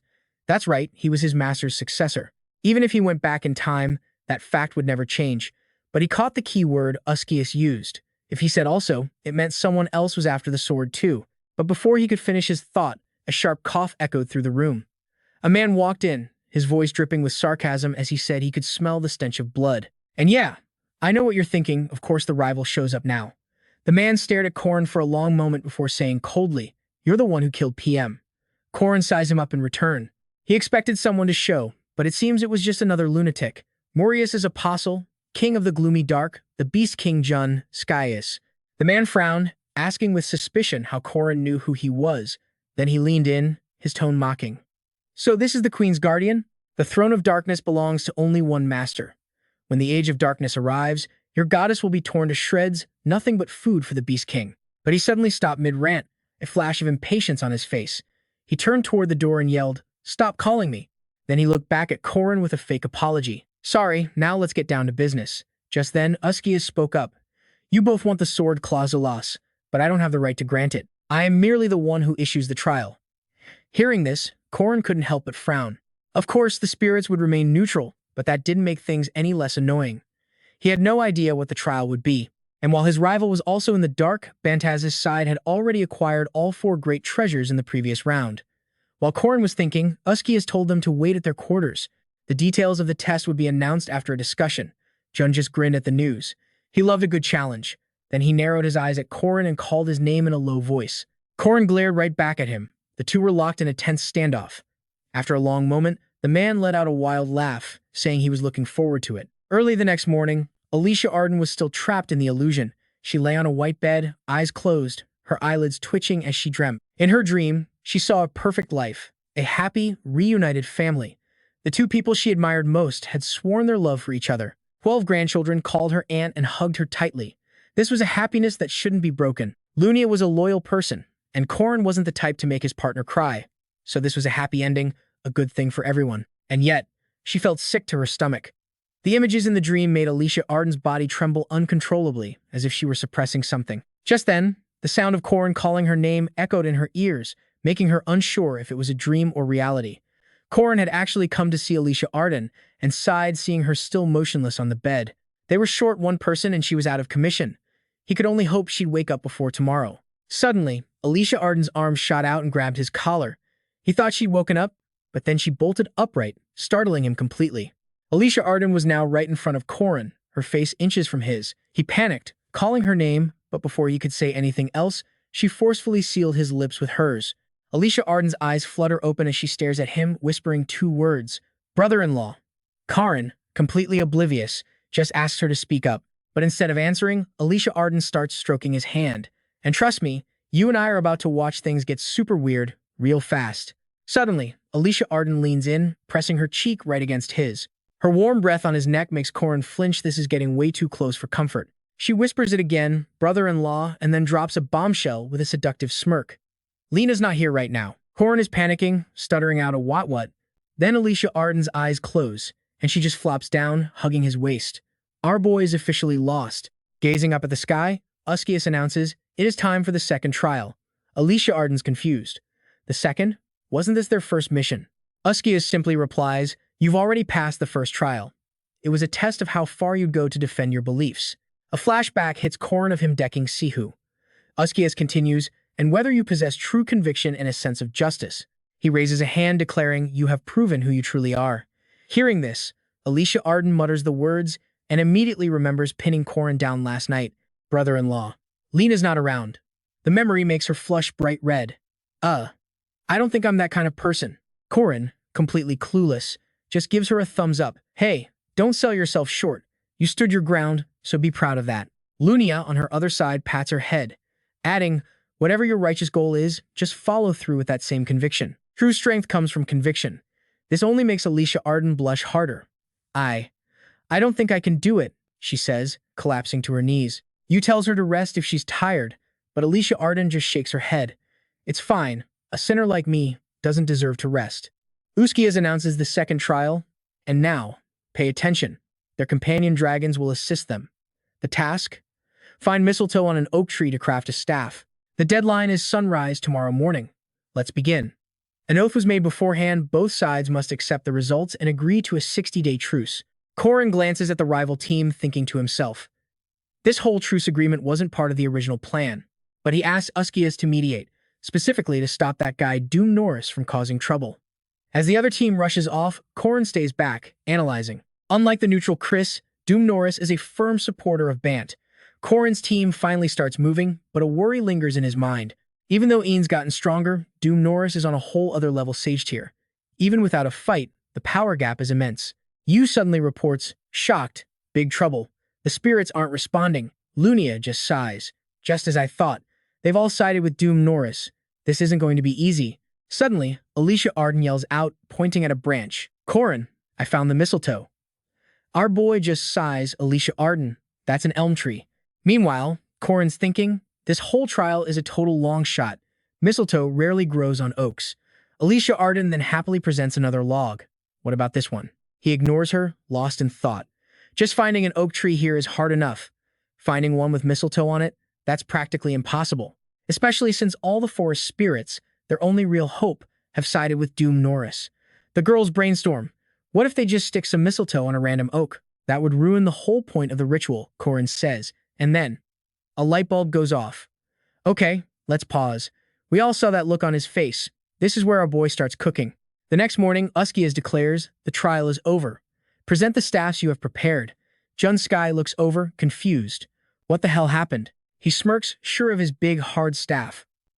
Only to see it completely dwarfed by the one from Corin's team. Jun Sky's jaw hits the floor. How is yours bigger and harder than mine? Lunia just scoffs. Park Sihoo up, you waste of space, you don't need to know. Corin internally explains the trick. Alicia Arden fused a mistletoe seed directly to an oak acorn she found.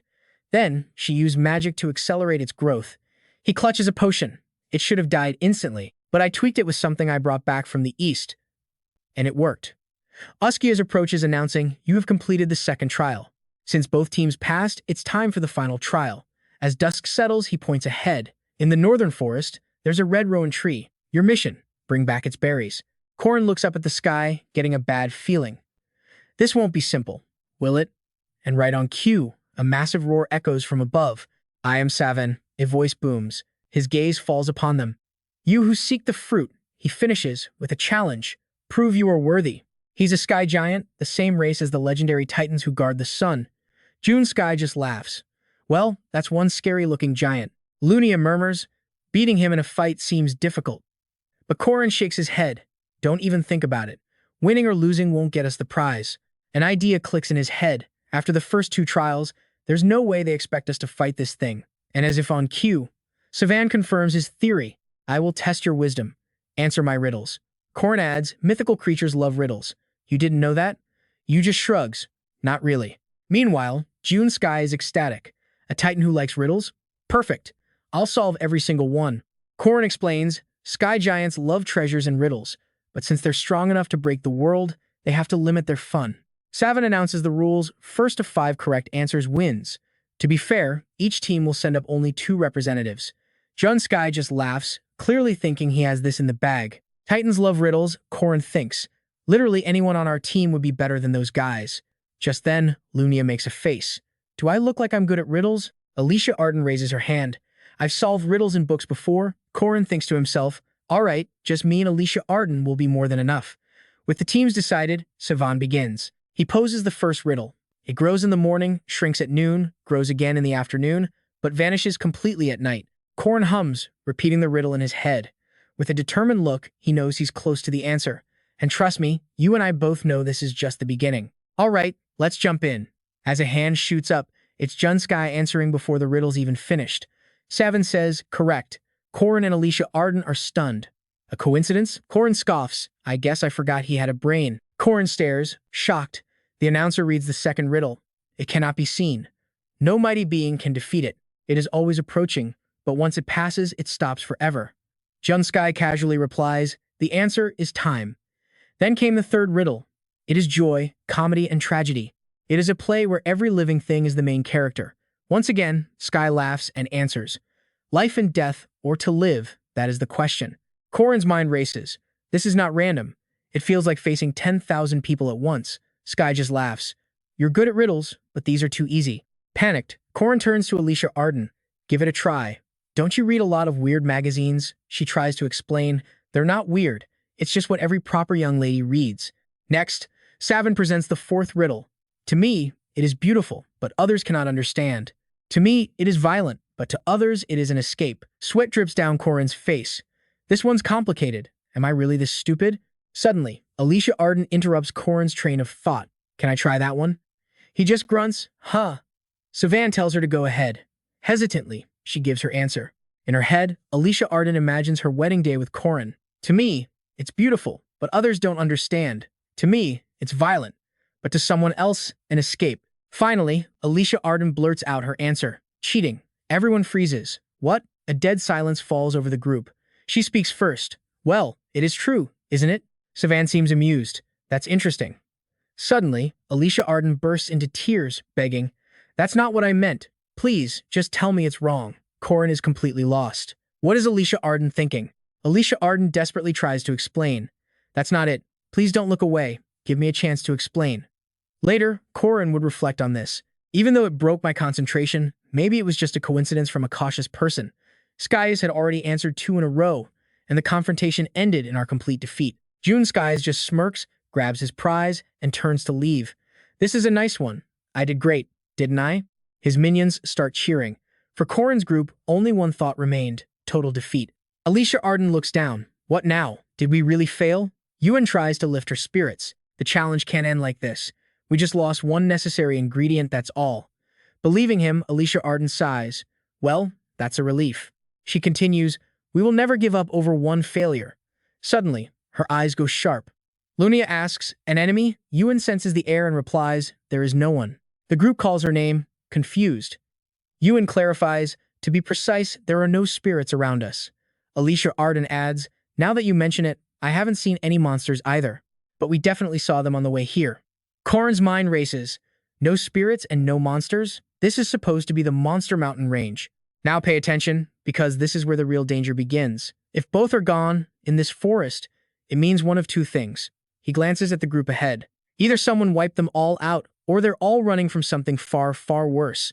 Jun Skies just chuckles, turning his head back to ask, did we wander in too deep or something? Dunorik mutters, Olo Brentata, then slams his staff on the ground.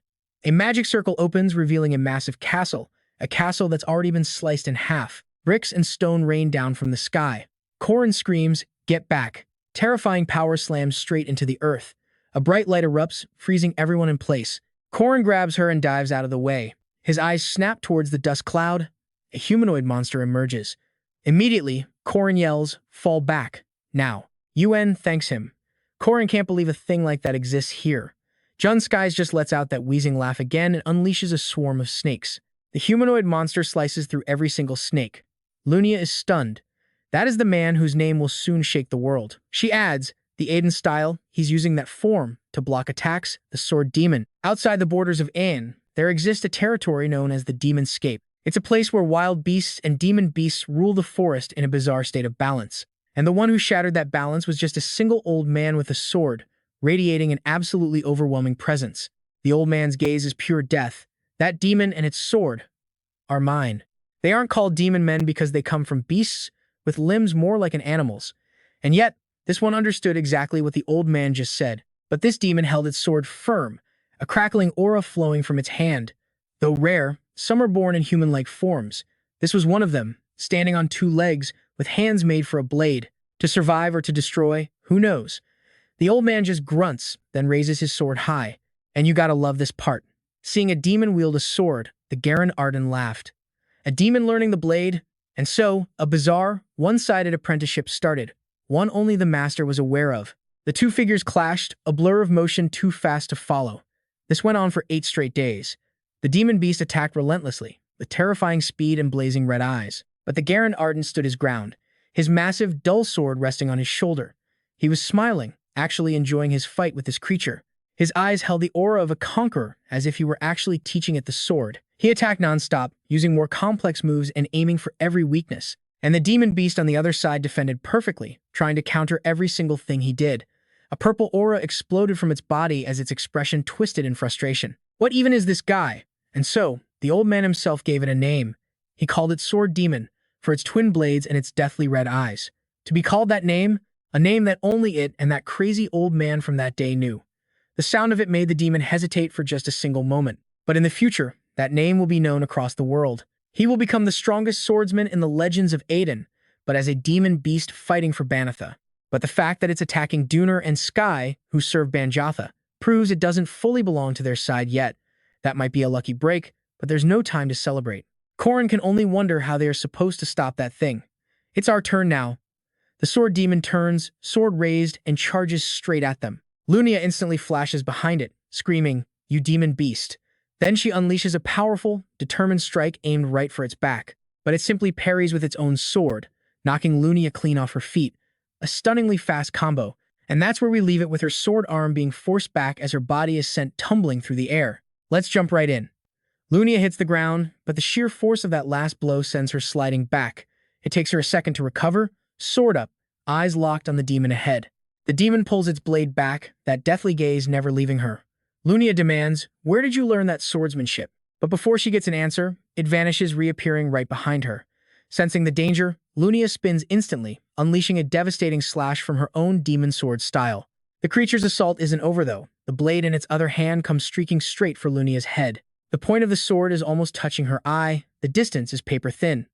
It looks impossible to counter, but with a defiant roar, she snaps her head to the left, dodging death by an inch. The demon's blade is still locked on Lunia, pressing the attack, trying to end this fast. Lunia launches herself into the air, and the demon sword pivots in a flash. Not just its arms, its legs have morphed into razor-sharp blades, its eyes tracking her every move. Pure, terrifying focus from this so-called demon swordsman. It's like watching a master wield a dozen blades at once. Every attack is aimed at one target. Streams of crimson energy converge on the now outmatched Lunia, but with her blade in hand, she prepares to hold her ground. She instantly activates her mind's eye. Her gaze flares with light as she sees right through the opponent's next move. White and red auras collide again and again, each impact creating a blinding flash and a deafening boom. Lunia defends, preparing her counterattack, then charges straight at the demon's sword. It can't believe what it's seeing. That entire barrage of sword strikes, all of them completely nullified by a girl in a terrible defensive position. What decides this fight is Lunia's raw experience and split-second timing. Her boot slams down, pinning the demon's foot to the ground, and only then does she let a small smile show, whispering, "Let's finish this." Behind the pinned demon, Corin and Alicia Arden finally have an opening to charge their ultimate attacks. They leap into the air, ready to bring the pain. The demon, pinned by Lunia. And here it comes. You and I are about to see two ultimate attacks crash down on its head. This is it. But somehow, impossibly, it flips out of the way, stunning Lunia. How did it escape? After dodging the kill shot, it lands solidly on its feet, only to see 3 weapons flash into view, surrounding it, closing in from all sides. It's a perfect pincer attack. Corin and Alyssa strike from the left and right, while Lunia dives down from above to completely trap the demon. Corin screams, "There's no escape this time," but he suddenly grunts, freezing in place. The demon's face seems to split in 2, each half showing a different personality. One side is a demonic phantom with glowing, murderous red eyes. The other half is a human face, twisted into a sinister grin. You thought they had it cornered? Think again. It unleashes the peerless 8-armed soul slash. 6 new, glowing arms sprout from its body as it laughs, creating an inescapable cage of blades. Corin grits his teeth in frustration. Just moving inside this energy field is draining his stamina. An 8-strike combo? Unbelievable. On the brink of death, Corin's eyes flash gold. He summons his own ultimate, Aiden's first sword style, the domain slash single dragon's head. A golden dragon materializes, coiling around Corin, desperately trying to block the demon's 8-armed assault. But even at full power, he only manages to stop 5 strikes. 3 attacks are still coming. They're all aimed at Lunia, and even with her heightened senses, she's just half a step too slow to react. Corin sees it in his mind's eye, the 3 blades slicing into Lunia before she can even draw her sword. He's panicking. At this rate, Lunia is going to die, but her sword is already out. A pale blue aura erupts around her, crackling with immense electrical power. A sphere of lightning forms, creating a perfect barrier against the slashes. This is a legendary defensive art, one that only swordsmen who've reached the absolute peak can even learn. It is called the Body Protection Aura. Seeing this, even the demon's sword stares in utter disbelief. But she's not just defending. Lunia unleashes a false domain slash of her own, a blindingly fast strike that cuts across the demon's body, sending it stumbling back. The attack tears a bloody gash in its shoulder, making it stare with shock and excitement. The 3 of them regroup. Lunia notes it dodged the vital point, then adds, "This thing is way too dangerous. We have to end it, right here, right now." Colin agrees without hesitation, and all 3 of them charge back into the fight. Colin knows this demon sword hasn't even reached its final stage yet. Its ultimate technique, the peerless 1,000-armed slash, could cut through anything. They must destroy it now. The demon sword just laughs at the 3 of them. Then, suddenly, a shadowy figure with a single purple eye appears behind it, whispering, "Hello there, old friend." This jolts the demon. It hadn't sensed a thing. It reacts instantly, spinning and slashing backward, slicing the figure into multiple pieces. The severed black pieces hit the ground and begin to smoke. Then they melt into puddles of black ooze, revealing tiny purple specks within. From that ooze, a swarm of black snakes erupts, slithering straight for the demon. The demon's sword doesn't even flinch, it just stands there and smirks. As the black snakes latch onto the demon, they instantly turn a sickly green. Corin now sees 2 new enemies, an old man with a staff and a dark sorcerer whose body is reforming from snakes. These 2 are direct subordinates of the king, and their appearance before the demon only makes it laugh harder. These newcomers are beings that terrify even the demon's sword. It unleashes countless sword strikes, but for every snake it destroys, more appear. After barely managing the immediate threat, the demon's sword does something unexpected. It turns and runs. These 2 new arrivals are creatures with near-immortal life forces. The one cloaked in shadow is Doom Norris, the lawmaker. The other is Jun Sky, the tree king. Our heroes can only stare, completely stunned. Corin can only whisper, "Monsters." And you and I both know those are the enemies they have to face now. Somewhere else in the forest, a voice speaks out. "I'm sorry, I couldn't do anything at all." That voice belongs to Corin, sitting on a bed, blaming himself. Lunia tries to comfort him. "Don't worry, it was unavoidable." Alicia Arden forces a smile. "It's okay, I'm not seriously injured." But thinking back, that demon was using Aiden's sword style. She wonders, could it have read the sword manual? Lunia shoots that down. "Don't be ridiculous. It's a monster. If it's strong, it's because it's survived thousands of battles, that's all." Her eyes narrow. Only one person would ever pull a stunt like this, and right on cue, a deep laugh echoes from behind them, making them both spin around. Seems my granddaughter has finally figured it out. It's their grandfather, the Garen Arden Gandon. Lunia immediately snaps, "You crazy old man, what have you done? Teaching a monster the sword?" The Garen Arden just laughs. "An old man's hobby, and let's be accurate, I didn't teach it. I just showed it what's possible." He takes a step, and the mental space around them ripples. The ground beneath their feet suddenly grids out, just like a chessboard. The space warps as the Garen Arden glides past his granddaughters. This is a domain. That thing doesn't walk the path of human swordsmanship, but the path of a monster's sword. "Isn't that just fascinating?" he asks. Lunia can only mutter, "You're completely insane." Gandon just smiles. "Who knows? I might be about to witness the next evolution of the sword arts." His granddaughter just glares, doubling down on her insult. "You senile old fool." Hearing Grandpa, Alicia Arden recalls her sparring matches against her sister, and those 2 immortal freaks she just fought. She's done with being weak. She steps forward with pure determination. "Teach me the sword." The Garen Arden's smile widens as he agrees. After all, she was always his chosen heir. "All right, I will teach you." The 2 of them face off, one daring to learn, the other daring to teach. A tiny frame stands before a giant of a man, a prodigy enchanted by the blade. The enlightenment of madness begins.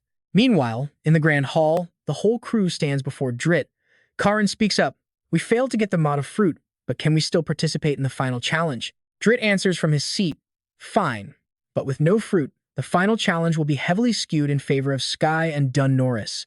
Hearing this, Corin protests. Don't be so biased. Riss, we only lost because that sword demon crashed the party. At least give us some kind of handicap. Before he can argue any further, Drit announces the final trial. Holding up a staff, he declares, you will grow the magic staves that you have created until they reach the very sky. Drit points up, and then you will face the giant who guards the sun. Now pay attention, this is where things get completely insane. Corin does the math. The solar eclipse is in 3 weeks. We have to make these staves touch the sky before then. On the other side of the world, Alicia Arden is trembling, her body overflowing with demonic energy. She now understands the sword demon's terrifying talent and demonic nature, and it scares her, because he's so much stronger than she is. Blood continues to seep from the wound on her hip. Seeing Alicia Arden's pathetic state, the Garen Arden's familiar voice rings out. Your fundamentals are still pathetic, granddaughter. He stands there, watching her struggle. But I never expected you to come and ask me for lessons. I guess raising that disciple wasn't a total waste. Alicia Arden looks up, confused. Disciple? You mean that monster? Why didn't you kill him? Ganon replies. Because he's a talent who could reach the heavenly sword, a realm she has never even heard of. Of course you haven't, he smirks, because I'm the one who created it. Hearing this, Alicia Arden finally snaps. She stomps her foot, charges him with her sword raised high, and screams, Stop messing with me. The Garen Arden raises his own blade to the sky, unleashing an oppressive aura that crackles with raw lightning. Whoever reaches this realm can sever the sky and split the entire world in two. He brings his sword down, gritting his teeth as he roars. I want to witness a swordsman like that. Alicia Arden just barely blocks the strike, still managing to curse him out. You senile old fool. Face to face, her grandfather just chuckles. You're getting more and more like your sister every day. It's a beautiful morning in the Ela's kingdom, at a southern castle built right into the side of a mountain. Marie Donarev fusses with her collar and asks, Mother, can I leave now? She tugs at her dress. The spring ball ends in 4 days. Corin has already left her a sign. She seems to be in a hurry. He wants to see her before the eclipse, and a wyvern is fast enough. But just thinking about the other girls around him fills her with anxiety. She looks perfect, blushing at the thought of Corin. But suddenly, the door bursts open, and her father yells, Absolutely not. You're not going anywhere, Mary. Holidays are for family to be together. Instantly, an arm wraps around his neck, and her mother's familiar voice chimes in. Well, she can go over there and start a family too. She holds her husband in a chokehold, smiling sweetly. Our little Mary is old enough to fall in love. Now, don't forget to bring me back a grandchild. Blushing bright red, Marie Donarev covers her face and runs outside, so flustered she accidentally calls for a wyvern before remembering to borrow Herval for the trip. Marie Donarev shouts, Let's go, Herval. We're going to find your father. The great bird soars into the sky. Is this the keen intuition of a high-ranking vampire? Marie Donarev can already sense the arrival of a new rival. Elsewhere, under a clear blue sky, a soft voice speaks up. Hello, Saintess. I am Warren, a novice nun. They're inside the great cathedral of the Holy Land, Jeru. The Saintess simply replies, Is that so? Please, come in. They enter a massive chamber where the Saintess sits at a distant table, her pink hair flowing in silky waves. This is Estelle Hadassah Ellis, a woman radiating pure, unblemished beauty. As they approach, the Saintess looks at them with a holy gaze, then suddenly dives forward, hugging the girl with pure joy. Warren! The response she gets back is ice cold. Get off me. The Saintess pinches the girl's cheeks. I heard a big incident happened at the festival. Are you all right? Of course you're not hurt, are you? The girl blushes slightly and looks away. The seal. Remove it from me, the Saintess smiles. And why is that? Warren grumbles. It's hot and annoying. Just do it. Realizing something is wrong, the Saintess narrows her eyes. You're Lan, aren't you? The girl drops the act and smiles innocently. Hello, Saintess. I agree. We need power. And when asked why, she gives the most honest answer ever. I want to become his first wife. The Saintess goes quiet, lost in thought for a moment, before placing a hand on the girl's head as golden magic swirls around her. A second later, Warren opens her eyes. Is the seal gone? Only up to the first level, the Saintess replies. Immediately, the girl turns towards a window, ready to bolt. I'm leaving right now. Professor Josephine steps in to warn her. It's 24,000 kilometers to the eastern border. You should take a wyvern. But Warren is defiant. I'm faster, and I can't let her get there before me. You and I are about to witness the ultimate war for the main character's affection. The professor tries to stop her. No, Lan, that will take 3 weeks. What are you doing staring out the window? Model, I'll be there in 2 days, she calls out, and the Saintess just stands there with a cryptic little smile. Okay, You and I both know that's not a normal smile. Meanwhile, the girls are practically fighting over Corin, the vampire, the Sword Saint's descendant Lunia Arden, and Alicia Arden. This guy is a walking trouble magnet. The Saintess just smirks, thinking about everything from the Iron Mountain King's defeat to Warren's transformation. 3 days later, Corin's chewing a piece of wood, muttering. Even the Garen Arden is this cruel. He's busy bandaging up Alicia Arden, who's screaming bloody murder. I'm going to bleed out before I even make it up that tree. I'm dying. Corin just rolls his eyes. Stop being so dramatic. You're not dying yet. Alicia Arden pouts, but Corin glances at her tiny little magic staff and says, I think I can make the climb. Seeing the insane size difference between their two staves, she gives him a look of pure disbelief and asks, How? I just don't think we can. He immediately cuts her off. Don't worry about it. It'll be fine. Staring at him, Alicia Arden's mind flashes back, stopping giant escape beasts, facing down Professor PM, fighting an indestructible golem. How does he possess such an unbreakable will? No matter how impossible the challenge, he always just pushes forward. She finally has to ask, Corin, what on earth are you planning? Before he can answer, someone interrupts. Working so hard, this late at night? Doom Norris steps forward. Corin, Spear of the Queen. I'd like a word. The old man gets closer, stroking his beard and eyeing them both. Alicia Arden immediately stands up, her brow furrowed slightly. Corin just asks, What is it? Doom asks, Tell me, why do you humans resist the descent of paradise? Corin puts a hand on his knee, because tons of people would die. You seriously don't know that? He stands up, pressing the point. As a Rick who values nature above all, why are you on their side? The old man's answer is simple. It's obvious. After living for hundreds of years, my conclusion is singular. To protect nature, humanity must die.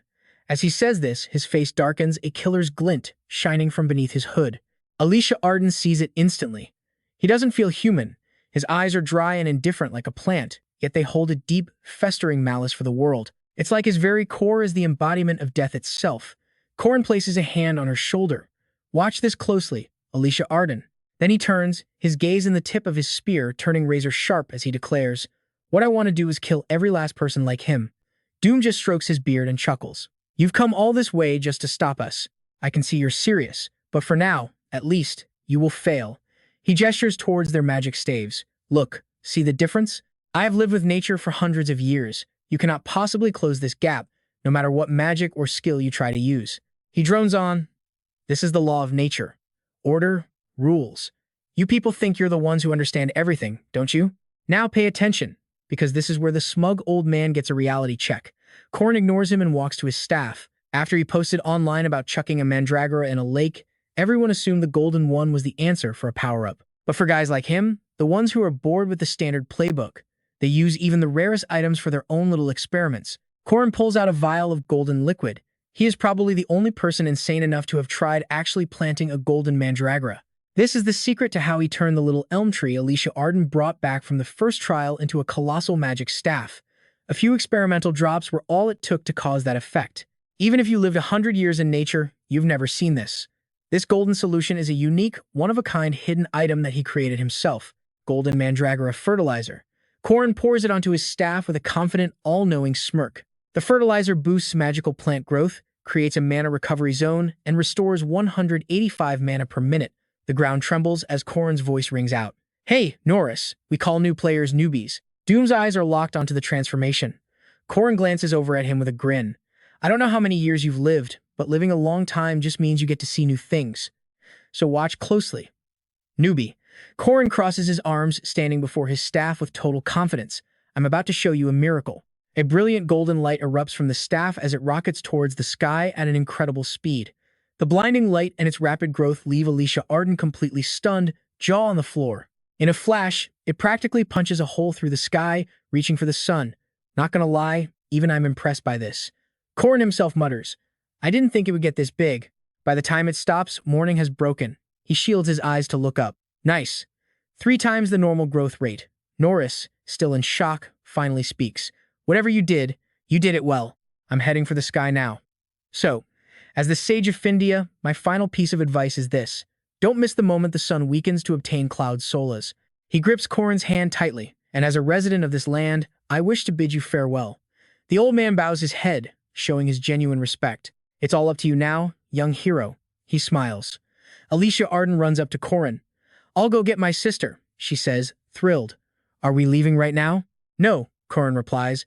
Climbing this won't be done in 1 or 2 days. We need to prepare. We'll set off in 1 week, after gathering enough food, clothes, and supplies. He looks up toward the sky. The final battlefield in the war for Cloud Solas, one of the 4 great treasures, is up there. Corin thinks to himself, 1 week. You better get ready, Doom Norris, because he's bringing his strongest members, including Alicia Arden and Lunia, who are already here, plus the vampire Marie Dunarev and of course Warren.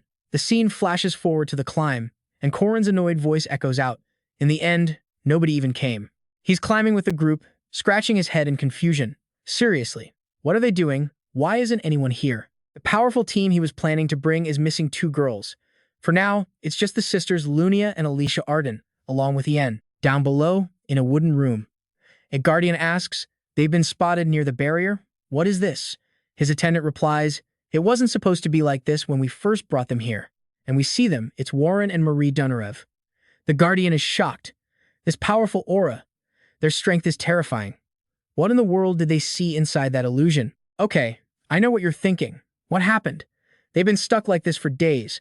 If this continues, the entire sacred land is in danger. I have to enter the illusion myself to pull them out. His 2 subordinates step forward. Is there anything we can do to help? A faint line of light splits the guardian's body into 2 halves, one blue and one red, as Eudes closes his eyes to give his reply. Forget it, I'll just clone myself and drag them both out. His eyes snapped open as he plunged into the illusion world, ready for a rescue mission. Inside the illusion, back at the academy, the gossip is flying. Didn't she have a kid before she even graduated? Marie Dunarev walks by and sees a bunch of kids who look like miniature Corins. The whispers echo in her head.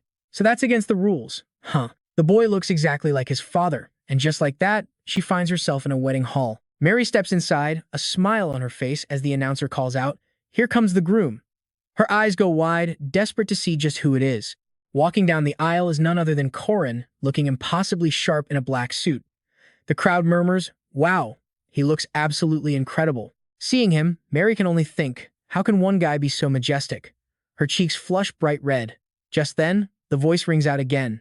And now, the bride is making her entrance. Mary glances over, wondering if the bride is as beautiful as they say. Walking in with a wedding bouquet is Warren, and the guests are buzzing. They make such a perfect couple. The bride smiles, looking absolutely radiant. She calls out to the groom, darling. As they hug each other tightly, Mary's entire world just shatters. She collapses to the floor, forced to watch their tender moment. This can't be real, right? She whispers. Corin. Tears just stream down her face as a whole year flashes by. She sees a happy family of 3 playing together. The child is a spitting image of Corin. Mary stares at the kid, her thoughts turning dark. That child should have been mine. Corin was flawless on the wedding day, but that suit just dredged up old memories for Mary. She couldn't help but think she could have done a much better job. Her mind races with all the things she could give him. Houses, land, mines, a title. Anything he could possibly need, she would provide. In this fantasy world, all Mary wants is for Corin to come back to her, to live in their warm, happy home. Just for that, she would give him the entire world. And right here, this is where her sweet little fantasy starts to get real dark. Pay attention. Watching the man she loves marry someone else, she refuses to accept this failure. She just can't believe it's real. Sooner or later, Corin's going to get old. After all, he's only human, with a lifespan of maybe 100 years at best. But Mary is different. She's an immortal vampire. Placing a hand on the old, unconscious man before her, she has a thought, or I could just make him a creature like me. Then they could live together forever, and he would finally belong to her. 100 years. She tells herself she can endure their pathetic marriage for a mere century. After that, she'll take him away. She'll wipe every last memory of Warren from his mind.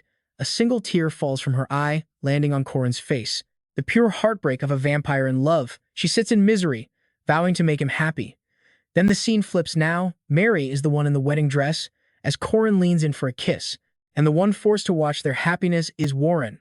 2 personalities trapped in a single body, feeling the sting of total defeat. This was the first time Warren had ever given her heart to a man so completely. She watches from a tree branch as Corin feeds someone. She sees him doting on Mary, carefully feeding her every bite, and lets out a bitter laugh. Her other half, Lan, asks what's happening, while Warren just wonders what the hell she's watching. When Lan asks what she wants, Warren's true feelings spill out. Heartbreak was never part of my plan. My love, my husband. I want to call him by all of those names. I want to live a simple life, just a normal, happy family.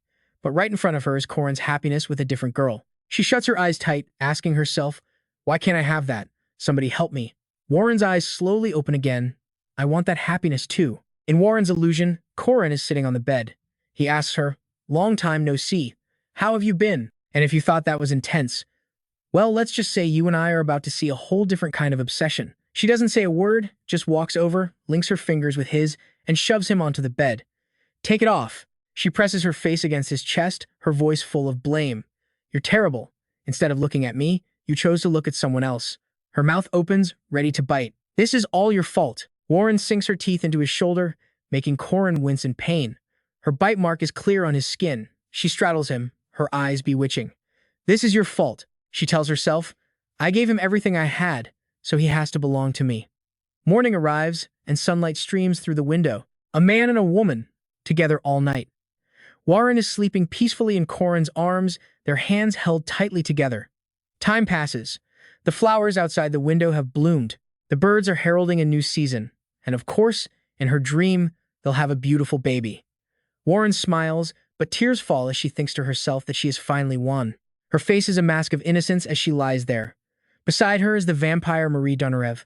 Eyes also wide, fangs bared. Both girls are completely trapped in their own perfect fantasies. Hearing a voice command them to wake up, Mary is the first to stir, totally confused.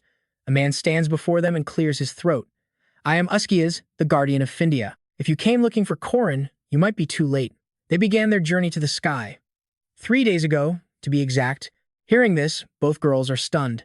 Are we too late, they think. Then, in unison, they ask, but how did you know we were here for Corin? Uskias freezes for a second. The great sage is dead, and Riss knew this day would come. He stammers, I'm the guardian. It is my job to know many things. He thinks to himself, I swore I would bury the dark past of those 3 girls forever. Meanwhile, back on the path to the sky, Alicia Arden complains, it's so cold. There's nothing here. Corin scribbles a few lines on a tree trunk and replies, just hang in there a bit longer. We're almost there. According to the history books, the forces of Bantaza possessed 4 great treasures. They included the Dagger of Light, Aedra, the Sun Sword, Cloud Solas, the Stone of Life, Leah Fail, and the Magic Shield, Andre. If this follows the game's plot, he thinks, then I'm chasing one of Bantaza's subordinates. I could visit Goria's and Miria's, but of course, the treasures are long gone. What I skimmed in the game about the Magic Shield being in deep, gloomy shadows, in reality, it probably just means it's in a den of poisonous snakes.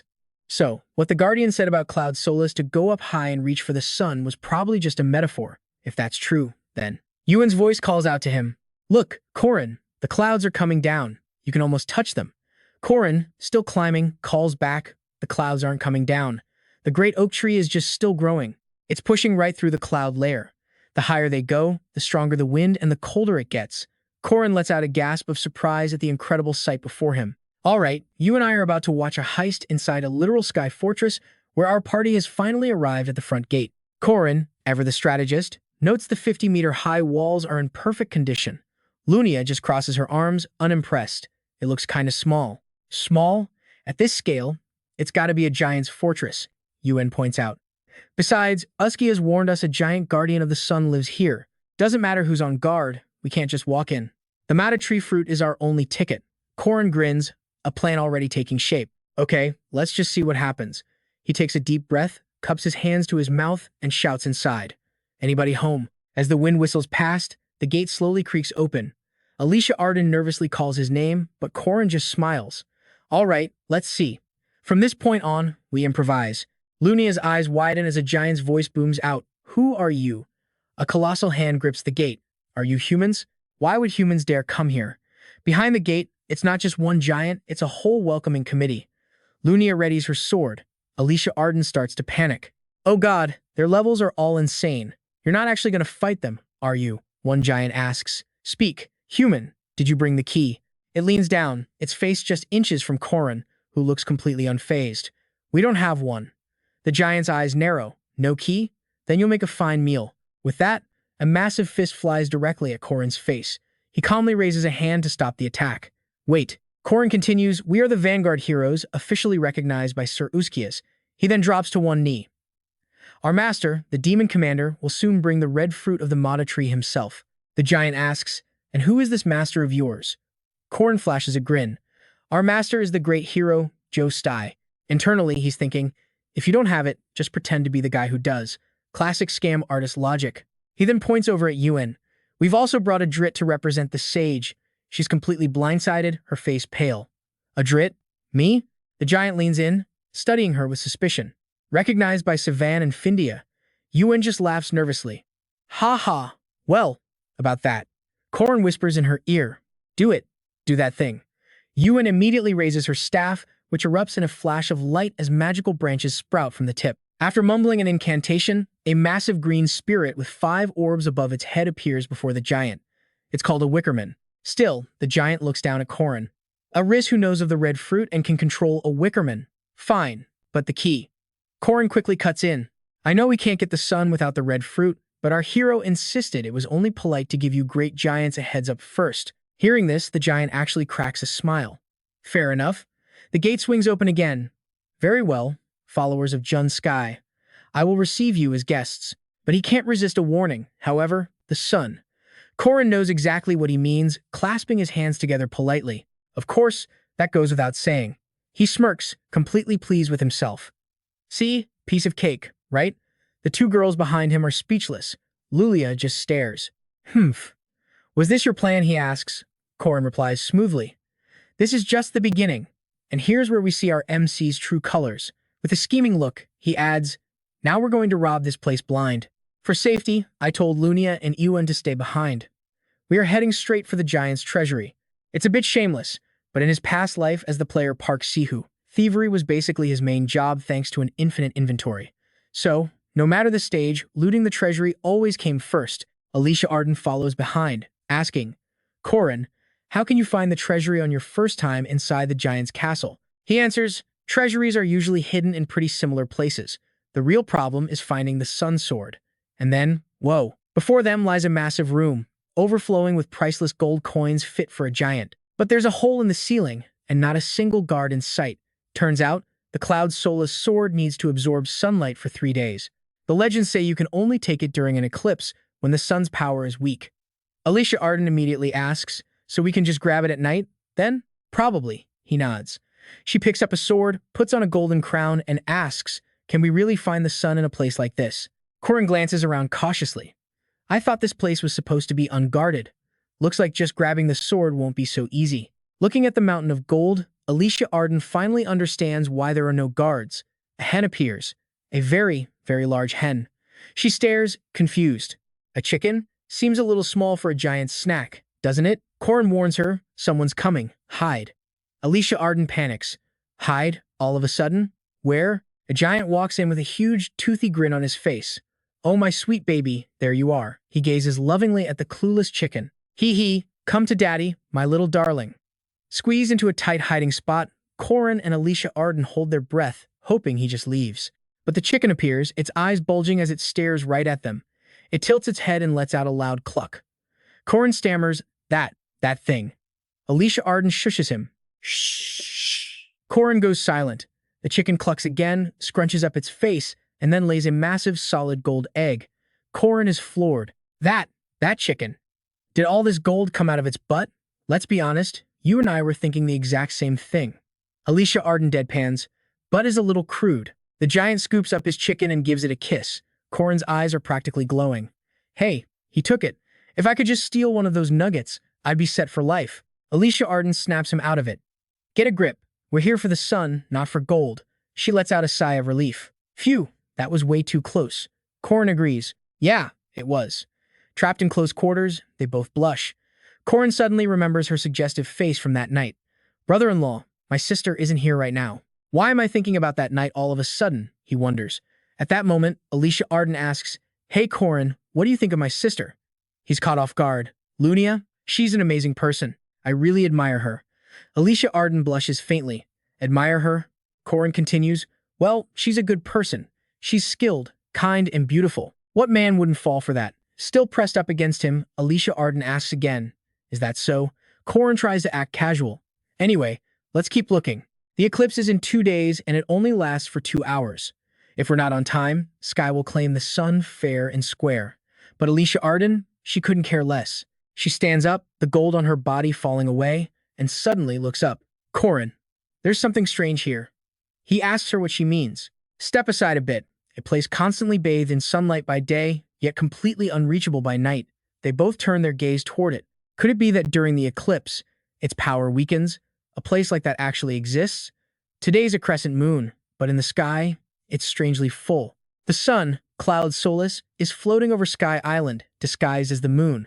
Back in the room, the four of them sit down again, and Ewan asks the question. So, a sun by day, a moon by night, and it's just floating above Sky Island? Corin explains it's likely not as far as the real sun or moon, just an illusion created by the island's barrier. But touching it is definitely impossible.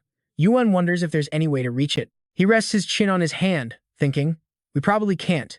But the eclipse is 2 days away, let's just stay calm and find a way. And just like that, 2 days fly by. Pay attention, because our heroes have found absolutely no way to reach the sky.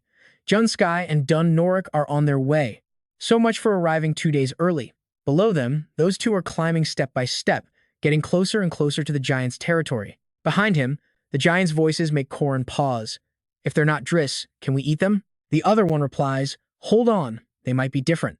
The sky giants of the Celestial City were given a direct order from their leader, Savin. They were forbidden from attacking whoever brought the red mata fruit and were told to just hand over the sun. The giant gets excited. After this, we'll finally be free. When the mission's over, we'll climb down and feast on those humans, the other one adds. And that Dumsijaki guy already prepared a gift, right?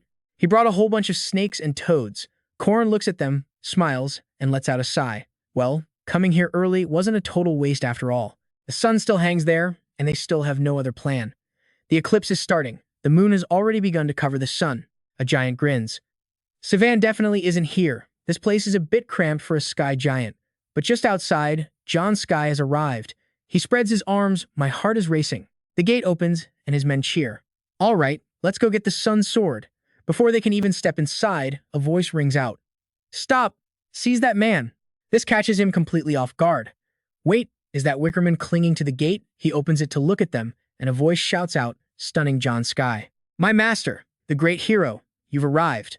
And there's Corin, dressed as Jer, holding a golden egg-laying chicken, kneeling in reverence. I know, a chicken. Just trust the process on this one. Master, I have done as you commanded. Sky just stares blankly at the clucking chicken, completely baffled. Hey, what is going on here? A furious scream erupts. Thieves! A sword flashes, cutting down Wickerman. The giants charge out, smashing everything in sight, roaring. You dare steal our treasure! Sky screams, I'll kill you. But something makes him freeze, his eyes wide. Corin, meanwhile, keeps the act going. Oh, great Sky! Oh, great hero! We stole the treasure from these stupid giants, just as you ordered. The chicken is now in his hands. How does he even begin to explain this? He's dumbfounded. Huh? Me? When did I? Corin turns to the giants, adding fuel to the fire. Now, let's destroy these idiots together. Doom Norris realizes it's a trap and starts chanting a spell in his palm. The enraged giants give the order. Kill them all, eat them. They charge forward with massive fists, slamming the ground. The men following close behind are snatched up, screaming in agony. Help me, don't eat me. But the giants don't care, stuffing them into their mouths and laughing. Haha, I'll eat you, Yunsukiraki. Suddenly, one of them stops, looking like it's choking. From inside its mouth, purple snakes burst out, followed by plumes of black smoke. Dong whirls around, glaring at Corin with pure rage. But Corin, he just laughs, savoring the chaos. And right here, you and I are seeing his true, unhinged nature. No one can stop him. If I can't have Cloud Solas, I'll grind it into dust. Yuen, running behind him, says, just let them kill each other. It's best if they all die. Lunia shoots him a sideways glance. Have you no shame, Corin? The group continues their escape down. Corin answers, Iman, I don't know the meaning of shame. Lunia asks, who's Iman? Alicia Arden explains, he just made that up. She hands Corin a small towel, saying, wipe your face. I can't stand seeing my fiancé like this. It's just pathetic. Alicia Arden then asks, but what if Jun Sky defeats the giants and gets the sun? Corin, wiping his face, just keeps that sinister grin. When we get back to the ground, I'll chop down all the oak trees. Ewan finally sees his true colors. You're not just a villain, you're a monster. Corin just leads the way, laughing. Winners write history after all. Ha ha ha. Getting the Solas is great and all, but if I cut down the trees first, I can trap the king's 2 lackeys on this sky island forever. It's all going according to my plan. Is that something down there? Lunia asks urgently. Wait, what is that? They're trapped inside some kind of space? No way. Twin swords thirsting for battle. The sound of metal forged in cold and tempered in the hot blood of life or death combat. and appearing before them is a familiar, terrifying figure, with two blades in hand and a wicked, bloodthirsty aura. It's none other than the Sword Demon. The Sword Demon's burning red, deathly eyes lock onto Corin's group, letting out a low, excited growl. Their last fight was interrupted. This time, there will be a clear winner. Lunia steps forward, drawing her blade with absolute resolve. I'll handle this. She activates her aura guard. Her entire body and sword are coated in black mana, with a line of lightning crackling along the blade. Pure, destructive power. The Sword Demon lunges but blows right past Lunia, much to her confusion. Did he just ignore her? She turns, thinking, is he aiming for the domain users first? The Sword Demon. The one who will become the strongest swordsman under the king in the Ahan hero legends. And he's ignoring the vanguard to aim straight for Corin. But right now, he's just a monster, not yet a world-ending threat. Corin raises his spear, channeling all his power to meet the attack head-on. Okay, you're going to want to watch this part. The Viper Strike meets the demon's blade, erupting in a blinding flash of gold and purple light. The second move comes instantly crescent-shaped blades of sword energy, sharp enough to slice through steel, rain down on him. The third through seventh strikes are a blur, targeting every vital point on Corin's body. He can't block them all. The combo ends, and the demon flashes behind him with a wicked laugh. Corin just stands there, as blood erupts from his body. Before he can even process the pain, a brutal strike smashes into his ribs. The blinding agony makes him cry out. The force is immense, sending him flying.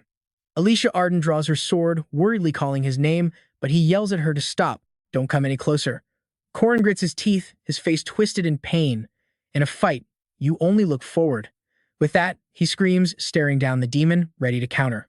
But the demon has already vanished, reappearing right behind Alicia Arden. Corin screams a warning, get away from him.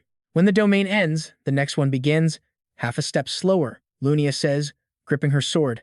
You dare to look down on me? In a flash, she's in front of everyone, glaring at the Sword Demon. And you dare ignore me? This is Lunia Arden's pseudo-domain slash.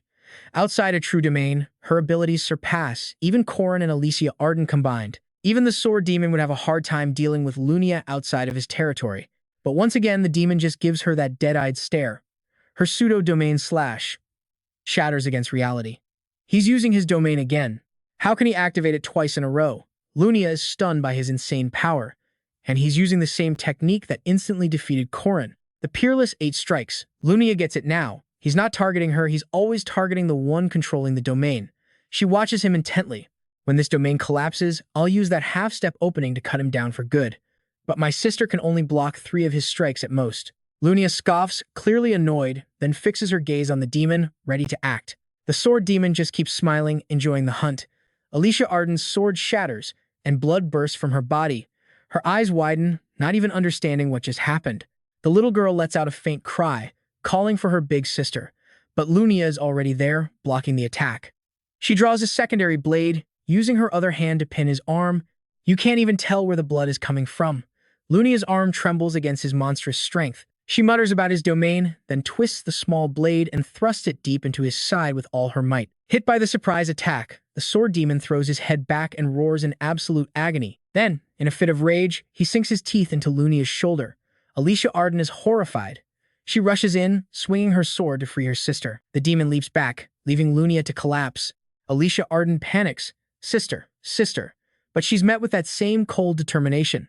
Lunia shoves her hand away, saying, let go. This is no time to worry about me. Her eyes are fierce, resolute. Once you enter a battle, you never look back. Don't be a fool, my little sister. And with those words, Lunia passes out in Alicia Arden's arms. Alicia Arden cries out for her, her mind a chaotic storm of fear and questions. The enemy before her is the Sword Demon. Alicia Arden wonders, how can anyone fight something like that? Suddenly, a familiar chant echoes, and a green light appears. The giant Wickerman, summoned by Yuen, materializes right behind the demon. Yuen steps forward. Alicia Arden, run, now. She's stunned, the Wickerman. But how can you summon it twice without a sacrifice? Meanwhile, the Wickerman's colossal hand swings down, aiming to crush the demon. It's about to grab him. He glances up, no room to dodge. Instead, he raises his swords and unleashes his ultimate skill, Twin Dragon Demonic Fang, sending 2 crimson dragons roaring towards the summon. The Wickerman is obliterated, and the feedback slams into Yuen, who clutches his chest and coughs up blood. Witnessing this, Alicia Arden is in total shock. Everyone has been defeated right in front of her. Seeing this absolute massacre, the young girl is terrified and wants to run. But the sword demon is already moving, kicking off the ground and launching himself straight at Alicia Arden. Now she's the last one standing. Let's see how our girl handles a literal demon when everyone else is down for the count. She raises her sword, telling herself she can't run away. Behind her lie her 3 fallen comrades. Corin struggles to pull out a potion, cursing under his breath. Yuan, lying nearby, weakly asks, "Corin, you okay?" "I'm fine. Worry about Lunia," he insists. Corin thinks he can recover, but you and I both know there's no way he's winning like this.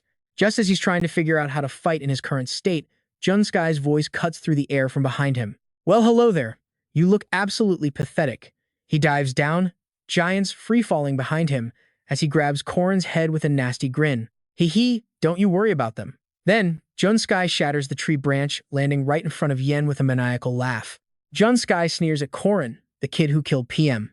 "Let's see what you've got." Corin just smirks back. "You bastard. Thanks." A system window appears. Backup system activated. Checking precepts. His hand glows as he points it up, that smirk never leaving his face. The spear, lodged in the tree above, answers his call and rockets downward. It flies right past Junskai's face. Even injured, Corin unleashes Limitless Heavenly Spear, shredding the snakes wrapped around his body into pieces. He immediately slams the spear back into the tree trunk, then sits on it with a heavy sigh. Junskai's voice calls over, "Oh, putting on a show?" Corin eyes him floating on a branch and asks, "According to the rules, we can't attack each other, right?" He takes off his hat and chuckles. "Hee, that's right. And if you break that rule, your head explodes and you die instantly. Now pay attention, because this is just insane." His head glows, little orbs float up and pop. Just like that. It's gone. Honestly, who solves the quest or gets the sun sword first? I don't care. His head grows back. He puts his hat on, his eyes full of killing intent. "I'll just kill you and take it." Corin clenches his fist, thinks for a moment, then gives him the middle finger with a grin. My thoughts exactly. He unleashes Blood Spear and Crimson Lances tear Junskai's body to shreds. Just then, the 2 girls finally show up. Marie Dunarev asks worriedly, "Corin, are you okay?" But thanks to his regeneration, a familiar voice rings out again. "What was that?" Marie Dunarev is startled. He drops down right next to the girls and asks, "Are these your friends?" They both scream in unison. So gross. Corin instantly dives down, kicking him hard in the back. Seeing this, the girls call out his name, worried. Corin tells them, "Don't worry about me. Get to the top. Hurry." Junskai looks at him. Hee, trying to save your friends? As a pontifex, there is something I'm curious about. My master will grant you any power you desire, so why do you oppose us? Corin replies, "You and Dun Norris. Banta, all of you. Your methods are wrong. What's the point of becoming a god in a world you've already ruined? And the reason I'll defeat you?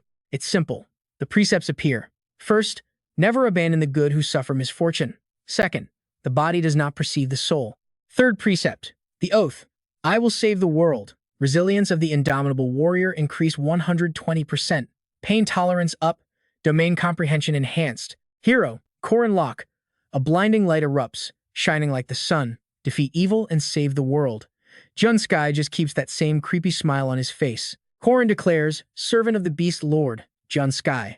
Then he and his spear dive, plunging straight into him. I must witness my own victory. He recalls that day, the sword demon clutching his twin blades, when a voice echoed from above. In the darkness, a figure on the mountaintop looked down, calling him a monster. It was the Garen Arden. He smirked, declaring, "That sword belongs to me." Beneath the crescent moon, he refused to accept it. He leaped, radiating killing intent, screaming, "Why did you teach me to use a sword?" before crossing his blades and slashing down. The only difference is, his opponent this time is Alicia Arden, a girl who looks like she's barely out of training. Okay, so let's get this straight. He totally underestimated her, saving her for last, and she just blocked a heavy blow with a grunt. He slashes wildly, thinking, does that old geezer even realize that what I inherited wasn't just his sword, it was his feeling when facing enemies, the sword's might, the body's power, and the sheer boredom of being superior to everything. He raises his sword, creating a phantom blade brimming with power. He understands it all too well, that even with this immense power, he still can't touch that old Garen Arden. So he takes his rage out on every opponent, looking at them with death in his eyes. And now, he unleashes that power, aiming straight for Alicia Arden, pinned in place. The finishing blow is coming. Can this girl possibly escape? A massive sound rings out, an explosion that feels like it could shatter everything. The sword demon's attack is just too powerful, but after the attack he wonders, I climbed a tree for days to reach the heavens, so why am I struggling down here? Through the dust, Alicia Arden is still standing. She walks forward with a confident smirk, her eyes sharp as she asks, "Sword Demon, you think I'm not strong enough to take you down?" He doesn't answer. He just lets out a roar and rushes forward, slashing wildly at Alicia Arden. She parries, but still gets hit. His sword aura cuts into her skin all over her body, drawing blood. For him, this situation is unacceptable, an emotion he just can't comprehend. He's the predator, lunging to strike down, but she's neutralizing most of it. His opponent, this weak prey who should have been dust by now, is still holding her ground. One slash gets through, cutting her hair tie, but he can't understand it. Why won't she just fall before his overwhelming presence? Why is she still standing? Alicia Arden is using everything she just learned from her grandfather. Her hands are a blur, deflecting every single one of his moves. Worse, she's smiling. A creepy smile, like she's enjoying this. A black sword shadow, encased in blue magic. The ultimate slash. Alicia Arden dashes toward him. One slash of pure light, and his blood is drawn. She smiles at him. "You seem to have gotten a little slower." He looks confused, letting out a growl. And here's the best part, you and I know his power hasn't faded. Not one bit. The prey before him, Alicia Arden, is just getting faster. A flurry of Ain's sword techniques pushes the sword demon back on his heels. It's been a long time since he's been on the defensive. Cornered by the twin dragon Heavenly Fall, he's overwhelmed. The sword demon roars, unleashing his domain before charging with peerless 8 arms. The first of 8 strikes aims for Alicia Arden's neck, while the second and third target her hip and leg. The last 5 moves completely box her in, knocking the sword from her hand. After his domain-piercing slash, the sword demon feels nothing. Alicia Arden's eyes are absolutely focused. It's as if she predicted his every move. And watch this. She regrips her sword and lunges, her mind's eye wide open, using continuous slash right inside the sword demon's own domain. A razor-sharp line of light is left in Alicia Arden's wake as she passes. The blade cuts across the sword demon's shoulder, making him roar. Her counter-slash leaves a deep gash, and blood begins to spray from the wound. In that moment, the sword demon seems to understand something, the real reason he was brought to this place. She continues her attack with the Alicia Arden Corin style, rearing Dragon's head. The sword demon meets her attack. To him, this girl is one of his own kind, a prodigy of the demon gods, obsessed with the blade.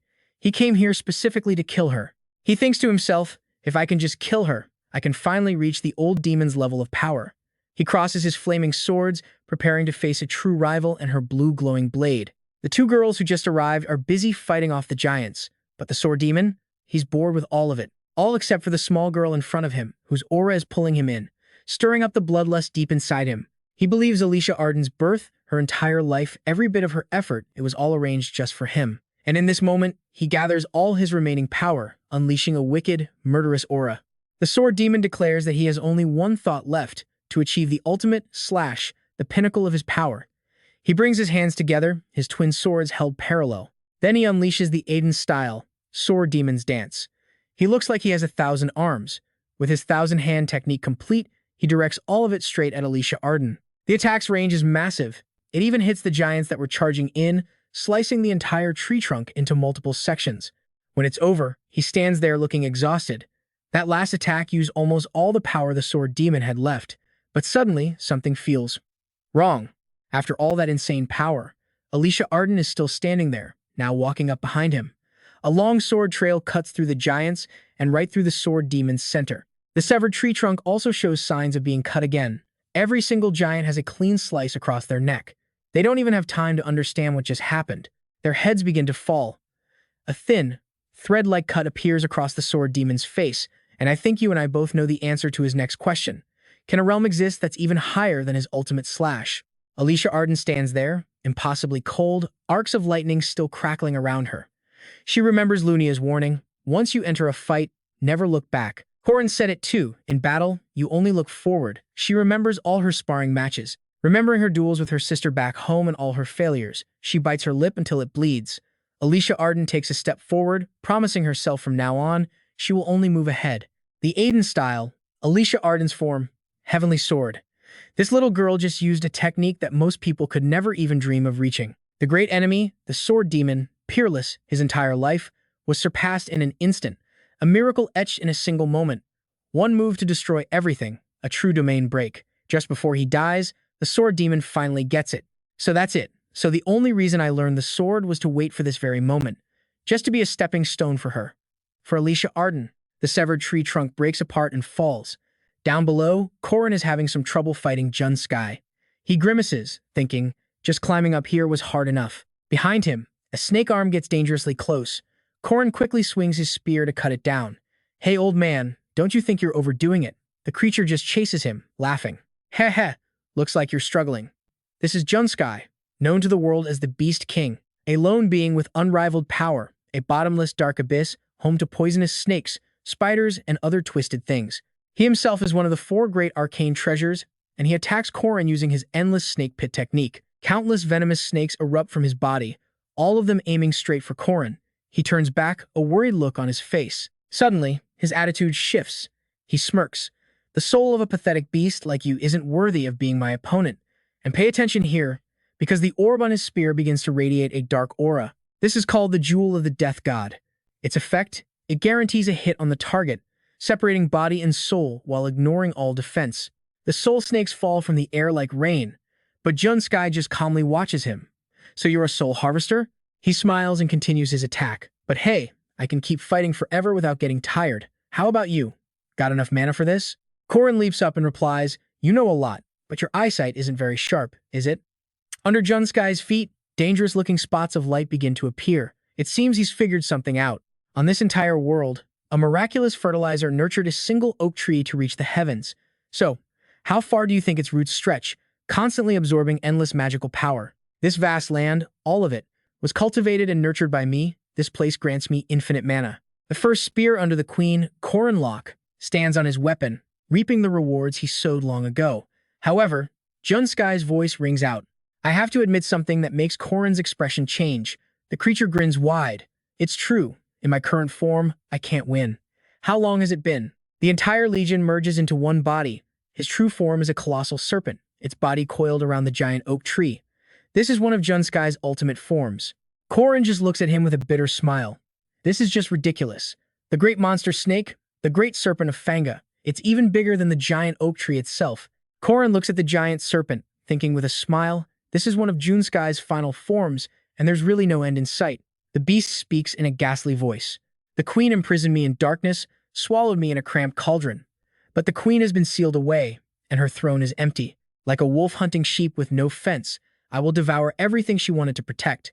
I will devour the queen's first spear, Corin, along with the last shard of the goddess Erenua. With that, he lunges forward, his mouth wide open, revealing sharp, venomous fangs. Meanwhile, Corin just calmly looks at him. Do you ever talk about anything but yourself? He stomps his foot on his spear and launches into the air. I told you already. This is the domain that I created. And trust me, you and I both know this fight is about to get personal. Let's dive right in. The resonance magic activates. As Jun Sky's death aura pulses, cracks of golden light split the tree's bark. Corin's voice echoes, choose your resting place carefully. Jun Sky, in his giant snake form, starts to panic. What is this? You bastard, are you insane? See, every rune Corin secretly carved on his way up the oak tree is now activating at once, fueled by a massive surge of magic. Those runes ignite, turning the entire tree into a funeral pyre. Jun Sky's massive body, coiled around the trunk, gets scorched. He screams, damn you! You created this inferno, but you think you're getting out alive. But Corin has already leaped upwards. He looks down at him with a cold, sarcastic smirk. You came here to fight me? I came here to take that. Jun Sky plummets, screaming in disbelief. Impossible. The 4th treasure can only be taken during an eclipse, but Corin is already leaping up to grab it. The Sun Sword, Clus Soles. Whoever can wield its power wins. Corin grips his spear, and the one who can't falls and dies. Corin glances at the burning runes, a cold smile on his face. If you want to live, then fly. As Jun Sky curses him, struggling in the inferno, a single wing bursts out from the smoke and flames. With it comes a murderous roar of Corin's name. Jun Sky is right behind him, fangs and claws ready to rip him apart. He's no longer a giant serpent. He has transformed into a dragon, charging Corin and soaring straight towards the sun. The chase breaks through the clouds, revealing a floating castle. The eclipse begins, plunging everything into darkness. Below, Marie Dunarev is fighting off a giant with magic. Seeing him arrive, the girl calls out Corin's name. Jun Sky sneers, you're holding up pretty well for a mere human. Now here's where it gets real. Corin grits his teeth. Time to end this. He's now facing Jun Sky's second ultimate transformation, the legendary Mystic Dragon. But with his third core activated, Corin's all-out attack is sure to reach that legendary status itself. His whole body radiates killing intent, his eyes blazing with resolve. With spear in hand, Corin unleashes everything at the dragon before him. Jun Sky lets out a mighty roar. This next clash will decide everything. First demonic spear, Dark Abyss, aims straight for the kill. But suddenly, Jun Sky's eyes snap open. His body shrinks back down to a smaller winged form as he whispers, "You fell for it." Corin's spear thrusts past, hitting nothing but air. He dodged by transforming. Jun Sky summons serpent heads, threatening Corin to stand still. Corin frantically swings his spear to cut them all down. Corin's face twists. That last move clearly cost him a lot of energy. Jun Sky just smirks. Do you know what it takes for a red Matawood seed to sprout? His all-out, ultimate attack was just neutralized. In his hand, Jun Sky reveals the red Matawood fruits. In darkness, the red Matawood seeds absorb negative energy to grow. This very moment, the eclipse is the perfect condition for them to thrive. The demonic tree grows at an insane rate, its trunk coiling around and consuming the eclipse sun. From it spawns countless snakes, a house-sized toad, 3 vicious dragons, and 3 magic-wielding bulls. It's an entire legion of shadow beasts, monsters unsealed straight from hell, led by the king of all bovine creatures. Jun Sky transforms into a massive black bull, now holding a treasure.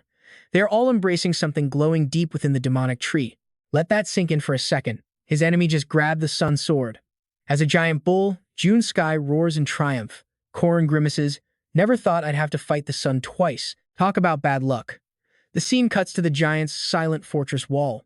Corin is sent flying, crashing hard right into it. The impact shatters stone. Corin lies in the rubble, groaning in pain, but still manages to carve a Ken rune. A huge flame erupts behind him as he struggles back up, spear in hand. Jun Sky strides forward, laughing. "Looks like you spent all day setting that up. Is that seriously all you've got?" The words are barely out of his mouth when circles of light appear around Corin. An inferno erupts, its flames lashing out to trap Jun Sky. But he just raises the sun's sword. All flames must bow before the sun. "Useless," Jun Sky scoffs. Corin leans on his spear, thinking, "Damn it, I can't even stall for time." He brings the sword down, unleashing terrifying solar energy. A massive explosion obliterates where Corin stood, sending rock and fire everywhere. Luckily, he slid aside just in time to dodge the deadly blow, but the giant bull is already right back in his face. He raises his sword, roaring, "Die." Corin desperately kicks off the ground, leaping away just as the blade comes crashing down. Jun Sky keeps swinging. "You think you can run forever?" Corin retorts, "You're the ridiculous one.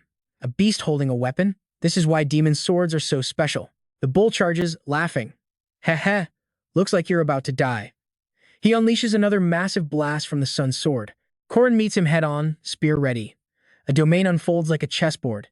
Every clash of spear and sword creates a deafening shockwave. It's evil ascension versus the poison dragon's emergence, but a single blow is enough to disarm Corin.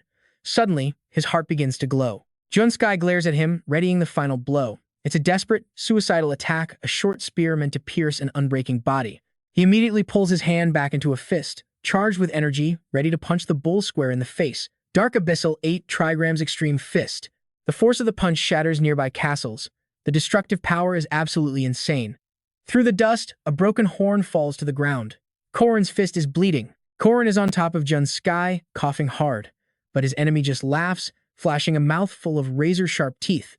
Corin's face sinks with despair. "Even with everything I have, I can't beat this monster." The Sky Fortress trembles from their epic battle. The giants of the Sky Fortress appear. These creatures are all demonkin when they mature, starting at a semi-first-class rank. They're huge, crude, and unbelievably powerful. But 2 special-grade demonkin are holding them back as Marie Dunarev desperately yells out, "Warren, hurry up, go help Corin." And that's where we have to leave it for now. War grunts, sizing up the giant in front of her. She throws a punch straight to its face, but it barely seems to have an effect. The giant just grunts back, holding its jaw with a smirk. "Yeah, this isn't looking good." And as you can see, it's just 2 girls against 50 giants from the Sky Fortress. The power difference is insane, not to mention their giant king radiating a menacing aura in the back.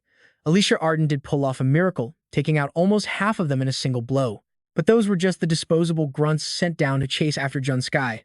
The real threats, the elite-tier commanders, are still intact on the Sky Fortress. One of them, wearing a crown, unleashes terrifying energy as he opens his eyes to look down on the 2 small girls. In a situation where they can't even guarantee their own safety, escaping this place is impossible. It's official they can't rely on anyone else for help. We cut back to see Corin getting thrown to the ground by June Sky. He's completely exhausted. Corin is left lying there in a pool of his own blood. Even his incredible warrior regeneration is hitting its limit, and the healing has slowed to a crawl. His reincarnation core is completely out of power. He lies there, helpless.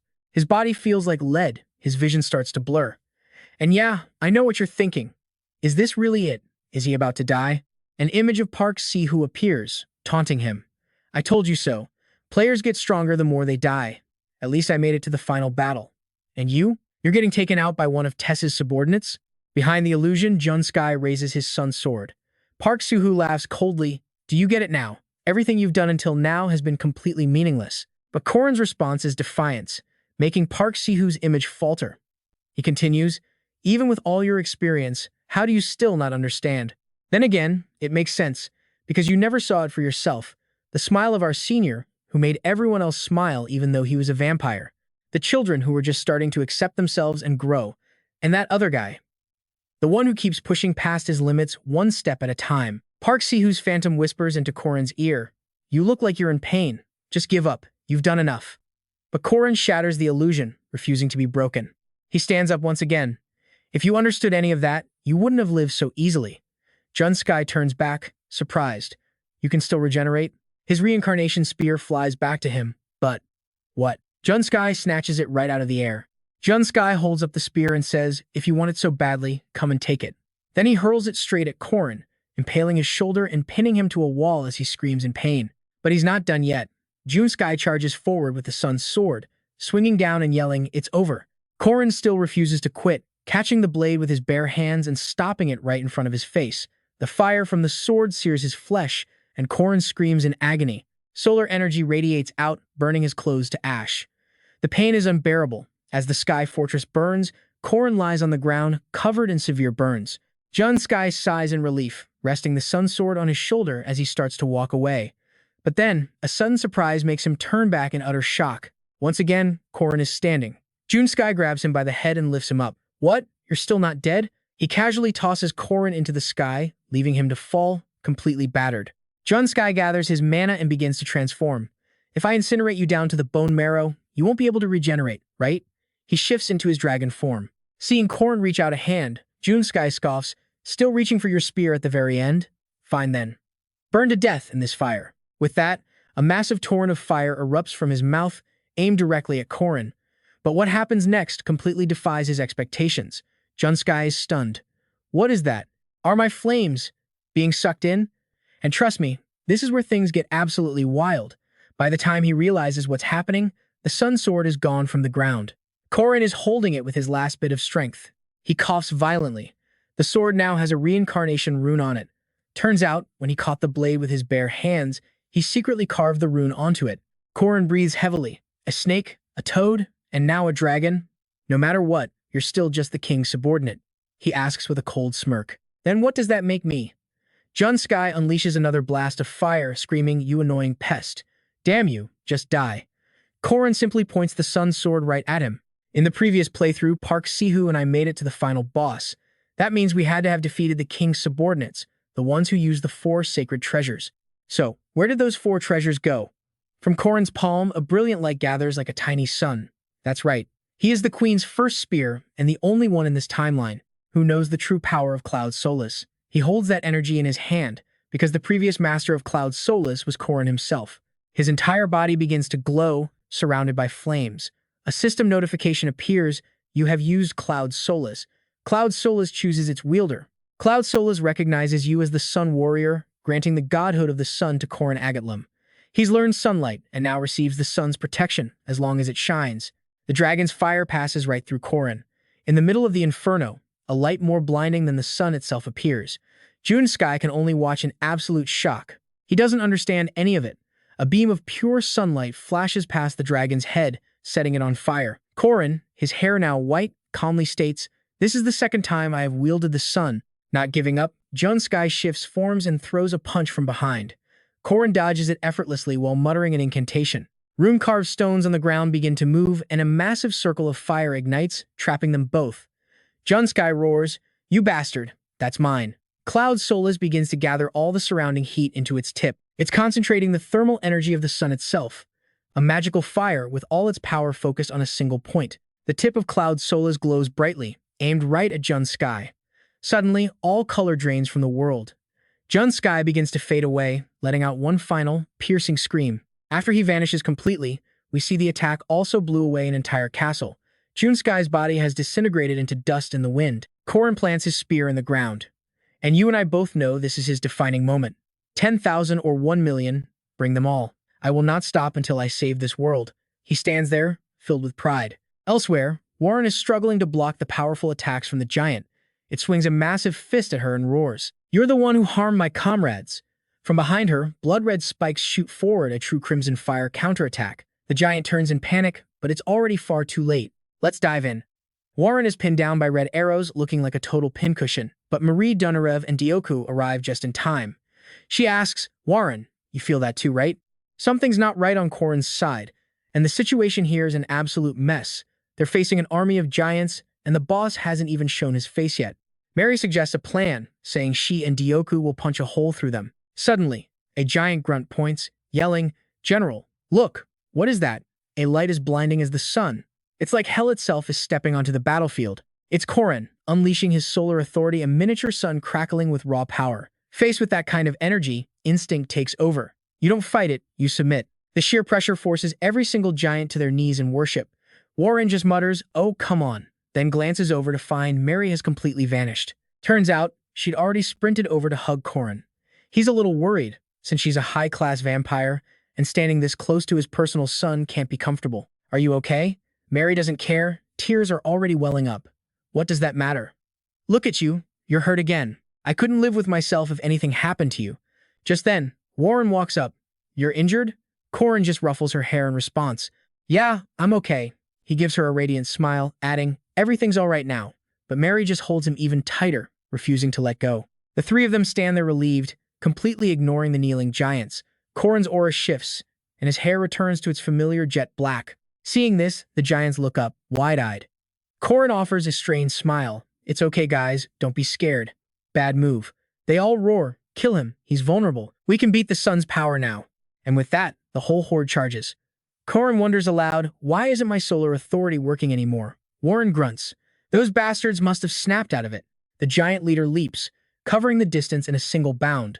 Warren shouts, "They're too fast. We have to move." He lands right in front, raising a massive hand to crush them all. "I will kill you." Corin just yells for everyone to dodge. As the colossal hand descends, he roars out the classic villain monologue about enslaving humanity. And just when you think it's game over, watch this. Out of nowhere, a flash of lightning. The giant's arm is sliced clean off. The leader just screams in absolute agony. Corin smirks, calling out, "You're a little late to the party, aren't you?" The old man is none other than the Garen Arden. He just laughs. "Seems this old body of mine has slowed down. Climbing this tree wasn't exactly easy for an old-timer like me." He then praises the earlier fight between the Sword Demon and Alicia Arden, calling it truly spectacular. The pressure from their clash was immense. He smiles at Corin's group. "Go on, young man. Let me play with these unruly kids for a while." Not needing to be told twice, Corin dashes off. "Yes, sir. Thank you for your hard work." He glances back to see the old man single-handedly facing the entire enraged army. The Garen Arden smiles, "Indeed. I was late, but consider this my apology. It seems I missed a fantastic show earlier, but this one sword strike of mine will end all their suffering." A single slash cleaves straight through the giant horde. Plus, fighting in a place like this is exhilarating. The Emperor's aura flares as he cuts a path through them. It's a truly rare sight to behold. The Garen Arden, Garanda, appeared at the perfect moment. Meanwhile, our trio makes their way down. Corin speaks up, "Once we're down, there's something we have to do. If it weren't for him, we'd be dead. We have to repay that debt." However, Corin adds with a grin, "And yeah, this is the part where you and I get to see some top-tier petty revenge. First, let's cut down this tree." He remembers almost dying because of the guy who raised the Sword Demon, and the memory makes his blood boil. An old saying comes to mind. Revenge is a dish best served cold. Today is that day. He smirks. Everything has consequences. It's time to let that person take a long, long nap on this sky castle. Mary raises her staff. "Okay, if Corin says so." Warren doesn't object, already casting her magic. And boom, a massive, blood-red arrow slams through the oak tree's trunk. The sheer force snaps it clean in two. Up above, the Garen Arden seems to notice, his eyes narrowing as he grits his teeth in silent rage. He can only watch as the tree splits apart, His only way back down just vanished into the clouds. Elsewhere, a voice calls out as Alicia Arden's eyes flutter open. Someone enters her room. "You're awake?" Later that night, Corin sits in a tree, gazing at the moon. Alicia Arden steps outside and sees him there. Corin turns to her and asks, "How are you feeling?" She sits beside him. "Sore, but I can move. My head's a mess, though. When I first enrolled, I really thought I'd get to have a normal, youthful life. Playing around late at night, napping in class, wondering what's for lunch. But instead of normal, I got the sword." Alicia Arden clenches her fist. She remembers enjoying her fight with the sword demon. "Maybe I've become too captivated by killing." Corin immediately reassures her, "There's nothing wrong with that feeling. Destroying evil things is always the right thing to do." Alicia Arden looks a bit startled. He continues, "What's important are your beliefs and your choices. Even if you're fascinated by that feeling, you wouldn't draw your sword for an evil cause, would you? There are a lot of strange people in this world, and most of them make strange choices. But you have all that power, and you still just want to live a normal life.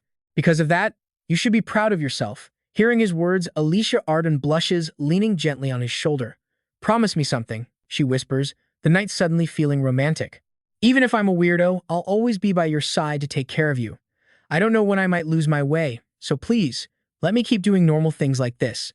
On weekends, we'll go to the city for snacks, see the latest plays, go shopping, get coffee, you know. Normal stuff like that." Hearing her list off all these simple things, Corin can't help but smile happily. "I'll do all of that with you," he agrees. Alicia Arden laughs softly. "That's amazing. And so, the story of the Sky Island officially ends. But you and I both know, life rarely wraps up that neatly." Back at the Aiden estate, Corin is about to make a new declaration. "Okay, you're about to see how one dumb joke spirals into absolute chaos. A little late notice," he says casually, "but I'm holding an engagement party." War and Mary just freeze on the spot, completely speechless. "What? What did you just say, Corin? An engagement? With who? Is it someone from class?" They don't even let him talk before Lunia steps up to announce, "It's with me, Lunia Arden.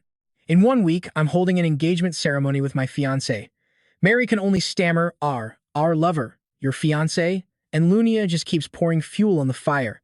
"If the eldest daughter of the Danef family and the abbess of the Great John Cathedral act as our witnesses, House Aiden will welcome everyone's attendance." Corin sees the two shell-shocked girls and thinks to himself, "This is hilarious. I'm going to push it just a little more." He knows they're about to completely lose their minds. He jumps in, "It's true.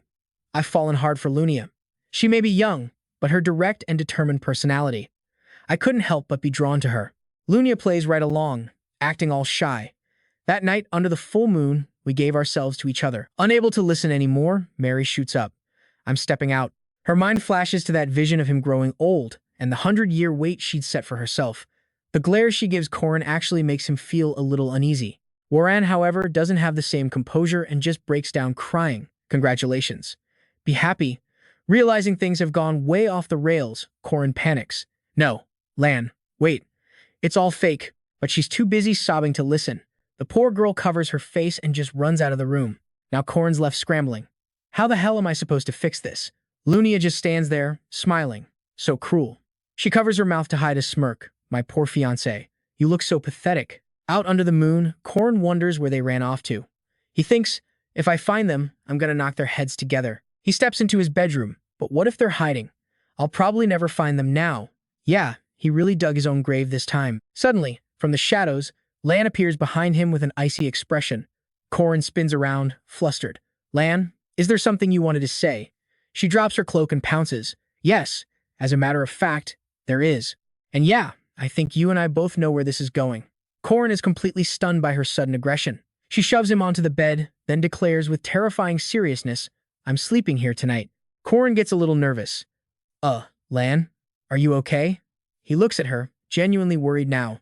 "You're starting to sound a little scary." On the bed, the little girl just burrows her head into his side and promptly falls asleep. Corin watches her and whispers, "A kid's still a kid, I guess. Just wanted to hold hands and sleep." The moon is just a sliver tonight. He figures he should count himself lucky. Soon enough, the sun is high. He scratches his head, looking at the girl. "Lan? No, wait. You're Flower, aren't you? You're up pretty early." She asks innocently why it didn't arrive yet. Corin has no idea what she's talking about, so Warren asks again, the stork. "Why didn't the stork come?"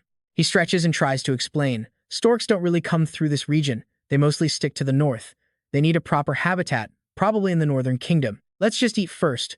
Warren's face falls. Later, inside the cabin, Corin is nursing a fresh black eye. He sighs. I only wanted to tease them a little. I really didn't think it through. Please tell Jian I'm sorry. A woman's voice replies, oh, don't worry. You actually handled it quite well. Things really never go according to plan, do they? In front of him now is the flower personality. She picks up a big piece of fish and offers him a spoonful of rice. Here, eat up. Then she adds a little warning. But next time, try to think before you pull a stunt like this. Corin feels her kindness and stares at the spoon before smiling in relief. Okay, thanks. Now I just have to find Mary.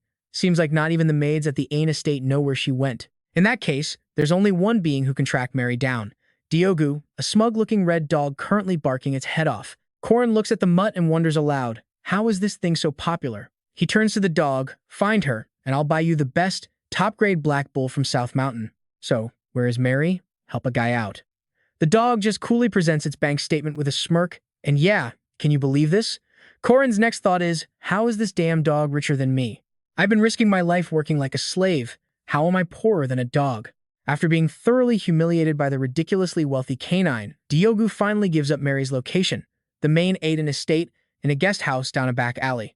Apparently, after learning the truth, she was so mortified she's been hiding under her blanket ever since. Marie Dunarev, still wrapped up in her blanket cocoon, calls out to Corin. Her voice is muffled. I always believe everything you say, Corin. I never, ever doubt you. If you said you'd give me a mountain of gold, I'd believe it. If you said a meteor was going to hit tomorrow, I would believe that, too. Mary peeks out, her legs showing, her eyes wet with tears. So please, don't ever lie to me again. She thinks to herself, it hurts, but whatever. In 100 years, he'll be mine anyway. All the other girls who were crushing on Corin finally learned that the engagement was just a big, stupid joke. They realized all the public dates were just for show, so they felt relieved and could finally move on. Well, everyone except one person, Alicia Arden, Lunia's little sister. She thinks to herself, why am I even here? Looking back, there's been a strange tension in the air since the semester even started. Alicia Arden wonders when it began. Was it during the fight with the Black Sword, the serial killer case in Miss City, or was it when he promised he would always be by her side? As she's lost in thought about her and Corin, Alicia Arden's eyes go wide. She sees Lunia leaning over his chair, looking for all the world like they're about to kiss.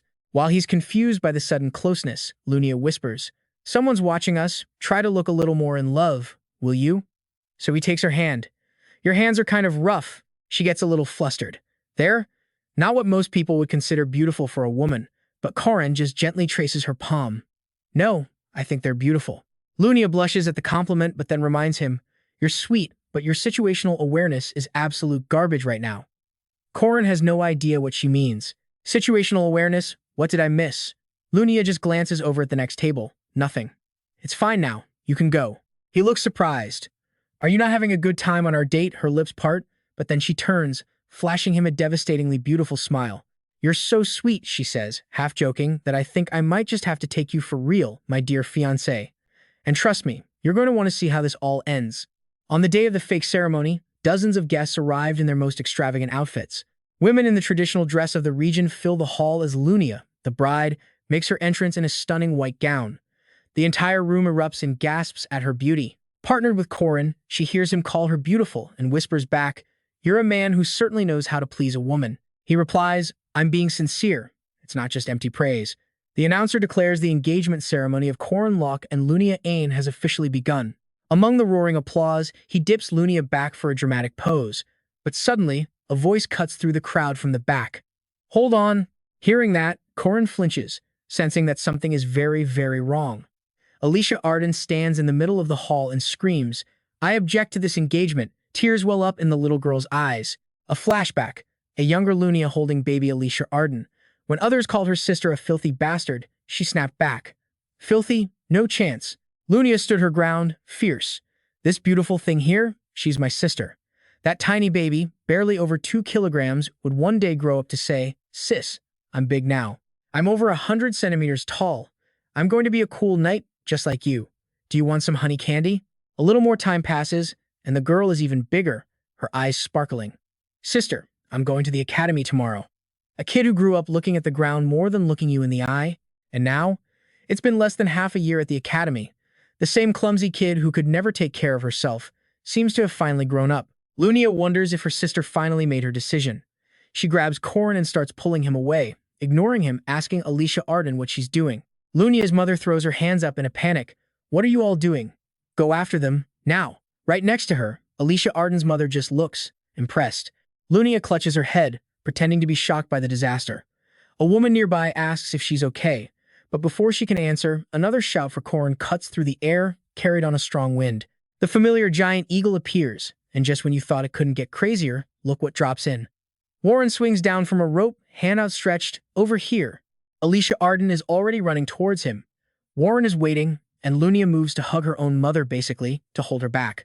Alicia Arden bites her lip, gives everyone one last look, then grabs Warren's hand, stunning the entire audience. The eagle takes flight with the three of them, shouting back, goodbye. Lunia puts on a show, playing the heartbroken fiancé. This shock, I don't think I can face a man for a while. And just like that, the small engagement ceremony of the prestigious Aiden Sword Clan ends in total chaos.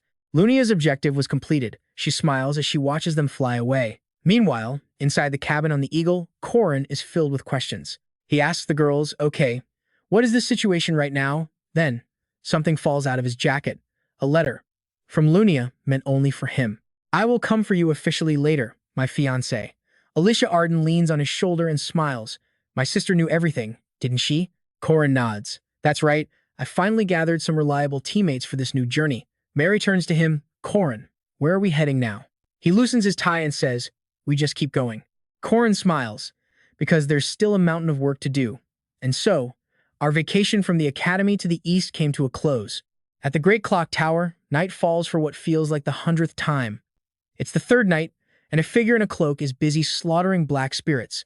The darkness hisses a question. Why are you smiling? Erin calmly unleashes her nether flame and replies, is there some reason I shouldn't be? The flames incinerate the spirits as they scream in agony. The voice of the sands taunts her, saying the undying king's army is only getting stronger, while she's approaching her limit. If you fail your promise to purify this place, that kid's life is over too. The deadline is close. Aren't you worried? The pressure is on, and I know what you're thinking. Is she gonna crack? Not a chance. Erin lands softly. The voice continues. On the contrary, you look like you're enjoying this. She just smiles, a faint blush on her face. That's right, because it means Corin is coming back soon. The razor-sharp sword against Corin's neck finally makes him surrender. I lose. Erin begins her critique. Even so, I can see you've been training tirelessly. Your fundamentals are solid. She has a sharp eye, noticing his focus on mastering the 8 trigrams. Is there a special reason for that? Corin explains that among all the martial arts books in the library, it was the first one that caught his eye. Erin keeps probing. And what about your choice of the spear? Corin replies excitedly, I heard that spears are easier to use than swords. Hearing that, Erin tilts her head slightly. Very pragmatic. Corin says honestly, if I'm going to learn, I'd rather learn your spear techniques than just the 8 trigrams. But Erin shuts him down, cold. Absolutely not. That technique would devour a student's soul like yours. Corin, invest another half year into the 8 trigrams spear. Her words absolutely crush his spirit. The secret manual of the final insect, the 6 harmony spear. When he said he wanted to learn that, Park Sihoo introduced Corin to someone. But man, there was a lot to study. It's been over a month, and he still hasn't seen any real change. He's honestly jealous of Park Sihoo, who can just unlock a skill and immediately cast grand magic. Corin tightens his grip on the spear. Just being envious won't solve a damn thing. He resolves to train even harder, and so, Corin grinds it out every single day. His goal is simple. Just move forward. Every sharp thrust carries an intense feeling. Using the 7 basic forms and the 5 thoughts, 8 forms, Corin aims for something far, far beyond that. Night has fallen. In the dead silence of the training grounds, the only sound is Corin's ragged breathing. I did it. Then one day, Erin takes his bruised, calloused hand. He mastered it, after only 2 months. She's completely stunned. I thought half a year would be too short for you to learn this. Suddenly, her tone changes, becomes questioning. Why do you want to become stronger? If it's just about needing raw power, Park Sihoo alone is more than enough. But Corin has always believed that even heroes need someone to help them. At the very least, I need to be the guy driving his chariot. He continues, more than anything else. If I become stronger, fewer people will have to die. And those words, they genuinely hit home with Erin. You really are.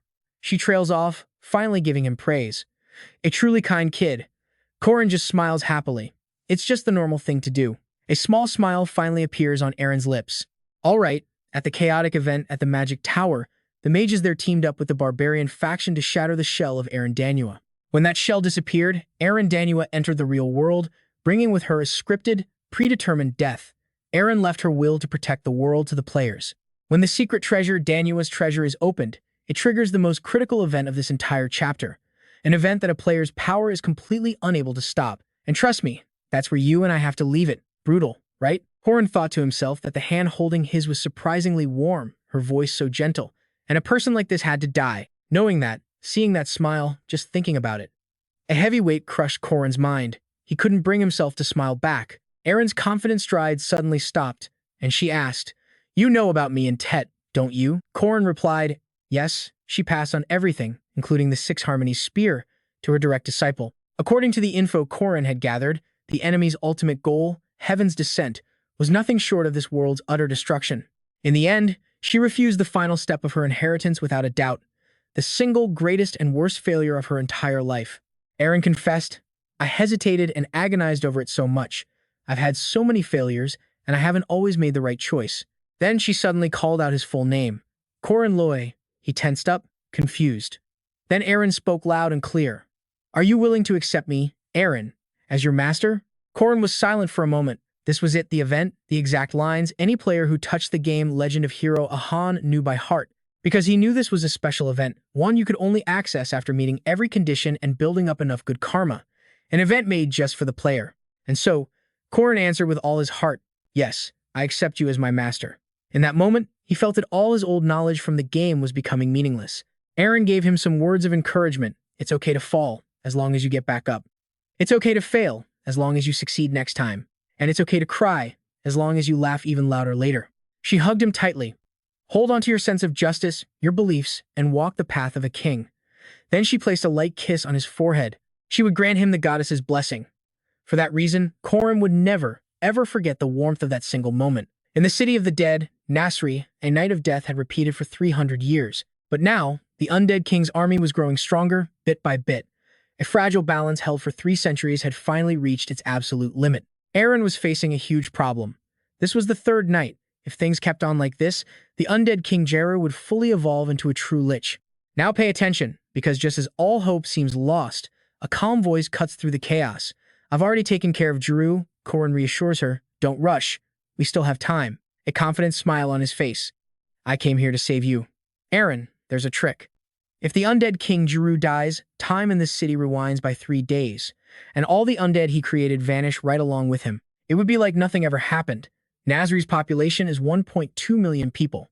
Not only that, if the undead horde broke out of the city, the entire continent would be doomed. That's why his master made a pact with death itself.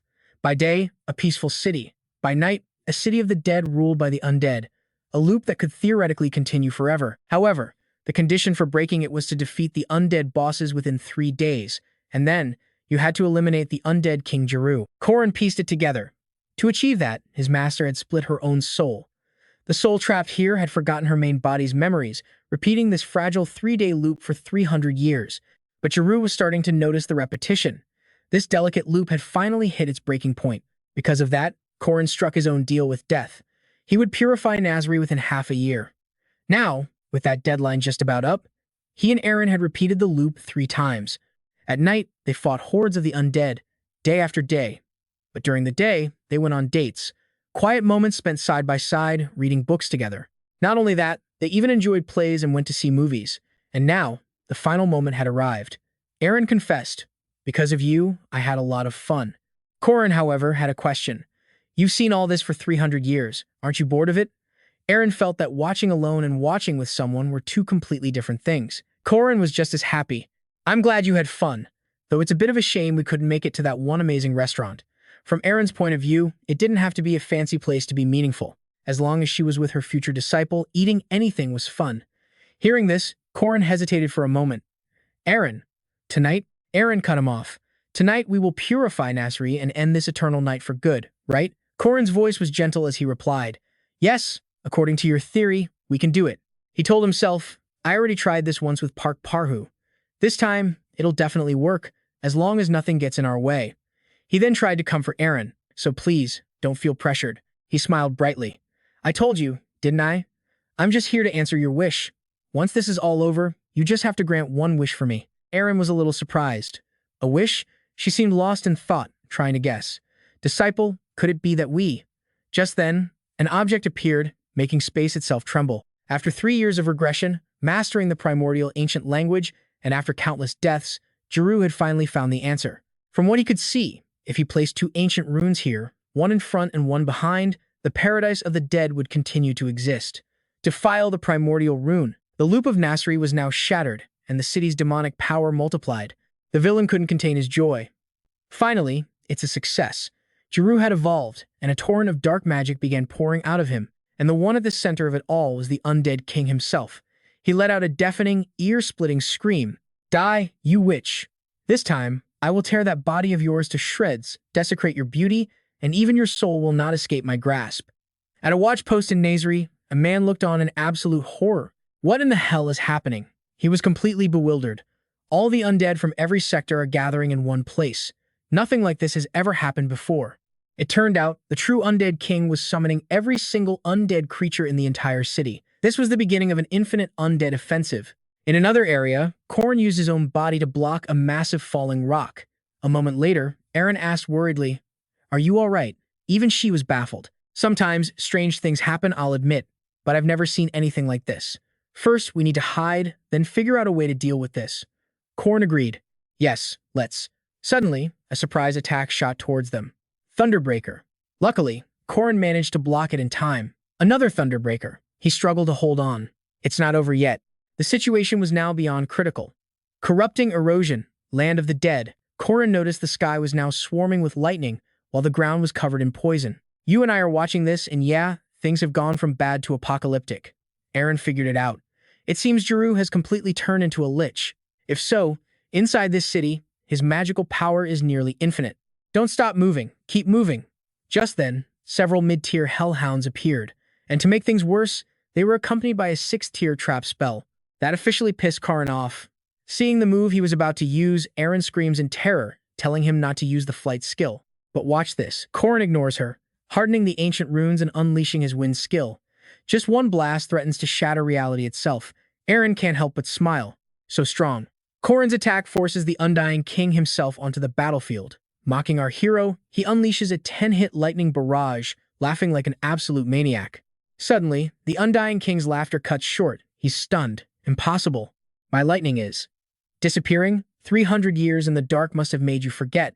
Open your eyes and watch. The Undying King freezes. Impossible. That familiar voice rings out again. That's right. Corin has connected to the sun, temporarily deploying the power of light. Corin confirms it. Yes, the sun. The Undying King scoffs. The sun, you say? He laughs wildly. Don't be ridiculous. How could you suddenly wield that kind of insane power? The Undying King attacks again, unleashing his full power lightning, completely certain of his own victory as he taunts him. Do you really think you stand a chance? The Undying King releases his magic. The endless power of the moon protects me. His zombie horde charges forward on command, but suddenly, the Undying King looks confused. Ancient runes are glowing on the ground beneath them. Ancient runes? The Undying King is genuinely shocked now. How could you possess so many? Finally, Corin begins to speak.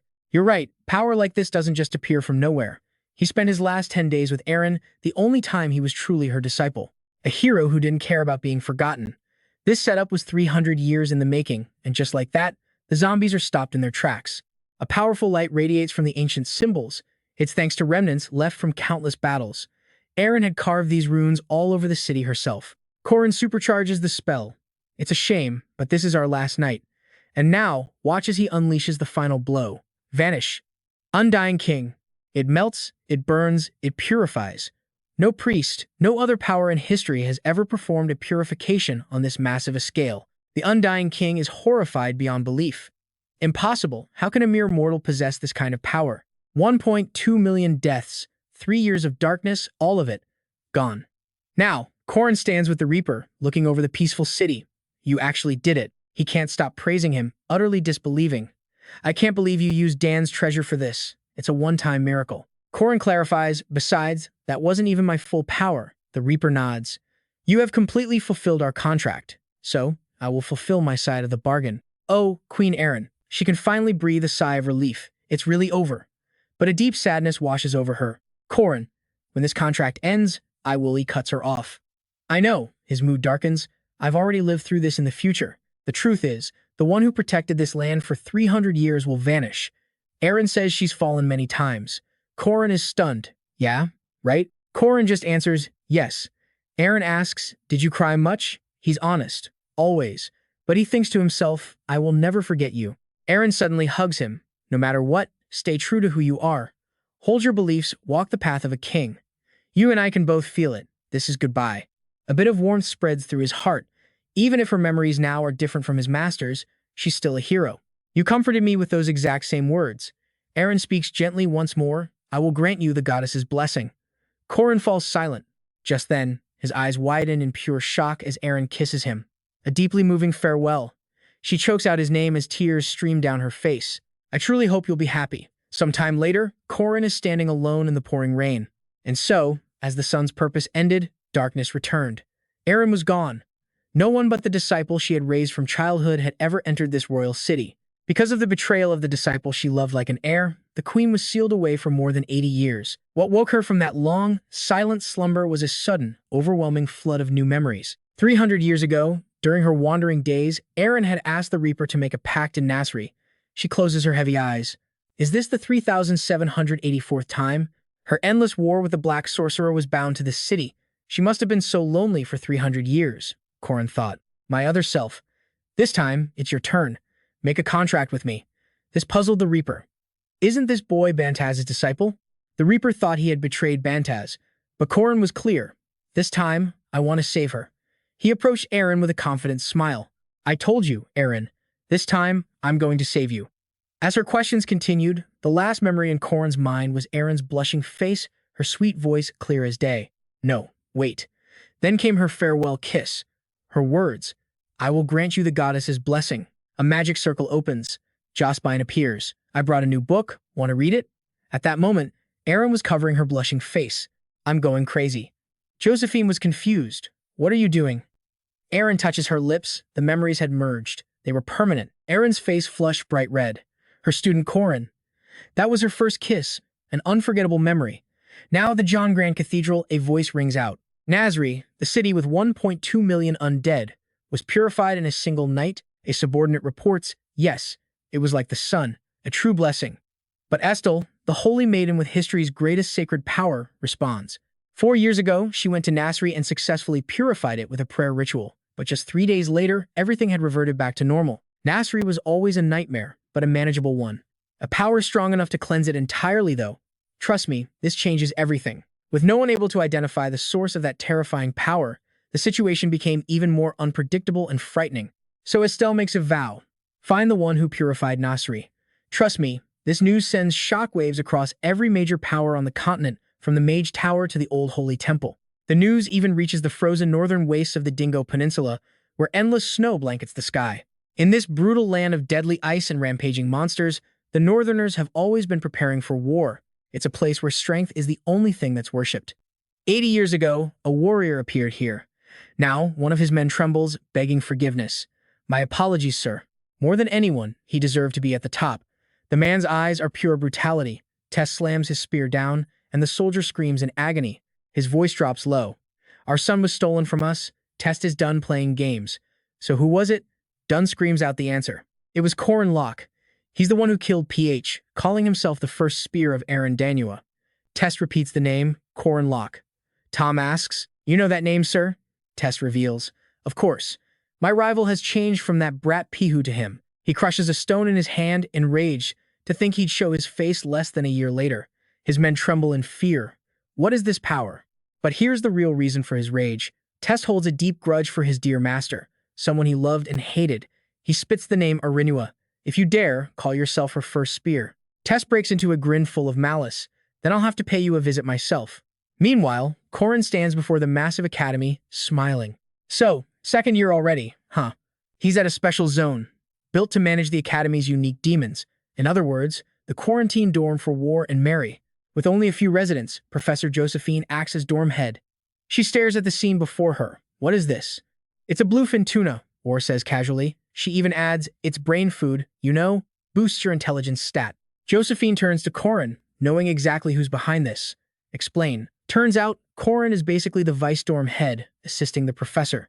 He explains that Senior Mary expects more visitors, so she wanted bigger furniture. The movers warn each other, Kim, if this falls on you, you're dead. Be careful. Corin continues, War bought a tuna from the market, so we decided to share. But War wants it all to herself. No, it's mine. So Corin asked Alicia Arden for help. After she butchers the fish, Corin eagerly invites Iris Hayes over. Have a seat, I'll give you a discount. Josephine just watches, helpless. Enough of this. Clean up and prepare the rooms for the freshmen, like we discussed. Corin quickly offers, I can handle it by myself. The new students I mentioned are brothers, so they can share a room. Josephine bluntly refuses. No, I'll help prepare the new rooms too. There are still 2 more rooms to set up. More importantly, she says, the freshmen arrive tomorrow. Can you guide them? And yeah, that dangerous look on Corin's face says it all. If you'll grant me one condition. He recalls how every year, top second years guide the newbies. Senior Mary is a 3rd year now. A voice comes from the vehicle. All right, on your left is the Hall of Creation. Leading the tour, Corin puts on a cool front. It's where all magic majors gather to conduct their research. The guys are all shouting, Sir, you're so cool. That outfit is amazing. The girls, however, are less impressed. How about you sing a song to impress us? War just face palms. Please stop. A moment later, Corin announces, All right, that's the end of the tour. The professors are inside, so go in and do your best. With that, War says her goodbyes, I'm heading out. Corin is surprised. So suddenly, War replies, I'm late. Someone said they were coming to bother me. That gets Corin curious. Who? Without another word, War just flies off. Corin just stares up, bewildered. Aren't we banned from flying on campus? Then he smiles. Guiding the freshmen is making things clearer. The new semester has really begun. A familiar voice calls out, Big bro, sir, we're heading inside now. John offers some encouragement. All right, do your best, Ren. Ren's voice is full of confidence. Of course, I'll be fine. There are some notable freshmen this year. But as Corin looks at the 2 of them, he thinks, these 2 will definitely be the center of attention. He then points the way. This way. Watch your step, getting off. Next, Corin heads elsewhere and finds Alicia Arden. You're in charge of the West Gate, right? She warns him. Careful, don't fall. Her next words make Corin freeze. You're Sir Corin, aren't you? Another unfamiliar voice speaks up. A pleasure to meet you, Sir Corin. The girl introduces herself. I am Miriam Elizabeth Elras. And that's when it dawns on Corin. He was wrong. Ren and John won't be the most talked about freshmen. Corin drops to one knee, surprising Alicia Arden. People might not know her face or name yet, but everyone knows her family. The Elras. He gently kisses Miriam's hand. She's the 2nd princess of this nation and the legendary villainess of the century. She smiles, amused and elegant. Who taught you that? Corin lowers his head. I learned from an acquaintance, but in truth, she was the one who taught him. Miriam suggests that when a lady stands before a gentleman, he should kiss her hand and ask for a dance. Corin silently agrees. Of course. Miriam says softly, Look, Sir Corin. He can't forget the old memories. Isn't she beautiful? She's our daughter, and so much more. That brutal face is burned into his memory. He met her in the previous timeline, but not at the academy. Just then, someone else enters. Well, if it isn't Sir Corin. He looks up, completely shocked. According to the script, the princesses weren't supposed to show up yet. This time, it's Estelle. Hello, I'm Estelle Hadith Elras. Let's shake on it. Corin approaches to greet her. Saintess Estelle Hadith Elras. It is an honor, Estelle replies. No need to be so formal. We're classmates now. I'm not using formalities either, right? Then her eyes land on the girl beside him. Miru, you're here too? I didn't see you because you're so small. Miru snaps back, annoyed. I told you not to shorten my name, Estelle. Seeing her reaction only makes Estelle tease her more. You can call me Sister Maruti or Senior. I've been on leave for 2 years, but I'm back starting today. Miriam snaps that she should use honorifics with her betters, adding that the only thing she has is useless muscle. Then she spins around to leave. Alicia Arden, I'm going to the assembly hall. Thanks for the tour. I'm off too. See you later, Junior. Alicia Arden just scratches her head, completely clueless. Yes, an honor, Your Highness. And our main character, Corin? You and I can see he's about to be dragged into this mess. He feels like he could turn to stone. Meanwhile, over at the palace, John gasps in awe. Nuda, are we actually going to live here? Jen, totally embarrassed, just shushes him. Don't be such a country boy. John is still freaking out. But it's huge. It's like a castle. A shadow behind him grabs his attention and he instinctively hides behind his sister. My apologies, Miriam says, introducing herself out of the blue. I am Miriam Elizabeth Elras. She then starts a conversation. We're in the same class, right? Let's shake on it. John nervously gets closer. Hello. But the second he holds out his hand, she snatches it. How strange. Miruam mutters with open contempt. A beastkin. We used to slaughter your kind without mercy. I'm surprised a little piece of trash like you survived. She then warns him. Touch my magic staff again and I'll gut you while you're still breathing. Got it? It's like walking on thin ice here. Two characters who weren't supposed to show up until the second half of the story just appeared at the exact same time. Did another butterfly flap its wings? A reaper wonders from high above. It must be because of the Nasri cleansing. Corin sighs, knowing he's drawing way too much attention way too fast. He's holding his head, totally overwhelmed. It's over. Another butterfly effect just turned into a hurricane. Suddenly, Ogun calls out, Student Corin Loch, are you spacing out on the first day? Corin flinches. My apologies. Ogun coldly demands, then explain the concept of a peace judge. Corin is completely blank. The martial sage Ogun says just 2 words. Points deducted. After class, Corin walks away complaining, seriously, what kind of class was that? He's pissed. The first day is for orientation. Ending class early is basically the golden rule. Corin peeks into another room. Are the others not here yet? The special dorm was supposed to house Professor Josephine, Mary, Warren, and the Wolf siblings, but Corin's group prepared 2 extra rooms. Josephine had asked him before, you said 2 more people were coming, didn't you? As he thinks this, a horrible realization dawns on him. Don't tell me. And just as he puts it together, that familiar voice cuts through the air. You knew it was coming. I knew it was coming. Miruam making her grand entrance. Shouldn't you show some manners? Kiss my hand. Corin immediately dodges. A gentleman only kisses a lady once per day, Your Highness. She finds this amusing. A commoner like you actually knows noble etiquette, Miruam says, then gets straight to the point. Support me in the succession war next year. Corin desperately tries to avoid her gaze. I'm just a normal guardian. Do you really need my support? Miruam leans in, intrigued. A knight with a holy relic, recognized by both churches. That's a whole different story, isn't it? She emphasizes 2 words. Kai Solis. Miruam gets right in his face. You look perceptive. Are you suspicious of me? Her hand goes to his neck, and then she pulls him close. I can give you a payment in advance. In the next moment, they're both on the floor in a very compromising position. Miruam wraps her legs around Corin's waist. Tell me what you desire from a noble like me. I will grant you any pleasure you can imagine, she whispers into his ear. Ask me for anything you crave. Corin just looks down, his face a complete blank. Miruam keeps going, I will give you everything, so just say you love me. She draws out her words, yes, oh my hero. Miruam keeps whispering these suggestive lines. My destiny, devour me, and make me yours. Her mouth starts to open, and right then a flash of light erupts between them. Corin stands up, smirking, and asks bluntly, did you really use aphrodisiac incense just to seduce me? That's not a very fitting tactic for someone of royal blood who's about to inherit the throne.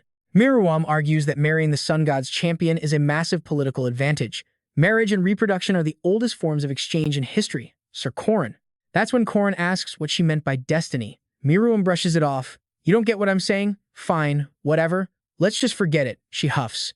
We can try again when I'm in a better mood. Corin states firmly there won't be a next time. But Miruam is so confident. You might just change your mind after you hear my real offer. What makes you so sure? Corin reveals, I learned from a friend. Always be careful around beautiful women. And with that, he slams the door right in her face. This only makes Miruam more interested. Well then, I'll just have to try harder. After escaping, Corin leans against the wall, panting. Let's be real, that was a close call. And we're seeing a pattern here, aren't we? He thinks back. Corin, thanks again for today.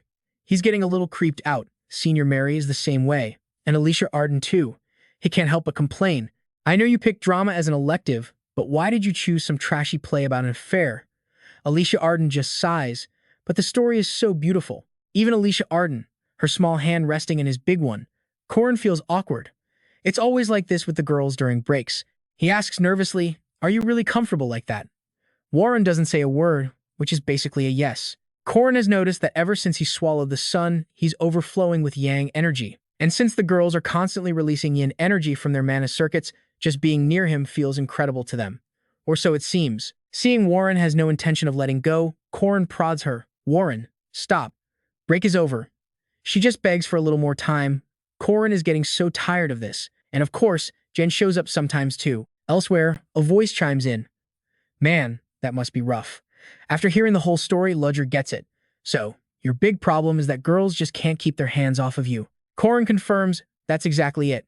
Ludger gets serious. Corin, I'm telling you this as a friend. The kid flips him the bird and shouts, seriously, go die. Jen suddenly explodes, just pick one of them already. Corin is completely lost. What? Why are you so mad all of a sudden? Ludger is furious. It's hopeless. Rare, just kill this Casanova already.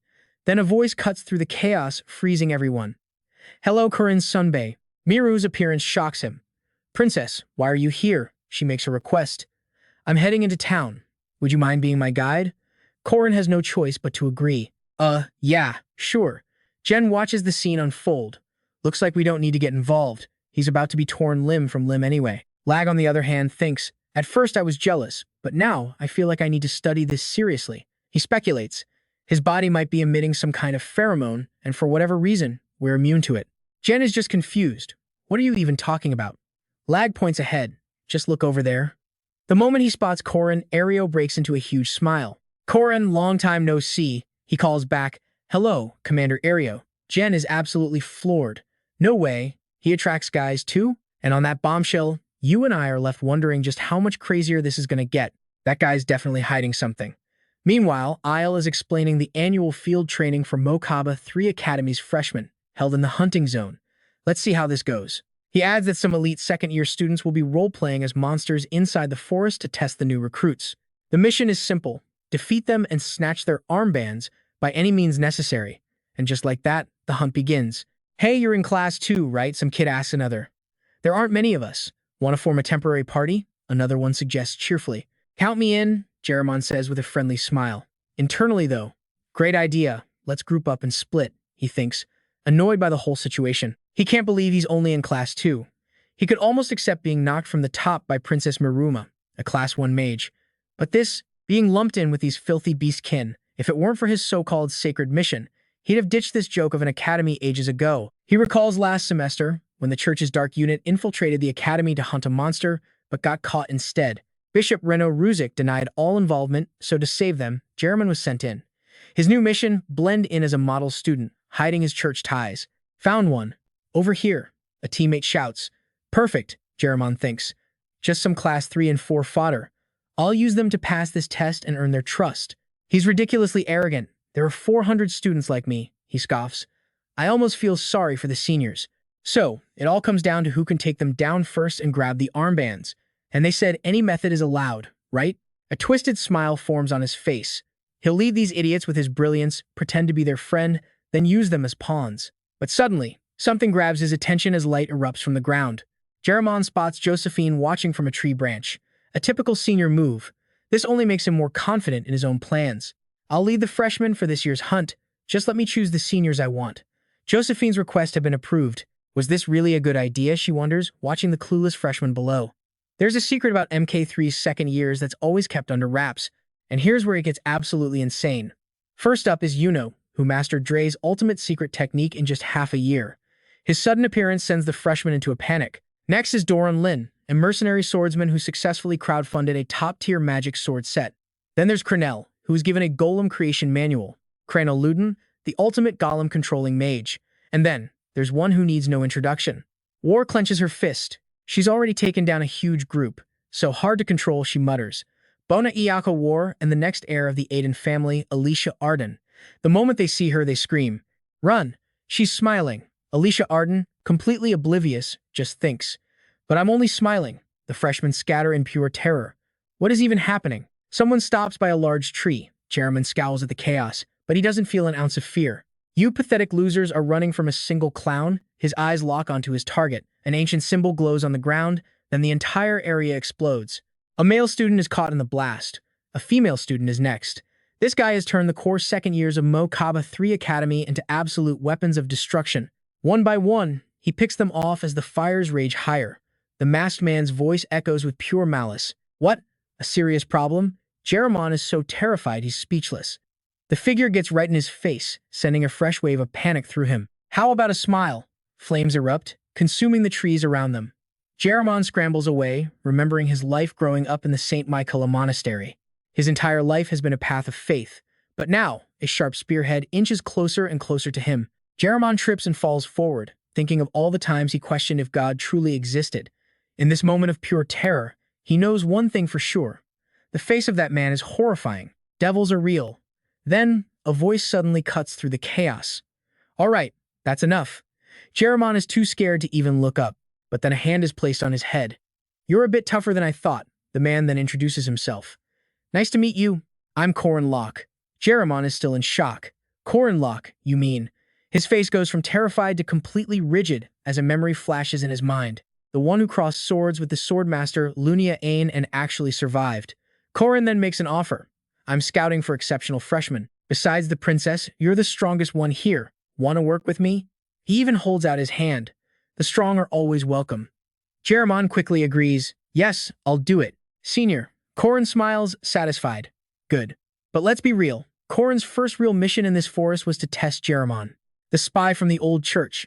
Jeramon looks down happily at the hand chosen by Corin's senpai, completely unaware he's walking into a trap. In another area, a student charges forward, screaming, Die, you animal. But with a single punch, John sends him flying. Jen turns to see the commotion. John, again? She asks, clearly annoyed.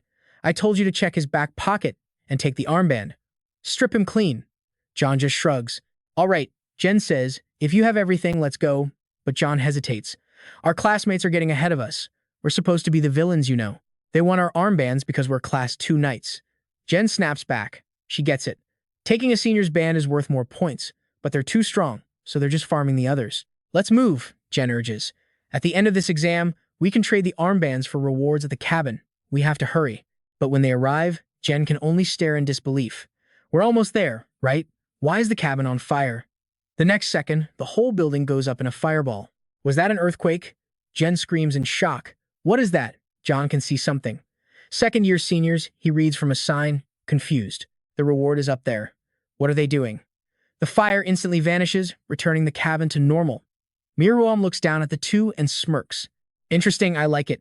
And trust me, you and I are about to find out just how durable this little cabin really is. Model. We have to move. But two of them yell, What are you doing? The princess, full of doubt, asks what the plan is. He just decides to head in the complete opposite direction. Jenin is on board. She'd rather die than follow that other woman. A projectile whips past, scaring Dan, who is now seriously regretting her decision. Maybe we should have followed them. The sky lights up with a constant barrage of magic.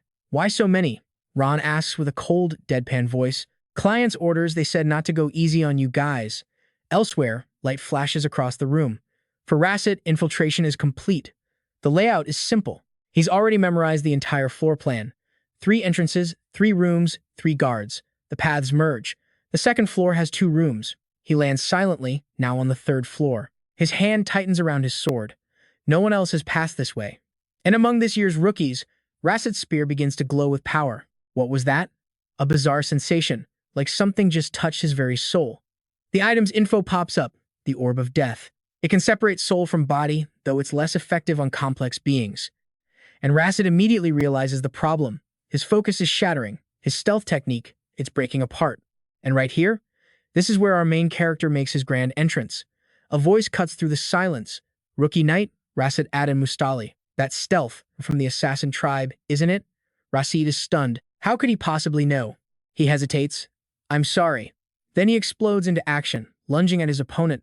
You shouldn't have said that. Corin, completely unfazed, just deals with the attack with a single, brutal kick. He stumbles back, totally bewildered.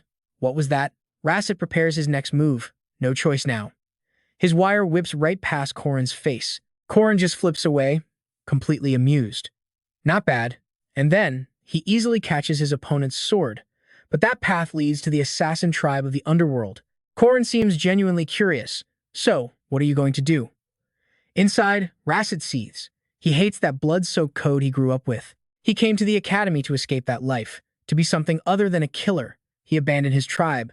Rasset's grip on his sword suddenly loosens, but a glint of light flashes in Corin's eyes. If my identity gets exposed, and the entire tribe is put in danger because of me, Rasset's armor flares open, power gathering around him. He's risking it all. Then I'll have to seal this secret with your death. The heat from the spell erupts into a massive inferno, but Corin just lets out a calm sigh. You're walking a dangerous path. Turns out, he contained the entire blast. Lucky for you, Fire and heat are my specialty. Corin says, much to Rasit's absolute shock. One more thing. He has a proposition. Assassin, swordsman, mage, whatever.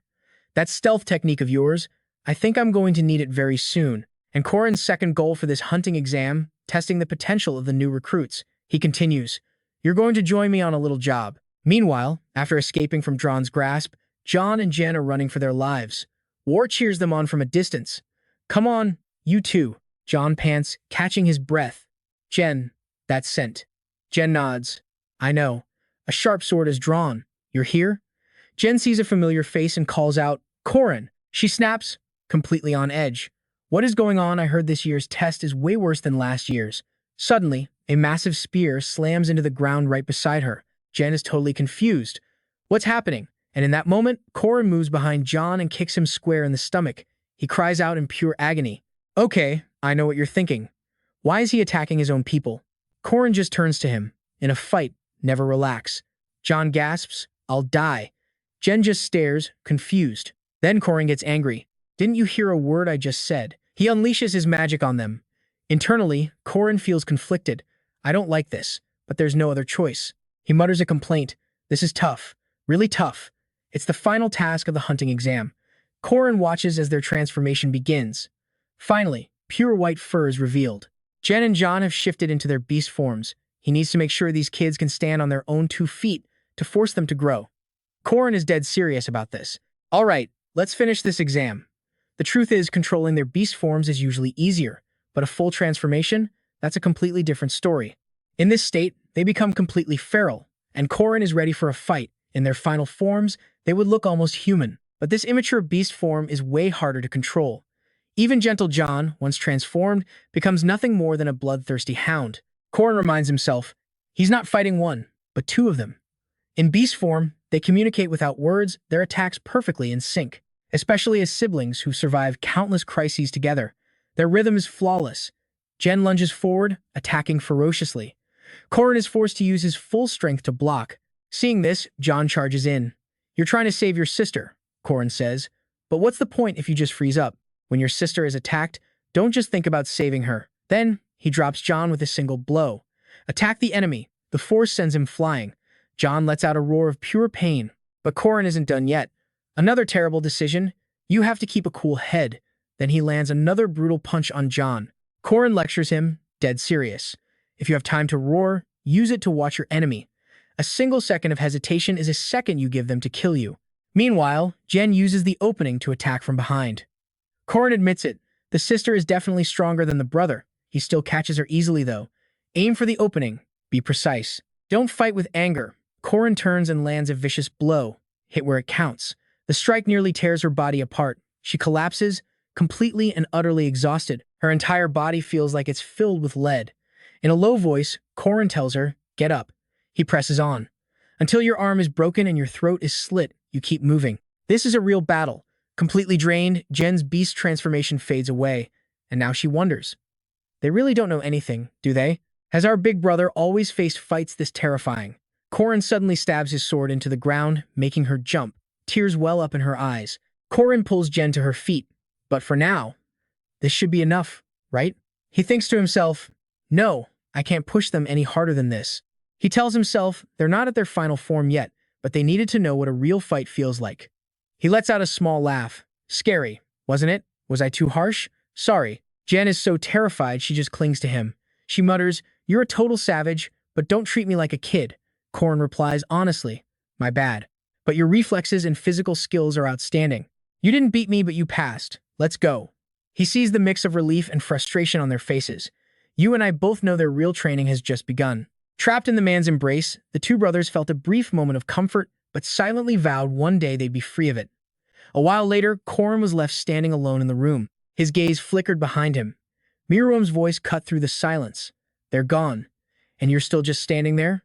Her contempt was obvious. Those dogs have physical talent, but you toyed with them. Impressive. Corin's whole demeanor shifted. Now it's my turn to test you. If you want to pass, you have to beat me. But I can't go easy on you like I did with those kids. As a princess, her words irked him.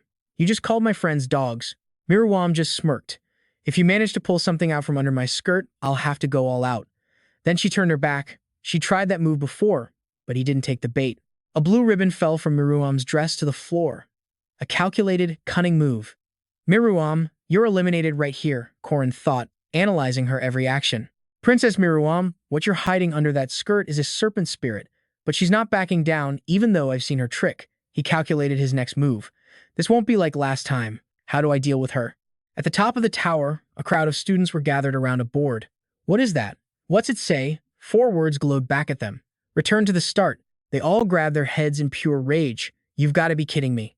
Just then, night began to fall, and the students walked off, furious. Seriously, if only that psychotic clown wasn't here. Hey, don't call a senior a psycho. Isn't that Corin Loch? The name sounds familiar. They gossiped among themselves. Rumor is he's marrying into the Duna family, and he's also engaged to the sword master Lunia Arden. That guy is insane. Mid-sentence, one of them screamed in terror because Corin had appeared from nowhere. That guy is, and his voice was absolutely chilling. Hello, freshman. Corin took a dramatic swig from a bottle. Are you enjoying the exercise? The students whispered. That smile is so creepy. Corin then poured the rest of the drink onto a rock. This is the reward you all deserve for this exercise. There are level 4 and 5 magic stones and even some higher tier items. He then leaped closer to them. Do you know what you and these items have in common? Corin snapped his fingers with a playful spark. You're also very flammable. Then he set the pile of rewards ablaze as the students cursed him. You bastard! Corin just laughed. Your tuition fees are going up in smoke, the top-ranked student screamed in frustration. Our rewards, the results of our test, just one punch. Let me hit him just once. Let go. Let go of me. A student behind him replied, I'm not even holding you. Another just sobbed. I swear to God, I'm about to lose my mind. My rewards, my magic stones. Suddenly, a piercing cry cut through the chaos, making everyone freeze. Marie Dunarev descended on a flying beast, a massive wooden chest clutched in its talons. She waved down at them. Hey, everyone. The students looked up, recognizing senior Marie Dunarev. As she landed, the chest lid flew open, unleashing a blinding light. They all wondered, wait, is that what I think it is? The crowd erupted. That's hematite, a level 3 magic stone, and that's magnetite, a level 2. Corin stepped forward. Now, allow me to introduce the volunteer blacksmiths who will craft weapons for all of you, free of charge. The students were stunned. They were all top-tier smiths from the capital. Warren clapped from the side. And a big round of applause for the third-year senior who brought the materials and the smiths, and for the second-year senior, Warren, too. Thank her, everyone. Next, Alicia Arden dramatically pulled a cloth off a massive table of food.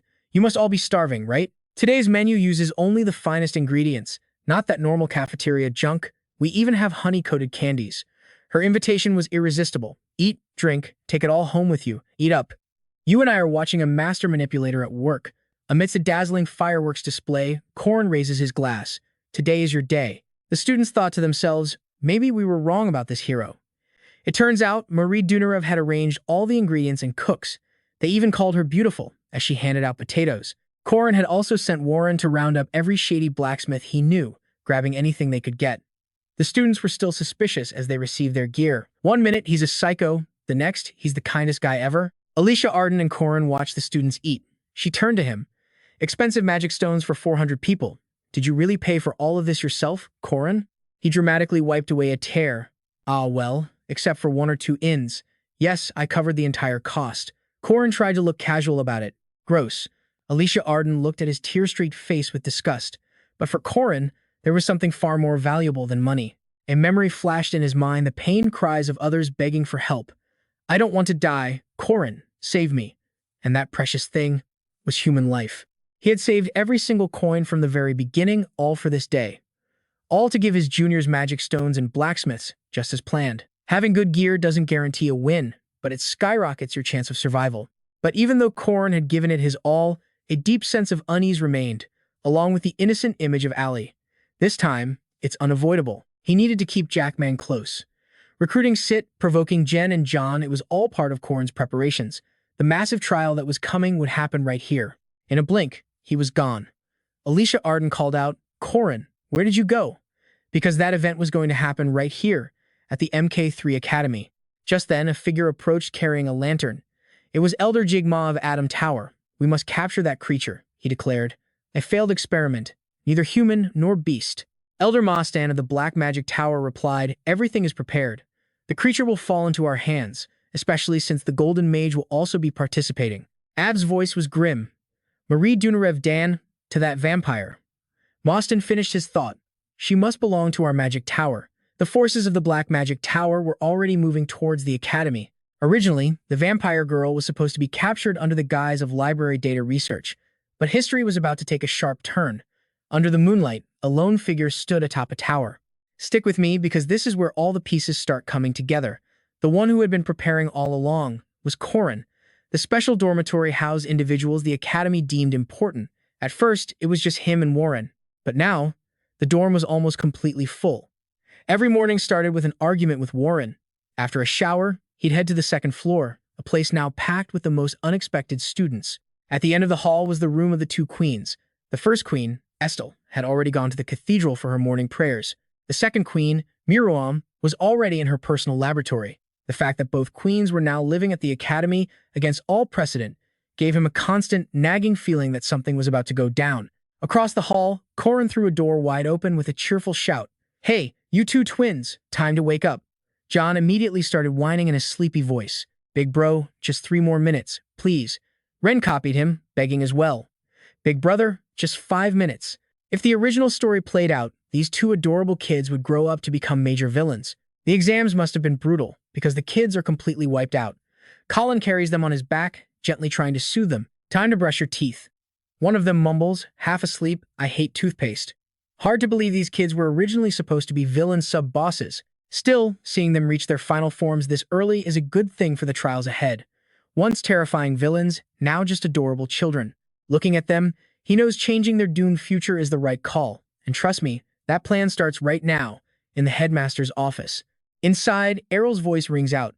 "The mages from the Magic Tower are here for a visit." Colin calmly asks what their purpose is. The old man explains they're here to use research materials from the library and to survey the magic department students for recruitment. Professor Josephine quickly adds that the tower is always short on new talent, but he knows these kids would rather stay at the academy. "You know about the Magic Tower, don't you, student Colin?" "Of course," Colin replies. The Magic Tower once held a complete monopoly over all mages and magic. It was a place of deep injustice where young mages were exploited while the higher-ups stole all the credit. But then the Macabre Academy appeared, breaking their monopoly and becoming the tower's most hated rival. Around that time, the Old Faith began its infamous witch hunts. The Magic Tower, which always treated magickin like lab rats, naturally became their loyal attack dogs. The Academy, on the other hand, fought back. Heroes rose from its ranks and put an end to the witch hunts for good. It was called the Witches' Revolution, Colin says flatly. "But you would know that better than me, Professor. After all, you participated in it 80 years ago. It's even in the textbooks." The professor just frowns, trying to brush it off. "That's ancient history." Josephine adds, "And I wasn't alone in that fight." He trails off, his face grim.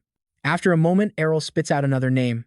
"And Bantaz." Mentioning Bantaz, a traitor disciple, is clearly uncomfortable for the professor, but it's a necessary evil, since Colin's targets both claim to be disciples of that very same traitor.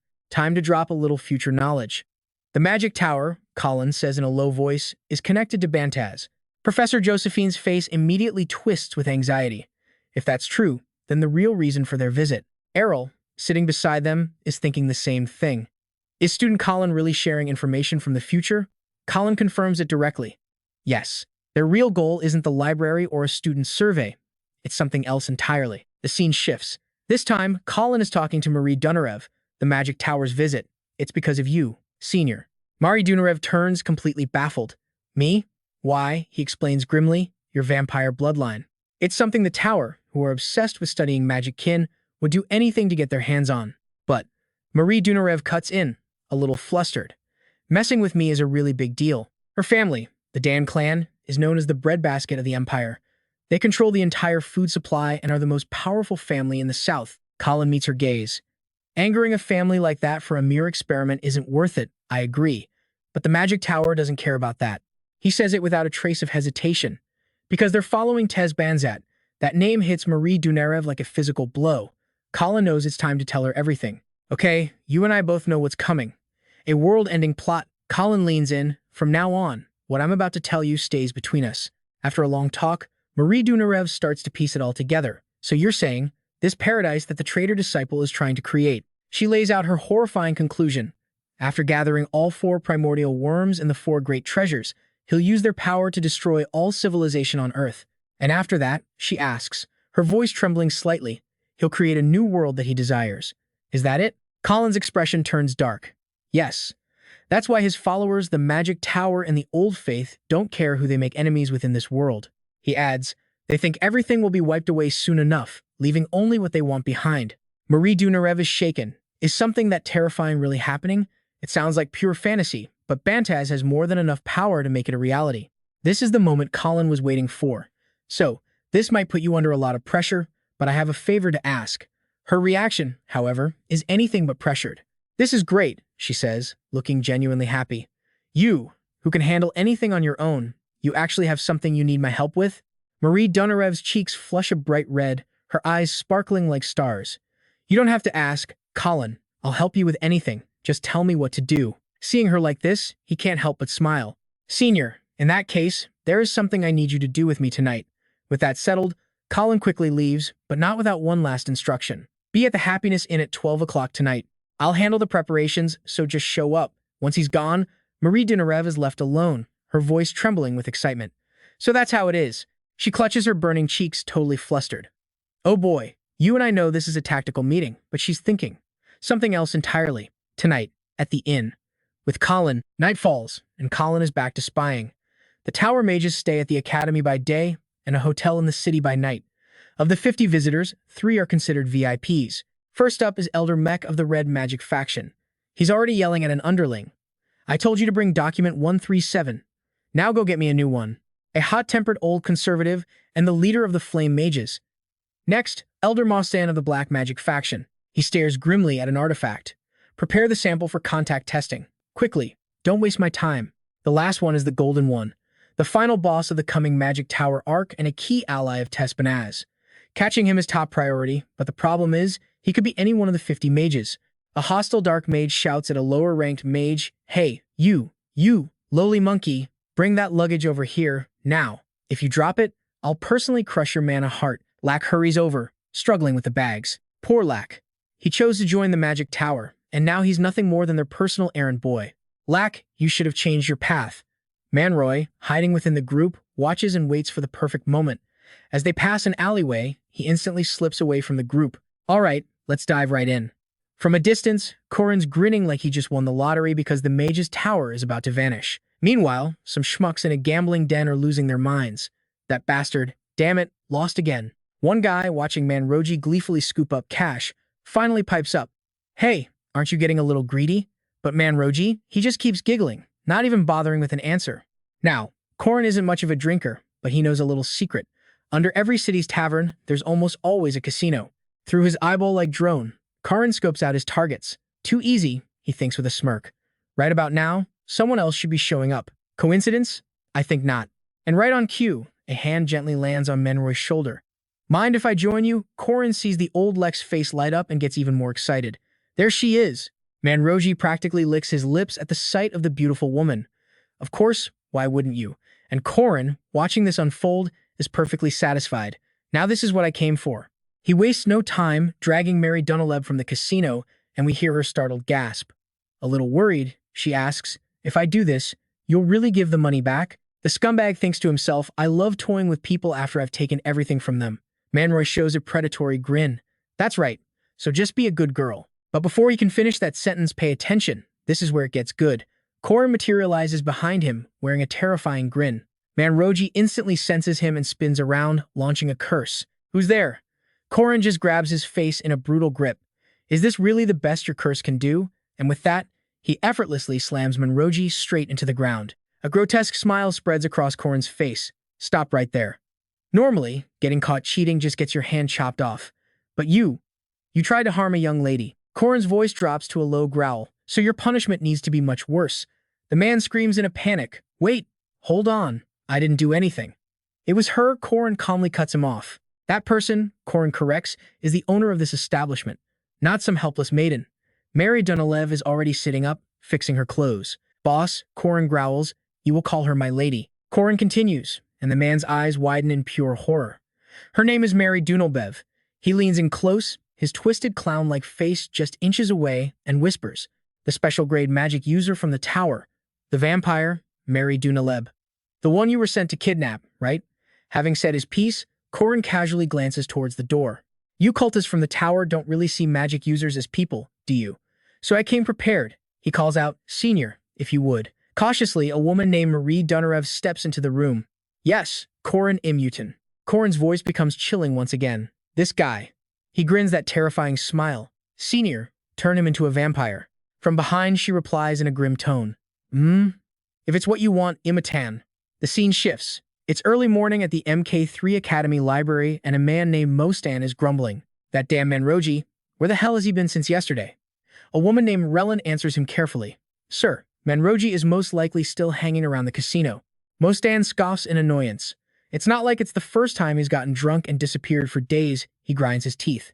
Damn it, I told him this mission was critical. At this rate, the Golden Tower's master, Aaron, will look down on all of us mages. A bead of sweat rolls down Mostan's worried, wrinkled brow. No, what if? Okay, I know what you're thinking, and yeah, it gets even wilder. A crazy thought hits him. What if he disguised himself as Manroji and is already making a move? Mostan's head begins to throb. After all, only one person can communicate directly with Tez Banzard. So how would I know if he's secretly working with the heretics behind our black faction's back? His paranoia explodes into a full-blown shout. Relin, find Manroji's location. Now, hurry. She rushes off immediately. Yes, sir. Suddenly, Mostan's eyes go wide. He's spotted something. Walking right past him are Jen and John. Jen speaks in a casual tone as they walk. Don't be so loud. We're in the library, remember? John just sulks with a little huff. You're always nagging me, Jen. He lets out a forced yawn while she patiently whispers. Just be quiet, okay? But Mostan's eyes are locked on them, widening with an unsettling, greedy expression as he licks his lips. Are those kids beastmen? He wonders. Meanwhile, back at the tavern, Relin lets out a helpless sigh. Damn it, that bald creep Manroji. Who knows where he is? I'm a third-tier mage. Why am I stuck doing this? She swirls the drink in her glass. The second this is over, I'm switching to the heretic faction. With the heretics, all you have to do is suck up to that one old guy. Just then, a smooth voice slides in right next to her. 2 martinis, stirred, not shaken. Corin slides one of the glasses over to her with a charming smile. The name's Corin Loch. Are you here by yourself? Relin just raises an eyebrow. You alone too? You're a little young to be hitting on me, kid. Ouch. So Corin smoothly changes the subject. Or is it just that everyone from the Mage Tower is an elite? Corin expertly swirls his martini. Even a young star, he says, narrowing his eyes with a practiced charm, can still recognize a beautiful flower when he sees one. This reminds him of the final test for his drama class with Alicia Arden, and he flashes back to their rehearsal. I know we signed up for drama, but why this play about a tragic affair? Corin had asked. Alicia Arden insisted. Because it's a beautiful story. The script is absolutely perfect. Back in the present, Relin angrily slaps the martini right out of his hand. What's an underage brat doing in a bar? Go home, she snaps. God, she mutters to herself, back with the heretics. There's that old geezer who wants to gut me on sight. And now, I've got to deal with this little punk too? I can't take it anymore. Corin, having no clue what she's talking about, just offers an awkward smile. Sorry about that. She completely ignores him and yells, making him freeze up. You crazy bastard, get the manager over here right now. This is unacceptable. Nearby, Alicia Arden watches on with a look of pure disbelief. That's weird. Alicia Arden thinks, why hasn't it taken effect yet? Corin just sits there looking defeated as Relin roars for another bottle. Suddenly, a pale finger gently touches her lips. Sweetheart, Relin frowns. Who now? The newcomer just giggles. No need for such ugly words. You're much cuter when you speak softly. Relin can't help but blush as Estelle leans in with a suggestive whisper. Your lip color is gorgeous. Her captivating eyes are locked onto Relin. Let me buy you a drink. And that's when Corin and Alicia Arden freeze for a solid second. That woman, she's the saintess. You and I both know this changes everything. Why is she here? Estelle Haditha Alas, the Grand Princess, beloved by the gods, the all-powerful saintess. The only problem? Her personality. Estelle slides right up next to Relin, wrapping an arm around her. Oh, you're 22? We're the same age. You should hang out with me tonight. Relin blushes and agrees. Okay. She's a known narcissist and a hedonist. Before long, over a dozen empty glasses litter the table between them, the night just getting started. Come on now, drink up. Honestly, a face like this could charm just about anyone. Estelle leans in, gently poking Roland's cheek. You're not as pretty as me, but you're still cute. The only problem is, she's so drunk she's practically bouncing off the walls. Big sis, I'm really not drunk. But how did this guy get here? Corin doesn't hesitate, standing up immediately. We'll take Rin home to prepare for the mission. We even have to study drama for a few sessions. Estelle turns to him, a look of amusement on her face. Wait, so the mission was a success because of my pretty face, right? I just saved this entire mission from failing, and now you're trying to take the credit? Suddenly, Estelle snaps her fingers. And one more thing. An entire squad in black appears out of nowhere. She says softly, "We've been preparing for this mission for a very long time." Alicia Arden panics, thinking, what? The guests here are all. But she doesn't flinch, jumping in front of Corin. Hey, there are 2 first-class knights here. Back off now. He quietly stops her. Alicia Arden, stand down. Corin's face hardens as he scans each one of them. You're the secret punishers, aren't you? The ones who suppressed demon kin for the new church. Mordecai looks at him in disbelief, his eyebrows knitting together. How did you know that? Estelle offers a piece of friendly advice. Hey, Junior, it's dangerous to let people know you know too much. He just smirks, completely calm. I think you're misunderstanding. I'm not the one in danger here. Behind him, arcs of lightning begin to crackle. A unit like this? I don't even need Alicia Arden. I can handle all of you by myself. Hearing this, Mordecai grits his teeth in rage. This insolent brat, but Estelle, far from being annoyed, simply raises a hand to stop him. Stand down, Deputy Mordecai. Her eyes flash with a dark glint. Just as she thought, Estelle was now more certain than ever. It seems you really are the one who possesses the sun. Corin Loch. He calmly makes his proposal. Let's make a deal. I have 2 conditions. She glances over at Rin, who's already passed out drunk. Fine. Your first condition is you want this girl, right? And what's your price? Corin answers without hesitation. Elder Morosutin, leader of the Black Sect. If your real goal is punishing those who oppress demon kin, no one is a better target. Then, he quickly seals the deal. I'll provide proof of the illegal experiments he's performed on demon kin. Estelle considers this, rubbing her chin. If it's that level of intel.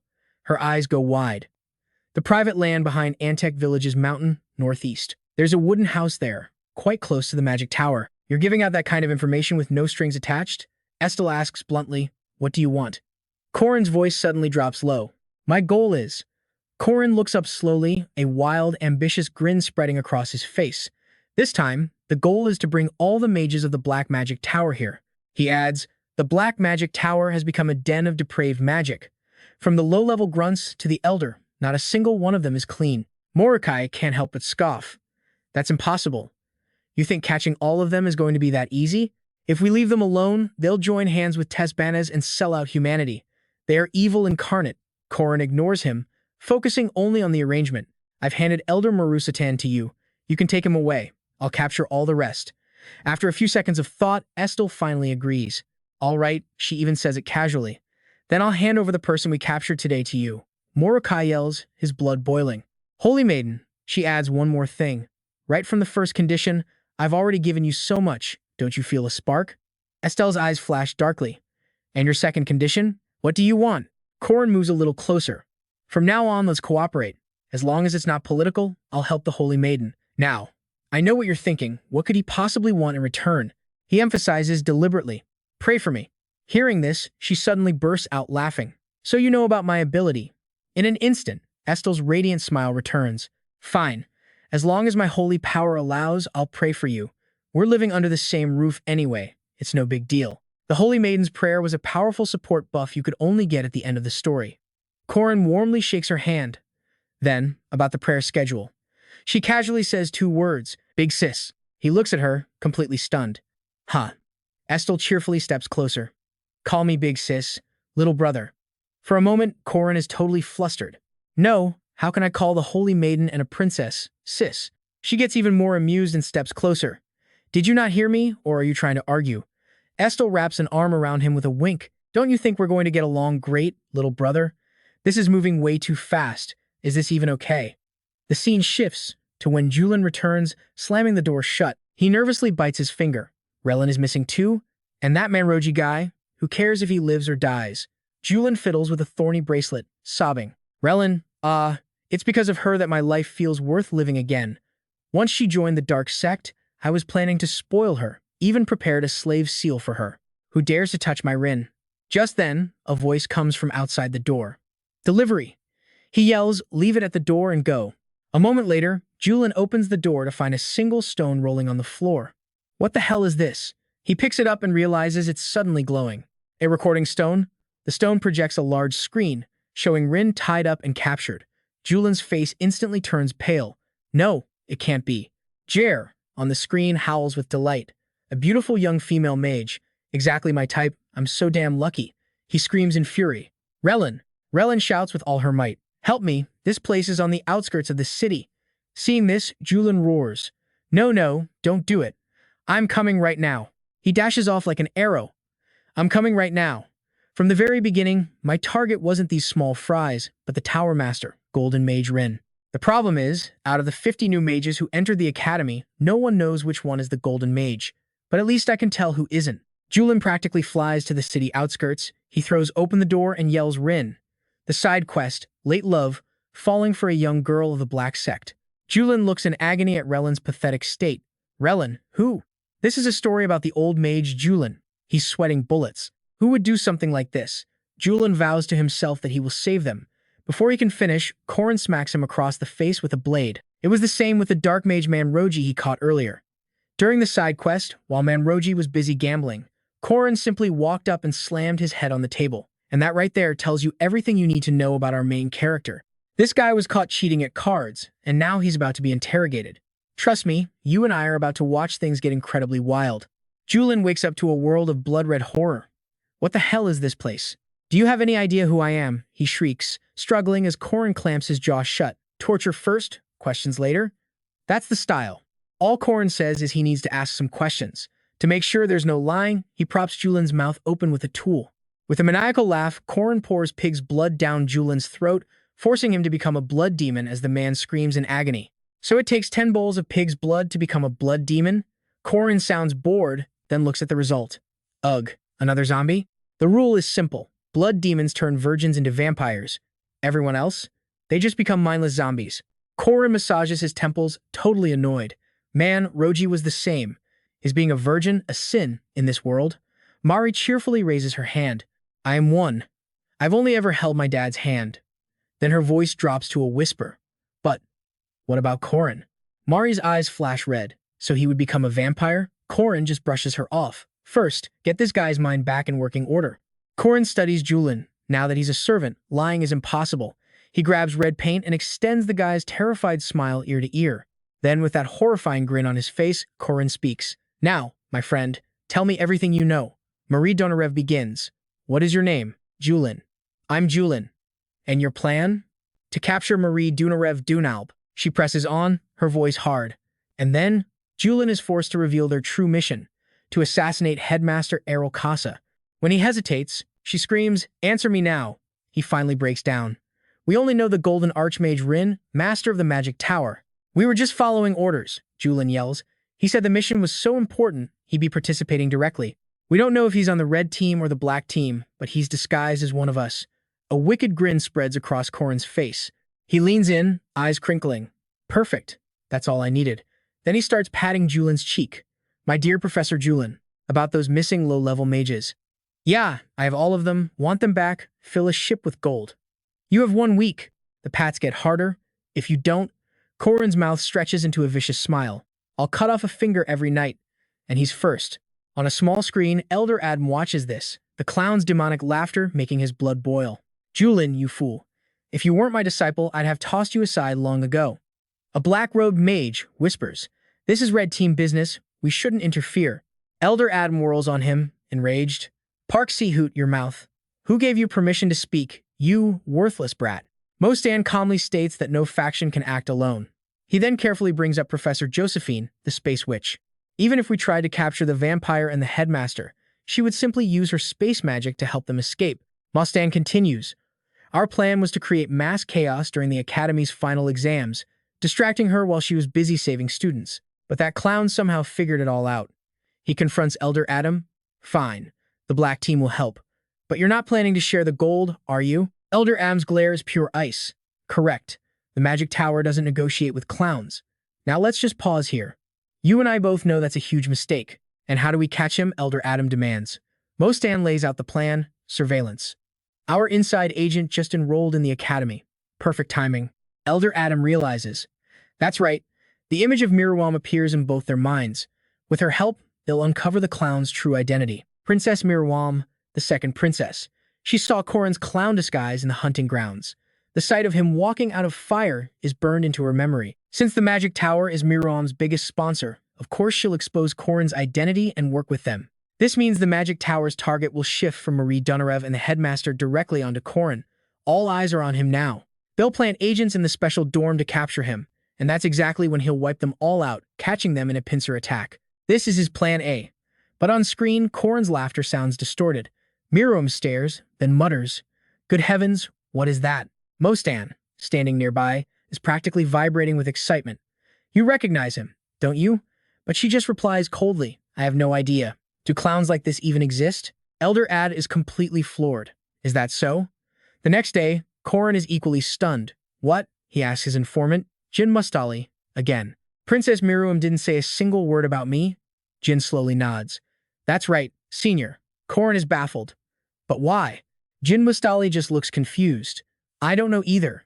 Your name just never came up. Corin's mind races. Is Mirwam actually on his side? If so, his entire plan is ruined. As Corin gets up to leave, Jin gets a strange look on his face. Senior, thanks. I'm busy, gotta go. He promises to send the information fee, but Jin just shakes his head. No, it's not about that. Jin points to the dark circles under Corin's eyes with concern.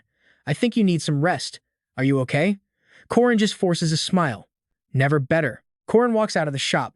Well, there's always plan B. Trust me on this one. He's not about to lose his master again like last time. Elsewhere, Fee Estelle confronts Moran. She announces sharply, Elder Moran of the Magic Tower. You are under arrest for illegal human experimentation, murder, and kidnapping. He immediately fires back. What is the meaning of this? Are you trying to declare war on the Magic Tower? Princess Estelle, Mostan growls, while she just gives him a little chuckle. Of course, as a saintess, I recognize the tower's authority, but Estelle's tone turns to ice. We've received a report, a very serious one, and the evidence is overwhelming. The moment he sees the proof, Mostan's face twists. How did my experiment data get here? As they drag him away, his mind is just a mess of confusion. Now, this is where it gets interesting. I'm actually the one who's curious. Morstan's lab changed locations so often that even their entire Black Crow unit couldn't track it. She never thought he was lying, but to gather this much proof in such a short time, that was something else. And get this, the documents Corin Loch gave her weren't prepared in advance. Every single stone, file, and scrap of paper in that box was from the latest batch of research. If the Academy had made a move, that paranoid creep Mostan would have moved his lab again instantly. So, did our boy really pull all this off by himself in just a few days? Did you seriously plan to take down the Magic Tower all alone, Corin Loch? To ensure the great progress of academics continues, a suitable sacrifice must be made. The witch hunts were born from prejudice and oppression against Demonkin. Their cries were buried in flames, but the old church and the Magic Tower lost, defeated by 3 heroes allied with the new church professors Joseph Tez, Bonazat, and Aaron Danua. The hunt was renamed the Witch Revolution. After their defeat, the old church and Magic Tower's power crumbled. And now, they're shaking hands with Tez Banazat to destroy the Academy. Tez Banazat has Miriam under his command. They thought it would be easy. Until recently, that night, the red and black factions began to tear into each other. Damn it, how did the new church find and attack the secret lab? Don't tell me this is that clown's work too. Or maybe he's a spy for the new church, the black-robed mage yells. We have to act before the master is taken to the Holy Land. We'll burn the Academy and use the chaos to rescue him. The red-robed mage just screams back, stop talking nonsense. We're in enough trouble now that some weirdo clown has found us. In this situation, you want to play hero? Get back to the tower. Just then, Elder Admake cuts them off, his voice like winter. Silence. The fire around him roars to life. That pressure makes the black mage stammer. Yes, sir. Suddenly, a massive roar echoes from below. Elder Admake looks down and screams at the top of his lungs. Elder Admake is losing it. Now that Elder Morin is captured, one person isn't enough. Master of the Magic Tower, you have to help us now. Hidden in the crowd of mages, one of them purses his lips. The roaring flame behind Admake is suddenly snuffed out by something invisible. Then, strange fragments begin to appear in the air. They form lines of brilliant light that drift past Elder Admake. In a moment, the scattered letters assemble into a floating phrase, KCHA witch. He whips his head around. Catch a witch? How? Another line of text appears. Method is. A slow, sinister smile finally spreads across his face. All right then. Elder Admake, leader of the Red Mages, gathers his forces and moves out immediately. Northwest MK3, in a small house nestled against a mountain. A secret magic sigil is here, mirror. It was carved during the Witch War, and the only people who know its secret are Manhwa and Josephine. So, when a signal flares from the mirror's sigil, she naturally assumes it's from Manhwa and rushes right over. What Professor Josephine didn't expect was an ambush. Elder Admake, she says, her voice sharp as the mages raise a fire formation. It's been a while. The Grand Sorcery formation unleashes a massive wave of energy, a blast with the force of 1,000 infernos. Professor Josephine struggles to throw up a shield to protect herself. Damn you, she roars. You activated the mirror's sigil? How did you even know the location of this place? Elder Admake just smirks, completely confident. Because the master of the magic tower has a very powerful ally. There's one other person who knows where this sigil is. I know what you're thinking. 3 heroes fought in the Witch War, right? Professor Josephine finally gets it. Tess Banizat. She sees with pure rage. You actually joined forces with him? What about the consequences? He just waves it off. Rules don't matter anymore. A flicker of pure resentment flashes in Elder Admake's eyes. From the very beginning, forcing magic to obey the law was a mistake. From the Yaksha beastmen to vampires, every memory fuels his disgust.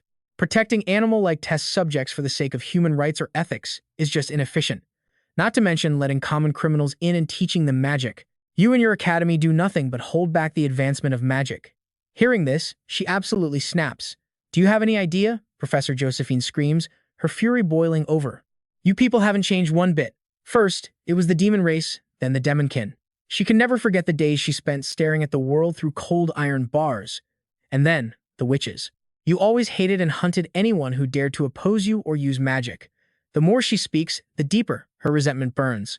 But when the hunt ended, you locked me up a child and started arguing over how you would dissect and experiment on me. In the end, one side said fire magic was fundamental. The other said black magic was the core. And then they just started fighting each other. Her cries echoed off the stone walls and iron door. With her vision blurred by tears, Professor Josephine saw a single faint ray of hope. Manhwa appearing like a saving grace. I've come to save you. Professor Josephine continues, her voice shaking with rage, until your heart was pierced by Manhwa's spear. You have no interest in magic. You're just pathetic people who have to spend your entire lives hating someone else. Her shield begins to expand, but Elder Admake just grins, enjoying the show, as expected of the main character of the Witch Revolution. He seizes the opening, using fire magic to pierce her shield and bind Professor Josephine completely. But don't get careless. Elder Admake raises his hand for another attack. This body can hold you in this form for at least 3 days. He had the perfect plan ready. It was a shame to leave the grand finale to the Black Mages, but while I'm holding you here, the Magic Tower will kill President Isle, capture the graduating students, and return to the tower. Elder Admake lets out a vicious, triumphant laugh. You and I both know this is where villains mess up. In just 3 days, the Academy will be gone. Only the Chosen will remain to pursue the peak of magic in our new paradise. Corin's voice suddenly rings out, and you and I are about to watch this old man make a huge mistake. He just stands there, calm, as a wall of fire barrels towards him. Professor Josephine screams, "Get back, student Corin, he's an elder." But Corin just cuts her off. Professor, you know why guys like this never learn? He doesn't wait for an answer, because they haven't been beaten hard enough. Plan B. Corin aims his spear at the elder and his mob. You all get a lesson first. Activating, rescue the professor. Meanwhile, Jen and John are sprinting, knowing they're late. We're here. A man named Wrench barks at them. You're late. Student Jen, student John. Jen, completely out of breath, manages an apology. The instructor just scowls. This is your very first monster subjugation mission. They're only grade 4 monsters, but with an attitude like that, useless. I hate repeating myself. What did I say? Jen and John recite in unison. A good guardian requires not just strength, but the discipline to be on time. Wrench just nods. Humph. Fine. He stops chewing them out and just points to the vehicle. Get in. Now, let's move out. Today's mission is to exterminate common grade monsters. Jen slumps over, sighing. This is only because he wasn't here. John quietly adds, that's right, he always wakes us up. Jen groans in frustration. Where did he even go so early in the morning? Back with Corin, things are quite literally heating up. He grips his spear, full of confidence. First things first, you all get a beating. Professor Josephine is just stunned. Student Corin, why are you even here? It's simple. When cornered, the mages from the tower always target the biggest threat. Josephine, I already had a plan B for this. Ancient tongue, pursuit. Corin crouches, gathering power, Elder Adam. This is just disappointing. You don't belong here, he says, charging forward with an explosive aura. Isn't that your precious student master? At that moment, something clicks for Elder Adam, that face and that voice. When the only answer hits him, he screams in pure terror. You're that jester? Adam sees the fire swirling around Corin. His armor has resistance, but his sword is long gone. The Elder gathers a massive ball of energy in his palm, a blast hot enough to turn everything to ash. His red faction mages all channel their power into a massive spell circle, amplifying the flames from all sides. The circle erupts, forming a vortex of fire that condenses into a miniature sun, the red faction's ultimate spell, Skyfall. Now watch this. They're about to unleash their ultimate attack, and the Elder screams with pure arrogance. There is nothing the fire of the red faction cannot incinerate. Die. The ball of fire plummets towards Corin like a meteor. He doesn't move. He doesn't even flinch, just stands there, ready to take it head on.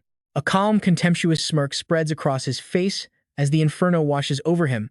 The ground cracks, rocks fly, but Corin just stands there, completely unfazed. Elder Adam's face is pure shock. Impossible.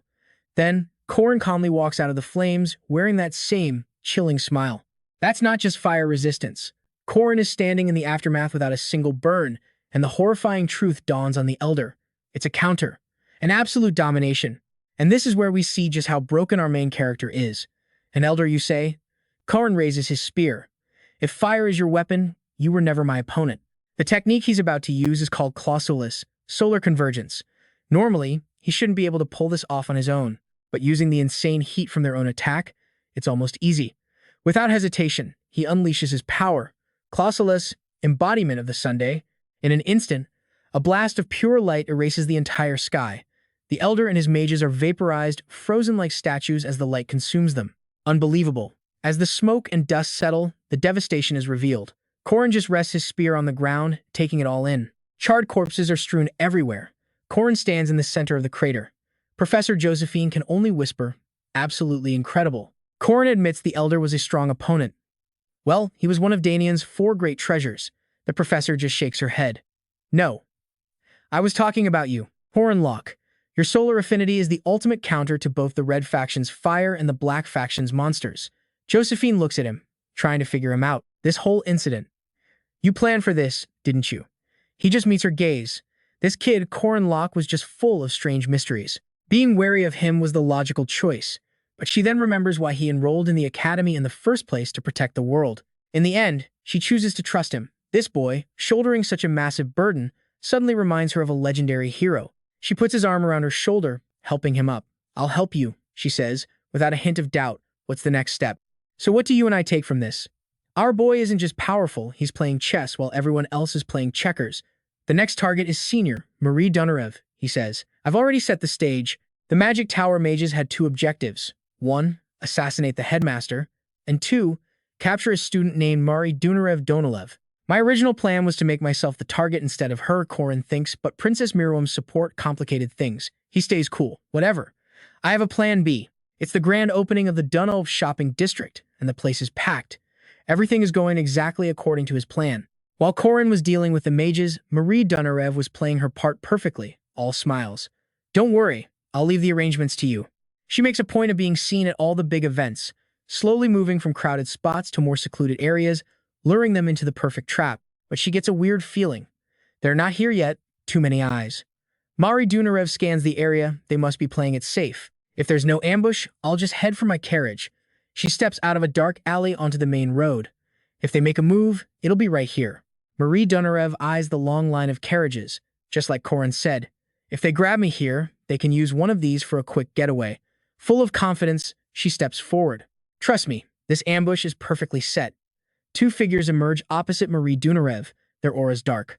But recognizing Warren and Alicia Arden, Diua lowers her guard. Marie Dunarev senses something is wrong. Alicia Arden just looks confused. Corin said he was coming this way, but the street is completely empty. The doubt creeps in. So where is the Mage Tower? Deep in the western forest, an unlucky boar squeals its last as Dew stands proudly on its fresh corpse. Ren, look at this. I just bagged a giant wild boar. Ren replies dismissively, I've caught even bigger ones. Her mind is elsewhere, but this feels wrong. Jen notes the forest is quiet. Too quiet. It's breeding season, there should be way more of them around. Professor Denna bought tons last year for experiments. She sighs in frustration. We're this deep in the woods, and this is all we find? He just snorts. Hey, Ren, don't you smell something strange? Ren's eyes narrow, tracking the foul scent. It's unmistakable. She spins around, realizing they were being followed. The stench of a rotting corpse. All right, show yourself. A figure in black calmly steps out from the bushes. Even an elder dragon would be quite valuable. But the successor of the dark faction, Professor Akai, radiated a dense aura of death. And those golden wolves? They weren't just any regular beasts. Akai mused that they were as rare as vampires. 2 of them, and still young. An easy catch. Lord Mostan would be thrilled with such a treasure. He summons a legion of fang boars, their eyes glowing crimson. So, that explains it. All the boars in this forest are already undead. Professor Akai tries a patient tone. Don't resist, just come with me. You are incredibly valuable specimens. John raises his hands defensively. Ren is ready to shred every single one of them. He lets out a pitying sigh. You intend to resist me? How disappointing. Akai gives the signal, and the undead boars charge. Can't have the specimens too damaged, though. Lord Moran wouldn't like that. Bloodthirsty fangs leap at the 2 kids. The very next second, a massive explosion shakes the entire forest, its shockwave rolling for miles. Meanwhile, at the forest entrance, Augen Wrench's massive scythe cuts a deadly arc, obliterating 3 boars, charging him from different directions. Defensive formation. On me.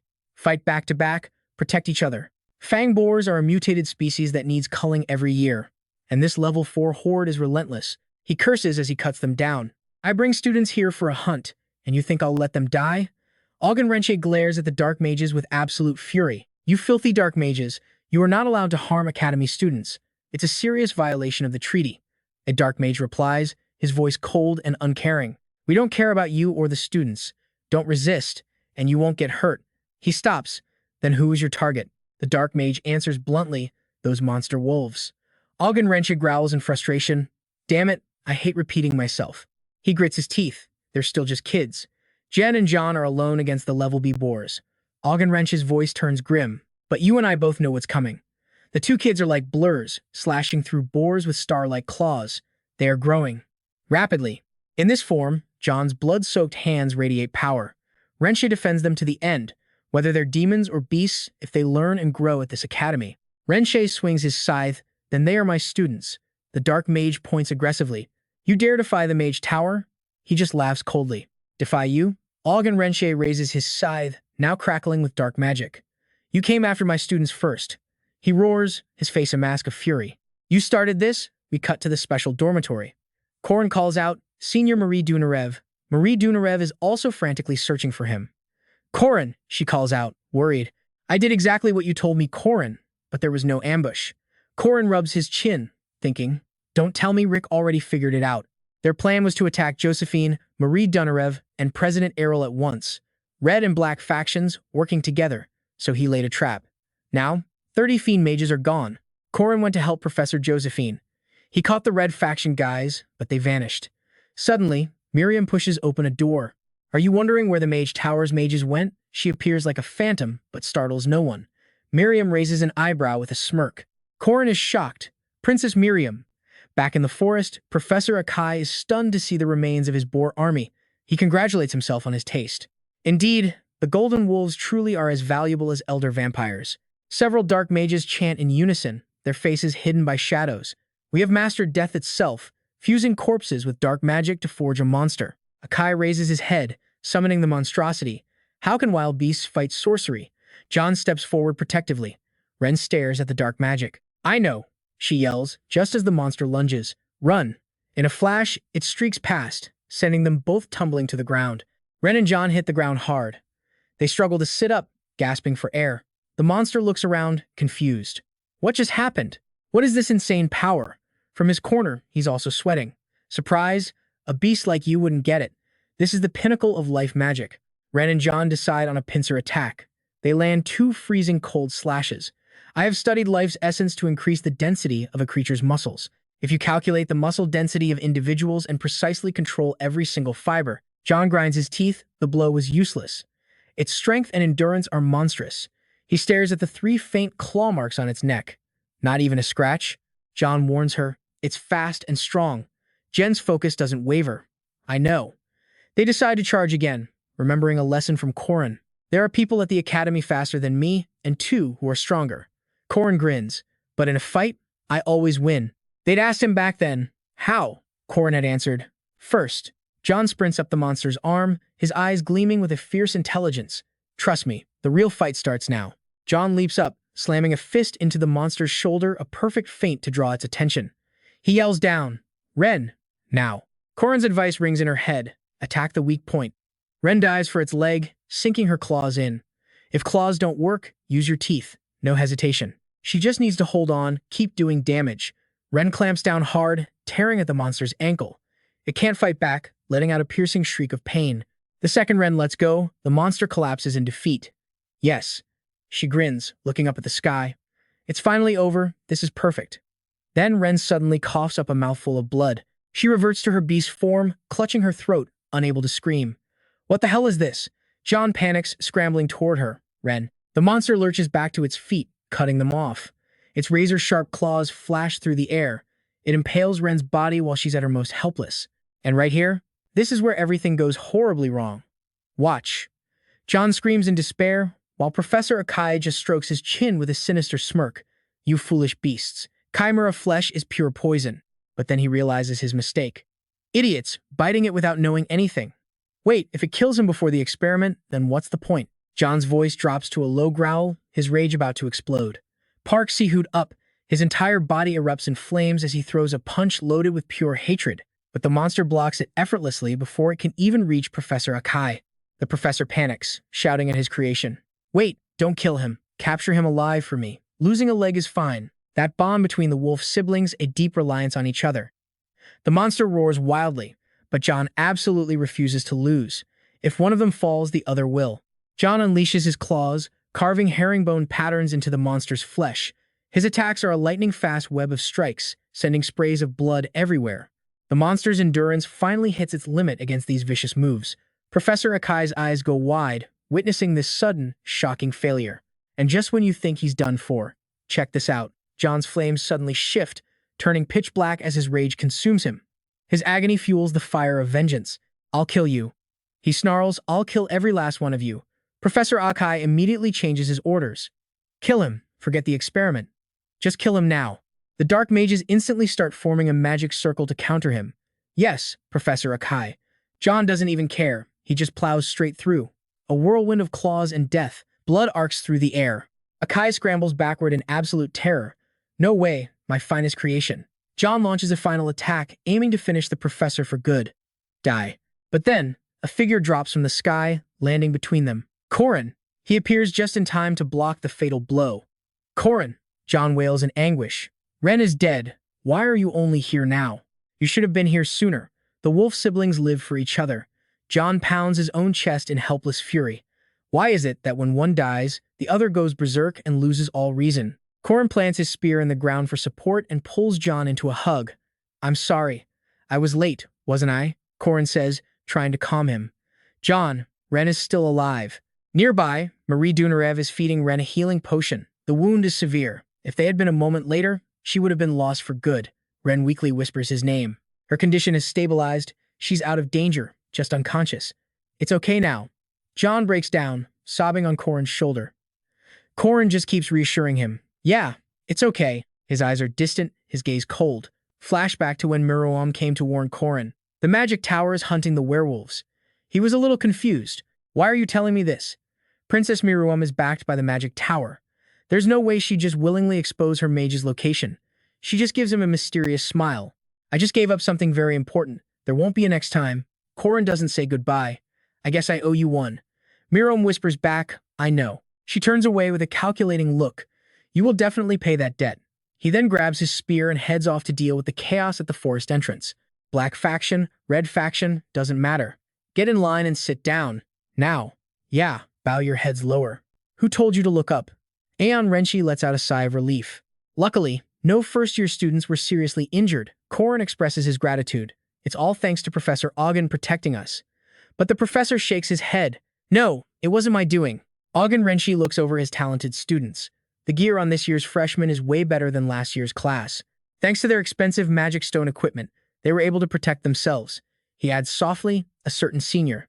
Ahan Renshi seems pleased when mentioning Warren, who generously gave out the magic stones. That's the result of spending your entire family fortune. Corin just scratches his head and laughs. Not the whole thing, just half. Professor Josephine's urgent voice cuts through. Student Corin. Corin steps forward. Ma'am, things have just settled down. She cuts him off. This is an emergency. She gives her urgent report. The mirror that the president is holding has begun to react. Corin freezes for a second. No way. He remembers Miruam's words, you will definitely pay that debt. The Red faction attacked Professor Josephine, he recalls. Then there was the ambush on Ren and John deep in the forest. Both Red and Black factions were involved. Corin connects the pieces. The Gold Wizard still hasn't shown up. He realizes something. A simultaneous attack on two fronts. Could it be the president? Even with the regressor's antidote, the script is snapping back to its original path. Professor Josephine begins opening a portal. We have to go now. Be on your guard. This is different from the Red and Black faction games you're used to. Corin nods grimly. I know. Either way, I'm going. But you and I both know he's not the same helpless kid he was before. Marie Dunarev's resolve is firm. I'm going too. There's no way I'm not following the path Corin chooses. A special-grade vampire and a creature as hard as diamond. A swordsman who walks in his own domain. And Corin Loch, the man who holds the sun and possesses 3 aura cores. Their current force is strong enough to face the Gold Archmage. Professor Josephine steps through the portal first, with Corin right behind her. But the scene before them makes her freeze. Mr. President, Corin's breath catches, a silver lining in a dark cloud. Professor Josephine rushes over in a panic. Mr. President. Ario's body hasn't been completely destroyed, but whoever did this to him is a threat that can't be underestimated. He grits his teeth. A special-grade Archmage. Corin turns and sees 4 shadowy figures, the 4 great treasures of Rudan all gathered in one place. The Spear of Light, Eridawa, the Tome of Endless Alchemy, the Sun Sword, Clausulus, Andric Jun Skies' group. The man tips his hat. Timoris speaks in a low voice. It's been a while. He looks down at the fallen president. We meet again on the Bridge of Destiny. It seems fate has placed us on the same side, the model. To kill or be killed, that's the only rule here. And trust me, we're about to see the chains finally shatter as the Rite of Ascension unlocks. System backup initiating. Scanning relevant targets. First up, Tom Noor, threat level A+. Next, the shady dude on the left, Dun Sky, also A+. The arrogant blondie, OH, is an A+. And the man on the throne? That's Tess Bantaz. Threat level, S. System backup now at 740%. Status boost applied. Hero Corin Loch. Defeat evil and save the world. Corin can't believe his eyes. Why? You. Tess Bantaz just answers with a cold, casual voice. Destiny has tied our fates together. The killing intent around him is suffocating. Are you ready? Our boy hesitates. Tess Bantaz flashes him a sly grin. Surprised, he continues, I'm just here to meet the student who's ruined my plans over and over, and also stole your brain. Corin is speechless. Yeah, you're thinking I went a bit overboard with that taunt, aren't you? He glances back thinking, good. Headmaster Ario hasn't been destroyed yet. No matter what, I have to stop that at all costs. He recalls how it all went down before. In the game, and in the last timeline, Corin failed to save Ario. And when his master appeared in the real world, he was ultimately murdered by Bantaz. But since Corin leaked the assassination plot this time, his master evacuated. Ario mouths the words, Corin, I'm sorry. Corin thinks only heroes from the Witch War should know this location.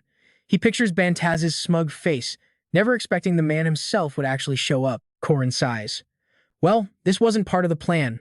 Just another event going completely off script. He raises his weapon. Okay, here's where we see him flip the switch. He's taking back control. His eyes flash with killing intent. I always turn things for the better. Poison Dragon emergence. Corin grunts, enduring the strain. This is a domain the dream technique of every martial artist, a surprise attack aimed at a gap in consciousness. Tess Bantaz just scoffs, countering with his own weapon. He shatters the technique like it's nothing. His ice-cold gaze locks onto Corin. He's already using a domain. Corin thinks this is like something from a legend, a clash of ultimate techniques between martial arts masters. Corin grits his teeth and pushes harder. Not good enough. Second domain. Tess Bantaz grins. Nice spear. Crimson Serpent's Will. Poison Dragon emergence. A flicker of fear shows on Corin's face. He thinks, this guy is spamming domains like the Sword Demon. The system flashes. Backup complete. Donoric, A+. Dunsky, A+. OHB, A+. Evaluating. Tess Bantaz's relevance to you has boosted your stats by 740%. But Corin knows he's not the only one. They charge at each other, the fight turning even more frantic. Third domain. The battle rages, neither one giving an inch. Fourth domain. Fifth. Bantaz is completely unhinged now. He laughs wildly. You've got the basics. Let's pick up the pace. Sixth combination. Veins pop as Corin pushes his limits. They're like two rockets about to collide at breakneck speed. Simultaneously, they raise their spears, locking eyes in a mutual challenge. Two opposing forces of light slam into each other. Corin uses every ounce of his strength to counter Bantaz's attack. He grips his spear tight, swinging it sideways for a critical blow. But Bantaz isn't scared, he's thrilled, countering with the exact same technique. 1 second into the fight, Warren and Marie Dunarev are frozen in shock. Now, for anyone who can't use a domain, this scene is just incomprehensible chaos. You and I, though, we get a front row seat. Warren and Marie Dunarev rush forward, worried. Marie Dunarev cries out his name, Corin. Suddenly, they stop dead, faces still tense, as if seeing something impossible. Alicia Arden appears behind them. Of course, as a domain user, her sharp gaze is already locked forward, preparing a counterattack. OH Breast laughs. Ain't single sword / domain. That's no simple technique. She's got talent. It's been a while since the king, Bantaz says dismissively. He'll surely be interested. Warren swings at him. Don't be so arrogant. A domain isn't invincible. Don't you dare. But unfortunately, he dodges her punch effortlessly. Before she can react, his massive hand clamps down on her arm. He swings her hard, sending both Warren and Alicia Arden to the ground. Alicia Arden's head slams into the dirt, her face covered in blood, contorted in pain. Seeing this, Warren gasps in horror. Bantaz just smirks victoriously, raising his fist over Alicia Arden. Tough one, aren't you? Before he can strike, a figure dashes in. Warren shields Alicia Arden with her own back, taking the fatal blow. Terrified, Alicia Arden lets out a weak groan. Warren unleashes a chain, yelling, "Stop right there." The links fly towards Bantaz's hand, tightening around it. He pauses, looking slightly confused. Warren's face is pure rage. Her voice drops low. "You are so dead." Suddenly, the chain is yanked hard, making her stumble. "What the?" Bantaz struggles wildly, his huge frame pulling against the chains. "This is not my fate." Warren screams back in fury. "This trash." The chain snaps under his raw power, much to her absolute shock. She can't believe her eyes. He flings his arm, throwing her to the ground. He looms over her, saying, "So, it's just an experience. No matter how tough your body is, a concussion is unavoidable." Bantaz picks up his sharp spear. He raises it high, ready to plunge it down, then die. But before it lands, a surprise attack freezes him solid. His eyes dart to the side in disbelief. Staring at Marie Dunarev, he asks, "You're that blood-sucking demon, aren't you?" She looks utterly bewildered, as if she doesn't understand what's happening.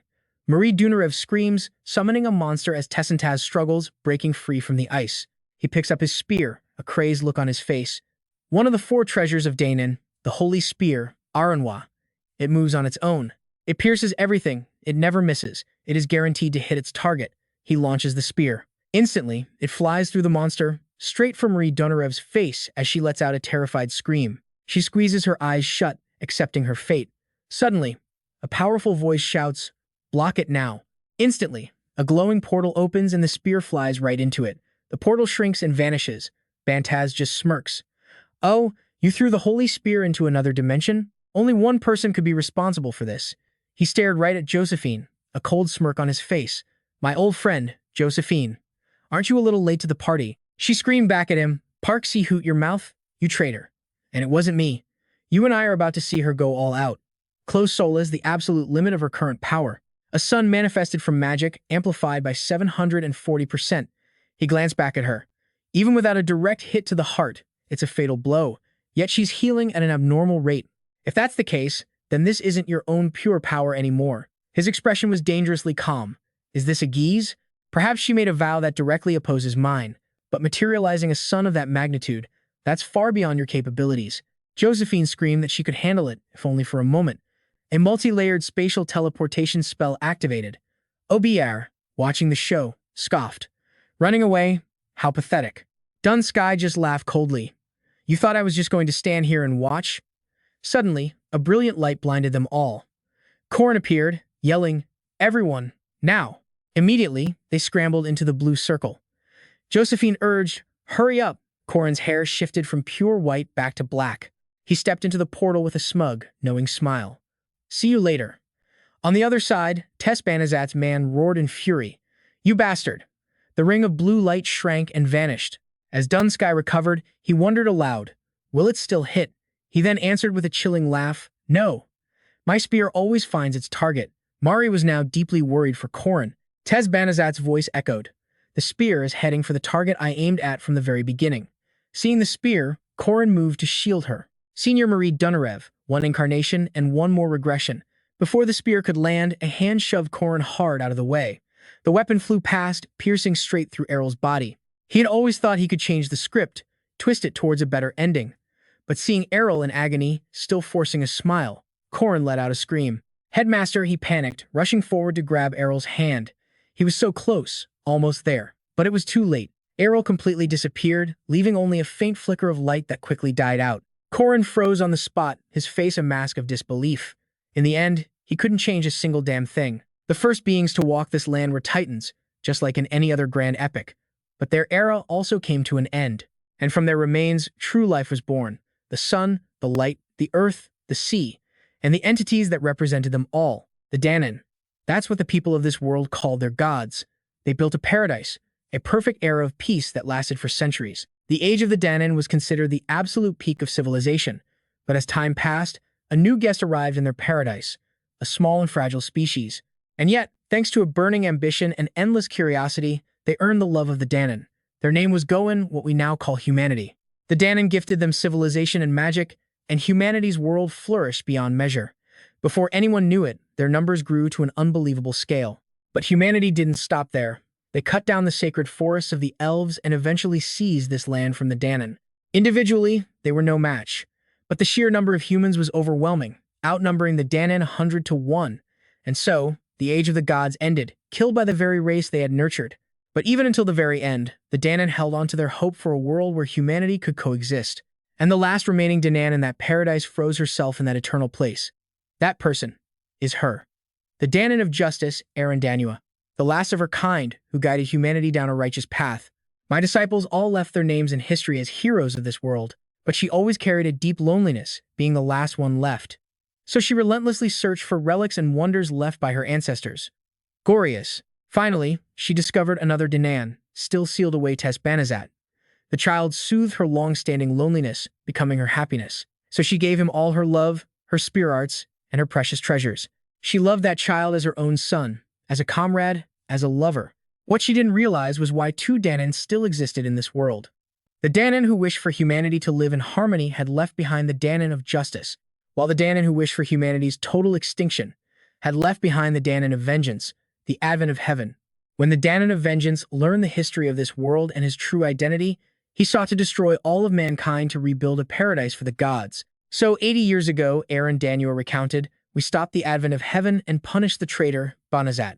In return, I was gravely wounded and sealed away. She looked down, helpless in this place, the Shadow Royal Castle. Her face was etched with sorrow, so I always believed that Banazat had died long ago. Until now. A familiar line of dialogue. This event is triggered when Arandanua's avatar is destroyed. After this, she leaves the Shadow Castle and is ultimately killed by Banazat. Corin's hand tightened around his spear. He thought, God, how much do I absolutely hate this part of the story? The only thing that felt off was, this time around, he had absolutely no connection with Arandanua, so why is she talking to me, a person who isn't even her disciple? Corin asked cautiously, are you mistaking me for one of Banazat's disciples? When you should be on high alert, why summon me here? Arandanua cut him off. My boy, her voice was level. You are my disciple. A child from the future, trying to carry the weight of the world on your own. Corin was stunned. Wait, how could she possibly know that? Did she know what happened at Nasri? That doesn't matter now. Now, pay attention here. The important thing is, she knows he's from the future, if that's the case. Corin's gaze became more determined than ever. Then things are about to move a lot faster. Immediately fortify this position and hide here for a while. Don't let anyone in, Arandanua spoke up. Just because you know the future doesn't mean you have to bear everything alone. Corin pressed on. You are the queen, the only queen of paradise. On the chessboard, the king must always be protected. She refuted him. I was never a king, but I was a master. Her voice never wavers, always painting him as the hero. But he knows even with his foresight, she'll always be the one to choose sacrifice. Corin falls to his knees before Arandanua, his voice cracking as he pleads. I'm begging you, please, just stay here. Don't leave the safety of this city. He keeps begging. This time it'll be different. It won't be like before. He's losing his cool, screaming right at Arandanua. Stick with me, because what she says next changes everything. We can change it. We can control it.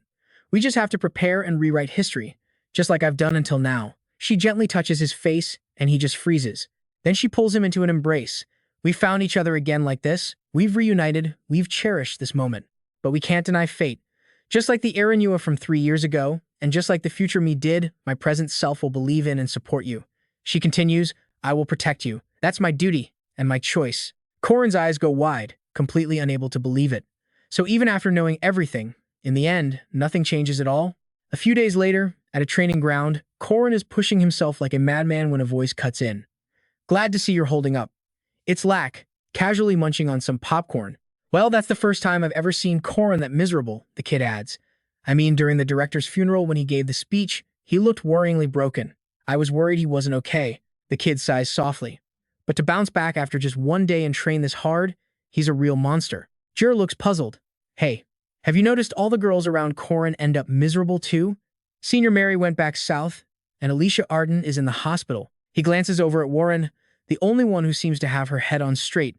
Guess she's the only one left, but seeing her murderous glare, he quickly corrects himself. On second thought, maybe not. And here it comes, you're going to want to see this.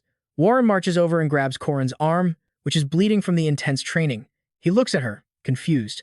She pries his hand open, revealing a palm slick with blood. He tries to pull away. Let go. Not yet. Her sharp voice gets his full attention. He turns back just as she throws a punch, but it sails right past his head, smashing into the wall behind him. A crater forms. Warren steps up beside it, touching the broken wall as she looks at Corin. Follow me. Outside, raindrops begin to fall. What are you planning to do? Corin asks, curious. Warren replies, it's too cramped in there to really let loose. With a whoosh, she lunges forward, tearing through the air at incredible speed. Her eyes look wild, almost crazed. A challenge. Let's fight, right now. Corin is completely baffled. What the hell? He reflexively swings his spear to block her attack. Her fist slams directly into the shaft. The sheer force of the blow knocks the weapon to one side. Corin is completely stunned, thinking to himself, she deflected it? This was a move from the group training sessions where he tried to teach her martial arts, but she was already a natural powerhouse with an indestructible diamond body. She could have easily taken that hit without a scratch, but instead she deliberately chose to parry it. Even if her form was clumsy, it was a totally unexpected move. When the hell did she manage to learn something like this? Corin is completely overwhelmed and crashes to the ground. He looks up at her, weak and confused, but Warren isn't finished. She's already winding up for another attack. Boom. Her fist shatters the ground right next to Corin's face. He's safe, but only barely. She gives him a cold smirk, her words like daggers. You're weak. Corin is speechless. What did you say? She continues. So don't push yourself so hard trying to get stronger. Just be strong enough not to die. And with that, Warren's eyes fixate on the runes covering Corin's body. Carve this onto me too, she demands. I will become stronger. Her eyes seem filled with a painful pity, a desire to protect him. Seeing this, Corin is completely shocked and immediately refuses her offer. No way. He remembers Aaron Danua's words. I'm the adult here, kiddo. As an adult, it is my duty to prioritize protecting a child like you. Corin places a hand on her shoulder. I can't carve this onto a child like you. This isn't a power for a prodigy like you. It's for a talentless nobody like me. The risk is too great, he says. But Warren cuts him off. Let me correct you on something. Corin tries to argue back. That's right, I'm not a child. But she interrupts him. No? Then she pulls him into a tight hug. You are not talentless. Corin is shocked by her actions, his eyes wide in disbelief. What the hell are you doing, she says. You told me you could handle everything on your own. But in the end, you're just acting like an immature kid, pushing your burdens onto other people. I can't stay defeated like this forever. Hearing that, a small smile appears on Corin's face. You're right. Thank you. He gently pats Warren's head. All right, time to get up. Corin looks up at the sky, his confidence returning. We still have a lot of work to do. Fast forward 2 weeks later. The Magic Tower incident is causing chaos. At a roundtable meeting, an angry voice rings out. The Atom faction attacks Senior Professor Josephine, and the Dark faction kidnapped a first-year student. This cannot be overlooked, another official declares. The Magic Tower replied that it was just the rogue behavior of a few of their mages. He slams his fist on the table in anger. Is that the truth? There were 2 elder-class mages leading a team of 50 others. Professor Dema adds, I know. But even if we wanted to send a formal protest, the other side's representative, Lostrin of the Magic Tower, will just fire back. Our side needs someone to speak for us. I'm afraid the situation demands a successor to the council chairman. A man scoffs. For ages now, the chairman's seat at Merkava Academy has been held by the Isle family. Surely this time will be no different. The answer that follows shocks everyone. The next chairman has already been decided. Another asks, Miss Josephine, is it someone from the Isle family again? Josephine retorts, it is not. Aaron Danuus steps forward from the shadows. Chairman Errol's assassination threw the academy into chaos, but this is only the beginning. Okay, let's pause. We just went from a personal crisis to a global threat. She continues, the coming war will be a great war for the survival of humankind. The Academy's only role is to train heroes to save humanity. She strides forward with complete confidence. For that reason, I, Aaron Danua, champion of justice and master of heroes, will assume the position of the new council chairwoman. Later, out on a balcony, Josephine speaks up. I still object. The magic tower is targeting you specifically, she continues, and he isn't alone like he was 80 years ago. She sighs heavily. The old magic tower cult, the Northern Kingdom. His forces have grown to a level that's incomparable to before. Aaron Danua hesitates for a moment, but Josephine just grins excitedly to cheer her up. Well, it's been so long since you've been back at the academy. This is so exciting. A voice suddenly yells from a nearby building. I told you not to move yet. We're in the MK3 City Emergency Hospital. Alicia Arden, her arm in a cast, pleads, my sword. Please bring my sword back to me. The nurse is at her wit's end. Good grief. Why is everyone like this? This really isn't good. She flashes back to Tez Banzat's warning, don't get too confident in your domain's void strike technique just because you were excited to use it. And that's where we leave them broken, but gearing up for a war. You just know things are about to get absolutely wild. So, get this. The guy who actually got mauled was Warren, but I, the spectator, am the one who ends up in a hospital bed. Corin got impaled by a giant spear and was back in the gym the next day. Meanwhile, she feels completely useless. Alicia Arden is in peak self-pity mode, clutching her blanket, when a strong hand suddenly appears. It's Corin, flashing that signature smile. She blushes. Corin gently rolls a warm egg on her cheek, but she yelps in pain. He deadpans, hey, it's still swollen. Alicia Arden looks down, depressed. I have zero defense, no regeneration, one mistake and I'm back in the hospital. All I can do is accept your help, right, Corin? But what he says next completely stuns her. It's a relief, actually. He continues, top-tier constitution holders, indestructible bodies, even genius swordsmen are all helping me. Every time, I wonder if I even deserve it. He slows down, looking right at her with a bright smile. But because I can also help you back a little, it makes it easier for me to ask for your help. It's a bit embarrassing to say, but I'm still going to need you. Alicia Arden awkwardly turns her head away. Going alone might be faster, but going together means we'll go further. She forces a smile. Fine, then feed me that honey nougat. As an advance on my help, we learn through trials and grow together. Corin feeds Alicia Arden. She happily opens her mouth, but before she can even taste it, something flashes past. They both freeze. One person learns to stand up again. Another learns a new emotion. Alicia Arden teases, are you jealous? Josephine just complains that it's too noisy. Looking at the scene inside, she continues. Looks like everyone's recovered, even if the situation seems complicated. Aaron Danua adds, I understand your concern, Josephine. Humanity is facing a greater danger than ever before. She's smiling, confident as ever. Even though my own students stole my power and imprisoned me, the work I have to do has never stopped. She stares at the group, lost in thought. The place I built has been quietly nurturing the seeds of heroes. Give them to me. Give them to me. Perhaps, throughout all of history, the greatest hero will emerge from the seeds I have sown. Aaron Danua looks up, radiating absolute confidence. His power is far greater now than it was 80 years ago. But we will still win, because that's precisely why the Merkaba 3 Academy exists. A few days later, a fire roars to life. Someone's cooking. A party is in order to celebrate Alicia Arden's full recovery. Alicia Arden cheers excitedly. Look how much I bought. Corin is curious. That's a lot. How much was it? She happily flashes the number 2 gold coins. He practically shouts in shock. 2 gold coins? That's a total ripoff. He adds, the food budget is way too high. Then, a gentle female voice chimes in. Hello. I brought some mushrooms I just picked from the forest. A man asks, so this is the special dormitory? Another voice calls out to Alicia Arden. Come over here. A whole group of people is staring at her with serious expressions. Alicia Arden is excited. Long time no see, my dear little sister. She looks over at Lunia. Welcome back. Lunia looks pleased to see her. You look well. Then, in her usual cold tone, she orders, bring the wine. she tells Corin. Coincidentally, after that last incident, I still have strong feelings. He quickly waves his hands.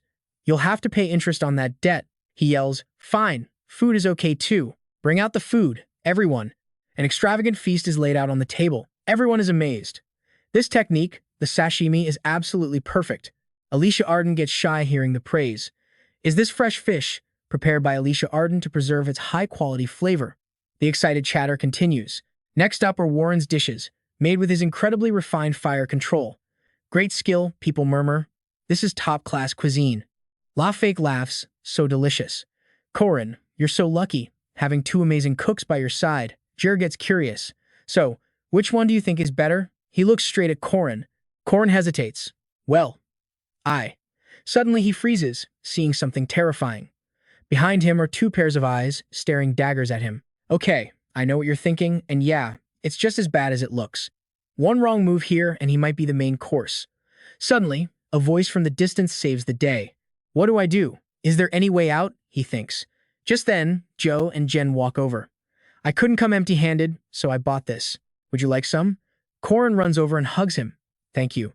To me, fried chicken is the best. He thinks, thanks for saving my life. Jer is skeptical. Is he still out of it? La just keeps eating. Whatever. He's a dead man anyway. Drawn Waski speaks up.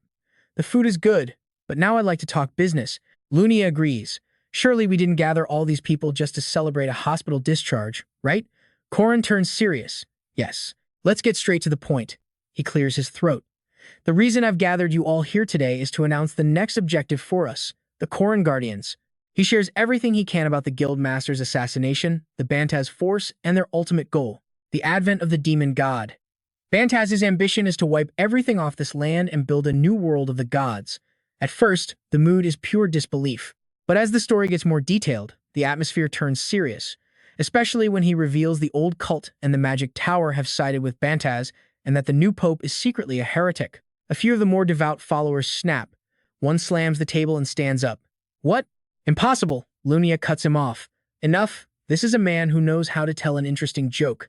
I think we can trust what he's said so far. She asks Corin, so how do you plan to fight against such a massive force? He sighs. Everyone here is a master, I acknowledge, but it's not enough. The goal of the Corin Guardians, he continues, is to make everyone even stronger. That's why I've invited this person. A slender female voice rings out. Trust me, you're going to want to see what happens next. Hello, new heroes. Aaron Danua announces cheerfully. I am Aaron Danua. We are preparing to counterattack. Corin speaks up. Both inside and outside the academy, we were already called the Strong Ones. Unfortunately, the gap between us and Bantaz is still immense.